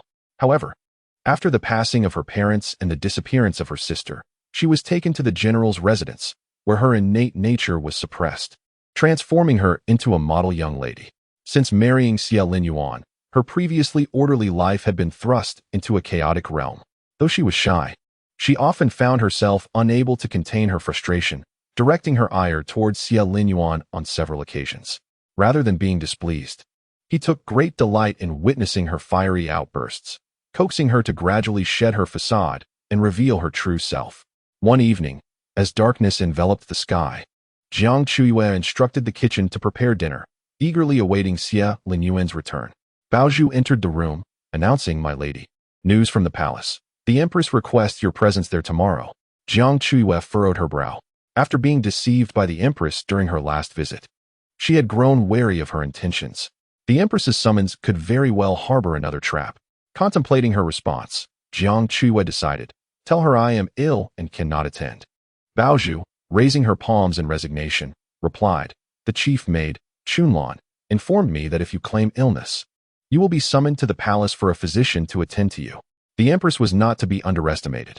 As Jiang Chuyue pondered her strategy, a guard announced Xiao Linyuan's return. She stepped outside to greet him, instructing her maid to bring a basin of water for him to cleanse his hands before they dined together. The summer night was stifling, yet the dishes on the table were mostly light, accompanied by a few cool and appetizing side dishes. Xiao Linyuan had a hearty appetite, partaking in a considerable amount of food. Jiang Chuyue was still preoccupied with the matter of the Empress, having taken only a couple of bites of the cold dishes before setting down her chopsticks. Xiao Linyuan always managed to perceive the subtle fluctuations in her emotions and inquired, "Are you facing a dilemma?" Jiang Chuyue replied gloomily, "The Empress has summoned me to the palace tomorrow." Xiao Linyuan asked, "Do you wish to enter the palace?" Jiang Chuyue expressed her distress. "The Empress is cunning and has undoubtedly set a trap for me. I certainly do not wish to go. However, if I repeatedly refuse, who knows how many rumors will circulate outside." Xiao Linyuan, already notorious for his oppressive rule over the royal family and his intimidation of officials, would undoubtedly be remembered in history as one whose achievements overshadowed his sovereign and as a figure of utmost malevolence. As husband and wife, if rumors spread regarding Jiang Chuyue's disrespect towards the imperial authority, Xiao Linyuan's reputation would only worsen. Xiao Linyuan, in a surprisingly cheerful mood, remarked, "You do consider my position." After a moment's hesitation, Jiang Chuyue tentatively made a request of Xiao Linyuan. "As I visit the Empress tomorrow, I am rather vulnerable. I kindly ask for your assistance to ensure my safe return from the palace." Xiao Linyuan simply replied, "Very well." That single word miraculously alleviated the anxiety that had been weighing on Jiang Chuyue's heart. As they continued with dinner, her appetite improved, and she enjoyed 2 bowls of hot soup. Stealing a glance at Xiao Linyuan across the round table, Jiang Chuyue reflected on how, since their marriage, she had initially been cautious and reserved, fearing to provoke him. However, as time passed, she recognized Xiao Linyuan's remarkable tolerance towards her. Except for his dominant and fierce demeanor in their private moments, he was generally accommodating to her every desire. Whatever she wished for, he would fulfill. Intrigued, Jiang Chuyue sought to explore the boundaries of Xiao Linyuan's indulgence, and to her astonishment, she sensed that he seemed to possess no limits in his kindness towards her. This left her perplexed. Throughout her life, she had encountered few men, yet none had ever been as elusive as Xiao Linyuan. How could he treat her so unconditionally? The more benevolent he was, the more Jiang Chuyue felt a disquieting sense of unease. She was acutely aware that love, like sand slipping through one's fingers. Could hardly be as solid as rock. After dinner, Xiao Yuan took Jiang Chuyue for a stroll in the rear courtyard to aid digestion. The courtyard was spacious, adorned with walls covered in blooming pink roses, while pots of peonies, their petals closed, emitted a subtle fragrance. Upon reaching a pavilion, they sat down to enjoy the cool evening air. With mugwort planted throughout the garden, there were no mosquitoes, and the night breeze was refreshingly cool. Jiang Chuyue felt a rare sense of relaxation as she leaned against the railing, gazing at the pink lotus flowers in the pond. Xiao Yuan stroked the jade ring on his thumb and offered her a cup of tea, saying, "Have some tea." Under the moonlight, the jade ring glimmered softly.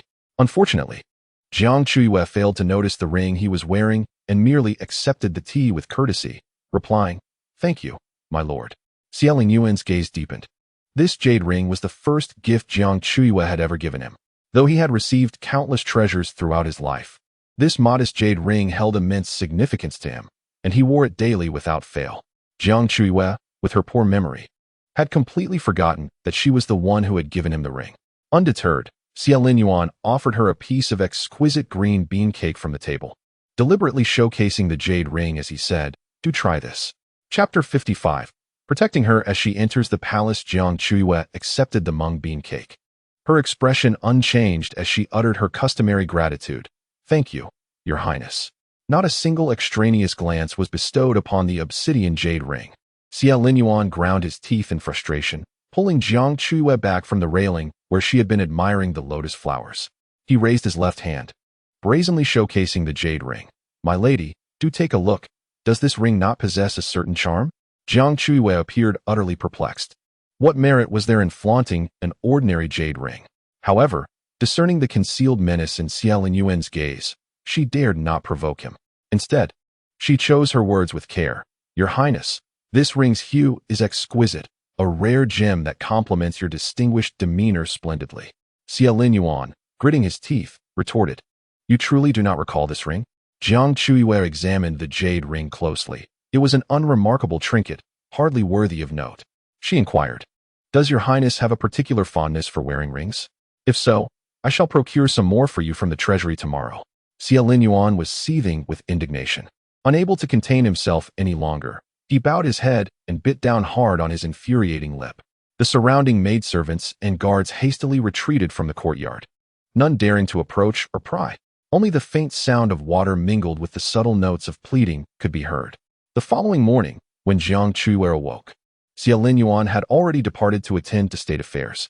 After partaking in breakfast, Baozhu, accompanied by several maidservants, prepared Jiang Chuyue for her audience with the empress, necessitating a more resplendent appearance.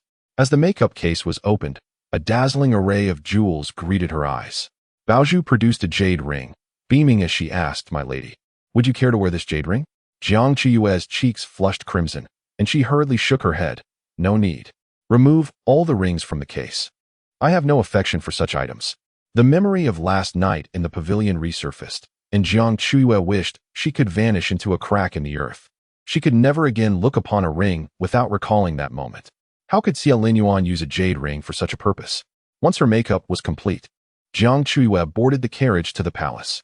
The royal carriage halted at the palace gates, whereupon she lifted the curtain to disembark, only to find a formidable row of armored cavalry standing at attention, their steeds majestic, and the guards on horseback fully equipped, their expressions stern and resolute. One of the armored guards approached, respectfully bowing to Jiang Chuyue. Xianing pays his respects to the princess. Jiang Chuyue found him familiar and queried, "Have we met before?" Xianing replied, "In response to your question, my lady, I am Xianing, the chief guard of the prince. A few days prior, when you disguised yourself as a man to venture to the Donghuang mountain camp, I was tasked with guiding you to the prince's tent." Jiang Chuyue recalled. Previously, when Xiao Ji was dispatched to the Donghuang mountain to quell bandits and had gone missing, she had donned male attire to search for him. While lingering outside the Regent prince's camp, a rather oblivious guard mistook her for a camp servant and allowed her entry into the grand encampment. That guard was none other than the chief of Xiao Yuan's guards. Wait a moment. Was Xiao Yuan deliberately leading her into his tent that day, intentionally setting the stage for her to assist him with his bath? Jiang Chuyue clenched her teeth, a vague sense of being ensnared in an intricate web of deceit washing over her. Yet, This was not the time for reflection on past grievances. Jiang Chuyue inquired of Xianing, "Why are there so many armored guards at the palace gates?" Xianing replied, "By the command of His Highness. I am tasked with safeguarding the princess consort. Should Her Majesty the Empress not release you by noon, I shall lead the troops into Kunning Palace to rescue you." Jiang Chuyue fell silent, reflecting on the audacious and brutal nature of such protection. Xia Linyuan, with unwavering transparency, exerted pressure on the Empress. If she dared to harm Jiang Chuyue, the position of the Empress of Qingwe would surely be usurped. Xianing then presented Jiang Chuyue with a short sword, saying, "Princess consort, this blade was bestowed by the late emperor. Should you find yourself in peril, you may even slay the Empress." Upon receiving the sword, Jiang Chuyue felt for the first time the profound weight of the title regent. The majesty of the emperor and the opulence of royal authority were dismissed entirely by Xia Linyuan. He stood at the very epicenter of power, a formidable figure perched atop the pinnacle of Qingwe's imperial might. The iron-clad cavalry stood resolute before the palace gates, their cold, gleaming armor reflecting a menacing aura, forming an impenetrable wall that securely shielded Jiang Chuyue. Lost in reverie, she recalled her childhood. At that time, her parents were stationed at the border. Her mother had been dispatched to negotiate with the enemy, while her father awaited with 10,000 soldiers outside the city. Those 10,000 elite warriors lent her mother the courage to venture alone into the enemy camp. The scene from her past mirrored her current predicament. Accompanied by her treasured pearl, Jiang Chuyue entered the palace, where she was greeted by Chunlan, the chief maid beside the empress. Chunlan, noticing the imposing array of armored cavalry at the palace gates, initially intended to intimidate Jiang Chuyue. However, upon witnessing the formidable display of weaponry, her demeanor shifted to one of deference. "Princess consort, Her Majesty the Empress wishes to inform you that the peonies in the harem are in full bloom. She invites you to the back garden to admire them. The sunlight is splendid today, and the peonies in the royal garden are resplendent." Chunlan escorted Jiang Chuyue to a pavilion beneath the corridor, saying, "Her Majesty is currently changing attire. Please wait here." Chunlan quietly departed. A gentle breeze rustled through the corridor as Jiang Chuyue sat upon a stone bench, admiring the blooming peonies. The petals unfurled beautifully, an exquisite sight. As she gazed at the vibrant flowers, she suddenly recalled the rumors surrounding the Empress and the Regent. It was said that Xia Linyuan had once been betrothed to the current Empress. On the day the Empress entered the palace, Xia Linyuan had uprooted all the peonies from the Wang residence. Yet, Jiang Chuyue distinctly remembered that many peonies still flourished in the back courtyard, not entirely removed. Waving her fan, the cool breeze lifted her hair slightly. Jiang Chuyue pondered, did Xia Linyuan still harbor feelings for the Empress? Or perhaps the Empress still held affections for him? In Kunning Palace, the Empress continued her grooming. Still youthful at 25, she gazed into the silver mirror, where faint lines began to etch at the corners of her eyes, and the radiance of her youth had dimmed, leaving her looking like a forlorn widow. The Empress inquired of Chunlan, "How does the Regent's princess consort appear today?" Chunlan responded, "Your Majesty, though the Regent's princess consort possesses beauty, she pales in comparison to you. Not even 1/10. The Empress caressed her own visage and slowly remarked, "You flatter me to amuse me. I am fully aware. There is no face in the capital that rivals that of the Regent's princess consort. Xia Linyuan, for her sake. Even station cavalry at the palace gates. How much he cherishes her.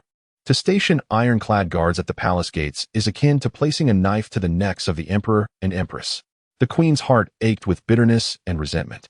In the past, when Xia Linyuan had yet to rise to prominence and the Xia family was not illustrious, although the Queen harbored affection for him, her love for imperial power and wealth prevailed. Shortly after she ascended to the throne, Xia Linyuan swiftly seized control of the court, his momentum unstoppable, subduing the Qing royal family for years. If he so desired, the emperor of the Qing nation could be replaced at any moment. Countless times in the dead of night, the Queen was filled with regret. Had she not declined the marriage proposal back then, she would now be the favored consort cradled in Xia Linyuan's palm. The Queen closed her eyes tightly and inquired of her maid, Chunlan, "Has the emperor gone to the imperial garden?" Chunlan replied, "The young eunuch from the Zhengde Hall has reported that the emperor is indeed headed towards the imperial garden." Chapter 56. Taking a concubine for him, the Queen smiled faintly, "Very well." Even though Jiang Chuyue had married another, the Queen had not relinquished her desire to introduce her to the emperor. Jiang Chuyue's beauty was captivating. Upon seeing her, the emperor would undoubtedly be enchanted. The emperor possessed a bizarre and capricious character. Once he set his sights on something, he would stop at nothing to acquire it. Even if he could not possess it, he would tarnish and ruin it. The court had enjoyed too long a period of stability. It required a fierce fire to purge its evils. In the corridor of the imperial garden, Baozhu looked around, finding the garden eerily quiet, devoid of other palace attendants. Puzzled, she asked, "Princess, what does the queen intend by leaving you here?" Jiang Chuyue revealed the dagger hidden in her sleeve. "We shall observe the unfolding events." She harbored no fear of the queen. Should calamity strike, Xia Linyuan would provide shelter. As the sun grew stronger and a gentle breeze wafted through the imperial garden, it carried away a delicate silk handkerchief that Jiang Chuyue had placed on the table. The white handkerchief fluttered gracefully, landing upon a vibrant pink peony. "Princess, I shall retrieve the handkerchief," Baozhu exclaimed, hastily lifting her skirts and dashing into the flower bed. The peonies bloomed, their fragrance subtle. Baozhu ran over and picked up the fallen handkerchief, which bore a smudge of dirt. As she prepared to return, she suddenly caught sight of a figure clad in dark yellow beneath a nearby locust tree. Rubbing her eyes, she was about to take a closer look when the figure vanished. Surely it was just a palace guard. Why must they spy? There is not a single normal person in this palace, she muttered. Clutching the silk handkerchief, Baozhu joyfully returned to find Jiang Chuyue outside the imperial garden. The emperor wore a grim expression. He was acutely aware of the queen's intentions. She had repeatedly tried to introduce Xiao Ji's sister into the harem, aiming to incite discord between the royal family and the regent. The queen extolled Xiao Ji's sister with extravagant praise, declaring Jiang Chuyue to be a beauty capable of toppling nations. After hearing this for so long, the emperor had developed a modicum of interest in her. Thus, when the queen invited him to admire the flowers in the imperial garden, he consented without hesitation. Standing beneath the locust tree, he gazed from afar and spotted a figure in green retrieving the handkerchief from among the peonies. The moment the green-clad woman turned, the emperor's anticipation extinguished abruptly. She was merely an ordinary woman of pleasing appearance. How could she be deemed a beauty of unparalleled allure? The emperor, brushing his sleeves, departed in frustration. That fool of a queen thinks I would desire any woman? Common and unremarkable, none could capture the emperor's attention. The woman he yearned for was solely that mysterious figure with whom he had shared but fleeting encounters. After days of searching, he had yet to uncover her whereabouts. The emperor found himself increasingly restless. The more elusive the mysterious maiden became, the more he was unable to let go. In the Kuanning Palace, Chunlan reported to the empress that the emperor had indeed encountered Jiang Chuyue in the imperial garden, yet he displayed no interest in her whatsoever. How could this be? The empress, unable to believe her ears, pressed further. "Are you certain His Majesty laid eyes on the regent's wife?" Chunlan nodded affirmatively, explaining that the only occupants of the garden were the regent's wife and her personal maid. Yet, the emperor's enthusiasm was conspicuously absent. The empress, disheartened, set aside her hairpin, troubled by the thought that such exquisite beauty as Jiang Chuyue's could fail to captivate the emperor's gaze, a notion that seemed utterly incongruous with his character. When one scheme falters, another may prevail. The empress resolved to visit the imperial garden herself to meet Jiang Chuyue. The garden was splendidly adorned, and the arrival of the empress in her grand palanquin commanded attention. Supported by her handmaidens, she made a majestic entrance. Upon seeing the empress, Jiang Chuyue knelt gracefully, her demeanor poised and respectful. The empress stood beneath the corridor, scrutinizing Jiang Chuyue with subtlety. The latter's beauty remained radiant, rendering the peonies around her dull in comparison. Since becoming a princess, Jiang Chuyue's attire had grown even more striking. She donned a precious Tianxue silk gown, intricately embroidered with lotus patterns that shimmered like rippling waters under the sunlight. It was indeed perplexing that such a beautiful woman could fail to catch the emperor's fancy, leaving the empress in disbelief. With an air of indifference, the empress commanded, "Rise and join me for tea." The maidservants presented the delicate Biluakan tea, and a cup was placed before Jiang Chuyue. However, she refrained from partaking in the refreshments offered. Noticing the untouched cup, the empress narrowed her eyes, inquiring, "Is the princess disinterested in the palace's spring tea?" Jiang Chuyue replied with composure, "I possess a delicate constitution and cannot consume outside food. The Lord has instructed me not to indulge in food or drink while in the palace." The empress, her gaze sharp, responded, "Is that so?" With calm assurance, Jiang Chuyue suggested, "If your majesty doubts my words, you may summon the Lord to verify." She deftly invoked Xie Linyuan as a shield against scrutiny. This tactic proved quite effective. The empress took a sip of her tea, her expression laden with meaning, remarking, "The Lord indeed holds you in high regard." As they exchanged pleasantries, the sun began its descent, signaling the approach of noon. The empress gestured towards the blooming peonies in the garden, stating, "The peonies here flourish exquisitely. I shall bestow 10 pots upon the regent's residence. The Lord has always adored peonies, and he will surely appreciate these blooms." While speaking, the empress fixed her gaze intently on Jiang Chuyue, hoping to catch a flicker of jealousy in her eyes. After all, peonies were the empress's favorite flowers, and the regent's estate had once been brimming with them. Regrettably, Jiang Chuyue's eyes remained serene, devoid of any tumult. With a gentle smile, she responded, "I am grateful for your majesty's generous gift." The empress's expression darkened as she contemplated her next move. After a moment of deliberation, she clapped her hands, summoning 2 graceful maidens who approached reverently to pay their respects to Jiang Chuyue. The empress remarked, "In the regent's household, you are the sole mistress, with no concubines to share the space, which must feel quite lonely. I have taken the liberty of nurturing 2 young ladies to present to the regent as concubines." Before Jiang Chuyue could voice her refusal, the empress continued, "What man in this world does not take multiple wives? As the Lord's wife, it is your duty to help him expand his lineage. If you were the sole occupant of the inner chambers of the royal residence, the world outside might well accuse you of jealousy." Jiang Chuyue observed the 2 young maidens, both youthful and beautiful, poised in their demeanor. The Regency Prince's residence had numerous vacant courtyards, thus accommodating 2 concubines posed no issue. With more pairs of watchful eyes on them, they would hardly dare to stir trouble. A smile graced Jiang Chuyue's lips as she graciously accepted, "Thank you for the Queen's generous gift." At the Ministry of War's training grounds, the Xuanwu army and the Iron Cavalry had concluded their drills, leaving the air thick with the stench of sweat. Xie Linyuan and Xiao Ji were engaged in light conversation over tea indoors. Xiao Ji placed the battlefield reports from the frontier on the table, remarking, "The new emperor of Beiwei has a long-standing grudge against General Qin. Their forces have frequently encroached upon our borders these past 2 years. Should an army advance, General Qin and the Marquis of Southern Defense may find themselves overwhelmed, and I shall have to take to the front lines myself." Xie Linyuan replied, "Let us observe how matters unfold." The 2 continued discussing the situation at the border before shifting their focus back to court affairs.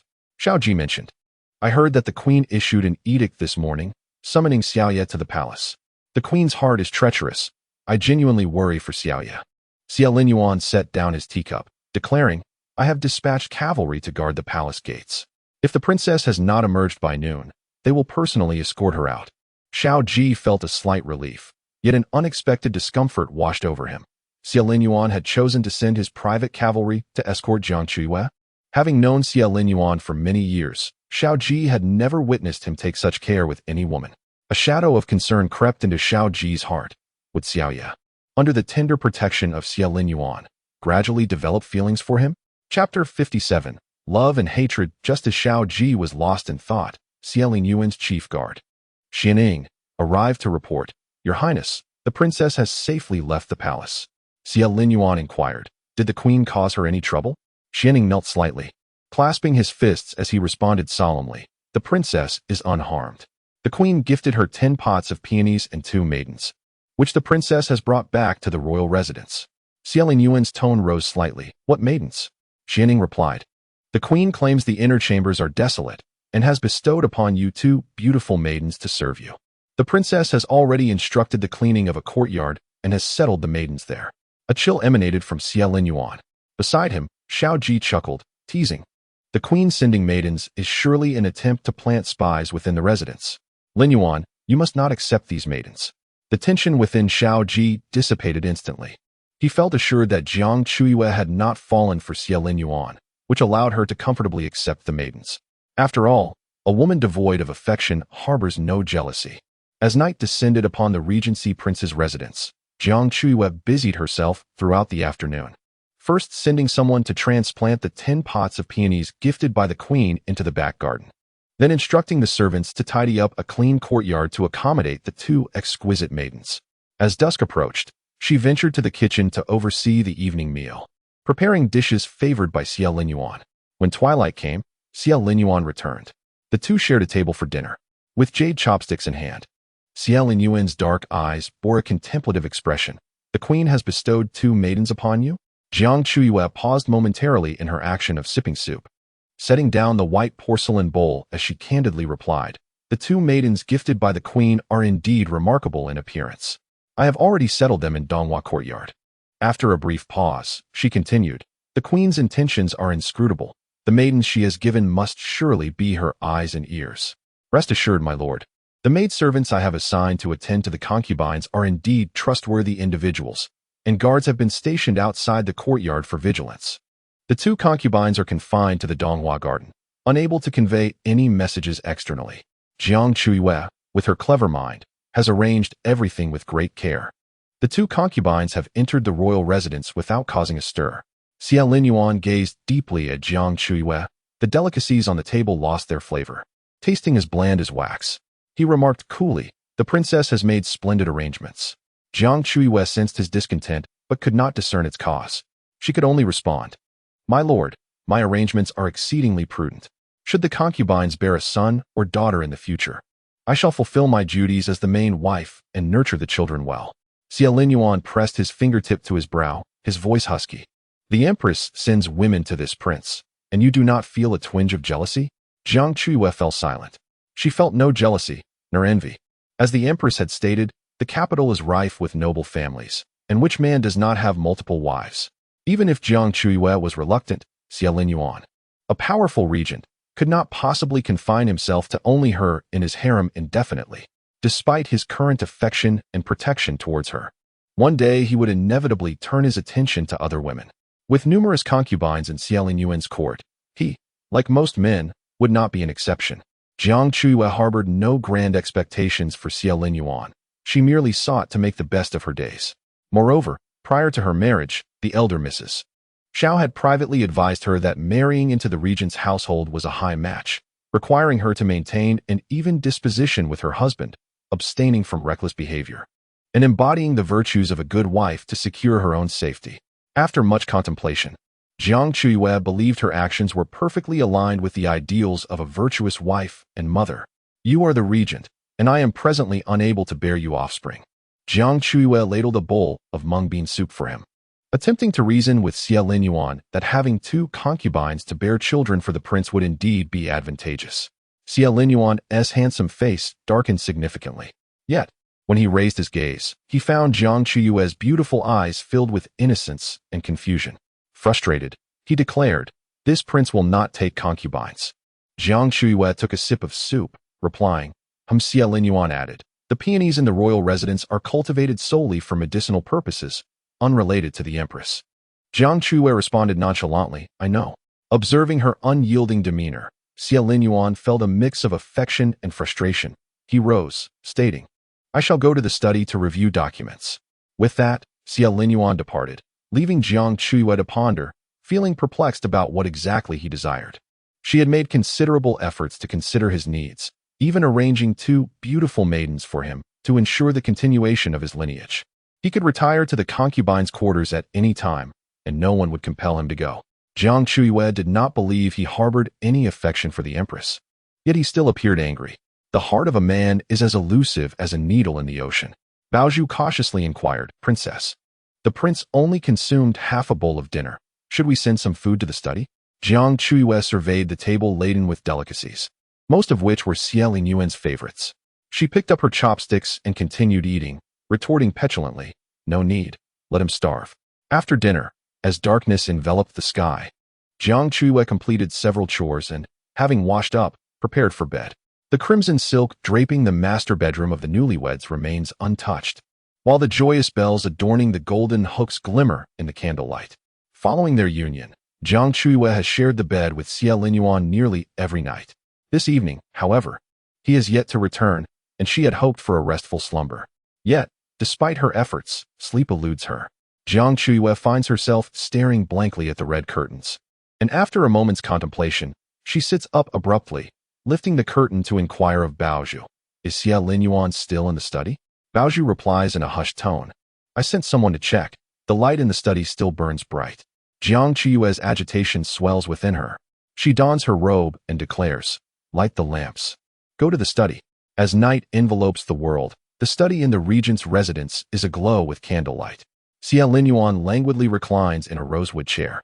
His fingers pinching a battlefield report delivered from the frontier, his dark gaze occasionally drifting to the window.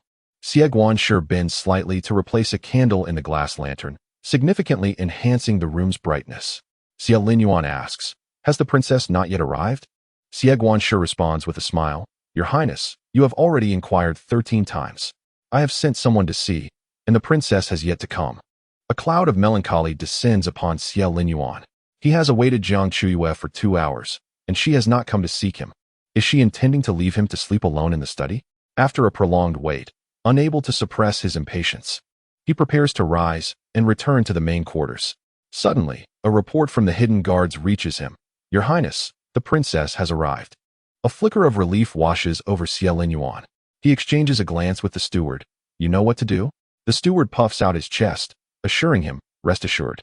"Your Highness, in my youth, I worked in a theater, mastering the arts of performance. There will be no oversight." Chapter 58. Does he hold affection for her? The door to the study stands slightly ajar, a sliver of candlelight seeping through the crack. Jiang Chuyue, bearing a box of delicacies, arrives fashionably late.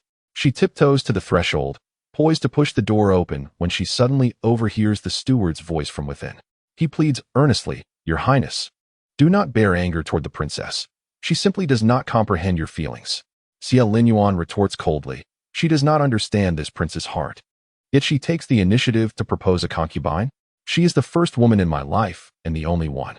My heart yearns for her. She is the one I cannot forsake." The steward sighs, "The princess is young. Why not express your feelings directly to her, Your Highness?" Xiao Linyuan's tone dims. As if weighed down by unseen sorrow, he reflects, "She was coerced into marrying me by Xiao Ji. If I reveal my intentions, she would not believe me. I wish I could lay my heart bare for her."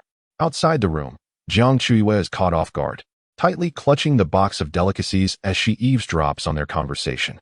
"He holds affection for me. How could it be that the formidable regent, known for his ruthlessness, harbors feelings for her? When did he come to like her?" Inside the room, the steward continues to console Xiao Linyuan. "Do not be disheartened, Your Highness. Time will reveal the strength of a horse and the truth of a heart. One day, the princess will understand your love." Xiao Linyuan exhales a deep sigh. To offer the world, yet fail to bind your heart. Jiang Chuyue remains in a stupor for a long while, her heart racing wildly after overhearing Xiao Linyuan's tender words. The notorious Xiao Linyuan, a figure of terror, is also susceptible to the whims of love. Her thoughts were in disarray as her food box accidentally collided with the ironwood pillar. The sound of the impact echoed loudly in the stillness of the night. From the study came the cold reprimand of Xiao Linyuan. "Who is outside?" Shortly thereafter, the steward of the Wang Fu opened the study door and was taken aback to see Jiang Chuyue at the threshold. With a respectful demeanor, the steward bowed and inquired, "This old servant sees the princess. May I ask how long you have been here?" Jiang Chuyue, feeling guilty, averted her gaze. "I just arrived." Feigning ignorance of Xiao Linyuan's words, the steward, slightly relieved, dared not disturb the newlywed couple and swiftly departed. The surroundings were eerily quiet, the night sky dark, and the bright candlelight in the study cast a warm glow on Jiang Chuyue's light purple skirt. She entered the study, holding the food box, and glanced at Xiao Linyuan, who sat at the sandalwood desk with an air of arrogance, as if questioning her presence. Jiang Chuyue placed the food box on a small side table, turned her back to him, and composedly retrieved 2 plates of pastries. As she turned back, she unexpectedly found herself caught in Xiao Linyuan's deep, ink-like gaze. Realizing he had been observing her from behind, caught in the act, Xiao Linyuan quickly lowered his eyes and pretended to be engrossed in the scrolls before him. He appeared unfazed, yet the overturned scroll betrayed his thoughts. A tide of unexplainable emotions washed over Jiang Chuyue. Hearing was one thing, but seeing was believing. Xiao Linyuan seemed to genuinely have feelings for her. Maintaining her composure, she placed the 2 plates of pastries on his desk and said calmly, "Your Highness, you barely had any dinner. Do have a little supper to ease your hunger." Xiao Linyuan, with an indifferent demeanor, set down the scroll and sampled a piece of lotus pastry. Jiang Chuyue patiently waited beside him as the night breeze rattled the window, bringing a chill as the ice jar in the room melted.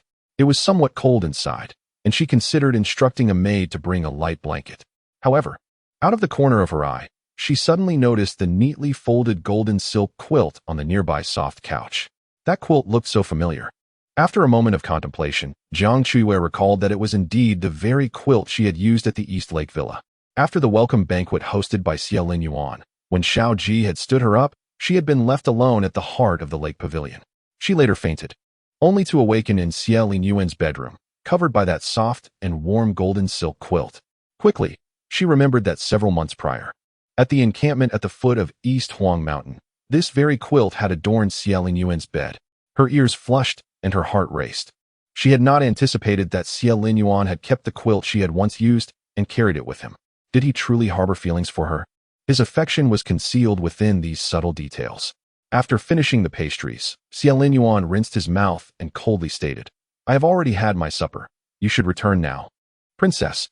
Jiang Chuyue placed the plates back into the food box and glanced at Xiao Yuan, softly replying, "It is cool tonight. May you sleep well, Your Highness. I shall take my leave." With the food box in hand, she tentatively turned to take a few steps away. She thought to herself, if Xiao Yuan truly liked her, he surely would not let her depart tonight. As Jiang Chuyue was about to take her third step, the study door was suddenly slammed shut by a powerful gust. The food box fell to the ground, producing a crisp sound. Xiao Yuan swiftly embraced her, and in a whirl of motion, they collapsed onto the soft couch in the study. The flickering lamp cast shadows, and as their garments intertwined, she caught a glimpse of Xiao Yuan's dark, brooding eyes. Towering over her, he grasped her waist firmly, declaring, "This prince shall not take a concubine." Previously, Jiang Chuyue would have dismissed his words as mere nonsense. However, just moments ago, she had inadvertently overheard Xiao Yuan's innermost thoughts outside the door. Thus, his promise resonated with her, and she found herself believing him to a significant extent. Jiang Chuyue opened her mouth, attempting to reason with him. "Your Highness must consider producing heirs. I am not ready to bear children at this moment, and it may hinder your plans." Xiao Yuan replied gravely, "When you are willing to bear children in the future, I shall have heirs." Jiang Chuyue's heart fluttered, and she whispered, "What if I never wish to have children?" Xiao Yuan lowered his gaze. "That is acceptable." The phrase, laced with his warm breath, brushed against the corners of Jiang Chuyue's rosy lips, fading into the gentle sound of flowing water. Lying weakly beneath the soft silk quilt, Jiang Chuyue felt dizzy, overwhelmed by the situation. Xiao Yuan, filled with anger and reluctance, held her with an unyielding force. Her heart felt shattered, a symphony of old affections crumbling, while simultaneously, a new fervor quietly took root within her. As the night wore on, outside the study, the steward of the palace peeked through the moon gate, observing the dim, flickering candlelight that persisted in the study. A smile crept across his face. "It seems I possess a talent for theatrics." He hummed a tune and leisurely departed. In the depths of the night at Kunning Palace, the Empress, having changed her attire, was preparing to sleep when a message from the palace maid, Chunlan, interrupted her. "Your Majesty, General Xianing, who is close to the Regent, has arrived." The Empress paused, lifting the curtain thoughtfully. "Let him come to the main hall." Through the pearl curtain, she received the young general in the stillness of the night. Xianing, with a stern demeanor, addressed her respectfully. "I am here at the prince's behest to present a gift to your Majesty." The Empress raised an eyebrow. "What sort of gift?" As her words fell, the maid entered, carrying 10 pots of precious peony flowers, neatly arranged before Xianing. The peonies, with their petals closed at night, still thrived, their buds proudly perched on the branches. Xianing drew his sword. With a swift motion, he severed the flower stalks of all 10 pots. The vibrant blossoms fell like severed heads, rolling onto the ground in a disarray. Chapter 59. Separation. The Empress's face turned ashen in an instant. Xianing, bowing calmly, stated, "The prince has declared he does not love peonies, nor does he require concubines. Should you send any more trivial offerings, what falls to the ground will not merely be peonies." With that, he took his leave. The Empress sat in her phoenix chair, overwhelmed with anxiety, her gaze fixed on the severed peony stems. Panic gripped her for a long while before she commanded the maid to clear away the decapitated flowers. The room fell into a profound silence, punctuated only by the rhythmic dripping of water. The Empress, her nails nearly digging into her palms, gritted her teeth in frustration. What a cunning Jiang Chuyue, daring to whisper sweet nothings into Xiao Yuan's ear. The empress was filled with resentment. As the most esteemed empress of the Qing kingdom, how could she endure being overshadowed and bullied by a mere princess? Chunlan presented a cup of tea to the empress, furrowing her brows and saying, "Your Majesty, with the regent lord's protection, we cannot contend with the princess consort. Please take a moment to sip this tea and calm your mind, considering our next steps." The empress, however, did not touch the tea. After a moment of contemplation, she smirked coldly. "If I cannot deal with Jiang Chuyue, there are many who can." Chunlan's eyes sparkled. "This servant shall attend to it at once." Princess Xiaohua, the youngest daughter of the late emperor, had been guarding the imperial tomb for the past few years. She harbored affections for the regent lord, Xiao Yuan, and had repeatedly sought the late emperor's permission to marry him. Unfortunately, when the sixth prince seized the throne amidst chaos, Xiao Yuan supported him through treacherous trials, aiding his ascension to the throne. Pure and filial, Princess Xiaohua, unable to bear the new emperor's incompetence, voluntarily remained at the tomb for 5 long years. The empress, full of pride, exclaimed, "Can Xiao Yuan threaten me? Would he dare to touch Xiaohua? Once she returns to the capital, Jiang Chuyue's fortunate days will come to an end." The following day, as daylight broke, Jiang Chuyue awoke in the main chamber. Xiao Yuan had already gone to court. She lay languidly on the bed for a while, her eyes wide open, staring vacantly at the clear sunlight streaming through the bed curtains. Xiao Yuan had been relentless the previous night, and she eventually drifted into a stupor amidst the haze. As the rain ceased and the clouds parted, he had meticulously attended to her, applying a restorative ointment to ease her soreness. She pondered, "He indeed cherishes me. No wonder he shuns taking a concubine. No wonder he seeks my company every night." The words she had overheard the night before still felt surreal. Xiao Yuan, a man of great power, was never lacking in beautiful women to attend him. Why did he choose to be so deeply enamored with her? Seated at her vanity, she gazed into the silver mirror. After last night's passionate encounter, her lips were slightly swollen, her cheeks flushed, and her long, dark hair cascaded gracefully over her shoulders, giving her a radiant and charming appearance. Jiang Chuyue mused that love requires no rationale. Perhaps Xiao Yuan was drawn to her beauty, or perhaps he cherished her gentle and understanding nature. After her grooming, Baozhu brought forth the breakfast. With a cheerful smile, she announced, "Princess consort, the lord has sent back the 2 maidservants from Donghua courtyard, along with the 10 pots of peonies from the garden." Jiang Chuyue paused mid-sip of her porridge. "What did the empress say?" Baozhu replied, "There has been no word from the palace. The empress would not dare to hold anyone accountable." Jiang Chuyue couldn't help but marvel at Xiao Yuan's decisive actions. She wondered just how deeply he cared for her, shielding her from the storm and bearing the weight of external criticisms. How much more would he do for her? This overwhelming affection laid bare before her was impossible to ignore or evade. She felt akin to a frog in warm water or a flower under the sun, gradually being enveloped by increasing warmth. Days passed, and Xiao Yuan prepared to inspect military affairs in Liangqing. Located 150 miles from the capital, Liangqing was a crucial military stronghold. Xiao Yuan planned to conduct his customary inspections of both military and administrative affairs, with a multitude of matters to address. Ensuring his return would not be for at least half a month. Since their marriage, they had scarcely been apart, making this separation all the more poignant. Yet, Jiang Chuyue remained unperturbed, attending to her tasks as usual. However, it was evident that Xiao Yuan was quite reluctant to part ways. On the eve of his departure, he held Jiang Chuyue in his embrace, savoring her completely. The following morning, before setting off at dawn, Xiao Yuan brazenly took with him 2 of Jiang Chuyue's intimate red garments. Blushing, she attempted to snatch them back, indignantly exclaiming, "What do you need these for?" Unfazed, Xiao Yuan tucked the fragrant garments into his sleeve and gently kissed her flushed lips, stating, "In the nights to come, should I find myself yearning, my princess's garments will serve as my solace." Jiang Chuyue wished fervently to find a crevice to hide in. He was utterly shameless. Xiao Yuan then presented her with a copper token engraved with a qilin, imparting solemnly, "I shall be away from the capital for half a month, leaving you to fend for yourself. Should you encounter any trouble, use this token to summon the Xuanwu army and the Iron Cavalry. They will protect you." The token felt icy in her palm. Jiang Chuyue was astonished. "Such an important token. You are giving it to me?"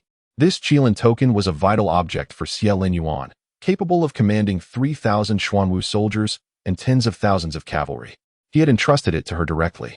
He kissed her forehead, his dark eyes revealing unmasked affection. As husband and wife, your safety is paramount. Jiang Chuyue's heart fluttered uncontrollably. Ever since marrying Xie Linyuan, she felt as if she were immersed in a honey pot, as he bestowed upon her unparalleled trust and love, swiftly eroding her defenses. As Xie Linyuan departed with reluctance, Jiang Chuyue remained in the royal residence, orderly managing a few affairs during the day. However, as the sun set, the mansion grew eerily quiet, with only the main house where she resided illuminated. Dining alone, she found the 8 immortals' table laden with her favorite delicacies, yet her appetite was quite poor. Habits can be formidable. She had grown accustomed to dining with Xie Linyuan every day, and eating alone felt quite disconcerting. After dinner, Jiang Chuyue returned to the main house to read a storybook. Baozhu placed a wooden box on the table, smiling brightly. The prince knows you enjoy reading storybooks, and specially purchased new ones from Fan Tower, all placed in this box. Jiang Chuyue opened the box to find 6 neatly arranged books, alongside a pair of egg-sized ceramic figurines. Upon seeing the figurines, her face flushed instantly. On the eve of her wedding, old Lady Xiao had given her 4 pairs of secretive ceramic dolls to help her understand matters of intimacy. 1 pair had been taken by Xie Linyuan.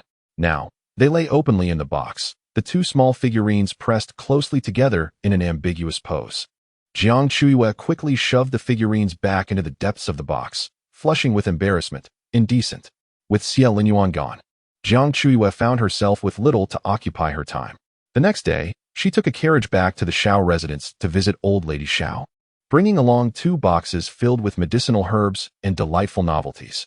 Her grandmother, growing frail with age, required nourishing soups and herbal remedies for her health.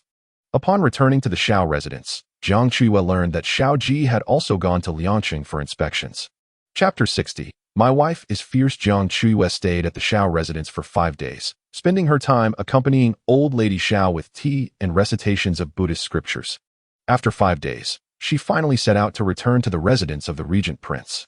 The royal carriage was resplendent, surrounded by a throng of dark-clad attendants, with formidable cavalry flanking it, creating a truly magnificent spectacle.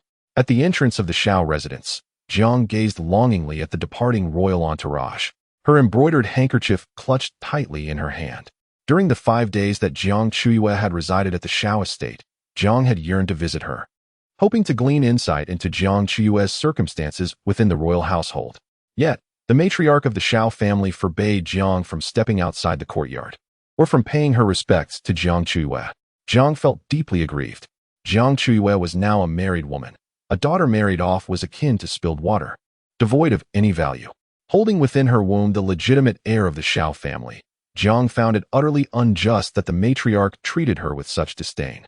Though residing in lavish quarters and enjoying the finest provisions, she remained discontent. Often, she felt akin to a bird confined within a gilded cage, deprived of freedom, power, and wealth.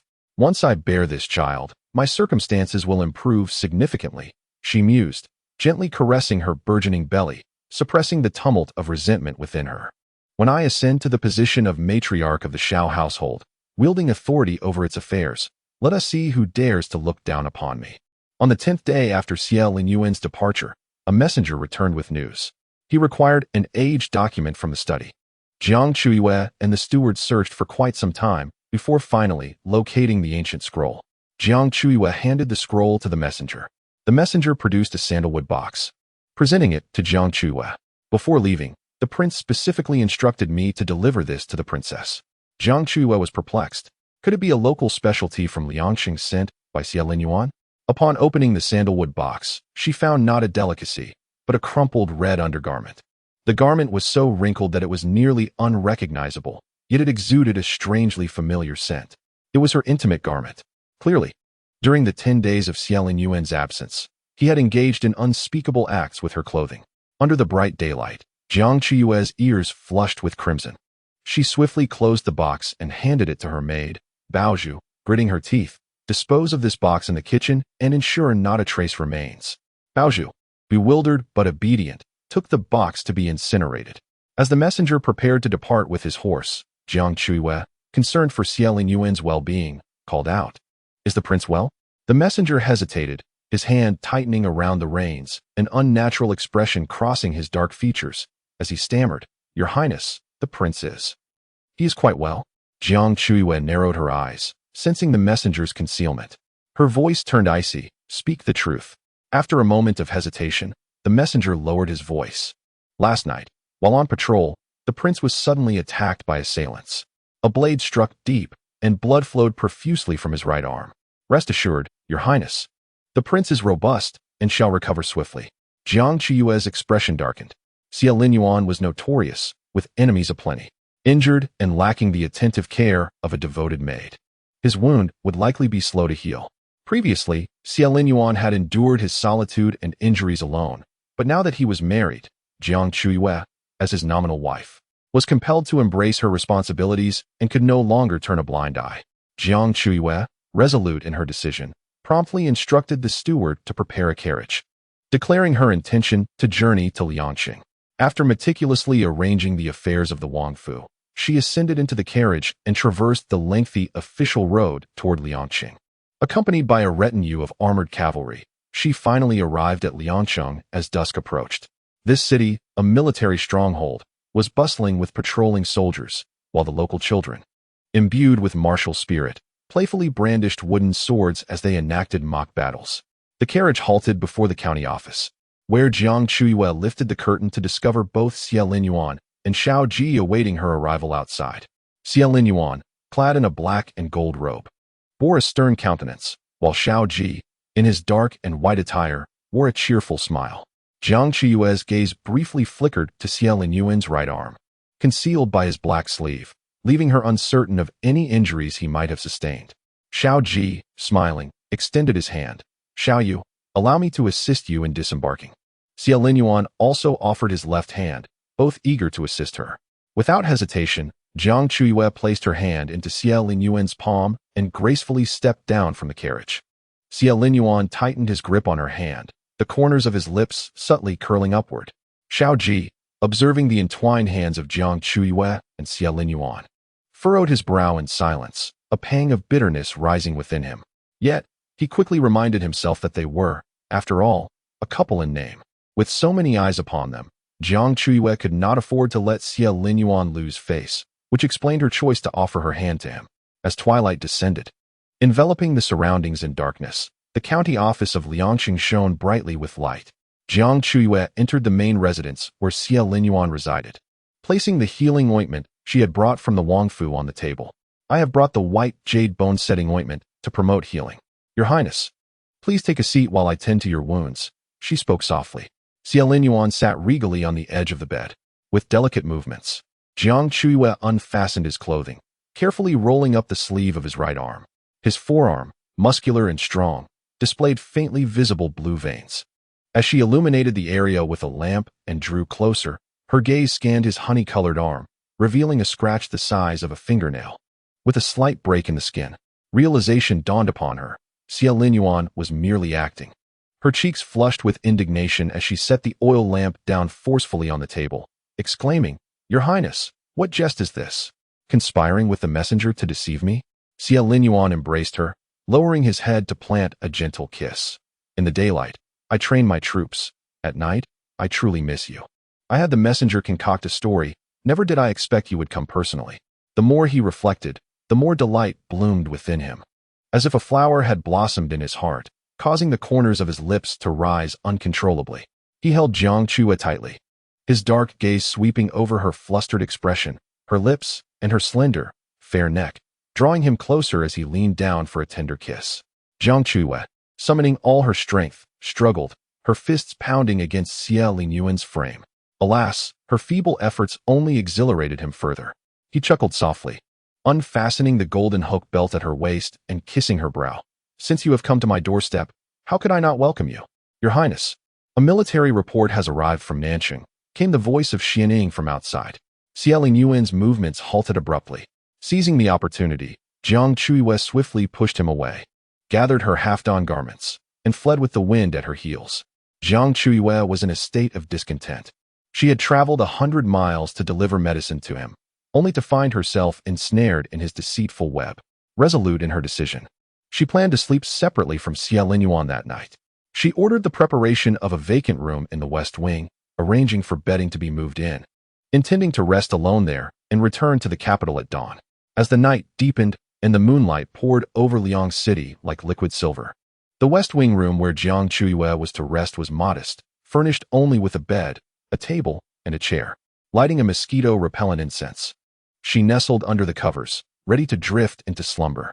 After a day of exertion, her eyelids grew heavy, and just as she was on the brink of dreams, the window creaked open silently, and Xia Linyuan stealthily slipped into her bed, his large hand deftly encircling her waist. Jiang Chuyue jolted awake, and by the pale moonlight, she beheld Xia Linyuan's chiseled visage. Infuriated, she kicked him with her foot, demanding, "Get out." With a raised eyebrow, Xia Linyuan teased, "My wife, how fierce you are." Yet, he did not release her, instead drawing her closer. After 10 days apart, Xia Linyuan's dreams had been filled with her image, longing to gallop back to the capital and embrace her. Now, with her warmth in his arms, he yearned to possess her completely. Xia Linyuan's fingers deftly unfastened her garment, his voice low and husky as he murmured, "Be obedient, let me touch you." Jiang Chuyue glared at him defiantly. Absolutely not. Did his mind dwell solely on such matters? Xia Linyuan lowered his gaze, illuminated by the moonlight, taking in Jiang Chuyue's exquisite features. She was strikingly beautiful, her skin as flawless as fresh snow, and her eyes, slightly flushed with indignation, held a charming allure, captivating yet oblivious to her charm. As they engaged in their clandestine struggle, a steady sound of footsteps suddenly echoed from outside the courtyard. Jiang Chuyue's movements halted. She recognized the footsteps of Xiao Ji. She had always been able to discern his approach. In a hushed tone, she cautioned, "My brother is coming." Chapter 61. Do not let your brother hear. Xia Linyuan's handsome face revealed no discernible emotion, his dark eyes sharp as a hawk's, as he remarked, "You can distinguish his footsteps. When will you learn to recognize mine?" Sensing a hint of jealousy in his tone, Jiang Chuyue chose not to respond. Her curiosity piqued about why Xiao Ji would visit her at such an hour. Xiao Ji paused outside, calling, "Xiao Yu, are you asleep?" Jiang Chuyue's thoughts were in turmoil. She opted for silence, feigning sleep. However, Xia Linyuan suddenly grew mischievous, his long fingers slipping beneath her thin nightgown. Jiang Chuyue gasped in shock. She discreetly attempted to push his hand away, whispering urgently, "Xia Linyuan, do not move." Yet Xia Linyuan persisted, deliberately teasing her vulnerabilities. Jiang Chuyue furrowed her brow and let out a soft exclamation. Hearing the commotion, Xiao Ji sighed, "I knew it. You are not asleep. You and the Regent are merely nominal spouses, feigning intimacy by day and sleeping apart by night." With her delicate brows knitted in distress, Jiang Chuyue clutched Xia Linyuan's sleeve, her voice trembling as she spoke to her brother outside.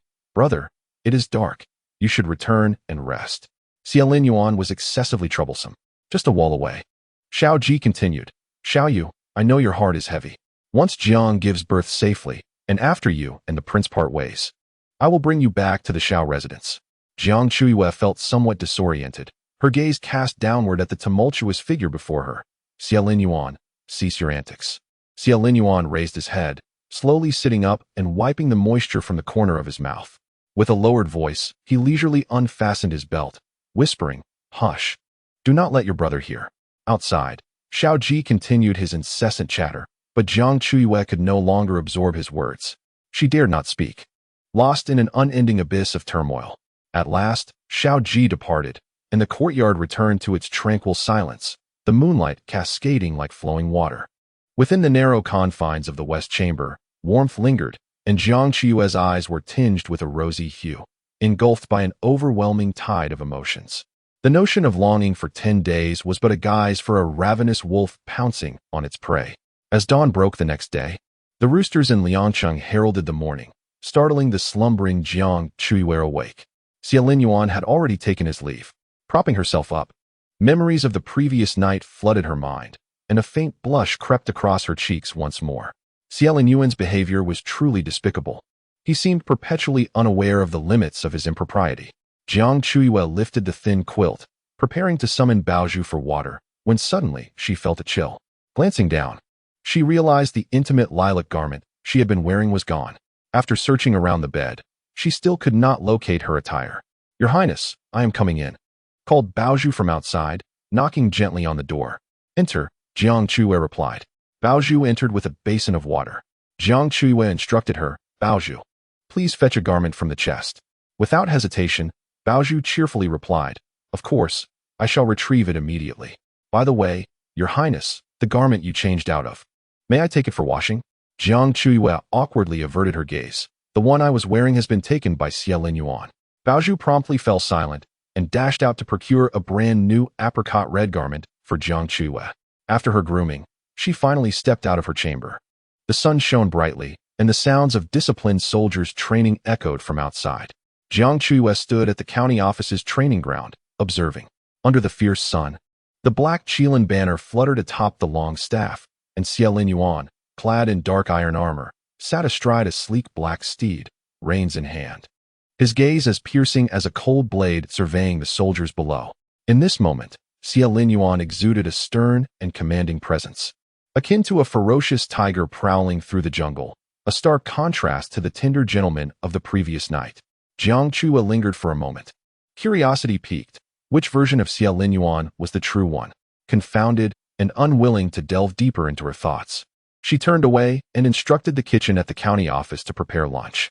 At noon, Xiao Yuan returned to dine. Liangcheng lacked the prosperity of the capital, and the available ingredients were limited. The dining table featured stir-fried greens, braised pork, stewed ribs, and a soup of ham and fresh bamboo shoots. Xiao Yuan did not touch the bowl of braised pork, but called a guard over. Place this bowl of braised pork on the training platform. Inform the soldiers outside that whoever can retrieve the banner hanging on the staff shall claim this bowl as their own. The guard respectfully lifted the steaming bowl of braised pork, replying, Yes, my lord. Jiang Chuyue understood this was Xiao Yuan's military strategy. The soldiers under his command were loyal, their strength formidable, and those with exceptional abilities would find a smooth path to advancement. Xiao Yuan personally ladled Jiang Chuyue a bowl of ham and bamboo shoot soup, saying, Taste it. The flavor of Liangcheng's dried bamboo shoots is exquisite. Jiang Chuyue received the bowl of soup with a nonchalant demeanor, expressing her gratitude. Thank you, Your Highness. Xiao Yuan raised an eyebrow slightly. Why do you revert to calling me Your Highness? Did you not refer to me as husband repeatedly last night? Jiang Chuyue, both embarrassed and irked, glared at him with her almond-shaped eyes. That was your coercion. Xiao Yuan wore a half-smile, his dark eyes seemingly drawing Jiang Chuyue in. Tonight, I wish to hear you call me husband once more. The meal had become utterly unappetizing. Jiang Chuyue abruptly discarded her utensils and summoned Baizhu outside. Baizhu, prepare the carriage. I must venture into Liangcheng to procure some medicinal herbs. With her skirts in hand, she dashed away. Xiao Yuan instructed his shadow guards to protect Jiang Chuyue discreetly. Jiang Chuyue had come to Liangcheng to keep him company, and in good spirits, Xiao Yuan indulged in a sumptuous feast, devouring every morsel on the table. As Jiang Chuyue departed from the county office, she passed by a training ground where soldiers were honing their martial skills. The area was densely populated with common soldiers, all attempting to scale a 5-zhang-high wooden pole, which proved quite slippery and challenging. Ultimately, a frail young soldier, akin to a monkey, successfully ascended and retrieved the fluttering black and gold banner. Amidst the admiration and cheers of the surrounding soldiers, the young soldier savored a bowl of fragrant braised meat. Jiang Chuyue retracted her gaze and exited the county office in her carriage, surrounded by towering mountains and rare herbs. She intended to gather some fresh medicinal ingredients to later present to the elderly Lady Xiao. As the carriage leisurely traversed the streets, Jiang Chuyue acquired a substantial quantity of herbs. Approaching dusk, she was about to return to the county office when suddenly, a woman's cries for help echoed from afar. Help! Help! My sister is the Empress. Please save me. A slender figure tumbled towards her carriage, pleading at its side. Upon lifting the curtain, Jiang Chuyue discovered a girl disguised as a boy, desperately seeking assistance. To her astonishment, it was Shangguan Yun, the younger sister of the current Empress. Shangguan Yun's face was smeared with dirt, and she clung to the carriage, pleading, Kind soul within the carriage, I truly am the Empress's sister. If you save me, I shall repay you greatly. In the distance, a group of 5 or 6 vagrants had already closed in. Jiang Chuyue commanded her guards, block them. The guards, skilled in combat, swiftly dispersed the group of vagrants. Having been stalked and harassed, Shangguan Yun felt a wave of relief wash over her as she was finally rescued. She wiped the sweat from her brow when a gentle and cool voice reached her ears. "Wipe the mud from your face." Taking the handkerchief, Shangguan Yun meticulously cleaned her face. With a beaming smile, she looked up and kindly said, "Thank you, elder sister." The remainder of her words caught in her throat. Shangguan Yun's eyes widened in astonishment, her fingers trembling. "Jiang Chuyue? Why is it you?" Chapter 62. All our pitiful souls. Jiang Chuyue offered a faint smile. "I was merely passing by. But you? Why are you disguised as a boy instead of remaining at the Shangguan residence in the capital?" Shangguan Yun's stomach let out a resounding growl. She was quite hungry. Embarrassed and flustered, she stammered, "I will explain later. Could you please treat me to a meal and arrange for someone to escort me back to the capital?" Jiang Chuyue's lips curled into a slight smile. "Of course." The carriage came to a halt at an inn in Liangqing. Shangguan Yun was evidently famished after a prolonged period of hunger, devouring the dishes on the table with a ravenousness akin to a tempest sweeping away remnants. The grace befitting a young lady of nobility was nowhere to be seen. Having satisfied her hunger, Shangguan Yun did not conceal the truth of her elopement from Jiang Chuyue. It transpired that in recent years, Northern Yu frequently encroached upon the borders, and after deliberation, the emperor and empress resolved to send a princess to Northern Yu for a political marriage, in hopes of easing tensions between the two realms. In the palace, there was only one Princess Xiao Ji, who was both capricious and willful, and at the age of 20, she was deemed unsuitable for such a union. After much contemplation, the emperor decided to send his sister-in-law, Shangguan Yun, as the diplomatic bride. In the tavern, Shangguan Yun bit fiercely into a chicken leg, her voice laced with indignation. "The daughters of the Shangguan family are destined to be mere pawns in political alliances, a fate I can accept. Yet the emperor of Northern Yu is known to be a man of same-sex affection. If I marry him, will I not be condemned to a life of solitude?" Jiang Chuyue, sipping her tea, inquired with curiosity, "Is it true that he has such inclinations?" Shangguan Yun cast a scornful glance at her companion. "This is a testament to your ignorance. The new emperor of Northern Yu once had a male lover, and they shared a bond of mutual affection. However, that lover met a tragic end at the hands of General Qin Suyu. The emperor, infuriated by the loss of his beloved, issued a hefty bounty for the slayer, promising a reward of 100,000 taels and a noble title to the one who avenged him. Given the emperor's deep affection for his deceased paramour, my future as his bride is destined to be one of loneliness. Thus, she resolved to flee from the marriage. Regrettably, having been sheltered in the confines of her family, the sheltered young lady was woefully unprepared for the harshness of the world. Throughout her escape, she was swindled of all her money. Upon reaching Liangqing, she made the decision to disguise herself as a man, merely tying her hair in a manner she believed would obscure her identity. Unbeknownst to her, onlookers could easily discern her true gender, leading to her being pursued by the destitute. Had it not been for Jiang Chuyue's timely intervention, Shangguan Yun might have met a dire fate. Through this ordeal, Shangguan Yun gained a profound understanding. If marrying a man of same-sex preference was her fate, so be it. At least it would provide sustenance and safeguard her fragile existence. In a world so harsh, survival was a rarity. She raised her cup of tea in gratitude towards Jiang Chuyue, expressing, "I must sincerely thank you for your assistance." Jiang Chuyue replied, "No need for such formalities. A mere recompense of 2,000 taels will suffice." Shangguan Yun slammed her teacup down in frustration, exclaiming, "You appear gentle as water, yet your heart is darker than most." Jiang Chuyue merely smiled in silence. Shangguan Yun's keen eyes roamed over Jiang Chuyue, who maintained her strikingly beautiful appearance, reminiscent of a blooming peony in a garden. However, Shangguan Yun, with her perceptive gaze, noticed faint red marks on Jiang Chuyue's fair neck and the bruising on her delicate wrist. With a deep sigh, she remarked sympathetically, "It seems you two have faced your share of hardships. A fine young lady like yourself, wed to a tyrant. I see the marks on your skin. Does the Regent strike you daily?" Jiang Chuyue, sipping her tea to mask her discomfort, replied, "He does not hit me. That does not count as hitting." Believing Jiang Chuyue was merely putting on a brave face, Shangguan Yun felt increasingly sympathetic. The plight of women in this world is indeed grievous. You have your sufferings, and I have mine. Alas, the desire to purchase osmanthus flowers and share wine is not as sweet as youthful adventures. Shangguan Yun's heart grew heavy. The pampered ladies of the capital were unable to dictate their own fates in marriage, their lives dictated by arrangements, drifting like floating weeds in the wind. She and Jiang Chuyue are, in truth, kindred spirits, each bearing their own misfortunes. After satisfying their hunger and thirst, they departed from the tavern. Jiang Chuyue arranged for a carriage to be prepared for Shang Guanyun, sending her back to the capital. As Shang Guanyun lifted the curtain of the carriage, she expressed her gratitude. "Thank you, Jiang Chuyue." Jiang Chuyue maintained her polite smile and replied, "It was but a trifling effort. Do remember to deliver the 2,000 taels of silver to the Wang residence." Shang Guanyun's face turned cold, and she abruptly dropped the curtain. The carriage took Shang Guanyun away from Lianqing, while Jiang Chuyue set off back to the county office. The modest carriage rolled out of Lianqing, following the long official road back to the capital. Inside the carriage, Shang Guanyun fumed, her cheeks puffed up in indignation, gesturing with 2 fingers. 2,000 taels? Is this all I am worth? After simmering in her anger for a while, she suddenly recalled the handkerchief Jiang Chuyue had given her. In her haste, she had forgotten to return it. It was a plain white silk handkerchief, soft to the touch and undoubtedly valuable. Shang Guanyun brought it closer to her nose, inhaling its lingering fragrance, reminiscent of white plum blossoms, perhaps even jasmine.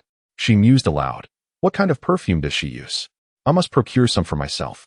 Upon returning to the county office, the evening shadows had deepened, yet the sounds of training in the expansive training ground persisted. Jiang Chuyue paused to observe and saw Xie Linyuan and Xiao Ji engaged in a duel on the open ground outside the main building. Both wielded red-tasseled spears, their figures intertwining as the silver blades glinted ominously, sparks flying. Xie Linyuan had initially dominated the fight, forcing Xiao Ji into retreat. However, upon catching sight of the slender figure standing at the edge of the training ground, he deliberately eased his movements. Seizing the opportunity, Xiao Ji pressed forward, striking Xie Linyuan's right arm with a heavy blow. The spear clattered to the ground. Xiao Ji laughed heartily. "Brother Linyuan, one must not be distracted during a duel." In truth, Xiao Ji's strike had not been particularly forceful, but Xie Linyuan chose to feign severe injury, staggering back 2 steps. Cradling his right arm, he observed Jiang Chuyue hurrying towards him, a faint smile playing on his lips. Jiang Chuyue frowned, her concern evident as she inquired, "Is your right arm all right?" "Your Highness?" Xie Linyuan replied, "It is merely a minor bruise, nothing of consequence." Jiang Chuyue had clearly seen that Xiao Ji's strike had appeared quite forceful, and she suspected that Xie Linyuan's arm must be sore and bruised. Xiao Ji interjected, "Do not worry, Your Highness, it was not my intention to harm him." In Chapter 63, Body Exhaustion, Xie Linyuan insisted he was fine, yet his right arm continued to tremble slightly, indicating he had indeed been hurt. Jiang Chuyue assumed he was merely putting on a brave face, and waves of worry surged within her. As the hour grew late and training concluded, she personally went to the storeroom to fetch some ointment to reduce swelling and bruising. On her way back, she encountered Xiao Ji in the corridor. Xiao Ji intercepted her, his gaze fixated on the ointment bottle in her hand. "Xiao Yu, this marriage is merely a transaction. There is no need for you to lower yourself to curry favor with the Regent. In the future, should we part ways, you will remain an unblemished daughter of the Xiao family." Jiang Chuyue lowered her head slightly. She was long past the point of innocence. Gripping the ointment bottle, she replied, "Xie Linyuan is my husband now. It is only natural that I care for him diligently. As for the future, we shall discuss it when the time comes." She chose not to dwell on what lay ahead, focusing instead on the present. Xiao Ji was momentarily silenced, acknowledging the validity of her words. Yet, witnessing Jiang Chuyue's attentive care for Xie Linyuan stirred unease within him. The Regent is not an easy man to deal with. Should he mistreat you, do not hesitate to inform me. I will assist you, he assured her. Jiang Chuyue offered a perfunctory smile in response. She was disinclined to engage in further idle conversation with Xiao Ji and made her way to Xie Linyuan's main quarters with the ointment bottle in hand. The sky had darkened, the summer night stiflingly warm.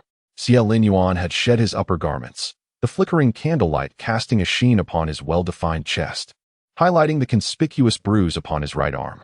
Jiang Chuyue dipped her fingers into the pale ointment and gently applied it to his skin. The ointment was cool, melding seamlessly into his flesh, its chill permeating through.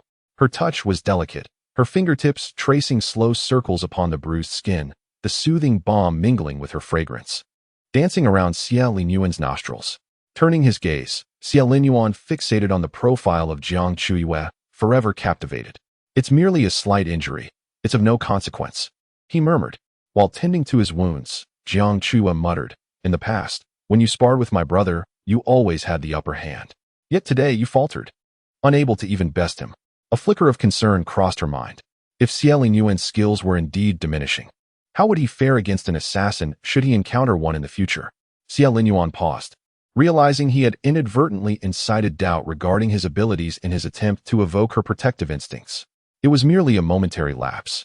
I shall challenge him again and will not be bested by Xiao Ji, he insisted. Jiang Chuyue raised an eyebrow. Was it truly just a momentary lapse? Indeed, he affirmed. Jiang Chuyue fell into contemplative silence. In bygone days, you surpassed my brother in martial prowess, yet today you falter. I see the truth now. Xiao Ji's eyelids twitched. What truth does the princess perceive? Setting down the ointment bottle, she earnestly stated, a gentleman observes 3 cautions. In his youth, when his blood is unsteady, he must be wary of desire. In his prime, when his vigor is robust, he must guard against conflict. The Regent, in his youthful exuberance, indulged last night, which has led to his current defeat in combat. Xiao Ji was left speechless. Jiang Chuyue rose, her expression serious. Your Highness should rest well tonight. I shall take residence in the West Chamber. For the sake of your health, you must not seek me out again. After their marriage, Xiao Ji seemed insatiable, like a glutton discovering exquisite cuisine for the first time, relentlessly pursuing her. As the saying goes, there are no exhausted fields, only overworked oxen. Jiang Chuyue believed that Xiao Ji's youthful vigor and indulgent nature had indeed rendered him weak, which is why he had faltered against Xiao Ji today. Xiao Ji stood in astonishment, watching Jiang Chuyue's slender figure depart. He initially believed that feigning pity would evoke Jiang Chuyue's sympathy, but little did he know that he was merely shooting himself in the foot. Jiang Chuyue remained resolute, resting alone at night while assigning servants to patrol the gates, firmly refusing to grant Xiao Ji the opportunity to sneak into her quarters. For several consecutive days, she and Xiao Ji slept apart. The latter, frustrated by his inability to attain what he desired, wore an increasingly frosty demeanor during military training, appearing more unapproachable than ever. In contrast, Xiao Ji took delight in their nightly separation, feeling genuine pleasure at the sight of Jiang Chuyue and Xiao Ji being apart. He was convinced that Jiang Chuyue would never come to love Xiao Ji. As time flew by, their inspection of Liang City concluded, and Jiang Chuyue and Xiao Ji returned to the capital in a carriage.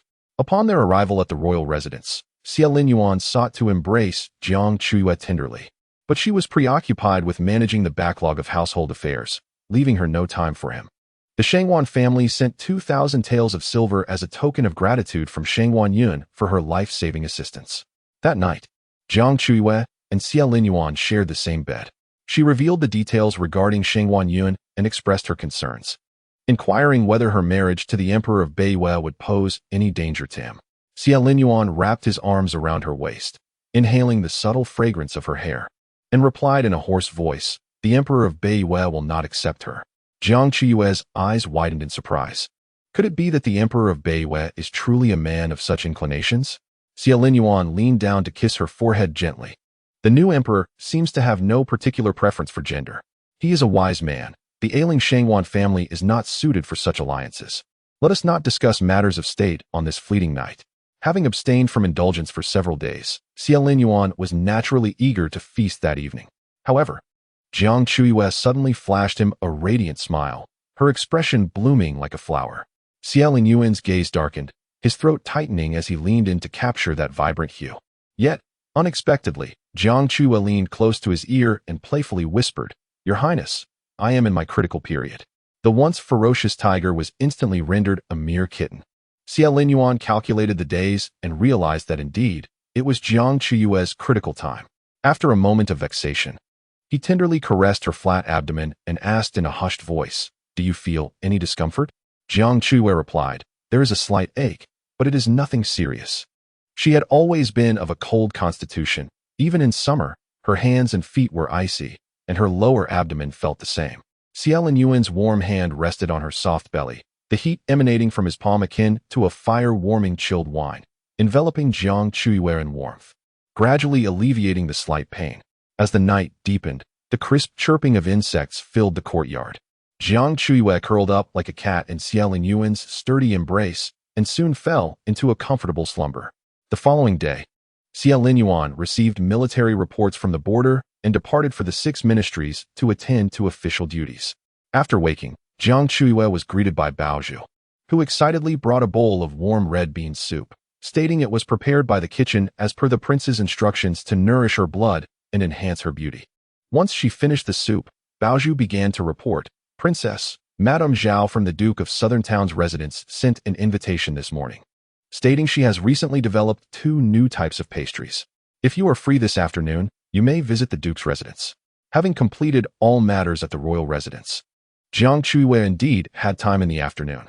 She nodded and instructed, "You may reply to the Duke's residence, saying that I shall visit at the hour of the monkey." Baozhu responded enthusiastically, "Certainly." In the afternoon, Jiang Chuyue rode in a carriage towards the residence of the Marquis of Southern Town. The matriarch, Xiao Ji, personally greeted her at the entrance, exclaiming with warmth, "Princess, you have arrived. Come, let us go to the garden for tea." Chapter 64. The Marquis has returned, bringing along a surprise. Xiao Ji, as always, radiated her bold and spirited demeanor. Upon entering the Marquis's residence, Jiang Chuyue noted that today's atmosphere was distinctly different. The servants busily cleaned both the inner and outer courtyards, while the gardeners meticulously pruned the flowers and trees, even ensuring that the moss between the stones was swept away. New auspicious red tassels adorned the copper bells at the eaves, swaying gently in the wind and creating a festive ambience throughout the estate. Seated in the pavilion, Jiang Chuyue inquired with curiosity, "Madame Zhao, is there a celebration at the Marquis's residence?" Xiao Ji handed her the prepared pastries and revealed, "The Marquis of Southern Town is returning to the capital tomorrow. The household is eagerly awaiting to witness my folly." During the 5 years of the Marquis's absence, Xiao Ji had not remained a passive mistress, employing resolute measures to assert her authority over the household, earning a fierce reputation in the capital. Everyone anticipated the Marquis's return, hoping he would dismiss her. Xiao Ji, however, was indifferent. She scarcely knew the Marquis, having only met him briefly before their marriage. To be candid, the Marquis Li Yuanzhou possessed a striking and gallant appearance that easily captivated women. Regrettably, during his 5-year absence, he seemed to have forgotten he had a newlywed wife, failing to write even a single letter to Xiao Ji. Occasionally, he would send items to the capital, but only for the old matriarch and his sister, neglecting to send anything to Xiao Ji. Over time, her once secret hopes for him gradually withered away amidst the passage of years. Xiao Ji remarked, "In my 5 years as the mistress of the Marquis's household, many have secretly looked down upon me, yet only you, Princess, have treated me with respect. Today, I have specially invited you to gather and enjoy some delicacies. In our next meeting, I may no longer hold the title of mistress, but rather that of the owner of Fan Tower, and I hope you will not think less of me." Jiang Chuyue responded with a gentle smile. "Friendship knows no social standing. I admire your forthright character, Madame Zhao." As they were engaged in light conversation, a slender figure clad in a striking yellow entered the garden. It was the Marquis's sister, the 3rd miss of the household. She knelt and greeted Jiang Chuyue. "I have met the princess." Jiang Chuyue nodded, signaling her to rise. After respectfully acknowledging Jiang Chuyue, the 3rd miss turned to Xiao Ji, her chin lifted haughtily as she proclaimed, "Sister-in-law, with my brother returning tomorrow, I wish to present myself elegantly. Would you be so kind as to lend me your newly crafted silk summer gown?" Xiao Ji remained unperturbed, responding coolly, "No." The 3rd miss's face flushed with indignation, and she retorted, "You are utterly ungrateful. If you were to gift me your cherished fabrics and jewels, perhaps I might speak favorably of you to my brother upon his return." Xiao Ji merely clicked her tongue and replied, "There is no need." The 3rd miss, incensed, exclaimed, "You have oppressed the Marquis's household for 5 years, constantly forcing me to learn music, chess, calligraphy, and painting, while forbidding me from leaving the estate. Just wait. I will make certain my brother dismisses you." Xiao Ji leisurely raised her hand, her slender fingers poised. "Do you see my palm?" The 3rd miss's expression abruptly changed, terrifying memories flooding her mind as she instinctively took 2 steps back in fear. Xiao Ji smiled without revealing her teeth. "If you continue to shout, a slap will find its way to your face." The 3rd miss, feeling wronged, stepped back and glared at Xiao Ji, her pale yellow figure swiftly disappearing through the moon gate, leaving behind a fleeting remark that echoed in the wind. Once the person had fled in fright, Xiao Ji slowly retracted her hand and said to Jiang Chuyue, I apologize for causing you to witness such a scene. Let us discuss matters of importance. Do try my newly crafted delicacy, the golden moon pastry. Do you find it to your liking? Is there room for improvement? Today, Zhao Qinghuan had invited Jiang Chuyue over primarily for her to sample the culinary creations prepared by Fan Lu. On a white porcelain plate lay 2 crescent-shaped pastries. Zhao Qinghuan had personally crafted these, mixing wine from the western regions with honey and flour, kneading them into a dough, brushing it with sesame oil, and sprinkling turmeric powder before baking. They resembled golden crescents, their aroma wafting delightfully. Jiang Chuyue took a bite, her eyes lighting up. Delicious. The sweet fragrance mingles with a crisp texture, sweet yet not cloying. Is there any left from Madame Zhao's kitchen? I would like to take some back for the prince to taste. Xie Lingyuan had a penchant for sweet treats. This uniquely flavored golden moon pastry would surely delight him. Zhao Qinghuan beamed with joy. Of course, I shall have someone deliver 2 boxes to the prince's residence. Zhao Qinghuan then presented a plate of changsha tuanzi. The sweet dumplings round and plump, wrapped in a milky, glutinous rice skin enclosing green mung bean paste, their appearance charming and taste refreshing. Jiang Chuyue devoured several in quick succession. Zhao Qinghuan rested her chin in her hand, admiring the sight of Jiang Chuyue relishing the delicacies. The joy of having her handmade pastries appreciated was truly satisfying. Zhao Qinghuan held her teacup, sighing, "Before my marriage, my greatest wish was to travel through the magnificent landscapes, savoring the culinary delights of the world, and to create the finest pastries in Qinghua. Once that scoundrel from the Zhunnan Marquisate returns tomorrow to divorce me, I shall finally have the time to pursue what I love." The thought of breaking free from the shackles of the Marquisate filled Zhao Qinghuan with happiness. As they were enjoying their conversation, Zhao Qinghuan's maid rushed in, calling out breathlessly, "Madam, madam, the Marquis has returned." Zhao Qinghuan nearly choked on her tea. Jiang Chuyue patted her back, helping her regain her composure. After finally catching her breath, Zhao Qinghuan asked in confusion, "Wasn't it said he would return tomorrow?" The maid, hands open in bewilderment, replied, "I am not certain, madam. The Marquis returned unexpectedly. He is already at the door, and the old madam and the 3rd miss have gone to greet him." Zhao Qinghuan's expression shifted dramatically, and she eventually let out a long sigh. She ran her fingers along the rim of her teacup, calmly instructing her maid, "Go to the main house and fetch the divorce papers from the table." The Zhunnan Marquis' return to the capital would undoubtedly lead to their divorce. Zhao Qinghuan's heart remained unperturbed. She chose not to welcome the Marquis at the courtyard entrance, but instead leisurely poured herself a cup of Yunding green tea. Contemplating her plans to move out of the Marquisate today, the maid did not rush to retrieve the divorce papers, but wiped the sweat from her forehead. "Madam, it seems the Marquis left the main convoy and hastened back to the capital, and he is accompanied by a—" The maid's words trailed off. But Zhao Qinghuan spoke calmly. "I know, such tales are always spun this way. The Marquis has returned with a strikingly beautiful woman. I suspect she might be the renowned General Qin Suyu. In recent years, the rumors surrounding Lord Zhunnan and Qin Suyu have become common knowledge throughout the capital. It is said that the two have supported each other at the northern border, thwarting repeated assaults from the Beiyu army. 3 years ago, Lord Zhunnan was ambushed, and it was Qin Suyu who, through sheer determination, carried him 10 miles to find a renowned physician, ultimately saving his life. The bond between these two can be described as a match made in heaven. In the opera troupes of the capital, there are even romantic dramas inspired by their love story, filled with poignant twists and turns that move audiences to tears. Zhao Qinghuan, unwilling to impede this pair of lovers nor to accept a subordinate role, resolved to part ways with Lord Zhunnan. Though she is a merchant's daughter with her own pride, she stated, "Prepare the divorce documents, get the ink and paper ready. I shall grant him his freedom." The maid, flustered, shook her head, exclaiming, "No. The Lord did not bring back a woman." Zhao Qinghuan paused mid-sip, while Jiang Chuyue looked up in curiosity. The maid's voice cut through the silence. "The Lord has returned with a man." Zhao Qinghuan spluttered her tea in surprise. Chapter 65. Having given deep affection, she must be made aware. Both Zhao Qinghuan and Jiang Chuyue were astonished. On the night of his wedding, Lord Zhunnan Li Yuanzhou had set out for battle, and after 5 years, he returned to the capital without a woman, but instead with a man?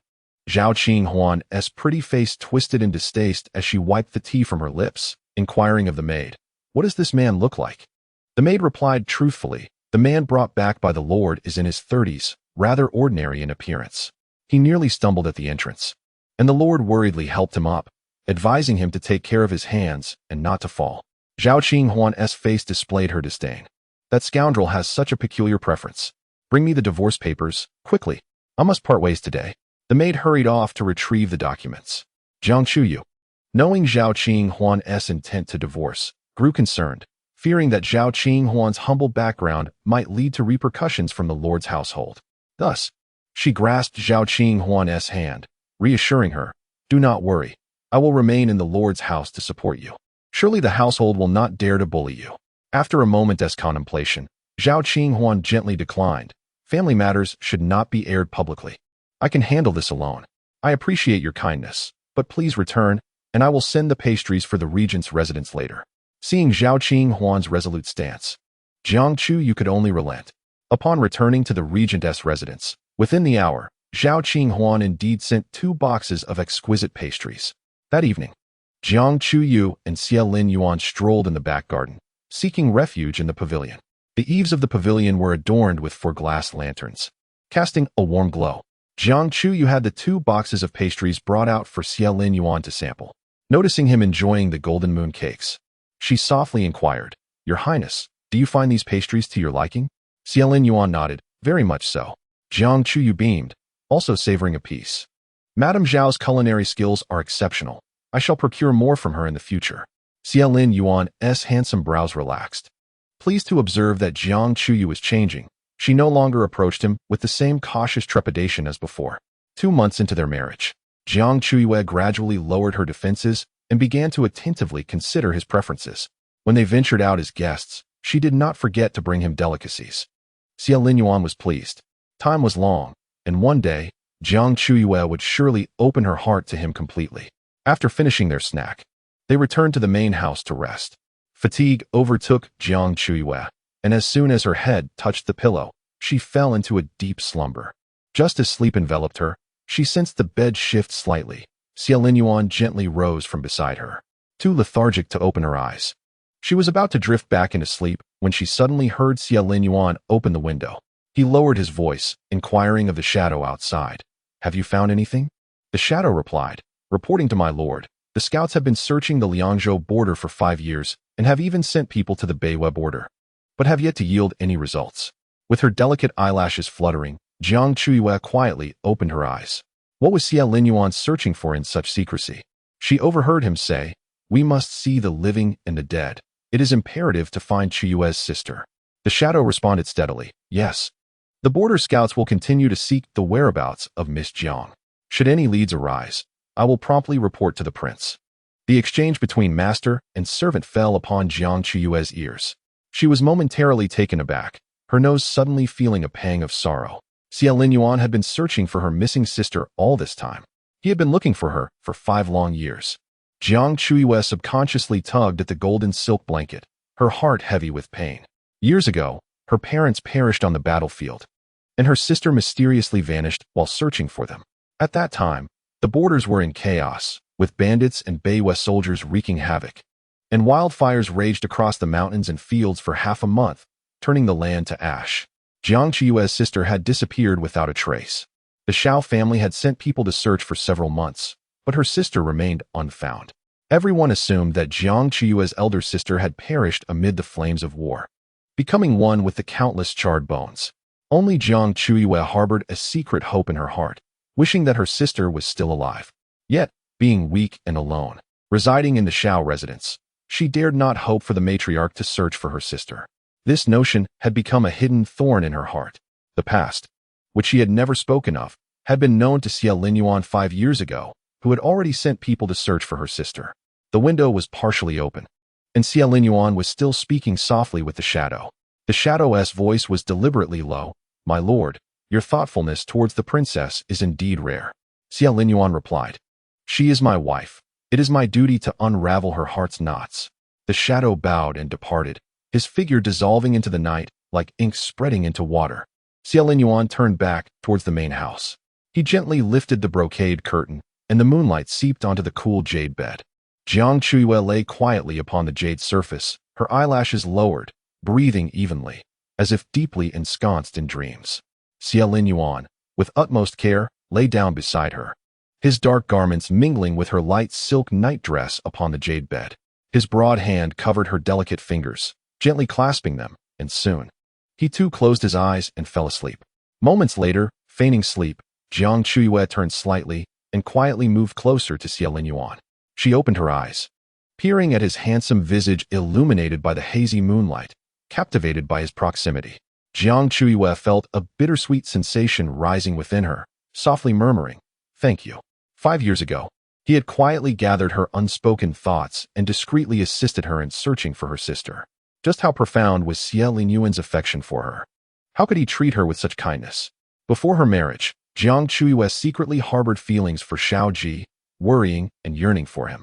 For a long time, she believed that love was fraught with grievances and repression, akin to the tartness of unripe apricots. Yet upon encountering Xiao Linyuan, she discovered that love need not be burdened by such trials.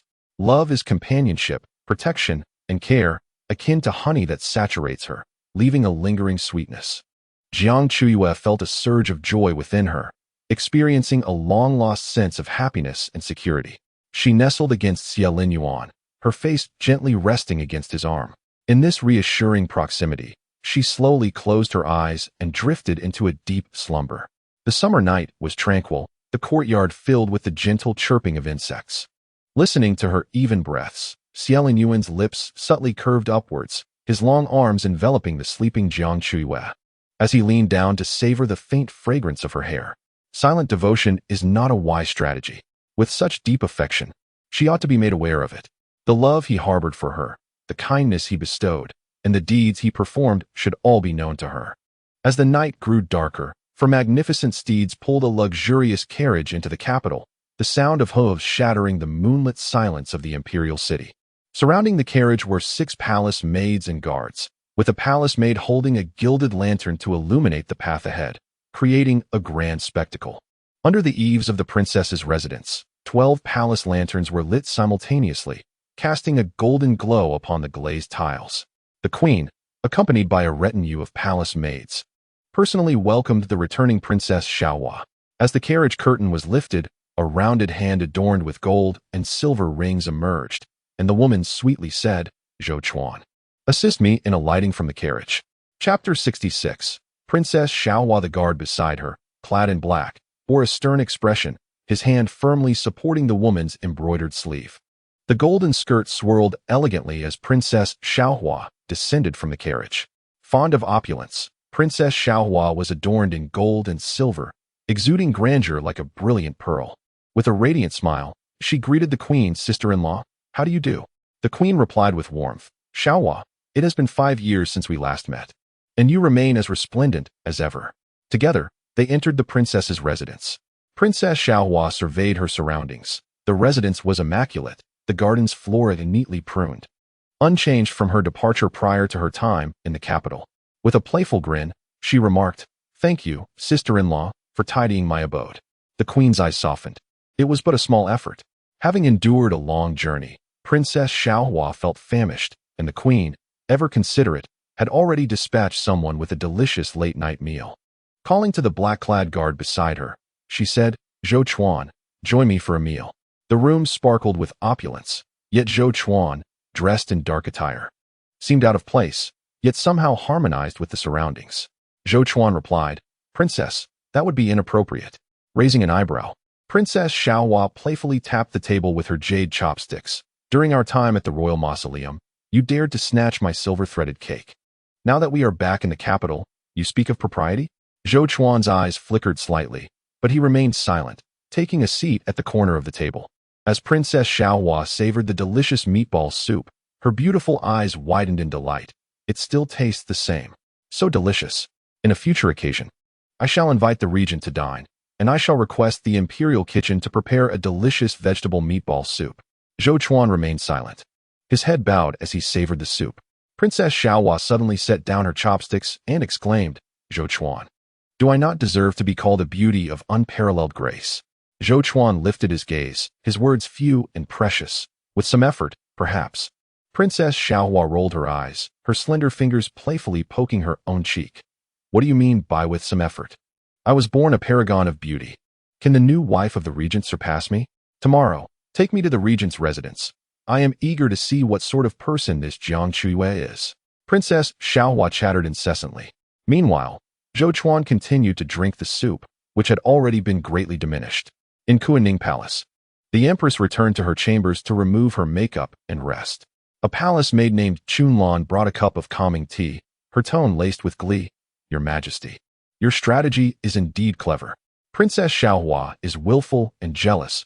She will certainly not allow the regent's wife to have an easy time." The empress sipped her tea, her phoenix eyes narrowing slightly. Given Princess Xiaohua's temperament, she will surely torment Jiang Chuyue in myriad ways. This serves as a certain satisfaction for me. Chunlan smiled. "Your Majesty is astute. Let us sit back and watch the tiger fight."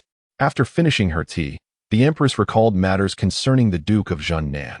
She inquired, "I have heard that the Duke of Zhennan has returned to the capital early today. Is this true?" Chunlan nodded. "Indeed. The Duke has returned to his residence, and it is said he brought back a remarkably handsome young man. I suspect the Duke's household will be in an uproar tonight." The empress pondered thoughtfully. The Duke's wife, Zhao Qinghuan, was known for her fierce disposition. It was certain she would soon be dismissed. She instructed Chunlan, "Inform my family to find a way for Yun'er to make an appearance before the Duke of Zhennan. If she does not wish to marry the Northern Yu Emperor, marrying the Duke would be a suitable alternative. The Northern Yu is remote, and Shangguan Yun, having been pampered since childhood, may find the hardships of travel intolerable. It is better to wed a man of military power like the Duke." Chunlan took note and bowed her way out of Kuaning Palace. The following morning, Jiang Chuyue rose to prepare for the day.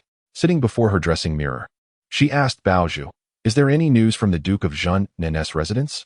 Did the separation between Madame Zhao and the Duke proceed smoothly yesterday?" Jiang Chuyue was deeply concerned for Zhao Qinghuan. As the daughter of a merchant, Zhao had entered the Duke's household with a substantial dowry, which she had significantly depleted over the past 5 years for the family's livelihood. Should they separate, it was imperative that the dowry be returned intact. While Baozhu styled Jiang Chuyue's hair, she replied, "There has been no news from the Duke of Zhennan's household regarding the separation. Madame Zhao continues her business at Fanlu as usual. The entire capital is waiting for Zhao Qinghuan to be dismissed. However, since the Duke's return, the household has been unusually quiet, with no whispers of gossip." Jiang Chuyue felt anxious and resolved to visit the Duke's residence that afternoon to ascertain the situation. Baozhu then produced a gleaming invitation. "The princess's residence sent a formal invitation this morning. Princess Xiaohua is organizing a lotus flower banquet and invites you, the regent's wife, to attend in 3 days." The outer envelope of the invitation was crafted from gold, adorned with exquisite, auspicious cloud patterns. Upon opening the invitation, Jiang Chuyue was met with elegant and beautiful calligraphy, penned by Princess Xiaohua herself, which contained an unmistakable note of provocation. Jiang Chuyue set the invitation aside. Puzzled, "When did Princess Xiaohua return to the capital?" Baozhu responded, "It is said she arrived last night, welcomed personally by the empress." Before her marriage, Jiang Chuyue lived a life of seclusion, knowing little about Princess Xiaohua. She was aware only that Princess Xiaohua had left the capital to guard the imperial tombs for 5 years, which had even delayed her own marriage, leaving her still single at the age of 20. The officials praised her as a dutiful princess, yet Jiang Chuyue perceived her as a clever one. Having chosen to depart before the ascension of the Emperor of Qing, skillfully evading the ensuing turmoil of the new dynasty. Upon returning to the capital, Princess Xiaohua sent an invitation to Jiang Chuyue, who felt as though she were being summoned to a banquet of intrigue. She instructed Baozhu to investigate Princess Xiaohua's personality, preferences, and past experiences. Baozhu complied readily.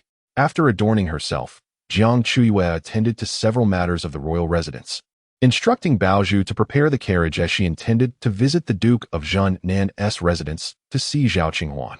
Given Zhao Qinghuan's fiery temperament, she feared that discussing a divorce might provoke the Duke of Zhennan, potentially leading to her being detained. Thus, she felt it imperative to visit, hoping to sway Zhao Qinghuan in crucial moments. On a clear sunny morning, Jiang Chuyue set out with Baozhu. At the entrance of the regent's palace, a dark carriage awaited. Just as Jiang Chuyue's embroidered shoes touched the carriage's step, she felt a chill run down her spine, as if someone were watching her. She glanced around, noticing the palace guards standing vigilantly, the area eerily silent within 10 paces. Under the sweltering summer sun, the tall, Verdant locust trees flanked Jiuke Street, their canopies resembling a green cloud, obscuring any suspicious figures. Nonetheless, the unsettling sensation of being observed lingered like an unshakable shadow. Jiang Chuyue subtly tightened her grip. Was she merely being paranoid? Since marrying the influential regent, she had become more astute, and she exchanged a knowing glance with Baozhu, who quietly nodded and returned to converse with the guards at the entrance. Jiang Chuyue then entered the carriage, the delicate gauze curtain falling gently. As the carriage rolled over the dappled shadows of the locust trees, heading toward the Duke of Jiannan's residence, a gentle breeze rustled the dense leaves, revealing a pair of eyes filled with unyielding resentment. Concealed among the treetops, Princess Xiao watched the receding carriage and, in a huff, asked her companion, Zhou Chuan, "Who do you think is more beautiful, the regent's wife or I?" Zhou Chuan paused before replying. "Would you prefer the truth or a falsehood?" Princess Xiao insisted. "Speak the truth." Zhou Chuan replied. "The regent's wife surpasses you." Infuriated, Princess Xiao retorted, "Zhou Chuan, could you not fabricate a lie to flatter me?" Zhou Chuan replied, "Honest words are often unpalatable." Princess Xiao demanded, "Then bring me down from this tree."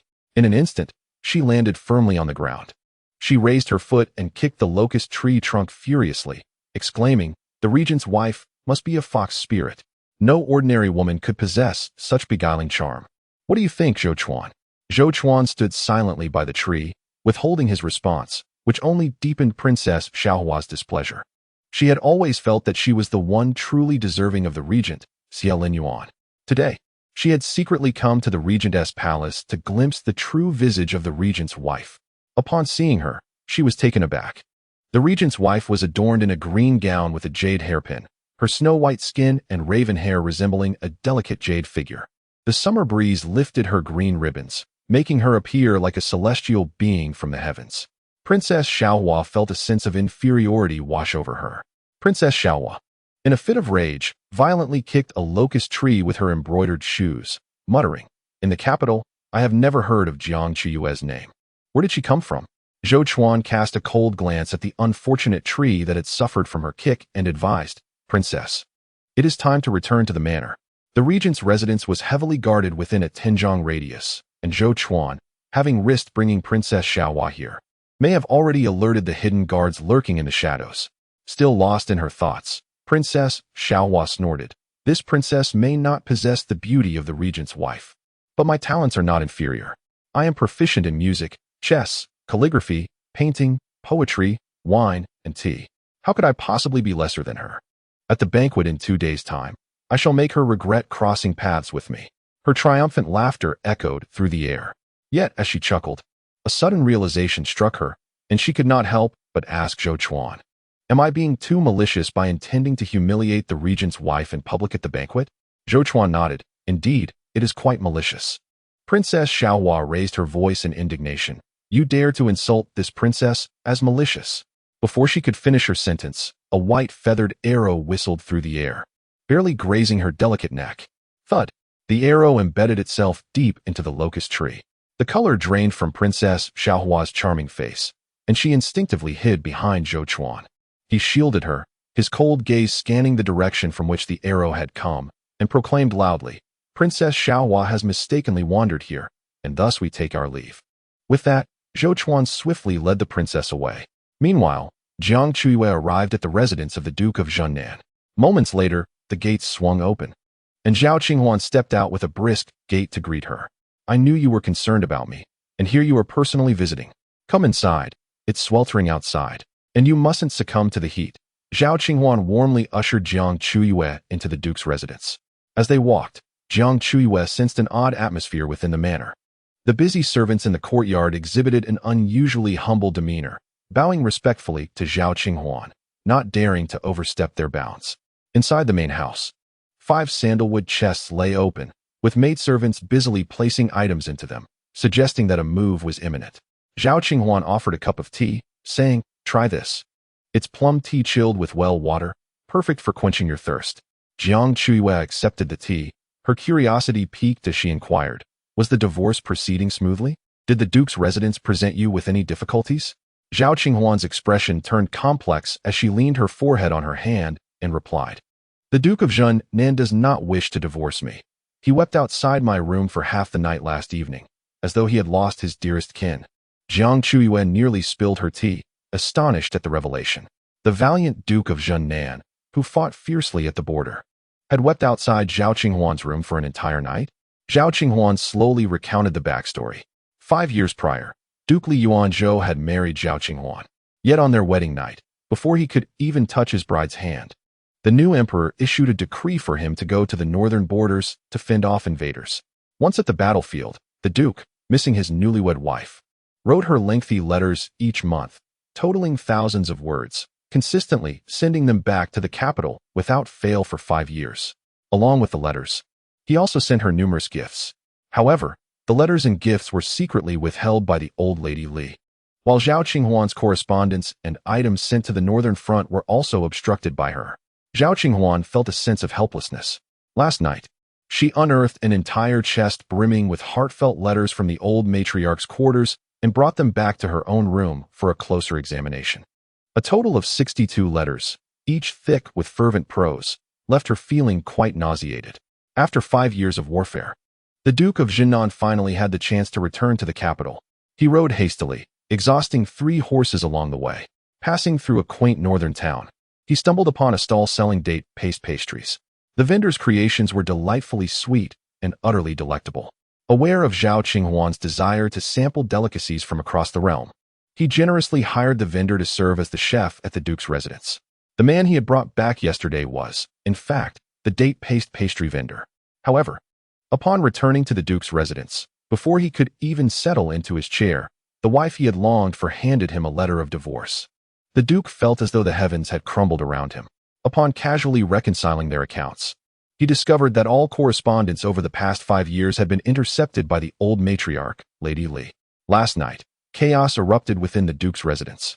As the scandal was unveiled, Lady Li openly declared her refusal to accept a merchant's daughter as the mistress of the duke's house, compelling Jiangnan to part ways with Zhao Qinghuan. Not wishing to remain in the disarray of the duke's residence, Zhao Qinghuan resolved to divorce.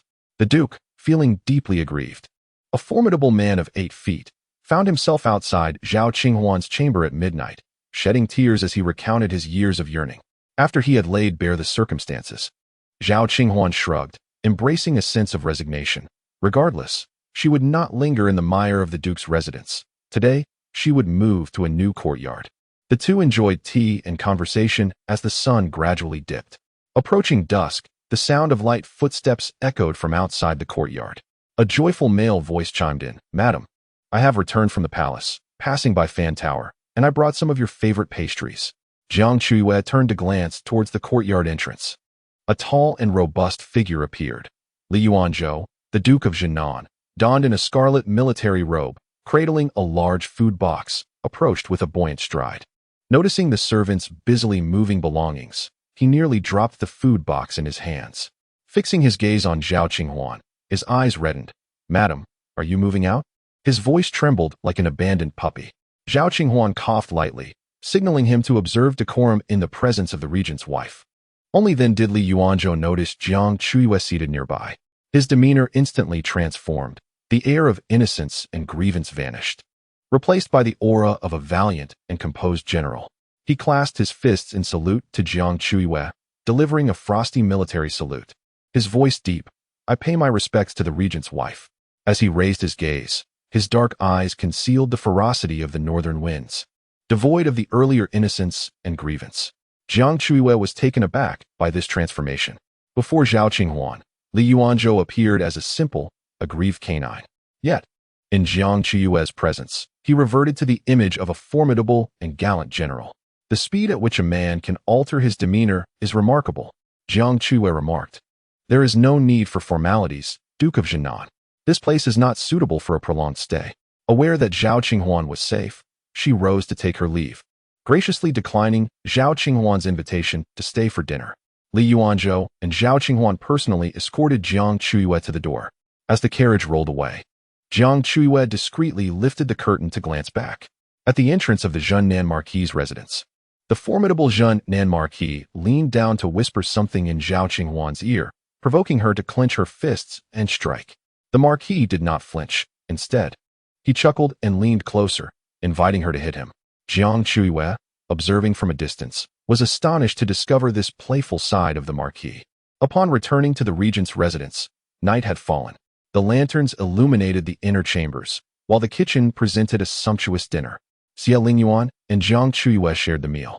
As they dined, Jiang Chuyue's thoughts wandered back to the events at the Marquis's residence, causing her to drift off during the meal. Xia Lingyuan, with his dark eyes half closed, inquired, "What occupies your mind?" Without lifting her gaze, Jiang Chuyue replied, "I am thinking of the Zhen Nen Marquis." Chapter 68. The Banquet of Hegemony. Suddenly, a profound silence enveloped the dining table. Unaware of the tension, Jiang Chuyue, having witnessed an intriguing spectacle that day, felt compelled to recount the peculiar events she observed at the Marquis's residence. Xia Lingyuan listened attentively, the frost between his brows gradually thawing. Upon finishing her tale, Jiang Chuyue remained puzzled. Were the rumors about the Zhen Nen Marquis and General Qin Suyu unfounded? Xia Lingyuan confirmed, they are indeed untrue. Curiosity is a human trait, and Jiang Chuyue was no exception. Leaning closer to Xia Lingyuan, she gently tugged at his sleeve, asking, "How do you know the rumors are false, my lord?" Xia Lingyuan lowered his gaze to her delicate features and replied with a slight smile. General Qin Suyu is exceptionally skilled in martial arts and does not entertain men who are her inferiors in prowess. Jiang Chuyue's understanding deepened. So that was the case. Even someone as proud and aloof as Xia Lingyuan could commend Qin Suyu, highlighting her remarkable nature. Intrigued by the renowned female general, Jiang Chuyue secretly resolved that should she have the chance to meet General Qin, she would invite her for a drink. After a moment of contemplation, she curiously asked, "My lord, do you think you could defeat General Qin?" Xia Lingyuan replied, "I have not yet engaged her in combat." Jiang Chuyue, brimming with enthusiasm, whimsically suggested, "Perhaps the illustrious general could even best you." Xia Lingyuan, amused, placed a delectable fish ball into her chattering mouth. Caught off guard, Jiang Chuyue's eyes widened as she instinctively chewed the delicious morsel, resembling an adorable hamster. The fish ball, infused with crab roe and finely chopped mushrooms, was so delightful that she momentarily forgot her previous thoughts. Xia Lingyuan watched her eat with a smile, before sampling a fish ball himself. News spread rapidly throughout the capital. With the return of the Zhen Nen Marquis, the entire city anticipated the dismissal of the fierce woman. Zhao Qinghuan acted swiftly, kicking the Marquis aside and packing her belongings to move out of the Marquis's residence into the spacious house she had previously acquired. On the very day she moved into her new home, a peculiar rumor circulated. Someone claimed to have seen the Zhen Nen Marquis standing alone at the entrance of the new courtyard all night, clutching a pillow. As dawn broke, the tightly shut gates of the new residence finally opened, and the Marquis joyfully entered. The couple had neither separated nor divorced, yet they continued to cohabitate outside the Marquis's estate, an utterly bewildering situation. As Jiang Chuyue kept an eye on Zhao Qinghuan's developments, she simultaneously prepared for the lotus banquet at the princess's residence. Princess Xiao Ji had just returned to the capital when she unexpectedly sent an invitation to Jiang Chuyue and was even seen peeking from a locust tree outside the Wang residence. Such peculiar behavior indeed. A scout returned with a report detailing Princess Xiao Ji's past movements, which were meticulously compiled and placed upon Jiang Chuyue's desk. As she perused the documents, she learned of the deep affections Princess Xiao Ji held for Xia Lingyuan, having fervently petitioned the late emperor for a marriage several times. Had it not been for the sudden demise of the emperor, a royal edict might have been issued. The intentions of the princess seemed ominous. Jiang Chuyue pressed her fingers to her temples, realizing that the lotus banquet at the princess's residence was akin to a banquet of peril. She needed to prepare herself thoroughly. Time flew, and soon the day of the banquet arrived. The sun grew warmer as Jiang Chuyue traveled in her carriage to the princess's residence, which shone resplendently under the summer sun with its gilded plaque. As she alighted from the carriage, supporting herself with the hand of Baozhu, she was suddenly greeted by a familiar voice from behind. "Xiao Ji." Jiang Chuyue stiffened slightly. Turning around, she saw the green-topped carriage of the Xiao family halted nearby, with Xiao Ji approaching alongside his pregnant wife, Jiang Shi. Jiang Shi gazed affectionately at Xiao Ji's arm, her appearance meticulously curated for the occasion, with her golden hairpin glimmering conspicuously. Maintaining her composure, Jiang Chuyue inquired, "Elder brother, what brings you to the princess's residence?"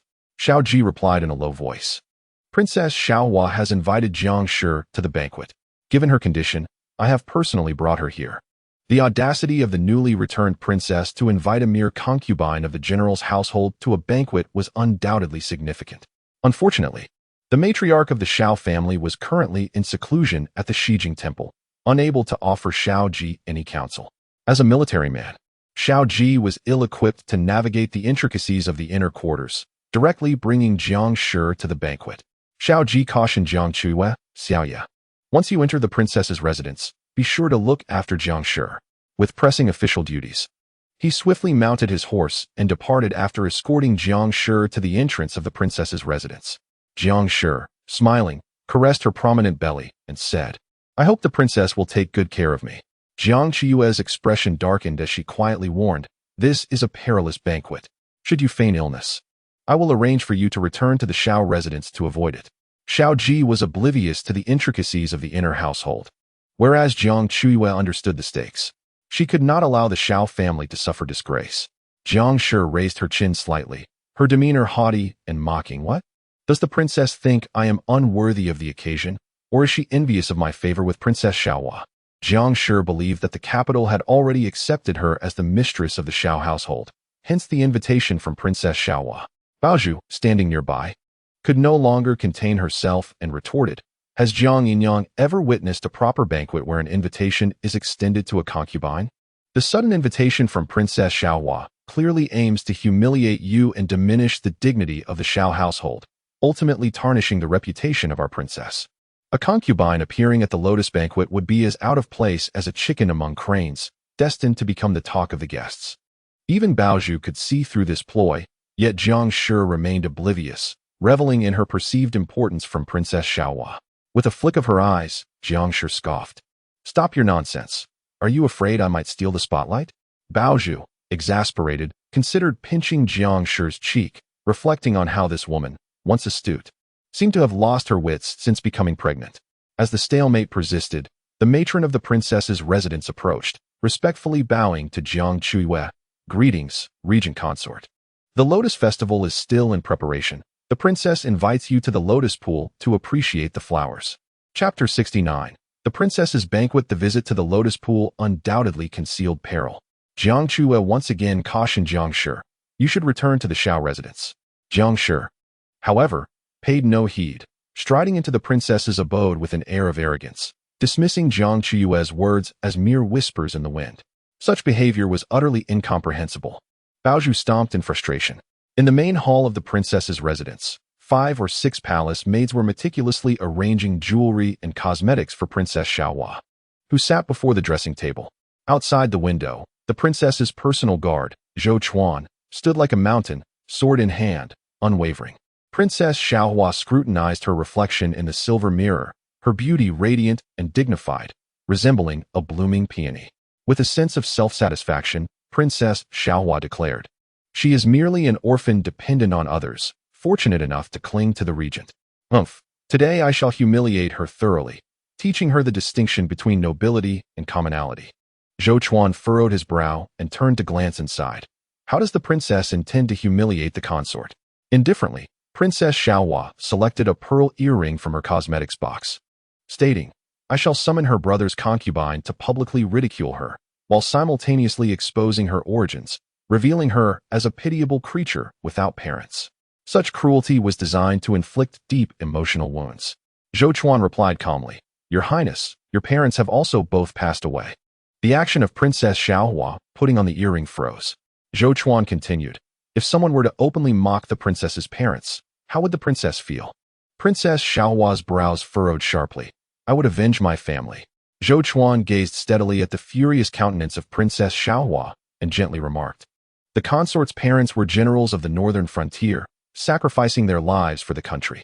As a member of the royal bloodline, how can the princess belittle the descendants of such loyal heroes?" The pearl earring slipped from her fingers with a soft thud. Princess Xiaohua's delicate brows knitted deeply. Upon reflection, she recognized that her actions were indeed excessive. Clenching her fingers into her palm, she muttered, "I am the esteemed legitimate princess of the Qing kingdom. How can the regent consort possibly stand above me?" Zhou Chuan replied succinctly, "She can." That single word fell like a bucket of ice-cold water, awakening her to a chilling realization. Having been away from the capital for 5 years, she had nearly forgotten who truly held power in the Qing kingdom.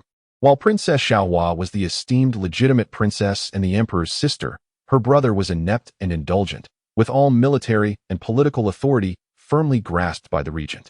Princess Xiaohua's status, though noble, afforded her no real power.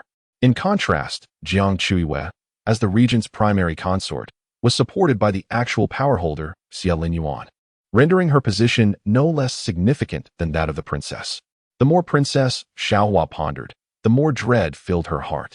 She had been misled by the empress's casual remarks and had returned to the capital, naively believing Jiang Chuyue to be an easy target. If she offended Jiang Chuyue today, the latter could easily whisper in the regent's ear, and with a mere flick of his hand, could extinguish Princess Xiaohua's existence. Fuming, Princess Xiaohua demanded, "Zhou Chuan, why did you not warn me sooner?" Zhou Chuan sighed. "I have cautioned you numerous times, but your highness chose to ignore my counsel." Princess Xiaohua.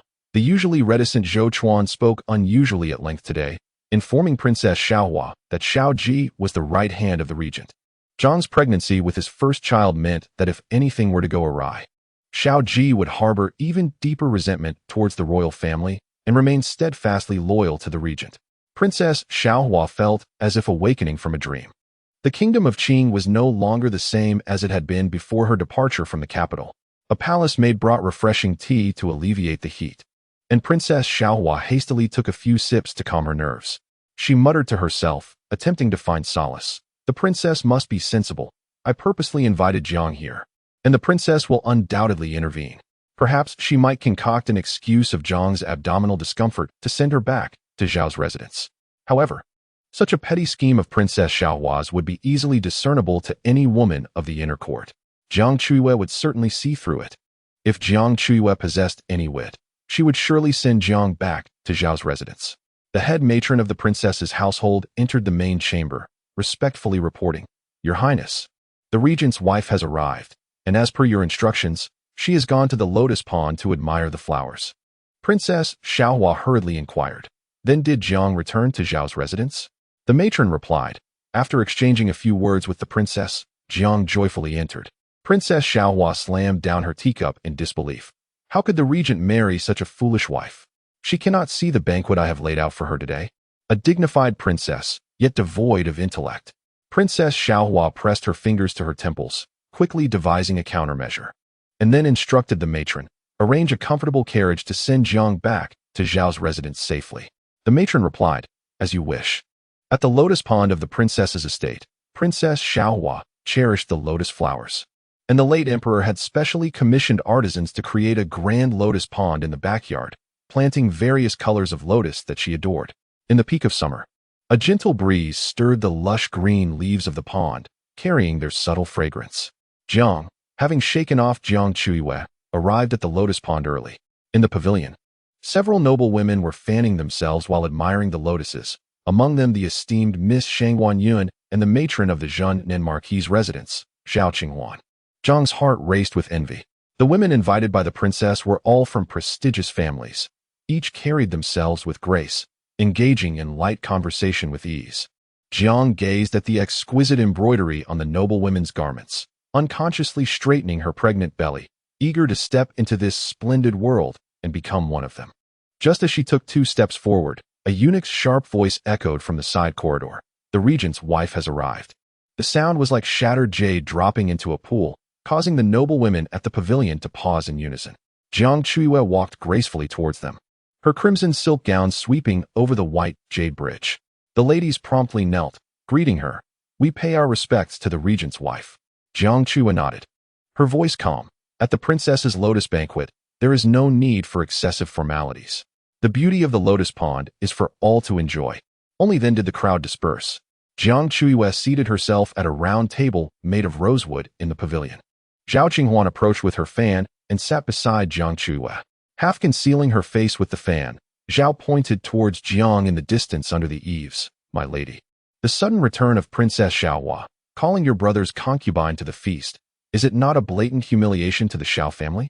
You must be cautious." Jiang Chuyue replied, "I am aware. However, Jiang is impervious to reason." Zhao Qinghuan clicked her tongue twice, remarking that ambition must be tempered with discernment. Jiang Chuyue shifted the conversation. How have you been since leaving the Marquis's residence? Zhao Qinghuan sipped her tea. Life has been refreshing away from that filthy place. As for Li Yuanzhou, we shall see how it goes. Zhao Qinghuan had broached the subject of divorce several times, only to find the Marquis of Zhennan weeping pitifully, recounting his initial infatuation with her. Chapter 70. The clown. The Marquis of Zhennan genuinely cherished Zhao Qinghuan. Years ago, while accompanying the old Marquis on a journey to the south, he chanced upon a renowned pastry shop where he beheld the young daughter of the owner, Zhao Qinghuan, diligently crafting fragrant osmanthus cakes at a dining table. Amidst the misty rain and the sweet scent of osmanthus, her nose dusted with flour. Her complete focus on her task struck a chord within Li Yuanzhou's heart. He cherished her for many years. Eventually, upon reaching maturity, he sought a marriage proposal.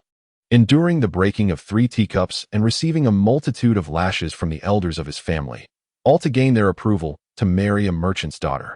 Unfortunately, on the very night of their wedding, before he could even hold her hand, urgent news from the northern borders shattered their union.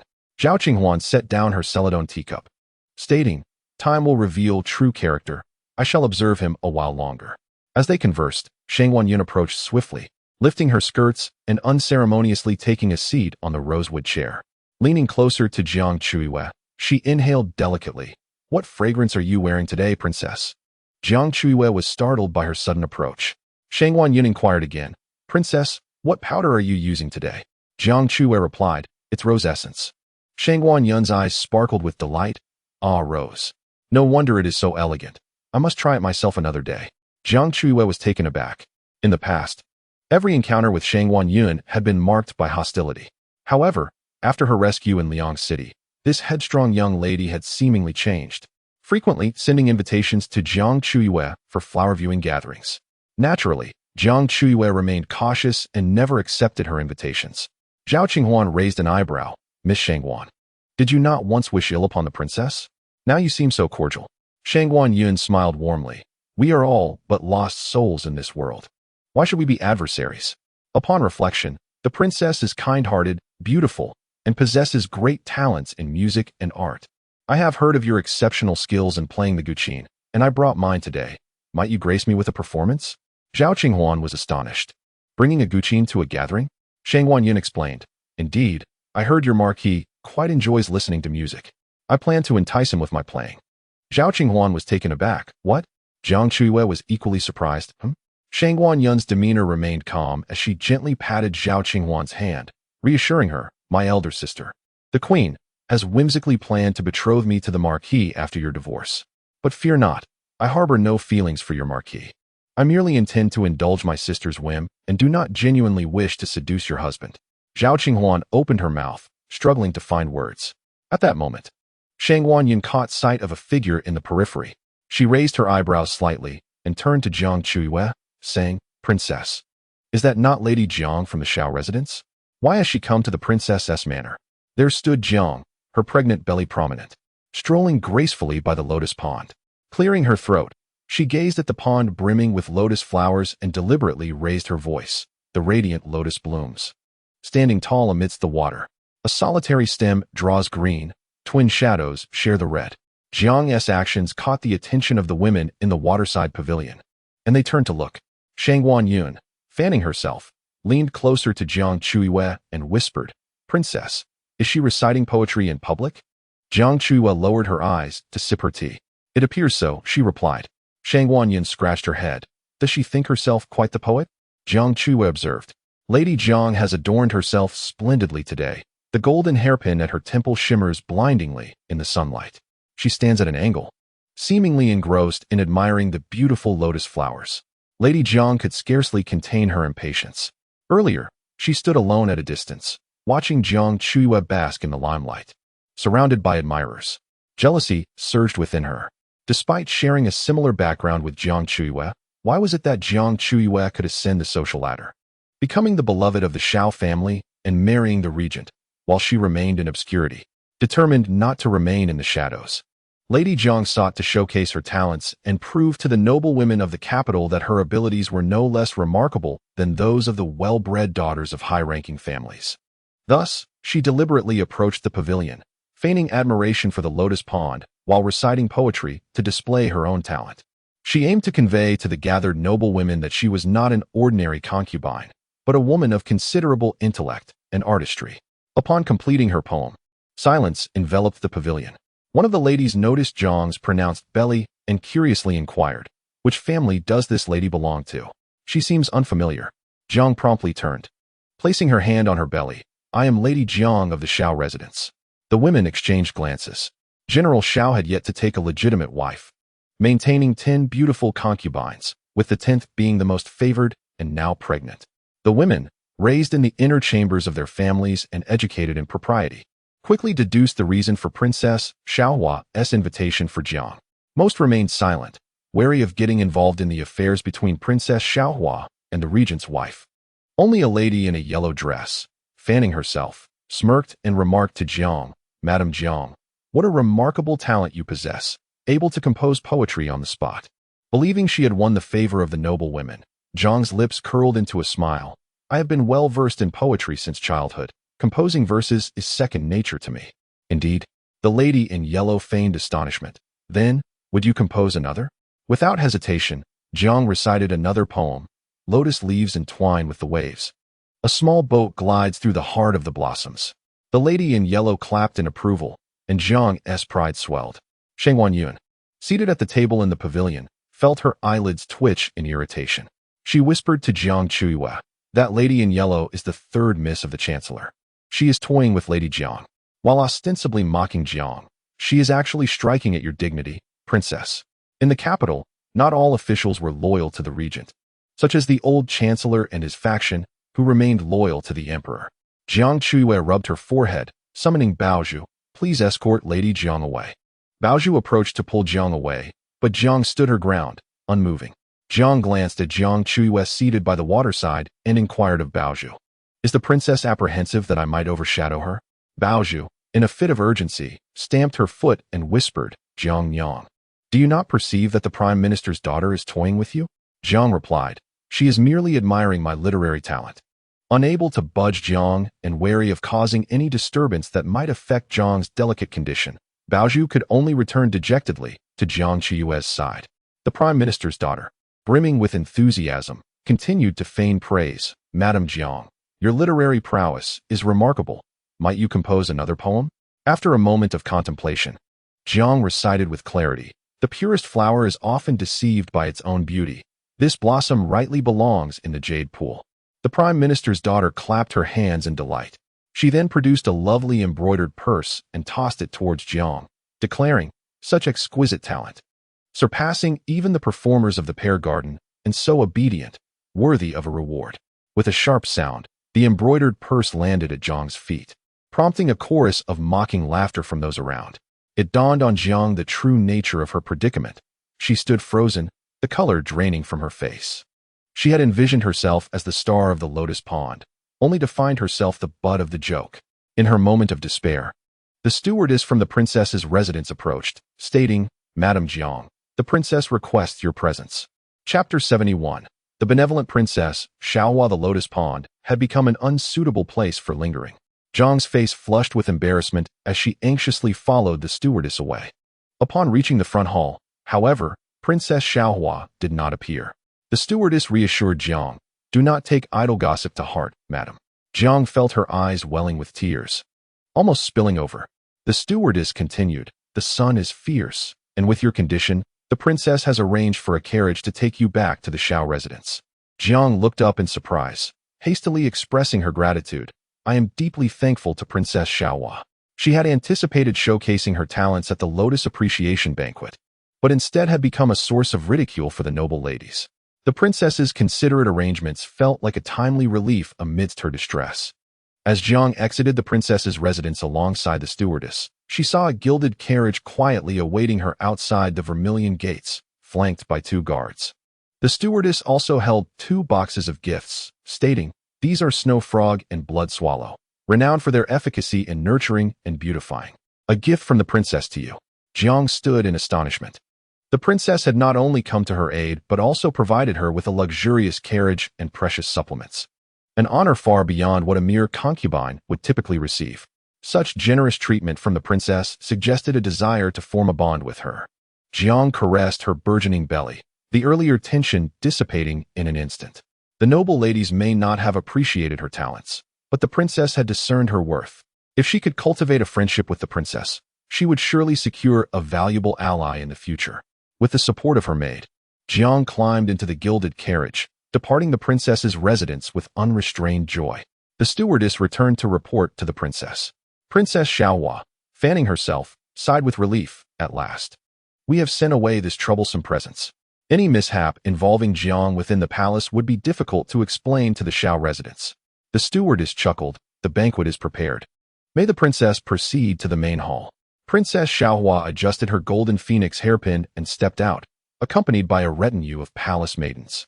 Zhou Chuan, sword in hand, stood by her side, softly advising, Princess, do not be harsh on the regent's wife.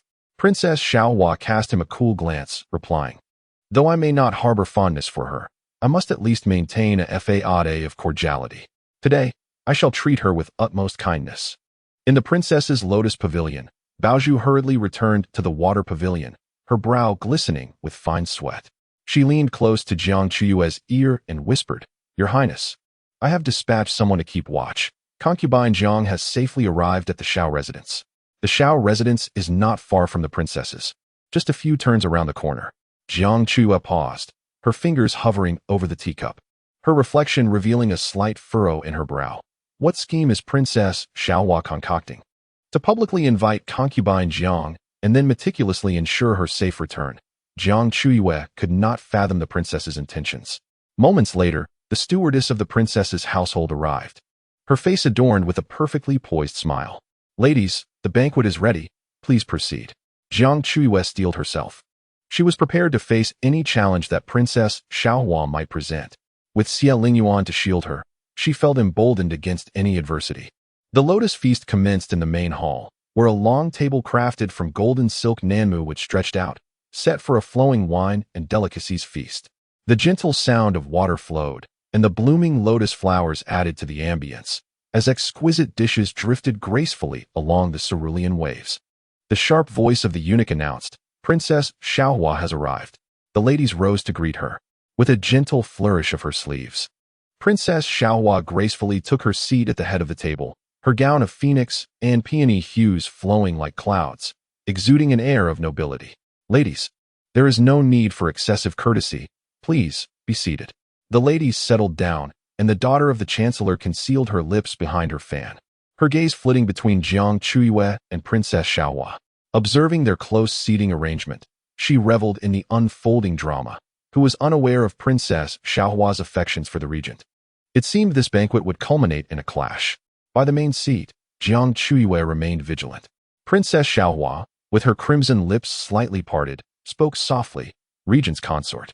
The room fell into a hushed silence. Shang Wanyun and Zhao Qinghuan exchanged glances, contemplating their next moves. Should the princess insult the consort, they would surely stand by Jiang Chuyue's side. The chancellor's daughter gleefully anticipated the inevitable confrontation between the two women. Jiang Chuyue lightly brushed the rim of her cup, inquiring, What is it? To her surprise, Princess Xiao Ji responded with a smile. I have long heard of your celestial beauty, and today, seeing you in person, you surpass even the most exquisite lotus blossoms in this garden. The praise caught Jiang Chuyue off guard. She could only respond, Your Highness is overly complimentary. Princess Xiao Ji picked up her golden-laid jade chopsticks and personally served her dishes. I greatly admire you, consort. Do try the candied fruits prepared by the palace chefs. It is my favorite delicacy. And this dish, a nest of threads, is a delightful morsel of spun sugar, sweet and memorable. Jiang Chuyue replied, Princess Xiao Ji, you are too kind. Princess Xiao Ji continued with genuine concern, You appear so delicate, it is quite alarming. I shall send you a pair of ginseng from the storeroom to replenish your vitality. Jiang Chuyue acknowledged her kindness. Princess Xiao Ji added, This soup is a tad hot. Please take your time drinking it. I would hate for you to burn your mouth. With enthusiasm, Princess Xiao Ji engaged Jiang Chuyue in conversation, as if they were close, cherished friends. The other ladies were left in stunned silence, particularly the chancellor's daughter, who could hardly comprehend why Princess Xiao Ji had suddenly changed her demeanor. Jiang Chuyue was utterly bewildered. She had prepared herself to confront Princess Xiaohua, yet to her surprise, the princess was exceedingly warm and made no attempt to complicate matters for her. The lotus banquet concluded amidst an oddly harmonious atmosphere.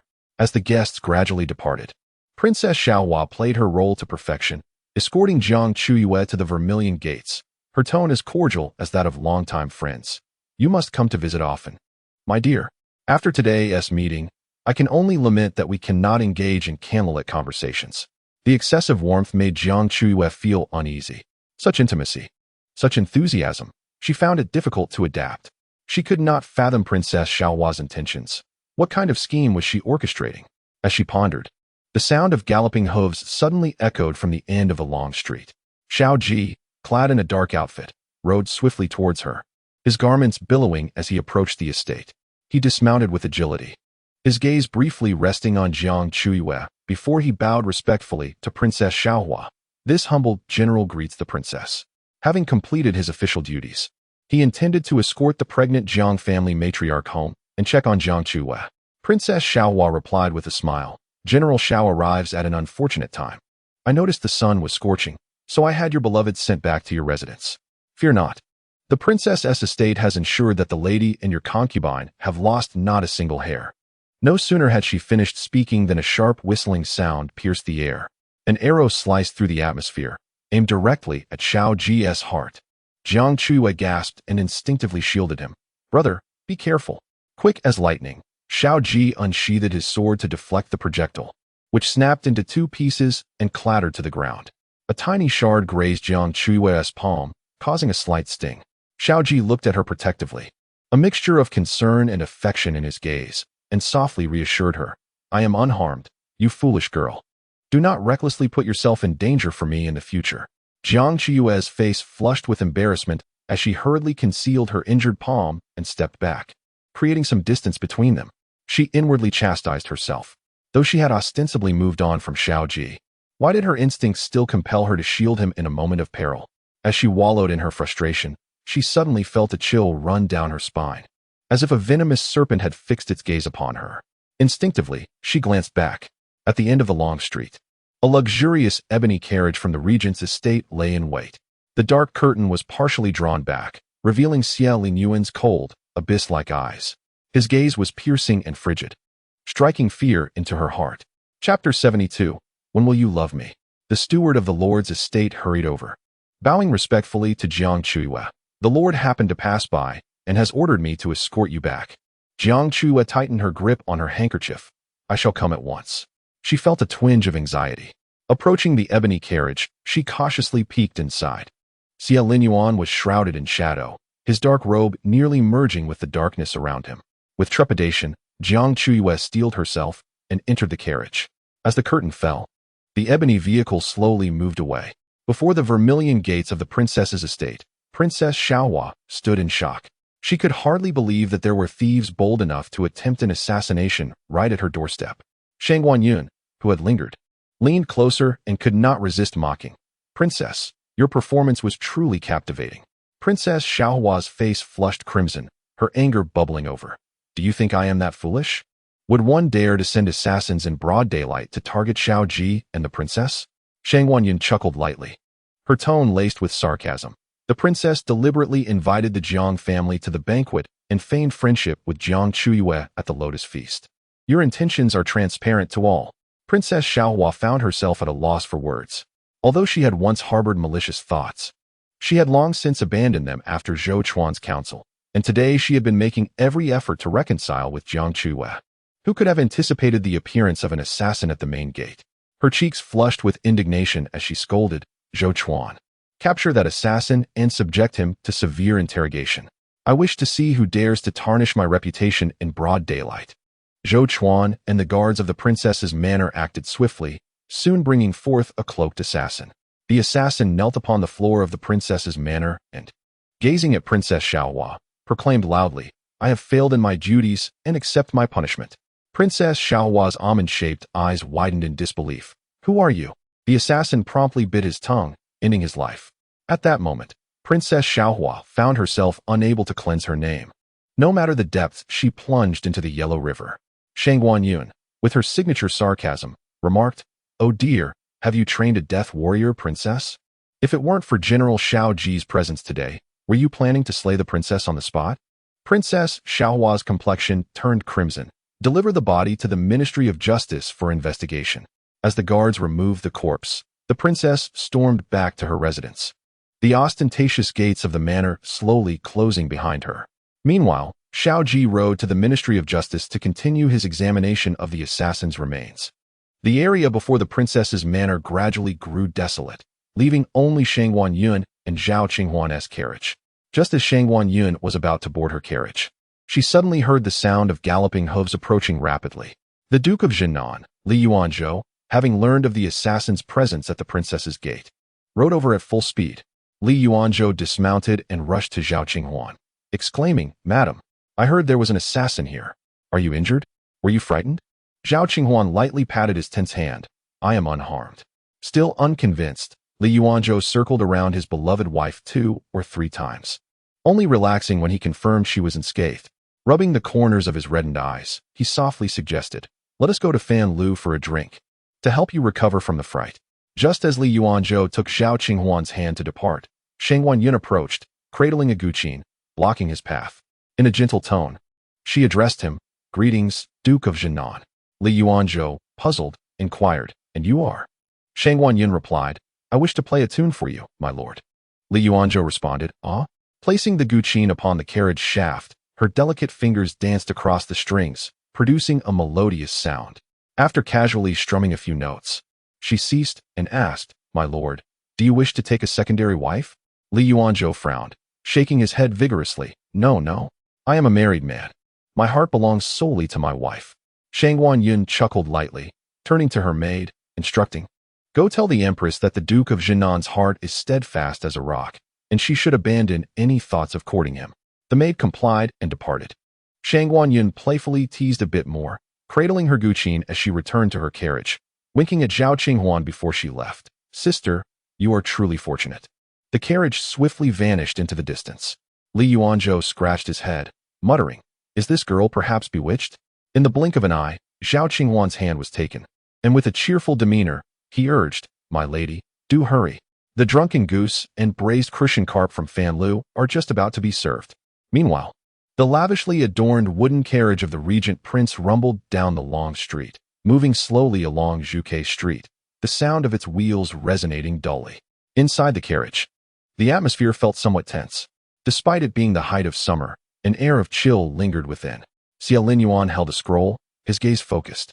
As the curtain on one side of the carriage, secured with a golden hook, allowed beams of golden sunlight to filter in, casting a warm hue upon his otherwise frigidly handsome face. Yet, he remained distant. Jiang Chuyue sensed Xiao Yuan's anger. What was the source of his ire? Was he upset with her for unhesitatingly shielding Xiao Ji when the arrows rained down?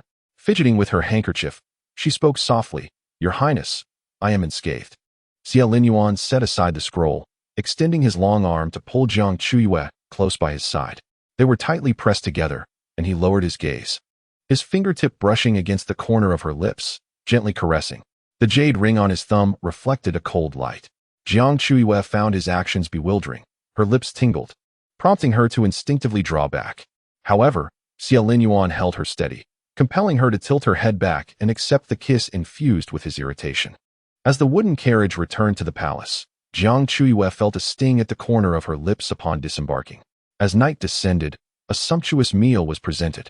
Xiao Yuan and Jiang Chuyue shared dinner, but she longed for conversation, yet Xiao Yuan remained silent, the atmosphere heavy with tension.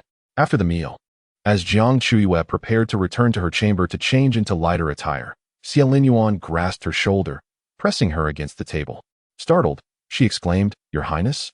He held her left hand, revealing her palm, which was fair and delicate, marked by a faint red scratch, a wound inflicted by arrow fragments. The injury was shallow, barely bleeding, leaving behind a distinct red mark. "Does it hurt?" Xiao Yuan inquired. Jiang Chuyue shook her head, softly responding, "It does not." Xiao Yuan gazed intently into her eyes and, in a hoarse voice, asked, "How many more times must you suffer for him? When will you love me?" The surroundings fell silent, the night breeze tapping against the window panes. Jiang Chuyue's heart raced, as if a hidden truth was on the verge of being unveiled. She dared not answer Xiao Yuan's question, nor could she meet his gaze. Lowering her eyelashes, she stammered, I just asked Baozhu to brew some refreshing lotus leaf iced tea. I shall check if it's ready. Xiao Yuan did not allow her to leave. He clasped her palm, pressing his fingertip against the small wound. The pressure on the red mark caused Jiang Chuyue to wince slightly. Xiao Yuan questioned her word by word. When will you cease to love Xiao Ji? When will you learn to love me? Chapter 73. The quarrel at the end of the long street today. Xiao Yuan caught sight of Jiang Chuyue shielding Xiao Ji from arrows from a distance. That glaring scene lingered in his mind, refusing to fade away. Jealousy burgeoned like rampant weeds. For a fleeting moment, he harbored the desire to eliminate Xiao Ji, to confine Jiang Chuyue forever within the palace walls. Jiang Chuyue gazed at Xiao Yuan in disbelief, her voice trembling. Why, you know? Xiao Yuan let out a cold laugh. The obsidian ring on his finger glimmering with a chilling light beneath the candle's glow. I have long been aware of your feelings for Xiao Ji. Jiang Chuyue felt as though struck by lightning. She had buried her emotions for Xiao Ji deep within her heart, concealing them so thoroughly that even the astute old Madame Xiao had not perceived them. Yet, she never anticipated that she could not hide them from Xiao Yuan's discerning gaze.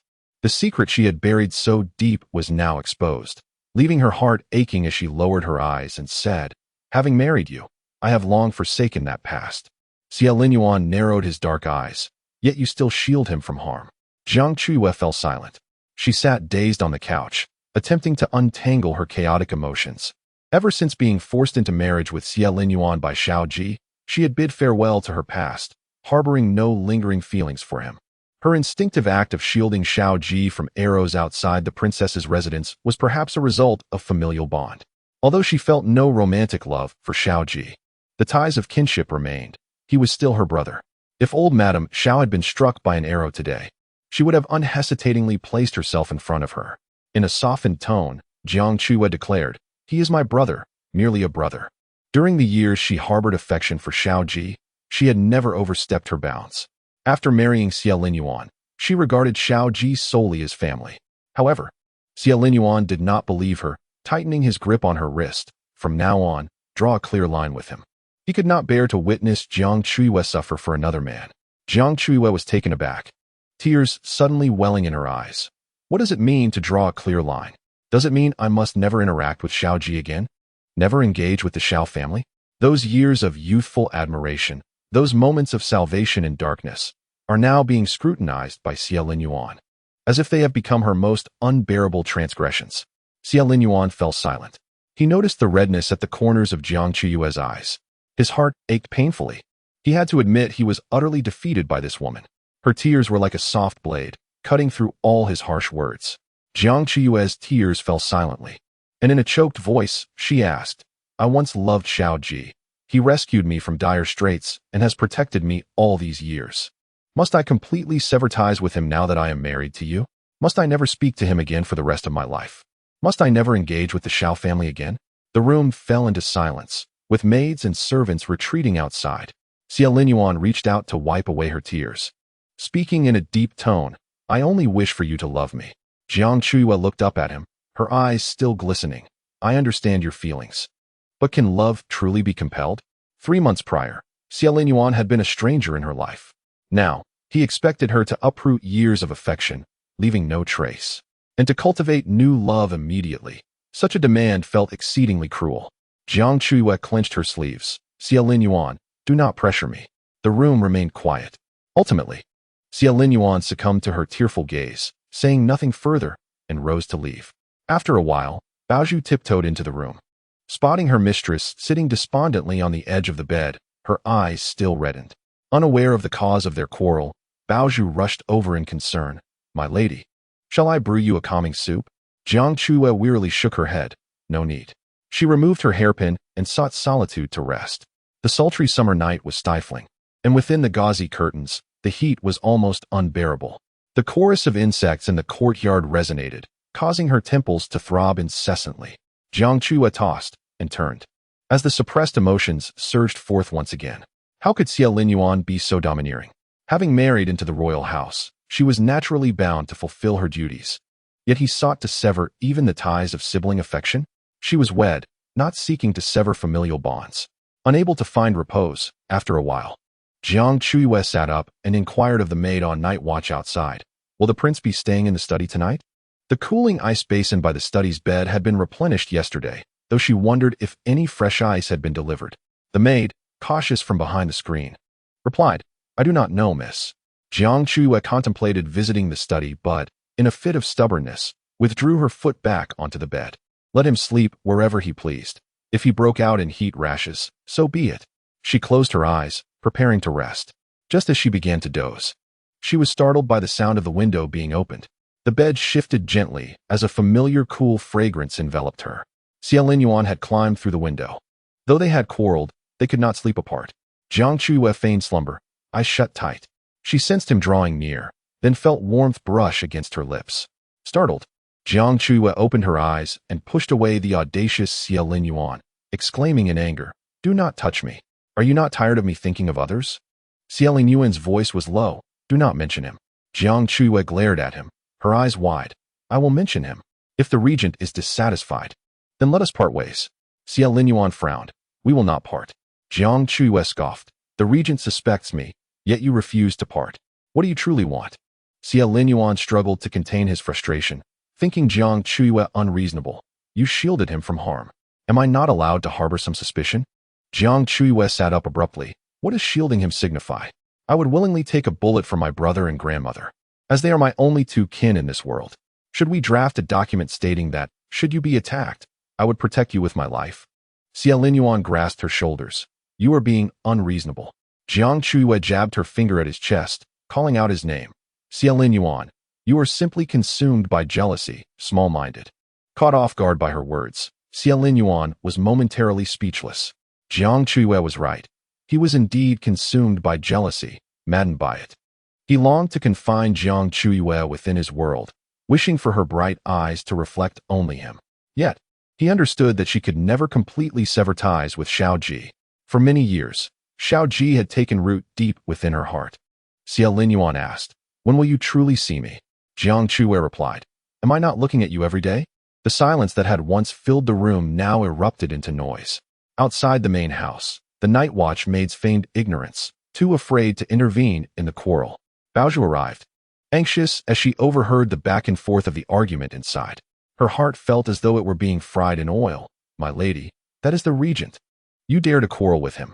Baozhu recalled how, upon first entering the royal house, Jiang Chuyue had been ever so cautious, fearful of provoking the wrath of Xiao Yuan, the living embodiment of death. It has barely been 3 months, and yet you dare to quarrel with the prince.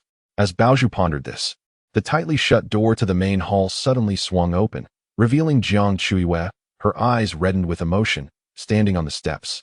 Angrily, she commanded, Prepare the carriage. Baozhu, taken aback, asked, Where is the princess going? Jiang Chuyue replied, I am returning to the Xiao residence. I wish to visit my grandmother. Chapter 74. Returning to one's parental home. Baozhu, who always sided with Jiang Chuyue, upon seeing her tear-streaked face, nodded earnestly. Yes, yes, I shall prepare the carriage at once. No one dared to obstruct their path as the moonlight enveloped Jiuke Street.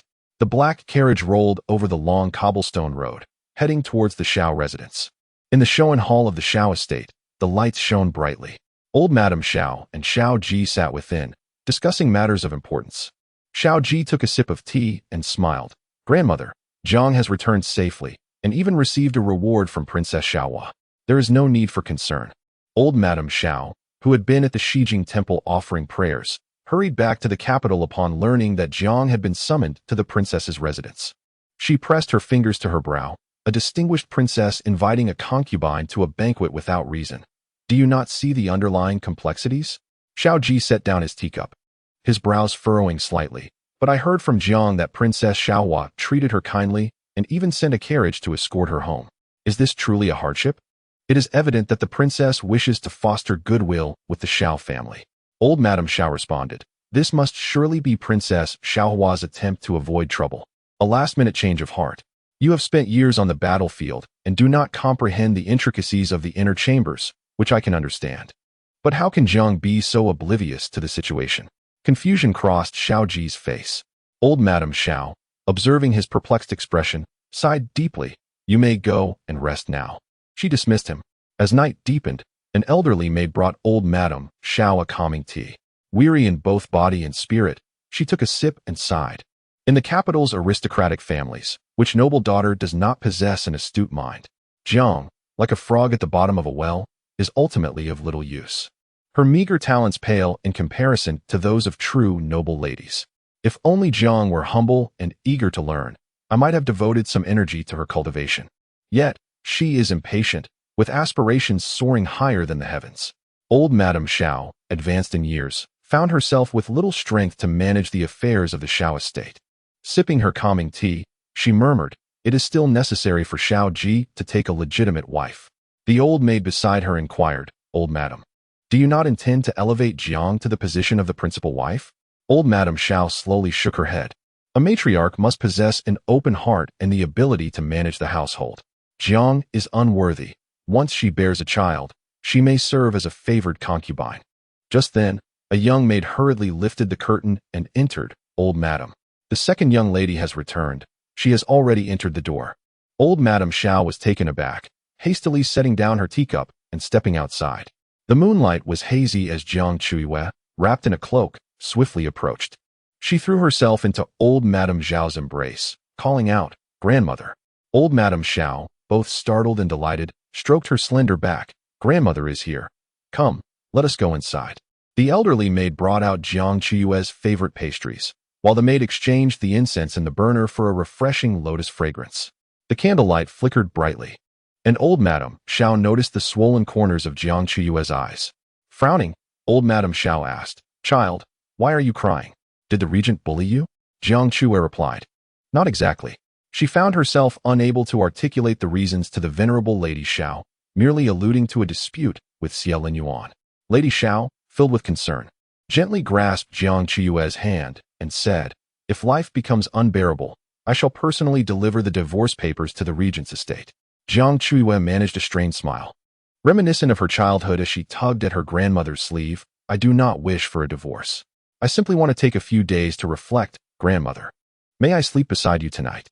Lady Xiao replied with a smile, "Of course, my dear. But first, go wash your face to refresh yourself." As Jiang Chuyue went to freshen up, Lady Xiao promptly summoned Baozhu for questioning. In a hushed tone, Lady Xiao inquired, "What exactly precipitated the quarrel?" Baozhu, wringing her hands, recounted the events. Today, upon returning from the princess's residence, the princess consort found the prince in a foul mood. They quarreled twice this evening, and unable to tolerate it, the princess consort returned to the Xiao residence. Lady Xiao pressed, "Did the regent lay a hand on my granddaughter?" Baozhu shook her head. "No. The prince treats the princess consort quite well." Lady Xiao was perplexed. If the couple generally interacted harmoniously, why then this discord? She was further astonished that the formidable regent Xiao Yuan would engage in a dispute with his wife. Moreover, it was unexpected that her usually docile granddaughter now dared to stand her ground against the regent. Having experienced similar circumstances herself, Lady Xiao understood that quarrels among newlyweds are commonplace. Sometimes, it is better to voice one's feelings rather than keep them bottled up. A disagreement can lead to greater clarity. As night fell, an elderly maid entered with a silk quilt. Jiang Chuyue nestled against Lady Xiao, closing her eyes, and soon fell into a deep slumber. The following morning, Jiang Chuyue returned to her former courtyard, where the arrangements remained unchanged since her departure. Lady Xiao, anxious that Jiang Chuyue might secretly weep alone, decided to visit her. Upon entering the courtyard, she spotted Jiang Chuyue seated at her rosewood desk, diligently writing, her expression focused, revealing no signs of last night's tears.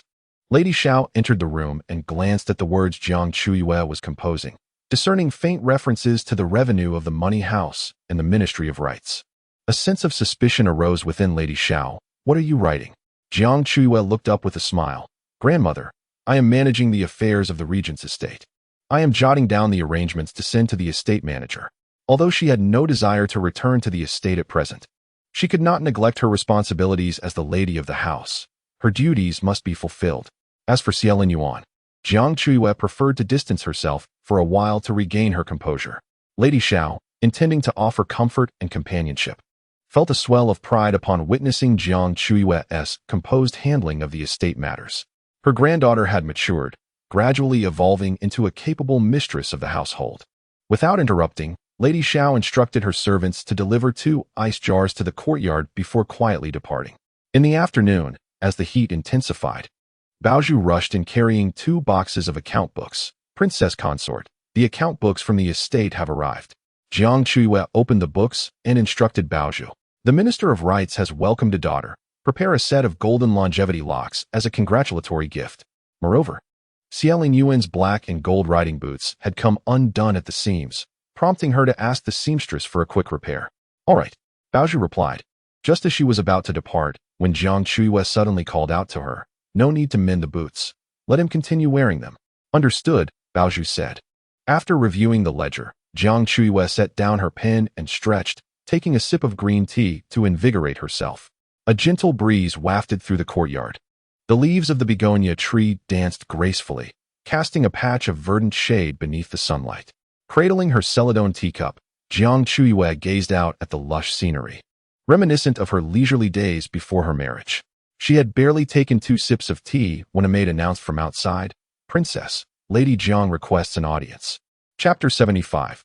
Without a trace, Jiang Chuyue, holding her teacup, did not lift her gaze. I shall not meet her.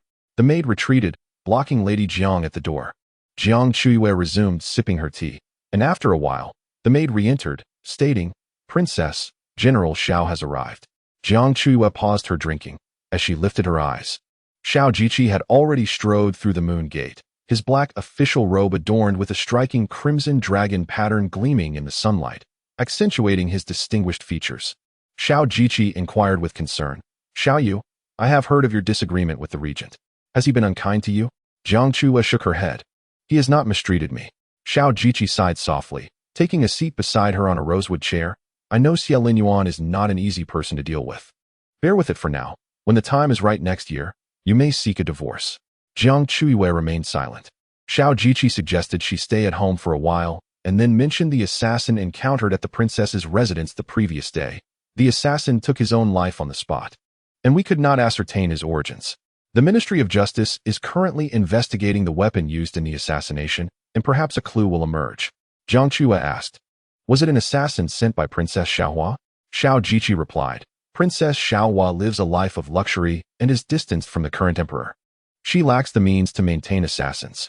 This seems more like a frame-up, aimed at inciting discord between the Xiao family and the princess's household. After conversing with Jiang Chuyue for a while, Xiao Ji rose to leave. At the moon gate of the courtyard, Lady Jiang lingered. Having been denied an audience with Jiang Chuyue, yet she remained undeterred, waiting at the entrance.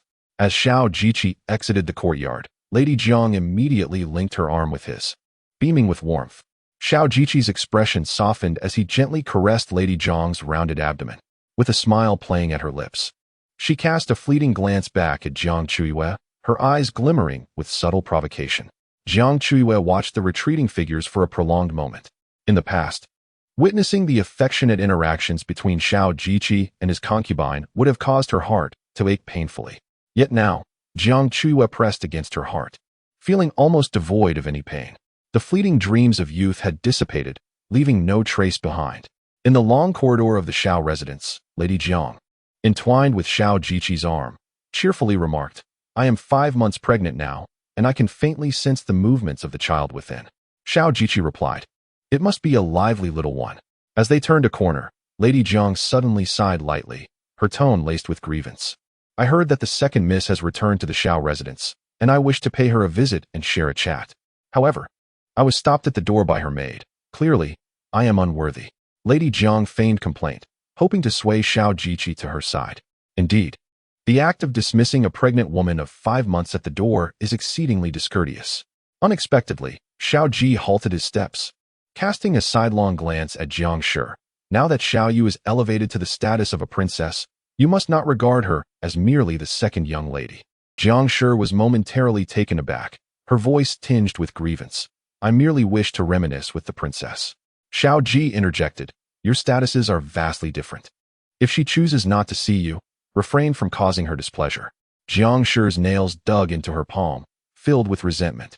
She could not fathom that even after Jiang Chuyue's marriage, Xiao Ji still unconditionally sided with her. Despite the turmoil within, Jiang Shi forced a gentle smile. I understand. And I shall refrain from disturbing the princess. focusing solely on nurturing my child in the house. Xiao Ji nodded. That is quite satisfactory. Return to your quarters and rest. I must attend to military drills. He instructed someone to escort Jiang Chuyue back to the east courtyard, then mounted his horse and galloped towards the training grounds. With a cold expression, Jiang Chuyue walked slowly towards the east courtyard. She caressed her rounded belly, lamenting, having been married to the regent for less than 3 months, and already fleeing back to my family in the dead of night. It seems my days in the royal residence are not so pleasant. What kind of princess? It merely sounds illustrious. Jiang Chuyue speculated that Jiang Chuyue must be enduring a difficult life within the palace. After all, the regent is ruthless and cold-hearted. A delicate young lady like Jiang Chuyue would surely struggle under the tyrant's oppressive rule. With this thought, Jiang Chuyue's mood suddenly brightened, and she hummed a tune as she made her way back to the east courtyard. At the Ministry of War's training ground, the Xuanwu army concluded their drills and returned to their camps. Xiao Ji wiped the sweat from his forehead and caught a glimpse of Xie Linyuan emerging from a tent clad in dark attire. Xiao Ji approached him, a hint of irritation in his tone. Brother Linyuan, even if Xiao Yu has inadvertently offended you over trivial matters, do not hold it against a young lady. Xie Linyuan regarded Xiao Ji with a sense of disdain. In terms of looks, power, and his bond with Jiang Chuyue, he surpassed him in every aspect. Yet, Jiang Chuyue remained fixated on Xiao Ji. I have not held anything against her, Xie Linyuan replied nonchalantly. Xiao Ji, oblivious, clapped him on the shoulder. Do not be deceived by her delicate appearance. This girl possesses a stubbornness akin to that of a mule. Xie Linyuan ground out 2 words. I know. He had experienced it firsthand the night before. She even dared to mention divorce. Was she not a stubborn mule? Xiao Ji's gaze shifted, spotting the black gold riding boots Xie Linyuan wore, the laces frayed and askew. Xiao Ji chuckled. Why not replace those shoes? They are quite tattered. Xie Linyuan drew a long spear from the weapon rack. Care for a match? Xiao Ji raised an eyebrow. Let us do it. In the sweltering summer, the sounds of clashing weapons echoed incessantly in the training ground. That night, Jiang Chuyue dined with old Madame Xiao in the Shoan Hall. The rosewood round table was laden with Jiang Chuyue's favorite dishes. Although her weight had not diminished, old Madame Xiao felt that Jiang Chuyue appeared thinner and urged her to eat more to replenish her strength. Outside the curtain, an old maid announced, Old Madam, the general has arrived. Old Madame Xiao hurriedly replied, Quickly, bring another set of chopsticks. Xiao Ji lifted the curtain and entered the room. As Jiang Chuyue inadvertently glanced up, her jade chopsticks nearly slipped from her grasp. Old Madame Xiao was even more astonished. What happened to the injury on your face? Xiao Ji appeared quite disheveled, with his cheekbones marred by a ghastly bruise and blood crusted at the corner of his mouth. It seemed his waist was also injured, for he walked with a noticeable limp. He exerted considerable effort to sit down and casually remarked, There is no need for grandmother to worry. In the training grounds, one cannot avoid injury. These trivial wounds will heal by tomorrow.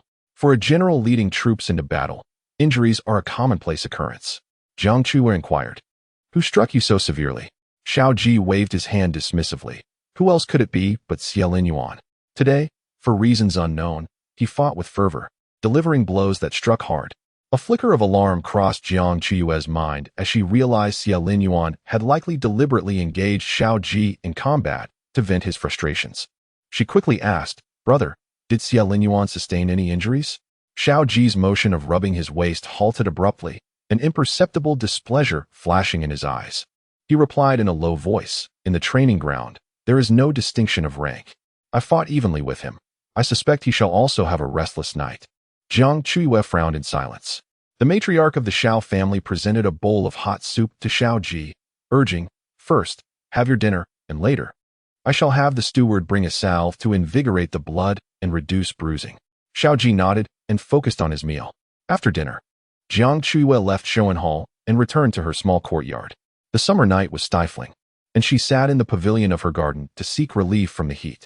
The begonia blossoms had withered, leaving only a canopy of lush green leaves and a ground cloaked in shadows. Baozhu found a large bunch of plump lotus pods and sat on a nearby stool, peeling the lotus seeds. Jiang Chuyue leaned back in her rattan chair and joined in, taking a green lotus pod to peel. Outside the moon gate, a young maid hurriedly approached with a silk lantern, saying, Princess, Steward Xie from the Wangfu has arrived. Chapter 76. Captured back to the Wangfu, Jiang Chuyue halted her peeling, pondering what brings him here. The maid replied, Steward Xie mentioned that the Wang Ye sustained some injuries during today's training match. His arms are bruised and swollen, unable to be lifted. Moreover, the medicinal stock of Fu Ling by Ji ointment in the Wang Fu has been depleted, and the Tai hospital has no inventory. Steward Xie has come to request some of the invigorating Fu Ling by Ji ointment from the Xiao residence. It was clear that the ointment was intended for Xie Linyuan, who had fought with Xiao Ji and both had emerged battered. Jiang Chuyue carefully peeled open a lotus seed, discarding the bitter core, and instructed, Fetch 2 boxes of Fu Ling by Ji ointment from the storeroom and give them to Steward Xie. The maid hesitated momentarily before softly asking, Princess, will you not return to the Wang Fu to check? Jiang Chuyue responded firmly, I will not go. The maid opened her mouth to speak, but ultimately retreated in silence. Continuing her task of peeling the lotus pods, Jiang Chuyue's thoughts drifted to the distance. Both Xie Linyuan and Xiao Ji hailed from military families. Having trained in martial arts since childhood, it was not unusual for them to engage in physical contests, sustaining injuries as a result. Xie Linyuan's robust physique could fell a tiger without a hint of exertion. The claims of his arms being bruised and swollen and the Tai hospital lacking stock were surely exaggerated, an attempt to lure her back to the Wang Fu. As the night enveloped the entrance of the Xiao residence, the maid emerged, handing the ointment found in the storeroom to Steward Xie. He could not help but peer once more into the doorway, perplexed, and asked, Did the princess not come out? The maid shook her head, replying, The princess said she would not return. Steward Xie then queried, Did you inform the princess that the Wang Ye's arms are bruised and swollen, unable to be lifted? The maid answered, I did mention it, but the princess does not believe it. Xie Guanshi, upon hearing the words, could only leave with a bitter smile while clutching the ointment. Upon returning to the Wang Fu, he found that Xie Linyuan had not yet retired. He was seated in the study, sifting through documents. Xie Guanshi respectfully presented the ointment, saying, My lord, the ointment has been procured. Xie Linyuan's gaze lifted. Has she not returned? Xie Guanshi cautiously replied, Perhaps the princess will return in a couple of days. A frost settled upon Xie Linyuan's countenance. As night deepened, the steward quietly departed. Xie Linyuan walked under the moonlight back to the main chamber, which felt desolate. The slender figure that once occupied the candlelit window seat, immersed in books, was now absent. He sat on the edge of the bed, the flickering candlelight elongating his shadow into a solitary silhouette. Out of the corner of his eye, he caught a glimpse of a sliver of moon-white silk peeking from the gap of the sandalwood wardrobe. Pulling out the fabric, he realized it was a piece of intimate apparel belonging to Jiang Chuyue, smooth to the touch, adorned with an embroidered design of koi frolicking among lotus flowers. The delicate silver threads intertwined with the lotus blooms exuded a faint, elusive fragrance. With a slight dimness in his gaze, Xie Linyuan gently placed her garment upon the pillow and quickly succumbed to sleep amidst the familiar, subtle scent. 2 more days passed. In the back courtyard of the Wang Fu, Jiang Chuyue continued to manage affairs, yet remained reluctant to return. Xie Linyuan spent 3 solitary nights, the weight of solitude deepening the tension in the air, causing unease among the officials at court. One night, Xie Guanshi entered the study with a calming tea to alleviate the heat. Reporting Jiang Chuyue's schedule for the day, My lord, today the princess accompanied old Madame Xiao to offer incense at the Shijing temple. Returning to the Xiao residence only at dusk, Xie Linyuan's knuckles rapped upon the table, the jade ring on his finger gleaming coldly. Is she planning to reside at the Xiao residence? Xie Guanshi hesitated before speaking. Pardon my boldness, my lord, but the princess shielding General Xiao from arrows does not necessarily imply anything untoward. Xie Linyuan gestured for him to continue. Xie Guanshi bowed slightly. If an assassin were to attack, I would certainly risk my life to protect you, as is the duty of a servant. Yet, I assure you, my feelings for you are devoid of any romantic inclination. Xie Linyuan remained silent. Xie Guanshi then turned to Xianing, the captain of the guards stationed at the study door. Xianing, if a thief were to attempt to assassinate the lord, would you selflessly shield him? Xianing responded with unwavering resolve. I would gladly lay down my life. Xie Guanshi inquired, Do you harbor feelings for the lord? Xianying's eyes widened in shock, and his weapon clattered to the ground. The burly man nearly knelt in protest. No, absolutely not. My lord, please see clearly. I have no such inclinations. Xie Linyuan pondered deeply. Xie Guanshi placed the prepared tea beside the table. Humans are not mere wood or grass. Who can be devoid of feelings? The princess and General Xiao have lived together in the Xiao residence for many years, supporting one another as siblings, fostering profound affection. It is only natural for the princess to act to protect him when he is in peril. Xia Linyuan drained the cool tea, recalling Jiang Chuyue's words from that night. He rose and left the study. The summer night was stifling, the moonlight flooding the courtyard like water. The steward, holding a lantern to guide the way, led Xia Linyuan toward the main chamber. As they passed through the garden, a faint, muffled sobbing reached their ears from deep within the courtyard. Xia Guanshi, raising his lantern, called out loudly, "Who is crying?" Moments later, a sobbing cook emerged, a man in his 30s, tears streaming down his face. Xia Guanshi, perplexed, inquired, "Why are you awake at night, hiding in the courtyard and weeping?" The chef suddenly knelt down, tears streaming down his face as he choked out, "I realize my mistakes. It's just that my wife has eloped with someone else. I am utterly heartbroken, hiding in the corner and weeping." Xia, the steward, who had some understanding of the chef, inquired with curiosity, "Were you and your wife not always affectionate? How could she run away this time?" The chef wailed in despair. "I suspected she had someone else. 2 days ago, we had a quarrel, and she wept as she returned to her family. I thought giving her some space would make her realize her fault. Instead, she eloped with her cousin." The chef cried inconsolably. Xia, feeling a headache coming on, said, All right, you may go." The chef left, still sobbing. Xia was about to escort Xia Linyuan back to the main house, when he suddenly felt a chill behind him. Turning around, he noticed Xia Linyuan's face was as cold as a frozen lake, with dark emotions swirling in his eyes. In the courtyard of the Xiao residence, the night was deep. Jiang Chuyue lay on the icy white jade mat, unable to sleep, having not seen Xia Linyuan for 3 days. Lying alone in the vast bed made her feel an overwhelming emptiness, which she found difficult to adapt to. Surprisingly, she found herself missing him a little. As this thought crossed her mind, Jiang Chuyue's expression hardened as she recalled the scene of their argument. She was angry at Xia Linyuan for not trusting her, for his domineering behavior, and for raising his voice at her. Lying there in silence, just as her eyes began to close, she suddenly heard the window creak, followed by a gust of wind. She recognized the familiar footsteps. Jiang Chuyue's eyes flew open. She realized it was Xia Linyuan approaching. The moonlight illuminated his tall figure outside the bed curtains. She quickly sat up, pulling aside the bedding. What are you doing here?" No sooner had she spoken than she was enveloped in a warm embrace.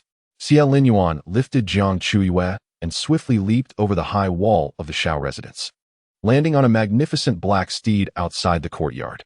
The horse galloped away, and Xia Linyuan took Jiang Chuyue back to the royal palace under the cover of night. Chapter 77. Acknowledging mistakes in the regent's palace, night enveloped the surroundings. The intricately carved doors of the main house were shut tightly as Xia Linyuan carried Jiang Chuyue inside and laid her on the bed. Jiang Chuyue kicked off her embroidered shoes and quickly wrapped herself in the silk quilt, curling up like a cat in the corner of the bed, her bright eyes glaring indignantly at Xia Linyuan. A single candle flickered in the room, casting a dim golden glow over the bed. Xia Linyuan stood at the edge of the bed, his silhouette partly shrouded in darkness. She gazed at him, and he at her. The candle burned steadily, neither spoke, and the air felt as though it was being gripped tightly by an invisible hand, even the flame holding its breath. Jiang Chuyue's eyes began to ache from staring, and she was about to feign sleep when Xia Linyuan unexpectedly said, "I acknowledge my mistakes." Jiang Chuyue's body froze mid-motion. She straightened up, almost doubting her own hearing. She had thought that Xia Linyuan bringing her back to the palace in the dead of night would most likely lead to another quarrel or a continuation of their Cold War. To her astonishment, the powerful regent, standing before her, uttered the words, "I acknowledge my mistakes." Xia Linyuan's figure remained partly obscured by shadow, yet his voice pierced clearly into Jiang Chuyue's ears. "It is my impatience that has led me to wish for you so fervently." Jiang Chuyue was left in stunned silence. Xia Linyuan spoke in a deep voice. "That day, when I asked you to sever ties with Xiao Ji, it was not meant to imply a complete disconnection from the Xiao family." Jiang Chuyue's lips parted slightly, at a loss for words. Xia Linyuan's Adam's apple bobbed. "I am angry that you took an arrow for Xiao Ji. 3 parts of my emotion stem from jealousy, while 7 parts arise from fear." Leaning closer, his dark eyes fixed upon Jiang Chuyue, who curled up in the corner of the bed. "Have you considered how I would live the rest of my life if you had perished that day beneath the assassin's arrow?" Jiang Chuyue's eyelashes fluttered gently.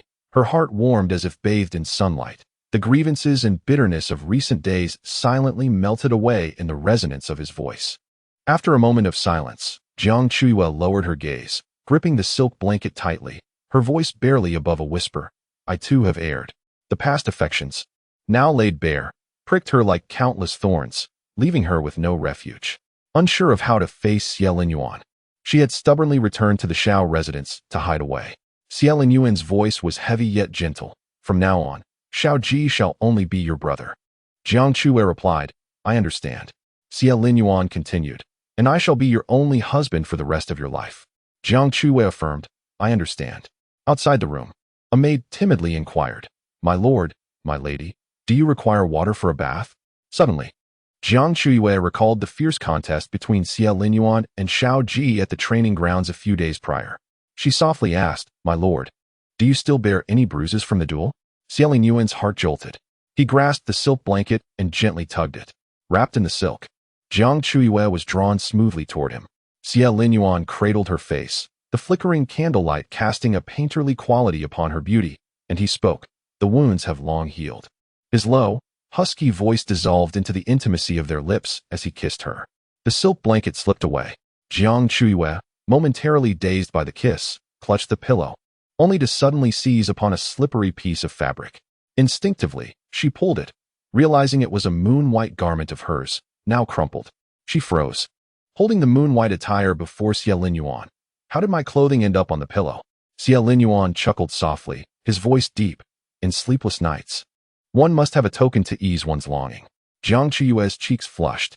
Xie Linyuan caressed the corner of her lips, asking, Is that permissible? Jiang Chuyue, having reached her monthly cycle, nodded lightly. Yes, but please be gentle. No sooner had her words fallen than she found herself pressed against the bed. His actions far from gentle. The bed curtains trembled violently as the wolf, starved for days, finally shed its disguise. Jiang Chuyue whimpered and pushed against him, yet was met with a firm grip at her waist, subjected to his advances. Nearly drowning in his overwhelming presence, her hair soaked with sweat. The room was thick with the fragrance of spring. The candles burned low, and the serene moonlight cascaded through the window. Exhausted, Jiang Chuyue felt a flicker of regret. Had she known better, she would not have provoked this living demon, Xie Linyuan. Though he spoke of understanding his mistakes, his actions betrayed him.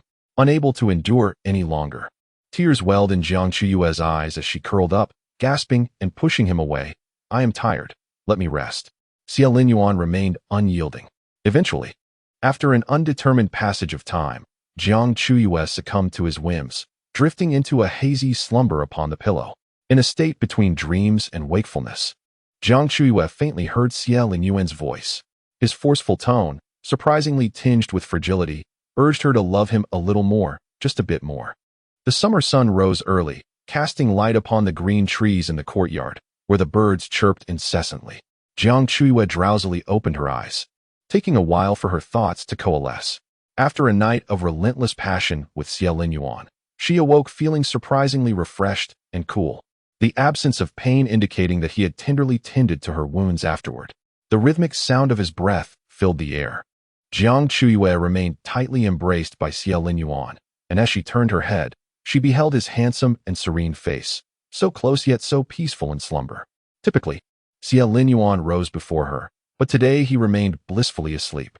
The bed curtains hung low, allowing a sliver of sunlight to seep through, casting a soft golden glow upon his nose. In the faint light, Jiang Chuyue discreetly studied his face. The usually icy features appeared remarkably gentle in the morning glow, his high nose and defined contours reminiscent of a lion that had sheathed its claws. She found herself entranced, gazing for an extended moment, and then, with an impulse she could not resist, she reached out to poke his nose, and then pinched it lightly. Xie Linyuan suddenly opened his eyes, his deep, abyss-like gaze piercing into hers. Taken aback by his sudden awakening, Jiang Chuyue hastily withdrew her hand, but he firmly grasped her wrist, inquiring why she had ceased her playful touch. Embarrassed, Jiang Chuyue tugged her hand away, insisting that he get up as she was hungry. Struggling to sit up, the silk blanket slipped from her shoulders, revealing her body marked with crimson traces, reminiscent of red plum blossoms blooming in the snow, all remnants of Xie Linyuan's previous affections. The morning man is particularly perilous, brimming with vitality. Xiao Ji's gaze darkened as he pulled her back onto the bed, engaging her in another playful entanglement. As noon approached, the tightly shut door finally opened, and servants entered with warm water for bathing. Xiao Ji scooped up the drowsy Jiang Chuyue and placed her in the bath to cleanse herself. Feeling utterly exhausted, Jiang Chuyue cast a disgruntled glance at Xiao Ji, who appeared to revel in the aftermath of their night. Leaning over the edge of the bathtub, her voice hoarse, she called to him, "Your Highness, come here." Xiao Ji approached, asking if she still felt unwell. Jiang Chuyue replied, "Extend your arm." Chapter 78. Raise your head. Xiao Ji raised an eyebrow and offered his arm. Jiang Chuyue grasped his muscular arm, lowering her head with the intention of biting down with all her might. However, her strength was insufficient, having missed both breakfast and lunch. And with Xiao Ji's hardened physique from years of martial arts, her efforts only left a faint imprint on his arm. Xiao Ji chuckled softly, allowing his fingertips to caress her swollen lips. "Your Highness, your bite could be more effective if aimed at a less resilient area next time." Suddenly flustered, Jiang Chuyue's cheeks flushed crimson, and she indignantly retorted, "Shameless." In the palace, within the crimson walls, Princess Xiaohua's palanquin glided slowly along the stone pathway toward Kunning Palace. The guard Zhou Chuan followed closely, his demeanor solemn. Princess Xiaohua turned her head and inquired, "Has the Dali Temple uncovered any information regarding the assassin's origins?" Zhou Chuan replied, "There are currently no leads." Princess Xiaohua absent-mindedly fiddled with the beads on her fan, letting out a sigh. "No clues are, in fact, the greatest clue. The ability to train such competent assassins is a rarity in the small realm of the kingdom of Manqing. Rumors abound outside, claiming that it is I who am crying thief while being the thief myself. Princess Xiaohua is filled with grievances. If she truly possessed the capability to nurture deadly warriors, she would have long dethroned the one seated upon the dragon throne and taken the seat for herself, rather than idly wasting 5 years in the imperial tomb. Yet, whispers in the capital suggest that during her 5 years in the tomb, she secretly gathered troops and amassed power. Heaven knows, those 5 years were spent listening to music, appreciating art, galloping on horseback, and relishing in a life of freedom. Gathering troops? She hardly had the energy for political machinations. After a moment of vexation, Princess Xiaohua suddenly recalled the rumors circulating in the capital. She turned to Zhou Chuan and asked, "Has the regent's wife returned to the manor?" Zhou Chuan replied, "She has returned to the manor." Princess Xiaohua clicked her tongue twice, her thoughts drifting. "Just as I returned to the capital, the princess consort is clamoring to return to the Xiao manor. Could it be that she has tasted jealousy and was driven out by Xiao Ji?" Zhou Chuan's mouth twitched slightly. "The princess worries too much." Princess Xiaohua glared at Zhou Chuan in annoyance. "You, with your dull mind. Can't you say something flattering to appease me?" The phoenix carriage landed steadily before the Hall of Cunning. The Empress personally came out to welcome her, smiling warmly as she ushered Princess Xiaohua into the hall. The palace attendants presented fragrant snow bud tea, and the Empress took her seat at the head, exchanging polite pleasantries before shifting the conversation. "Xiaohua, both the Emperor and I are concerned about your marriage. You have reached the age of 20, and we cannot delay any longer." Princess Xiaohua leisurely blew away the tea foam and casually replied, "Which nobleman do you and the Emperor intend to choose for me?" The Empress chuckled. "It is well known throughout the capital that your heart belongs to the regent. Why not betroth you to him as a concubine, thus fulfilling your infatuation?" Princess Xiaohua sipped her tea at a measured pace, placing the cup on the table before breaking into a light laugh. "Sister-in-law, do you take me for a fool?" The smile on the Empress's face froze. Princess Xiaohua toyed with her fan. Xiao Ji and Jiang Chuyue were attacked at the gates of the princess's residence, and shortly after, rumors of me becoming a concubine to the regent emerged. "Sister-in-law, does this not solidify my guilt in the assassination of Xiao Ji?" The Empress feigned ignorance. "You are overthinking. Xiaohua, the Emperor and I are naturally considering your lifelong happiness." Princess Xiaohua's lips curled slightly. "Sister-in-law, while I do have feelings for the regent, I am not so foolish as to demean myself by seeking a union that bears no promising outcome. There are many men in the world. I shall surely find one better than the regent." Her affection for Xiao was something she could both cherish and release. The Empress wished to persuade her further, but Princess Xiaohua had already grown impatient and stood up. "Do not use me as a stepping stone in the rivalry between the Emperor and the regent. With that, she strode away. The Empress remained in the main hall, her smile fading like a receding tide, her expression turning cold. It seems she is not so easily deceived. A palace maid named Chunlan hurried into the hall, reporting in a low voice, "Your Majesty, the regent's wife has returned to the manor today." The Empress raised an eyebrow, her smile dripping with sarcasm. She is indeed quite willful. Not long after Princess Xiaoyang's return to the capital, Jiang Chuyue has fled back to the Xiao manor in a fit of anger. Surely, she is consumed by jealousy. Jealousy, the foremost of the 7 deadly sins, would hardly be tolerated by a man like Xiaolin Yuan, who would not suffer a woman prone to incessant envy. Chunlan scoffed, remarking that the regent marrying her was merely a ploy to win over the Xiao family. It was laughable that she fancied herself the matriarch of the royal household. The queen pondered thoughtfully. Jiang Chuyue's jealousy could serve as a leverage point to drive a wedge between the regent and the Xiao family. This presented an exquisite opportunity that warranted careful strategizing. Meanwhile, Princess Xiaohua, brimming with indignation, could scarcely bear to ride in her palanquin and instead chose to walk directly towards the palace gates. In her frustration, she declared, "A secondary wife? How absurd! As a princess of noble lineage, how could I possibly share a husband with another woman?" Zhou Chuan followed closely behind, listening to her grievances. As they rounded a corner in the imperial garden, Shang Wanyan leaned against the railing, admiring the lotus blossoms. Upon noticing Princess Xiaohua approaching, she leisurely curtsied. "This humble servant greets the princess." With irritation, Princess Xiaohua retorted, "What business do you have here?"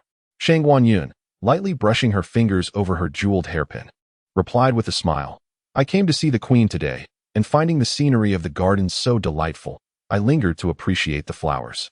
But dear princess, you appear rather unwell. Might it be that your attempted assassination of the regent's wife has gone awry?" Her words dripped with sarcasm. Princess Xiaohua's almond-shaped eyes widened in disbelief. "I did not attempt to assassinate the regent's wife." Shang Wanyan snickered. "A thief cries stop thief. You returned to the capital solely to marry the regent. Yet you've driven his wife back to her family." Princess Xiaohua shot back, "You foolish girl, spouting nonsense." Just then, a eunuch's announcement echoed nearby. "The emperor has arrived." Shang Wanyan's face turned ashen, and she hastily stepped back, nearly bending her neck to her chest in anxiety. She recalled the queen's assertion that the emperor had been sequestered in the Yangxin Hall these past few days. How could he suddenly appear in the garden? The emperor, clad in a resplendent yellow robe, approached slowly, the white jade walnuts in his hand clacking together rhythmically. Princess Xiaohua, who had never held affection for this brother, managed a strained smile. "Brother." The emperor, gripping the walnuts, spoke in a tone devoid of discernible emotion. "The queen informs me that you do not wish to marry the regent?" Princess Xiaohua replied sullenly, "I do not wish to marry. Last night, both father and mother visited me in a dream, lamenting the desolation of the royal tombs and their longing for their children. As you are preoccupied with state affairs and unable to pay your respects, I shall return to the royal tombs in due time to fulfill filial duties on your behalf." Silence enveloped the garden, the wind rustling the leaves in a gentle dance. The emperor scrutinized Princess Xiaohua for a long moment before suddenly laughing. "Very well. With such a good sister as you, none shall dare accuse me of being unfilial." With no further words, the emperor began to depart the garden, while Shang Wanyan shrank back, lowering her head even further. She was filled with trepidation towards the emperor, known for his lascivious nature, often abducting beautiful women to torment in the palace. The queen, aware of the emperor's notorious behavior, always summoned Shang Wanyan during his absence. Bowing her head deeply, Shang Wanyan caught a glimpse of the emperor's yellow-clad figure passing by her. She sighed in relief. However, the emperor suddenly halted, his nostrils flaring as he caught a faint, familiar scent, a fragrance reminiscent of the enchanting beauty he yearned for, who had once left behind a lovely pouch containing 10 taels of silver. The lingering aroma from that pouch bore a striking similarity to the scent wafting through the garden. The emperor returned to Shang Wanyan, narrowing his eyes. "Lift your head." Chapter 79, The Tyrant Emperor. Shang Wanyan was terrified to the core. She never anticipated that the emperor would suddenly return, stopping right in front of her, his resplendent yellow dragon-embroidered boots mere inches away. In the capital, everyone knew that any woman favored by this tyrant would either become a mere plaything or meet a tragic end. The thought of the withered and pitiful women languishing in the imperial harem sent shivers down her spine. The emperor was both brutal and lecherous. If he desired to take her by force, the empress would be powerless to save her. How audacious! You dare hesitate when the emperor speaks? A eunuch reprimanded loudly from the side. Shangguan Yun trembled, her delicate form quaking. She could only hold her head high and slowly raise her gaze. The young sovereign's complexion was pallid, dark circles under his eyes revealing signs of excessive indulgence, his gaze devoid of spirit and ominous. He scrutinized Shangguan Yun's face, his murky eyes slithering over her features like a serpent's tongue. The emperor appeared slightly disappointed. Though she was indeed beautiful, she was not the one he sought. He leaned closer, inhaling her scent, his hawk-like nose nearly brushing against her neck. You smell delightful. What fragrance do you wear? The warmth of his breath sent chills down her spine, and she stammered, Your Majesty, it is rose essence. She had been captivated by the fragrance of Jiang Chuyue and had spent a fortune to acquire the rose essence crafted by merchants from Goryeo, using it daily. The emperor pondered, rose essence. No wonder it is fragrant yet subtle, leaving an elegant trace. He examined Shangguan Yun's delicate brows and eyes. While she did not possess the breathtaking beauty he desired, she was nonetheless charming. Her flesh was still tender, wrapped in the scent that haunted his dreams. The emperor's throat bobbed with desire. It had been some time since he had encountered something so fresh and appealing. Come forth, he commanded. Suddenly, Princess Xiao Ji stepped forward, affectionately grasping Shangguan Yun's trembling arm. Dear sister, did you not say you would visit the Wang residence? My carriage awaits at the palace gates. Shangguan Yun immediately understood, her voice barely above a whisper. Yes, I would not dare to go back on my word. Princess Xiao Ji's eyes sparkled as she turned to the emperor, saying, Brother, you should attend to state affairs. The sun is getting late, and my sister and I shall go to the Wang residence. The emperor's sinister gaze flickered between the two. With a bright smile, Princess Xiao Ji added, In the capital, Shangguan Yun is my only confidant. Before I return to the royal tomb to pay my respects, I wish to reminisce with her. The emperor narrowed his eyes, hesitating for a moment before finally turning away with a wave of his sleeve. Only after the yellow figure had completely vanished did Shangguan Yun collapse, barely able to stand. Princess Xiao Ji clicked her tongue, lifting her chin with the handle of her fan. Weren't you sharp-tongued when mocking me? Now you resemble a rat encountering a cat in the presence of my brother. Shangguan Yun rubbed her eyes, her voice still trembling. Thank you, Your Highness, for saving my life. Princess Xiao Ji's lips curved into a smile. Come, let us visit the regent's residence together. In Kunning Palace, the fragrant incense wafted from the golden censer. The empress was engrossed in reviewing palace documents when the maid Chunlan hurriedly entered to inform her of the emperor's encounter with Shangguan Yun in the imperial garden. The queen was startled, nearly dropping the folded document in her hands. Chunlan reassured her, Your Majesty, do not worry. The emperor merely conversed with Miss Shangguan for a short while. He has not developed any feelings for her. The queen, anxious as an ant on a hot pan, clenched her fists until her knuckles turned white. Having served the emperor for many years, I know his temperament all too well. If he shows interest in a woman, he will certainly engage with her. The fact that he sought out Shangguan Yun for conversation signifies that he harbors inappropriate thoughts toward her. Acquiring Shangguan Yun is merely a matter of time. As the queen's only sister, she cherished Shangguan Yun dearly and wished for her to marry a powerful and favorable match. The innocent and gentle Shangguan Yun must not fall into the emperor's hands. The maid Chunlan suggested, Why not arrange a marriage for the young lady as soon as possible? If she is wed, perhaps the emperor will lose interest. The queen shook her head. Arrange a marriage? Do you think His Majesty is a ruler who values propriety and righteousness? Last year, the newlywed of the imperial astronomer was abducted and humiliated to death by the emperor less than a month after her wedding. Those old ministers had to clean up the mess to keep the matter from leaking. The queen regretted summoning Shangguan Yun to the palace today. She must swiftly help her sister escape this peril. Tapping her fingers on the armrest of her phoenix throne, she suddenly commanded Chunlan, Bring in Xiao. Shortly thereafter, a timid maid dressed in plain attire knelt before her. Xiao, a recent addition to the palace, had come from a humble background to support her family.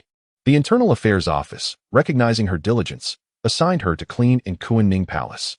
Xiao trembled as she knelt. I do not know why Your Majesty has summoned me. What is your command? The queen replied, Lift your head. Xiao complied, revealing her delicate features which bore some resemblance to Shangguan Yun, making her appear rather pitiful. The queen was pleased and stated, You possess an enchanting beauty. It is indeed a pity that you are merely a maid. I shall elevate you to a selection girl, and you will serve the emperor tonight. Xiao Shuang's face turned pale. She prostrated herself and pleaded, I implore your majesty to show mercy. My origins are humble. How could I serve the emperor? I already have a beloved waiting for me to leave the palace so we may wed. Please, your majesty, have compassion. The queen's expression hardened. This is not a matter for you to decide. Guards, take Xiao Shuang away for grooming. Two rough maids immediately seized Xiao Shuang, her desperate cries fading into the distance. The queen pressed her fingers to her temples and returned to her seat. Sending a woman who resembled Shang Yuan to the emperor's side could momentarily distract him and buy time for her sister's situation. By the way, how are arrangements with the Ministry of War progressing? The queen inquired of Chunlan. Chunlan respectfully replied, all is in order. Only the regent prince remains to be hooked. The queen raised a smile. I am eager to see how long that jealous princess can endure this time. At the regent prince's residence, Princess Xiaohua and Shang Yuan visited, where Jiang Chuyue received them in the main hall. Noticing Shang Yuan's swollen eyes, Jiang Chuyue expressed surprise. Why is Miss Shang Yuan in tears? Shang Yuan twisted her handkerchief, recounting the events in the imperial garden in detail. She shuddered as she recalled, the emperor seems to be quite fond of the scent of my perfume. It terrified me. Fortunately, with Princess Xiaohua's assistance, I narrowly escaped a calamity. Jiang Chuyue, feeling sympathy for her, swiftly ordered someone to bring over the pine nut candy that Shang Yuan adored, urging her to take a few bites to calm her nerves. Princess Xiaohua, playing with the hand fan in her hands, sighed, do not rejoice too soon. My imperial brother is cruel and tyrannical. Once he sets his sights on something, he will find a way to possess it. Shang Yuan was so frightened that she nearly choked. Poking at her own skin, my appearance is not of exceptional beauty. Is the emperor merely infatuated for a moment, and yet he would ruin me? Princess Xiaohua sighed again and told Shang Yuan, once my imperial brother has taken an interest, even if you were to marry tomorrow, he would still bind you to the dragon bed. After he tires of you, he would cast you out of the palace. Chapter 80. The prince's new affection. Shang Yuan wept bitterly, collapsing into Jiang Chuyue's embrace. Jiang Chuyue looked down at Shang Yuan in her arms, offering gentle pats to her back in comfort. Jiang Chuyue then inquired of Princess Xiaohua, do you have any good strategies, princess? Princess Xiaohua leisurely sipped her tea. There are two methods. Jiang Chuyue urged, please, speak plainly. Princess Xiaohua replied slowly, the first method is to ask your husband, the regent, to eliminate my imperial brother, thus resolving the issue once and for all. Jiang Chuyue and Shang Yuan were taken aback. Princess Xiaohua had always harbored disdain for this imperial brother. At times, she secretly wished for the regent to be even more ruthless and simply behead him. Handing the country over to Xiao Yuan would be far preferable to leaving it in the hands of the emperor. The second method, continued Princess Xiaohua, is to marry Miss Shang Yuan far away, perhaps to the northern or southern borders. Shang Yuan wiped her tears, feeling stifled. She did not wish to marry at all. Despite the emperor's foolishness and brutality, he still held power in the court, with many stubborn old ministers rallying around him. Solely because he was the last male descendant of the Liu dynasty, the only legitimate bloodline. No matter how great his transgressions, these old ministers diligently covered for him.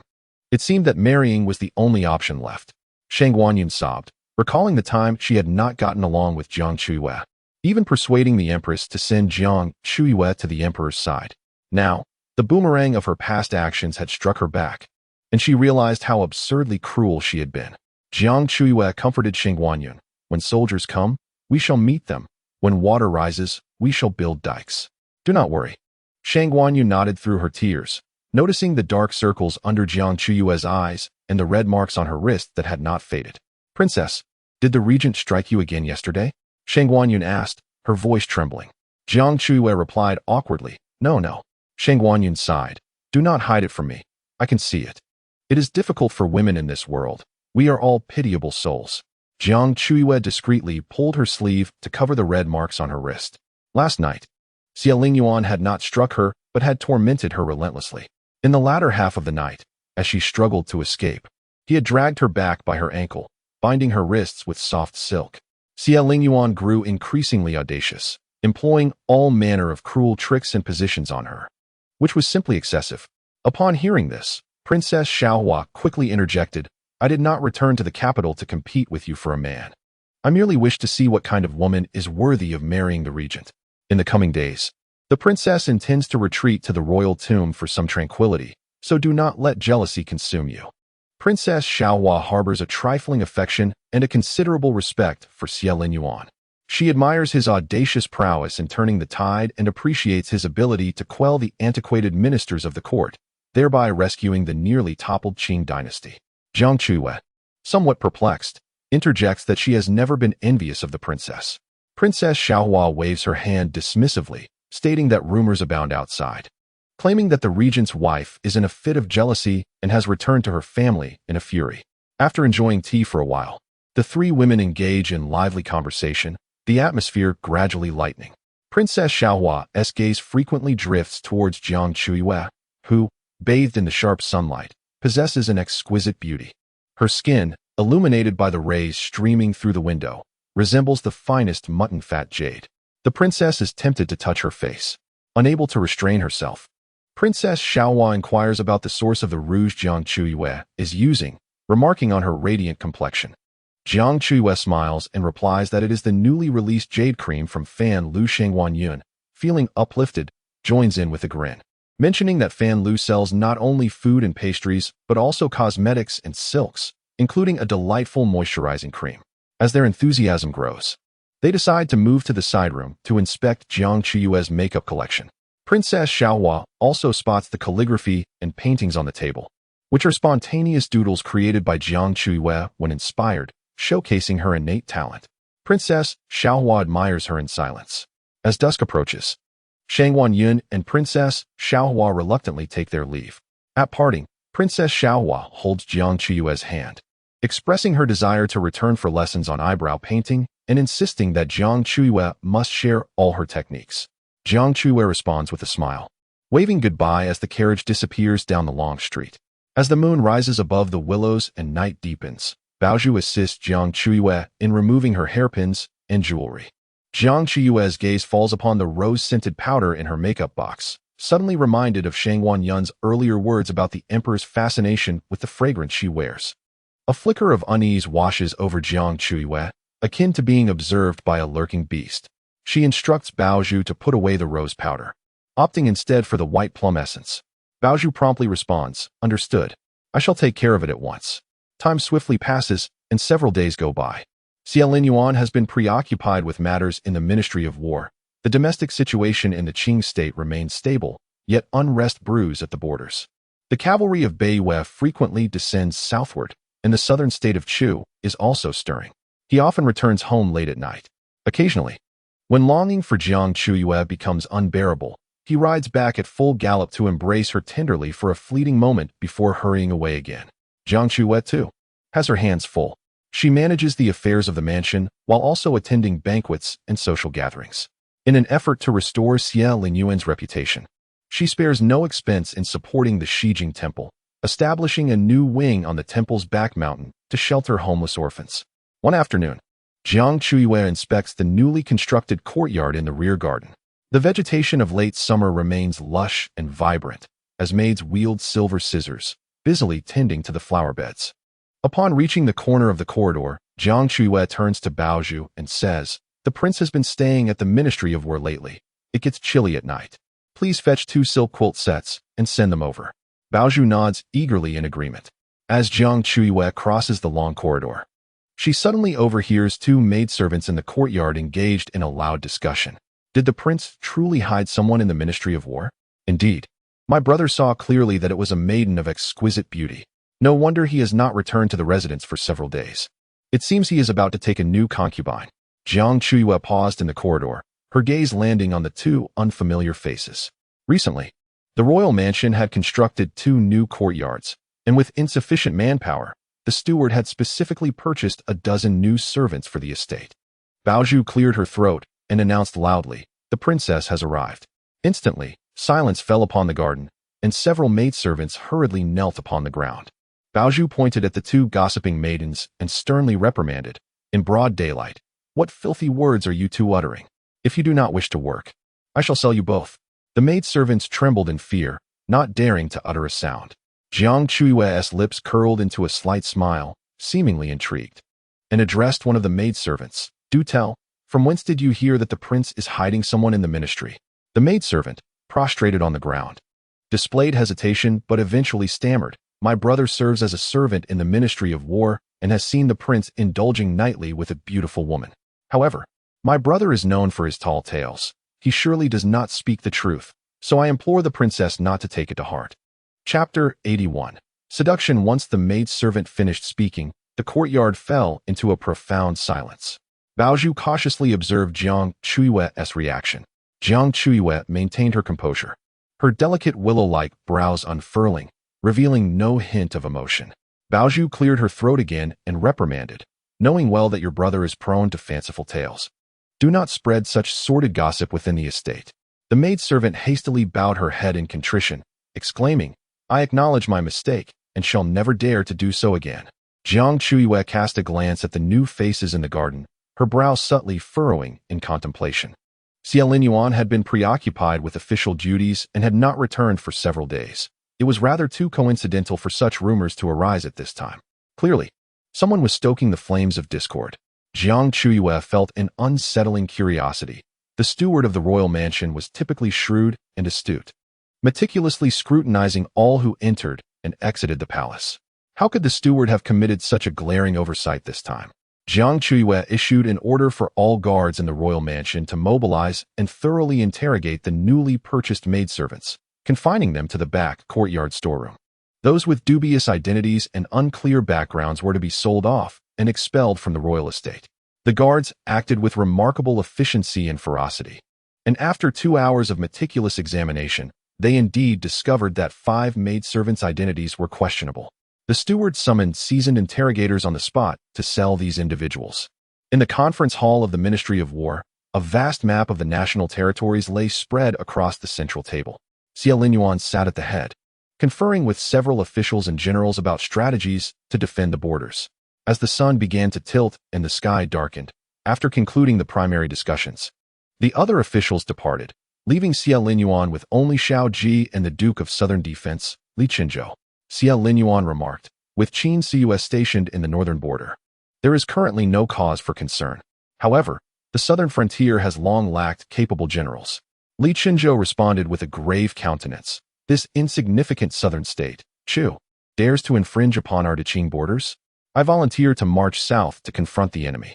In Deqing, capable military leaders were a rarity, and Duke Li Qinzhou was indeed among the elite. The Li family had deep ties with the state of Chu. Years ago, Li Qinzhou's grandfather had led a campaign to defend the southern borders, achieving a resounding victory over the Chu army, earning the late emperor's favor and being granted the hereditary title of Duke of Southern Defense. The ancestors of the Li family commanded great respect in southern Chu, and naturally, Li Qinzhou would not tarnish their reputation. Xiao Yuan remarked, "It is not yet the right moment." After a brief contemplation, Xiao Ji informed Xiao Yuan, "Southern Chu is ultimately a small nation with limited military strength. Northern Yu boasts a formidable army. I fear that Qin Siyue may be unable to hold the fort. I am prepared to assist her in the northern territories at any moment." Xiao Yuan nodded in agreement. After some discussion, Xiao Ji and Li Qinzhou took their leave. Xiao Yuan could not yet return to the royal manor, as the 6 departments' documents piled high awaited his attention. He toiled until dusk, when Xianing arrived at the inner hall to report, "Your Highness, the princess has uncovered issues with that batch of servants." Xiao Yuan paused in his actions, inquiring, "How did she handle it?" Xianing responded, "The princess ordered a thorough investigation into the servants' backgrounds, selling off those of unclear identity. She also punished the steward for the purchasing error." Xiao Yuan asked, "Did she hear those idle rumors?" Xianing affirmed, "The princess has indeed heard them." Xiao Yuan lightly tapped his fingers on the table, pressing further, "What else?" Xianing, puzzled, replied, "What more is there?" Xiao Yuan queried, "Has the princess shown any signs of jealousy? Has she suspected anything? Has she come to the court to demand an explanation?" Xianing shook his head, "No, the princess trusts your honor." In truth, when the steward of the royal manor procured a new batch of servants, he had discovered a spy among them. He intended to inform the princess, but was stopped by Xiao Yuan. Xiao Yuan wished to see if Jiang Chuyue would take to heart the divisive words of the spy. He would have preferred Jiang Chuyue to feel a twinge of jealousy, perhaps even travel a great distance to confront him at court. Yet, Jiang Chuyue harbored no doubts about him. A complex feeling stirred within Xiao Yuan. Jiang Chuyue's trust was both a source of comfort and irritation. Xianing stood with fists clasped, inquiring, "Your Highness, will you return to the royal manor tonight?" Xiaolin Yuan glanced at the towering stack of documents on his desk, pressing his thumb against his forehead. Tomorrow. He had not returned to the royal manor for several days, longing to keep Jiang Chuyue close. The tides of yearning surged within him, desires suppressed, thwarted by the weight of official duties. Xiaolin Yuan ground his teeth, growing increasingly disenchanted with the current emperor. Were the emperor a man of ambition and wisdom, he would not burden Xiaolin Yuan with such heavy state matters while leaving his newlywed wife alone in the manor. He also harbored resentment towards the two nations of southern Chu and northern Yu, these two insignificant states that chose to stir trouble during his third month of marriage. How infuriating! The flickering candlelight cast a warm glow in the inner hall as Xiaolin Yuan diligently reviewed the documents. The moonlight enveloped the courtyard, where a maid approached. Carrying warm tea, her head bowed. She quietly adjusted her attire, tucking stray strands behind her ear, then stood at the threshold, her voice soft and respectful. "Your Highness, the evening tea has arrived." Without lifting his gaze, Xiaolin Yuan commanded, "Bring it in." The maid stepped lightly into the room, daring to glance at the regent prince as he attended to state affairs. Clad in a dark robe, the candlelight accentuated his prominent nose and striking features. His fingers, holding the vermilion brush, were like the poised claws of a beast lurking in the shadows. The maid swallowed nervously, half kneeling beside the desk, skillfully pouring the tea. Presenting the teacup, her wrist, deliberately exposed, shimmered more beautifully than jade. She gently said, "Your Highness, please enjoy the tea." Xiaolin Yuan set aside the documents. He cast a sidelong glance at the cup of tea, which was held in a fine celadon teacup, the liquid within crystal clear, exuding a delicate fragrance. The maid knelt beside the writing desk, her head bowed low, revealing a slender, pale neck. Clad in an emerald green dress that hugged her delicate waist, the belt cinched to create a pitifully charming silhouette, she emanated a faint scent of white plum blossoms. Yet, Xiaolin Yuan refrained from touching the tea. The maid had knelt for quite some time, her knees aching subtly, and she lifted her exquisitely beautiful face, timidly inquiring, "Your Highness, might it be that the tea I brewed is unsatisfactory, and thus you are unwilling to partake?" As she spoke, her eyes glistened with unshed tears, droplets poised on her lashes, creating a sight both tragic and pitiable. Xiaolin Yuan leaned back against the rosewood bench, his gaze suddenly icy. "What have you added to the tea?" The maid's blood ran cold in an instant. Having painstakingly secured a position in the Ministry of War as a servant, she believed she had concealed her intentions perfectly, only to be seen through by Xiaolin Yuan at a glance. Trembling with fear, she feigned innocence, replying, "To your Highness, this is the jasmine tea brewed in the kitchen, infused with wooding mulberry leaves and chrysanthemum, light in flavor and suitable for calming the spirit." Xiaolin Yuan stroked the jade ring on his thumb, calling out, "Xianing." In the next moment, Xianing slipped into the room like a specter. A sharp blade unsheathed, its keen edge pressed against the maid's neck, slicing through skin and drawing forth crimson beads that trickled down the blade. The maid's face turned ashen with terror as she fell to her knees, her voice quivering as she pleaded for mercy. "Your Highness, please spare me." Chapter 82. The prince has been drugged, Xianing barked. "Speak the truth." The maid dared not conceal anything, trembling as she revealed her intentions. She had originally been the star courtesan of the West Street Chu Pavilion, earning money to support her gravely ill mother. Recently, she had entertained a mysterious noble who offered her 1,000 taels of silver, instructing her to masquerade as a servant in the Ministry of War to approach the regent and find an opportunity to share his bed. The regent was notorious for his ferocity, and she had initially resisted. However, the noble had threatened her mother's life, leaving her no choice but to risk everything by coming to the Ministry of War. The maid shivered in fear. "I dare not deceive. I also added a love-inducing powder to the tea to implore your Highness for mercy. I was forced into this." Xiaolin Yuan raised a hand. "Take her away for further investigation." Immediately, 2 shadowy guards appeared and escorted the weeping maid away. Xianing approached the table, intending to remove the tea, but Xiaolin Yuan commanded, "Do not touch it." Xianing, bewildered, watched as Xiaolin Yuan picked up the small celadon teacup, inhaling the faint aroma that mingled with a subtle medicinal scent. Xiaolin Yuan drank the tea in one gulp. Xianying's face turned pale with horror. "Your Highness, This tea is tainted. The maid said it contained an aphrodisiac. How could you drink it?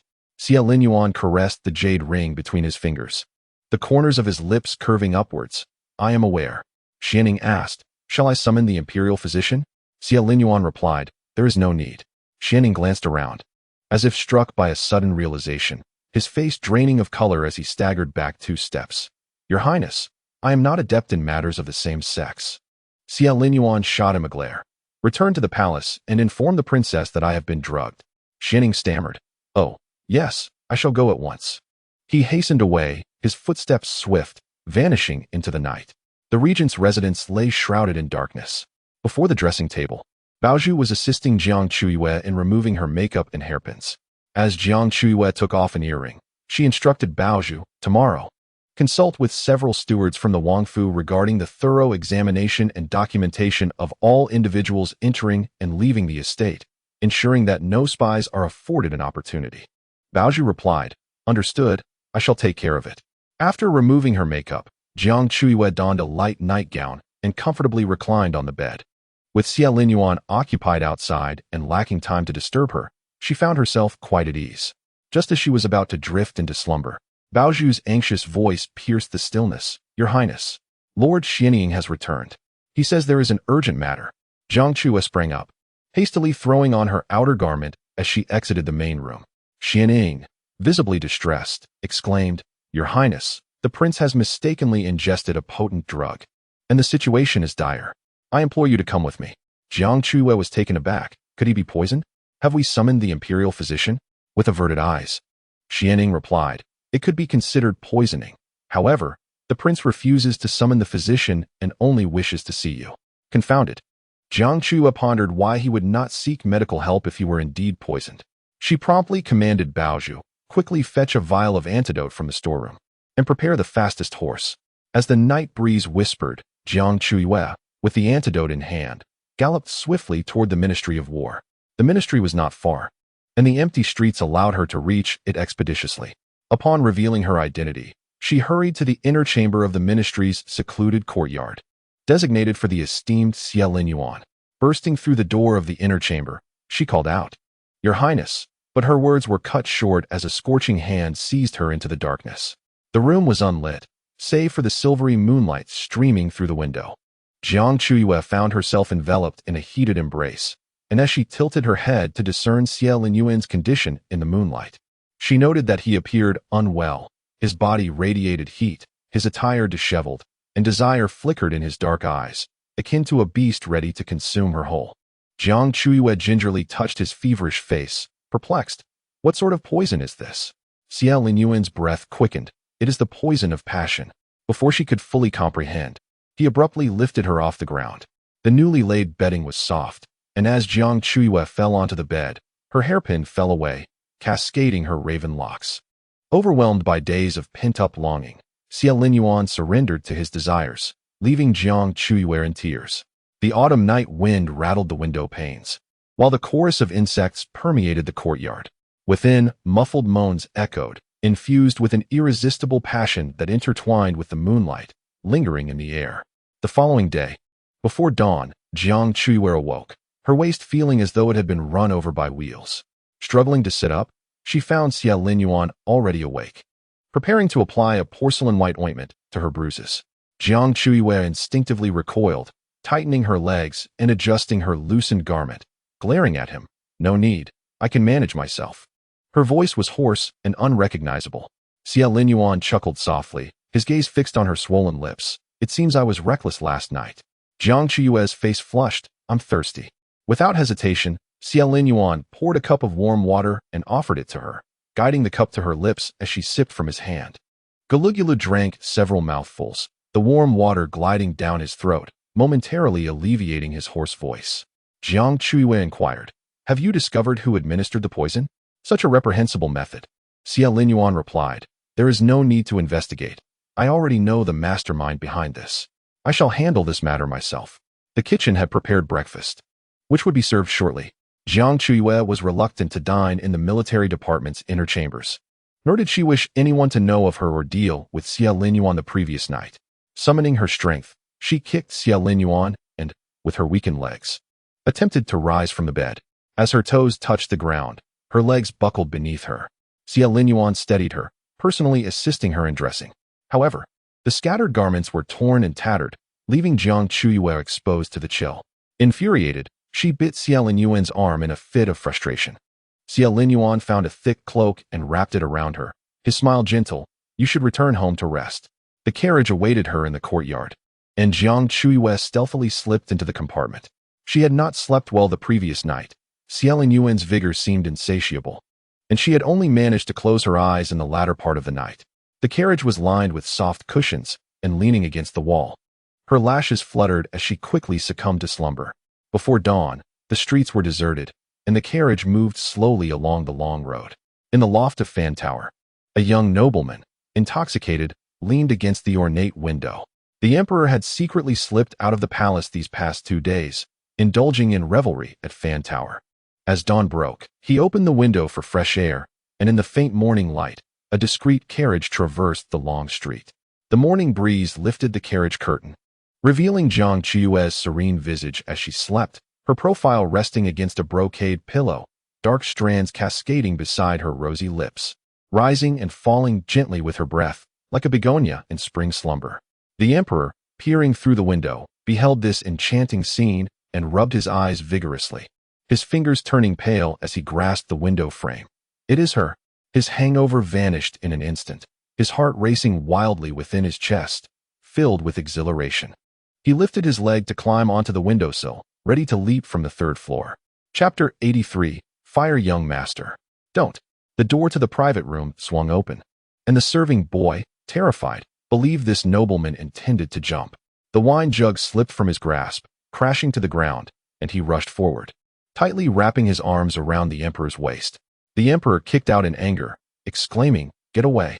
The serving boy dared not release his grip, crying out in desperation, "Young master, life is long, do not despair. If you must seek death, do so elsewhere. Do not leap from our Fan Tower and ruin our business." His cries attracted the attention of other serving boys in the tower. A group rushed in, pulling and dragging, collectively exerting force to bring the would-be jumper back inside, firmly shutting the window. The emperor, having consumed a night's worth of wine, felt dizzy and weak, yet his thoughts lingered on the beauty he adored, mustering all his strength to shove these hindrances aside. As he stumbled out of Fan Tower, the morning street lay empty, and the end of the bluestone pavement revealed no trace of the carriage. The emperor stood in the crisp morning breeze, a smile gradually gracing his lips. She must have once again missed the opportunity to meet the beauty in the capital. Yet, the emperor felt no disappointment. Rather, his interest in her intensified. That stunning beauty had become an obsession in his heart. He resolved to possess her, for throughout his extravagant and indulgent life, seemingly filled with glory, he had never truly owned anything that belonged to him. The jade seal on his throne was a gift from his ancestors, and the dragon chair he occupied was a mere charity from the regent. The court officials never regarded him, the emperor, with any esteem, save for the enchanting silhouette behind the curtain of the carriage, which seemed like a divine gift, destined solely for him. In the palace of Kunning, several palace maids entered the inner chamber, bearing water and fresh flowers to attend to the empress's morning grooming. The empress, delicately covering her mouth with her slender fingers, yawned languidly and inquired about the situation at the Ministry of War. The maid, Chun Lan, furrowed her brow and replied softly, "Your Majesty, the plan has failed. Our agents sent to the ministry were captured. The servants we placed in the regent's residence have also been sold off." The empress tossed her hairpin down with a sharp sound. Instantly, the palace maids shrank to the ground in fear. The empress scolded, "Useless." Her meticulously crafted scheme to sow discord between the regent and Jiang Chuyue had not even been executed before it met an untimely end. The regent's power was growing ever more formidable, with the likes of General Xiao Ji commanding the Xuanwu army and the valiant female, General Qin Suyu at his side. Even the recently returned Marquis of Southern Tranquility, Li Qinzhou, had pledged his unwavering allegiance to the regent. The empress was acutely aware that the regent would inevitably undermine the rule of the Qing royal family. Should he ascend to the throne, the Shangwan family would surely face annihilation. "Your Majesty, a grave matter has arisen." A maid rushed into the chamber in a fluster. The empress cast a cold glance. "What is the matter that you are so flustered? Where are your manners?" The maid knelt on the floor, "Your Majesty, the Shangwan residence has caught fire." The Empress was taken aback, and the red hairpin she held clattered to the ground. "Are my father and sister injured?" she questioned anxiously. The maid, sweating profusely, replied, "Neither the master nor the young miss has been harmed. However, the fire in the storeroom is raging uncontrollably, and it is likely to consume a considerable amount of property." The Empress's nails nearly dug into her flesh, for she knew without a doubt that this was retribution from Xiao Yuan. Jiang Chuyue was merely a pawn in a marriage alliance. How could the regent resort to such measures to protect her? The more Xiao Yuan cared for Jiang Chuyue, the more unwilling the Empress became. She stared at the crescent-shaped blood mark on her palm, a flicker of darkness passing through her eyes. The fire ignited in the backyard of the Shangwan residence, starting from the storeroom and affecting the master who was asleep in the main house. By the time the fire was extinguished, half of the estate lay in ruins, with the accumulated wealth in the storeroom reduced to a mere fraction. The city officials investigated thoroughly, ruling out arson and concluding that it was merely an accident due to the autumn dryness, as if it were the will of heaven. In no time, the disaster at the Shangwan residence became a topic of gossip among the citizens of the capital. What a delightful turn of events. The land deeds seized by that old thief have turned to ash. The Shangwan family had amassed immense wealth over the years, and now a single fire had cleansed it all, much to the public's delight. It was said that when the fire reached the main house, the master was indulging his 18th concubine, escaping in his nakedness, a sight of utter absurdity. "Ha! A heavenly fire has consumed the corrupt official. Tonight, I shall celebrate with a few fine drinks." The news of the fire at the Shangwan residence naturally reached the regent's palace. That night, Jiang Chuyue tossed and turned in her silk-covered bed, unable to find slumber.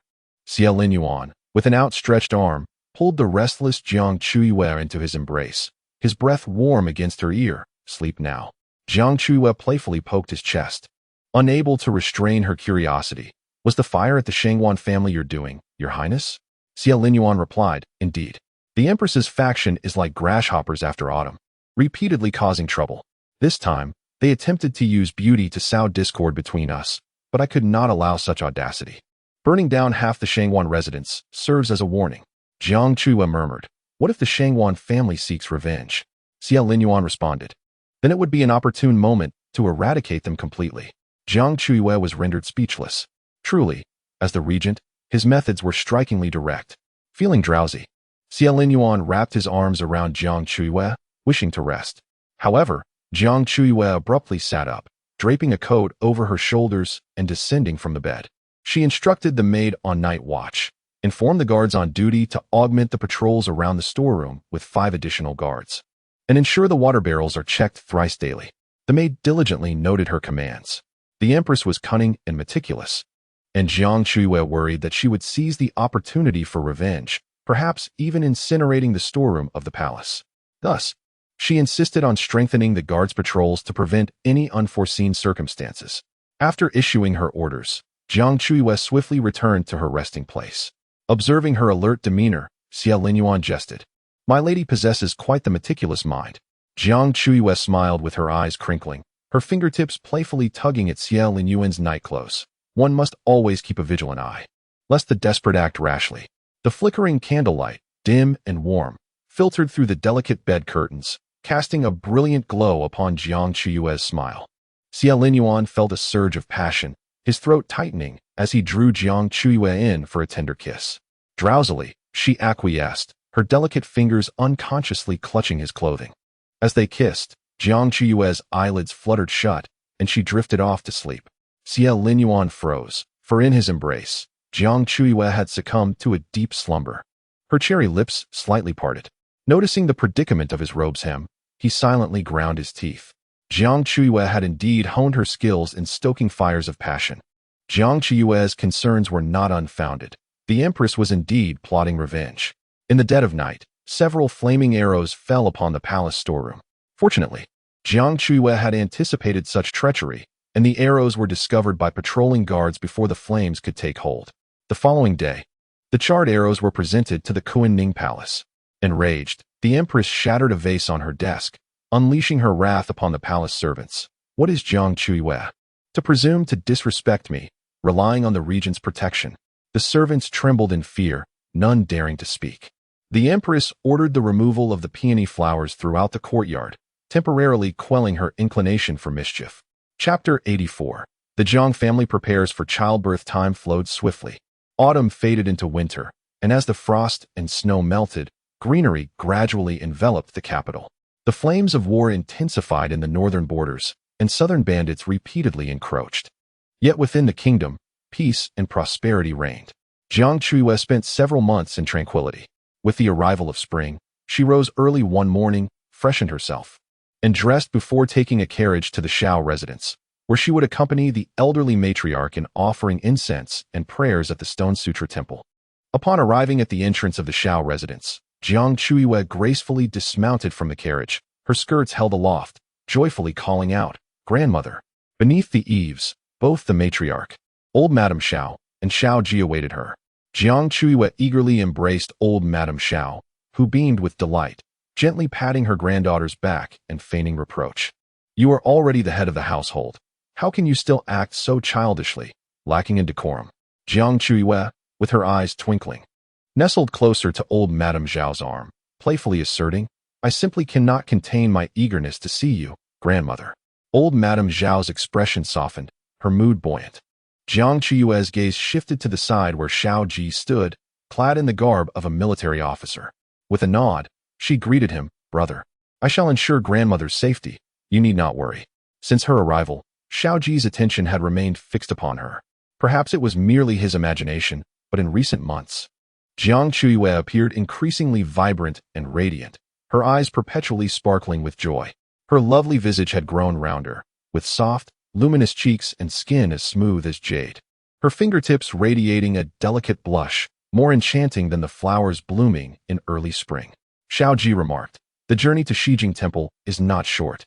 I shall assign 4 guards to escort you and grandmother." Jiang Chuyue shook her head in refusal. "There is no need for your concern, brother. I have already brought 6 guards from the royal residence. We must maintain a low profile. Having too many guards would be ostentatious." Xiao Ji glanced down the long street, where indeed 6 guards surrounded Jiang Chuyue's carriage, standing tall like pines, clad in the dark armor of the regent's personal guards. A complex swirl of emotions flickered through Xiao Ji's mind. Could it be that Xie Linyuan had sent his guards to ensure Jiang Chuyue's safety out of consideration for him? Old Madame Xiao chuckled. "With the regent's guards, this journey will undoubtedly be safe. I shall light several incense sticks at the Bodhisattva of Shijing Temple, beseeching the goddess for the Jiang family's peaceful childbirth and for my dear you to conceive at the earliest opportunity." Jiang Chuyue was taken aback. "For me?" Old Madame Xiao patted her hand. "My dear, it has been over 6 months since you married into the royal residence, yet there is still no news. I shall pray fervently for you." Jiang Chuyue's face flushed with embarrassment. Xie Linyuan was eager to be with her every night, and they often indulged in carefree merriment. He was aware that she currently had no desire for children and had been employing Western-style contraceptives. However, those methods were not very reliable, having broken after a few uses. Fortunately, Xie Linyuan had been busy developing the Silk Road to the west, making it easier to procure special contraceptives from that region. Yet, Jiang Chuyue felt that if this continued, the sheep of the west would soon be rendered barren. Casting her gaze downward to conceal her discomfort, she replied, "Grandmother, I am in no hurry to have children." At this moment, Xiao Ji cleared his throat, stepping in to alleviate the awkwardness. "Grandmother, matters of offspring are determined by fate. There is no need to rush." Xiao Ji understood well that Jiang Chuyue and Xie Linyuan's union was merely a political arrangement. They had never consummated their marriage. How could she possibly be with child? Deep down, Xiao Ji felt a flicker of satisfaction. Jiang Chuyue remained an untouched maiden. When the time was right, he would arrange for her to part ways with Xie Linyuan and bring her back to the Xiao residence, where he would care for her for a lifetime. "Brother, you should attend court. I shall remain here with grandmother." Jiang Chuyue personally assisted the elderly matriarch of the Xiao family onto the carriage. The guards cleared the way as the carriage departed from the Xiao residence. Approaching noon, the carriage arrived at the Shijing Temple. After the matriarch completed her prayers in the Buddhist hall, she set out to find a nearby midwife skilled in childbirth. As Jiang Chuyue was on the verge of labor and in distress, the imperial physician fearing complications, the matriarch intended to invite several experienced midwives back to aid Jiang Chuyue in a smooth delivery. Meanwhile, Jiang Chuyue ventured alone to the back mountain to visit the newly established orphanage. The ongoing warfare in the northern borders had claimed many soldiers' lives, leaving behind numerous orphans. These children were gathered in temples across the region, supported by the state. Having once been an orphan herself, Jiang Chuyue felt a deep compassion for these children and generously donated a substantial sum to renovate their living quarters. The rear mountain of Shijing Temple had opened a school, where over 30 young children recited the 1,000-character classic with fervor. Standing beneath the eaves, Jiang Chuyue gazed at the earnest faces of the children in the hall. Her heart filled with melancholy. She murmured to herself, if only my sister had been reborn, she would be of a similar age to these children. Xiao Lingyuan had been tirelessly searching for her sister, dispatching scouts throughout the northern territories. Yet, regrettably, no clues had emerged thus far. The hope seemed dim. After a thorough tour of the orphanage, Jiang Chuyue, under the auspices of the Regent's palace, donated a significant amount of silver. As she prepared to return to the main hall of Shijing Temple, a young monk respectfully greeted her. "Greetings, princess." Jiang Chuyue raised an eyebrow, inquiring, "What is the matter?" The young monk clasped his hands together, stating, "There is a monk in the meditation room who wishes to see you." Puzzled, Jiang Chuyue considered her limited interactions with the monks during her visits to the temple. She wondered why a monk would seek her. The young monk seemed to sense her confusion and calmly replied, "The monk claims to possess a relic of your sister." Jiang Chuyue's heart quivered. After a moment's contemplation, she instructed Baozhu, bring 4 guards to wait outside the meditation room, uncertain of the mysterious monk's intentions or the authenticity of the relic. She knew caution was paramount. This could very well be a trap laid for her. Baozhu returned with 4 guards clad in dark armor, accompanying Jiang Chuyue to the female monk's meditation room in the rear courtyard. In early spring, the temple was awash with flourishing flowers, peach blossoms blooming on the branches. As the meditation room exuded tranquility, Jiang Chuyue paused outside, refraining from entering. She stood at the threshold, inquiring, "I have heard that the monk possesses a relic of my sister. Is that true?" A young voice responded from within, "Indeed." Jiang Chuyue pressed on, "May I see it?" The female monk replied, "Certainly." Jiang Chuyue asked, "Are there any conditions?" The monk responded, "Yes, after you confirm its authenticity, I will then present my conditions." Frowning, Jiang Chuyue nodded, "I kindly request the monk to reveal herself." A rustle emanated from within, and moments later, the tightly shut door of the meditation room opened. Before her stood a pale-faced nun seated upon a wooden-wheeled chair, clad in a deep blue nun's robe, her frail form exuding an air of somberness. Most striking were her empty sleeves, which hung limply at her sides. Jiang Chuyue, upon witnessing the loss of the other's arms, immediately discerned her identity as the daughter of the chancellor, who had once suffered the cruel fate of having her limbs severed by Xiao Lingyuan. In Chapter 85, the chancellor's eldest daughter, while still in her boudoir, Jiang Chuyue had heard whispers of the chancellor's daughter. It was said that the eldest daughter of the right chancellor had deliberately collided with the regent, only to be brutally punished with the amputation of both her arms, leaving a scene of utter devastation, blood staining the ground. Fortunately, the chancellor's daughter survived and was sent to a Buddhist monastery for ascetic training, never to return to the capital. For a considerable time, the regent became a nightmare for the women of the capital, instilling fear in all. The chancellor's daughter examined Jiang Chuyue with subtle scrutiny and spoke softly, "Little nun has come to pay respects to the princess. Here lies a relic of your sister. I implore you to confirm its authenticity." A maid clad in a green robe presented an ancient ebony box. Upon opening it, they revealed a modest white jade pendant. Serene in its stillness, the jade surface had yellowed and darkened, with cracks along the edges, adorned with intricate lotus carvings. Jiang Chuyue's breath hitched in her throat. She recognized it as her sister's memento, a crescent moon-shaped jade pendant. In years past, the Jiang family had welcomed 2 daughters, the elder, Jiang Manue, and the younger, Jiang Chuyue. The family had crafted 2 personal tokens for their children, one shaped like a full moon and the other like a new moon. With tears welling in her eyes, Jiang Chuyue inquired of the chancellor's daughter, "From whence did you acquire this treasure?" The chancellor's daughter replied truthfully, "Over a decade ago.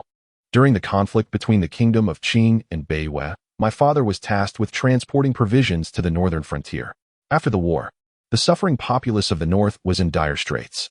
My father passed by a pawnshop in Beiyue and saw this simple jade pendant for sale. He purchased it as a gift for me. According to the shopkeeper, This pendant was retrieved from the charred remains of a young girl, exchanged by the impoverished for half a bag of millet. I have kept this exquisite piece in my adornments for many years. Upon hearing of your sister's demise at the border, I felt compelled to return it to you, to ascertain whether it belonged to your sister. The pendant's surface, blackened by fire, bore grayish-white fissures. Gripping the aged, yellowed jade in her palm, Jiang Chuyue felt a piercing ache in her heart. Indeed, it was her sister's belonging. What do you seek in return for this item? She asked. The chancellor's daughter smiled gently and stated, I wish to beseech a favor from the princess. Please, speak. Jiang Chuyue replied. The chancellor's daughter gazed at the blooming peach blossoms in the courtyard, reflecting, to repel external threats, one must first secure internal peace. In these past 2 years, the regent has diligently worked to ensure the well-being of the citizens of Qing, with Beiwei invading our borders and Nanchu pressing at our gates. The kingdom of Qing is fortified, boasting strong soldiers and capable generals to defend our frontiers. It is only a matter of time before we repel these aggressors. Jiang Chuyue listened in silence. The chancellor's daughter continued, once the border crisis is resolved and stability is restored, the regent's blade will undoubtedly seek my father's neck. I beseech you, on account of this jade pendant, to grant my father and younger sister a chance at life, whether through exile to Lingnan or relegation to servitude, so long as they are spared. Jiang Chuyue was taken aback by her astute understanding of the situation. However, she was always one to distinguish between personal and public affairs. This matter is beyond my authority. I must consult with the prince, she asserted. The chancellor's daughter smiled softly. I shall await your favorable news. The maid gently escorted the eldest daughter of the chancellor back to the meditation room, where the door creaked shut, leaving behind a courtyard resplendent with blooming peach blossoms. Jiang Chuyue clutched the precious jade pendant as she departed the meditation room. Meanwhile, the old matriarch of the Xiao family had summoned an experienced midwife, bringing her back to the Xiao residence in the capital along with the carriage. As the carriage rolled over the official road, the old matriarch caught sight of an exquisite food box on the small table inside. The barley cakes from Shijing Temple were renowned for their delightful sweetness. And although Jiang Chuyue was not particularly fond of sweets, she had intentionally purchased a box of these delicacies, which was undoubtedly meant for Xiao Yuan. The old matriarch inquired, Are you faring well at the Wang residence? Jiang Chuyue smiled graciously in response. Grandmother, I am doing splendidly and find my companionship with the prince quite comfortable. She could not deny that her relationship with Xiao Yuan was flourishing. He provided her with wealth, power, respect, and an abundance of love, unreservedly offering her everything. The sense of security he bestowed upon Jiang Chuyue was overwhelming. She slept soundly in his harbor, her days unfolding effortlessly. The old matriarch chuckled. Initially, I worried about you being bullied by the regent when the emperor arranged your marriage. It appears now that he is indeed your good fortune. The carriage continued its journey, reaching the Xiao residence just as dusk settled in. The lanterns cast a long shadow of Xiao Ji, who had just assisted the old matriarch down from the carriage. Turning to Jiang Chuyue, he suggested, Little you, it is dark now. Why not stay at the Xiao residence tonight? Jiang Chuyue indicated the coachman to turn the horses around and politely declined. Thank you, brother, but there are matters to attend to at the Wang residence, and I must return early. Xiao Ji's brow furrowed slightly. He was not fond of Jiang Chuyue's refusal. The once obedient sister seemed to be drifting further away from him. He insisted, Then allow me to ride alongside you back to the Wang residence. Before Jiang Chuyue could protest, the guards of the Xiao residence had already brought forth a magnificent black steed. Xiao Ji mounted swiftly, riding alongside Jiang Chuyue's carriage. As they progressed slowly down the road, Jiang Chuyue lifted the carriage curtain and gently reminded him, Sister Jiang is about to give birth. You should spend more time with her. Xiao Ji replied, We have prepared everything necessary for the delivery, and the imperial physician is already settled in the side room. Sister Jiang will surely have a safe childbirth. Jiang Chuyue countered, But I heard grandmother say that Sister Jiang's child is rather large, which may lead to complications. Xiao Ji interjected, frowning, Little you, let us not speak of Sister Jiang. I wish only to converse with you. He had been preoccupied with official duties and managing the southern battlefield reports for Xiao Yuan, sometimes going weeks without seeing Jiang Chuyue. Tonight, with this rare opportunity, he yearned to engage in conversation with her. As the hooves clattered along Zhuke Street and the wheels rolled slowly, Jiang Chuyue opened her mouth.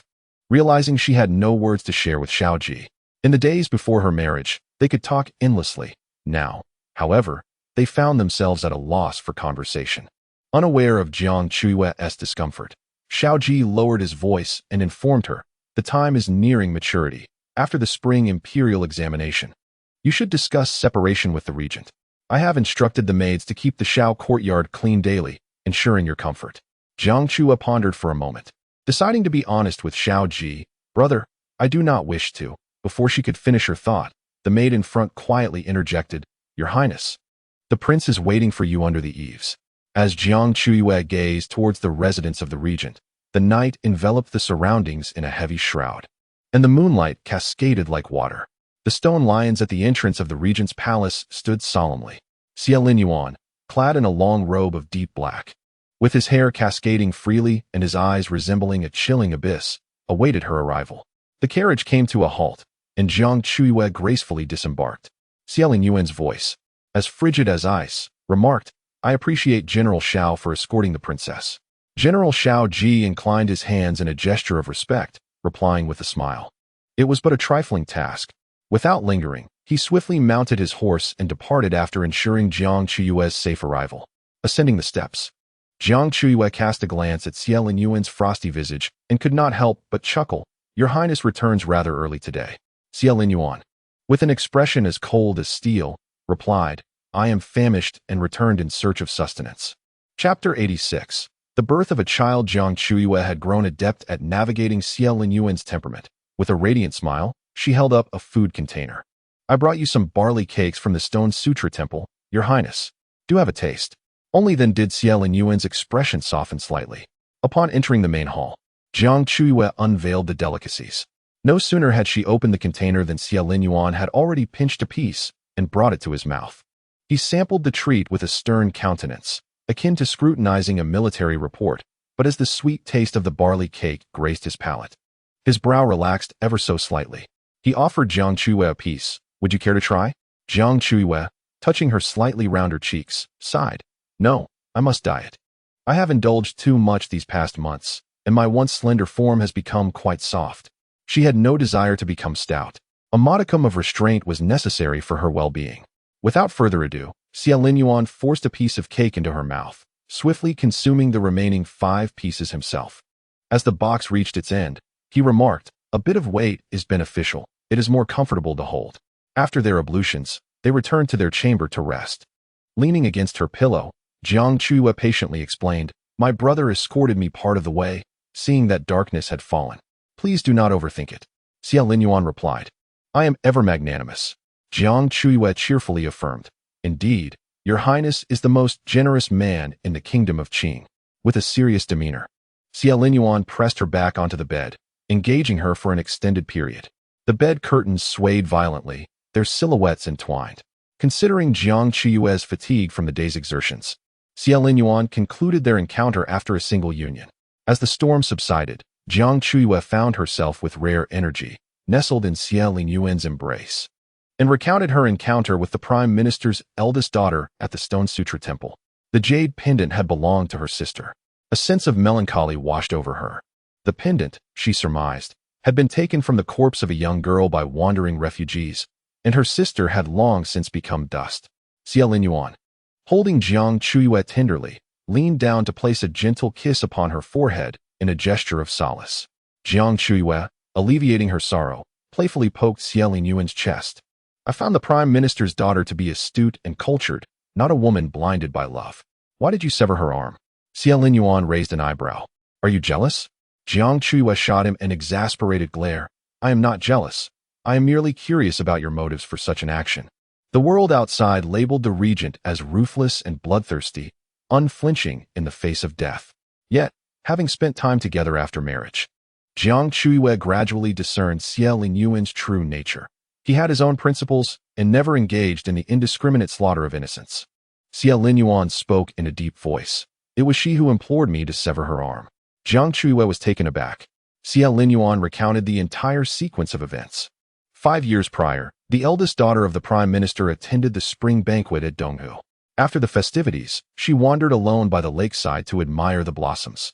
Unexpectedly, a venomous snake emerged from the depths of the water and lunged at her, biting her fingers. The poison rapidly coursed through her veins, threatening to reach her heart, which would undoubtedly lead to her demise. The only means of survival was to amputate her arm. The Prime Minister's daughter, displaying remarkable resolve, rushed to Xia Linyuan, who was nearby on a boat, and implored him to sever her arm. Xia Linyuan complied without hesitation. Fortunately, she survived, but rumors spread throughout the capital that the regent, known for his disinterest in women, had cruelly severed the arm of his admirer. In the master bedroom, after listening to Xia Linyuan's account, Jiang Chuyue remarked, "What a courageous young woman. To decisively relinquish her arm for the sake of survival is indeed admirable." Xia Linyuan embraced Jiang Chuyue, saying, "Her returning the jade pendant is also a form of gratitude. Once the turmoil of war has subsided, I may spare the lives of her father and brothers." Jiang Chuyue's heart skipped a beat. With a formidable army and ample provisions, the situation in the kingdom of Qing was stable. Xia Linyuan was preparing to restore peace at the borders. What would he do next once the crisis had passed? Would he eradicate the families of the old officials? Would he usurp the throne from the emperor? Jiang Chuyue lowered her gaze, hesitant to delve deeper into such thoughts. Xia Linyuan's ambitions were grand. He did not wish to merely be a king of a different surname. Sensing Jiang Chuyue's concerns, Xia Linyuan clasped her hand and asked, "Are you afraid?" Jiang Chuyue shook her head. As a united couple, she understood Xia Linyuan's choices. "I will be by your side," he reassured her.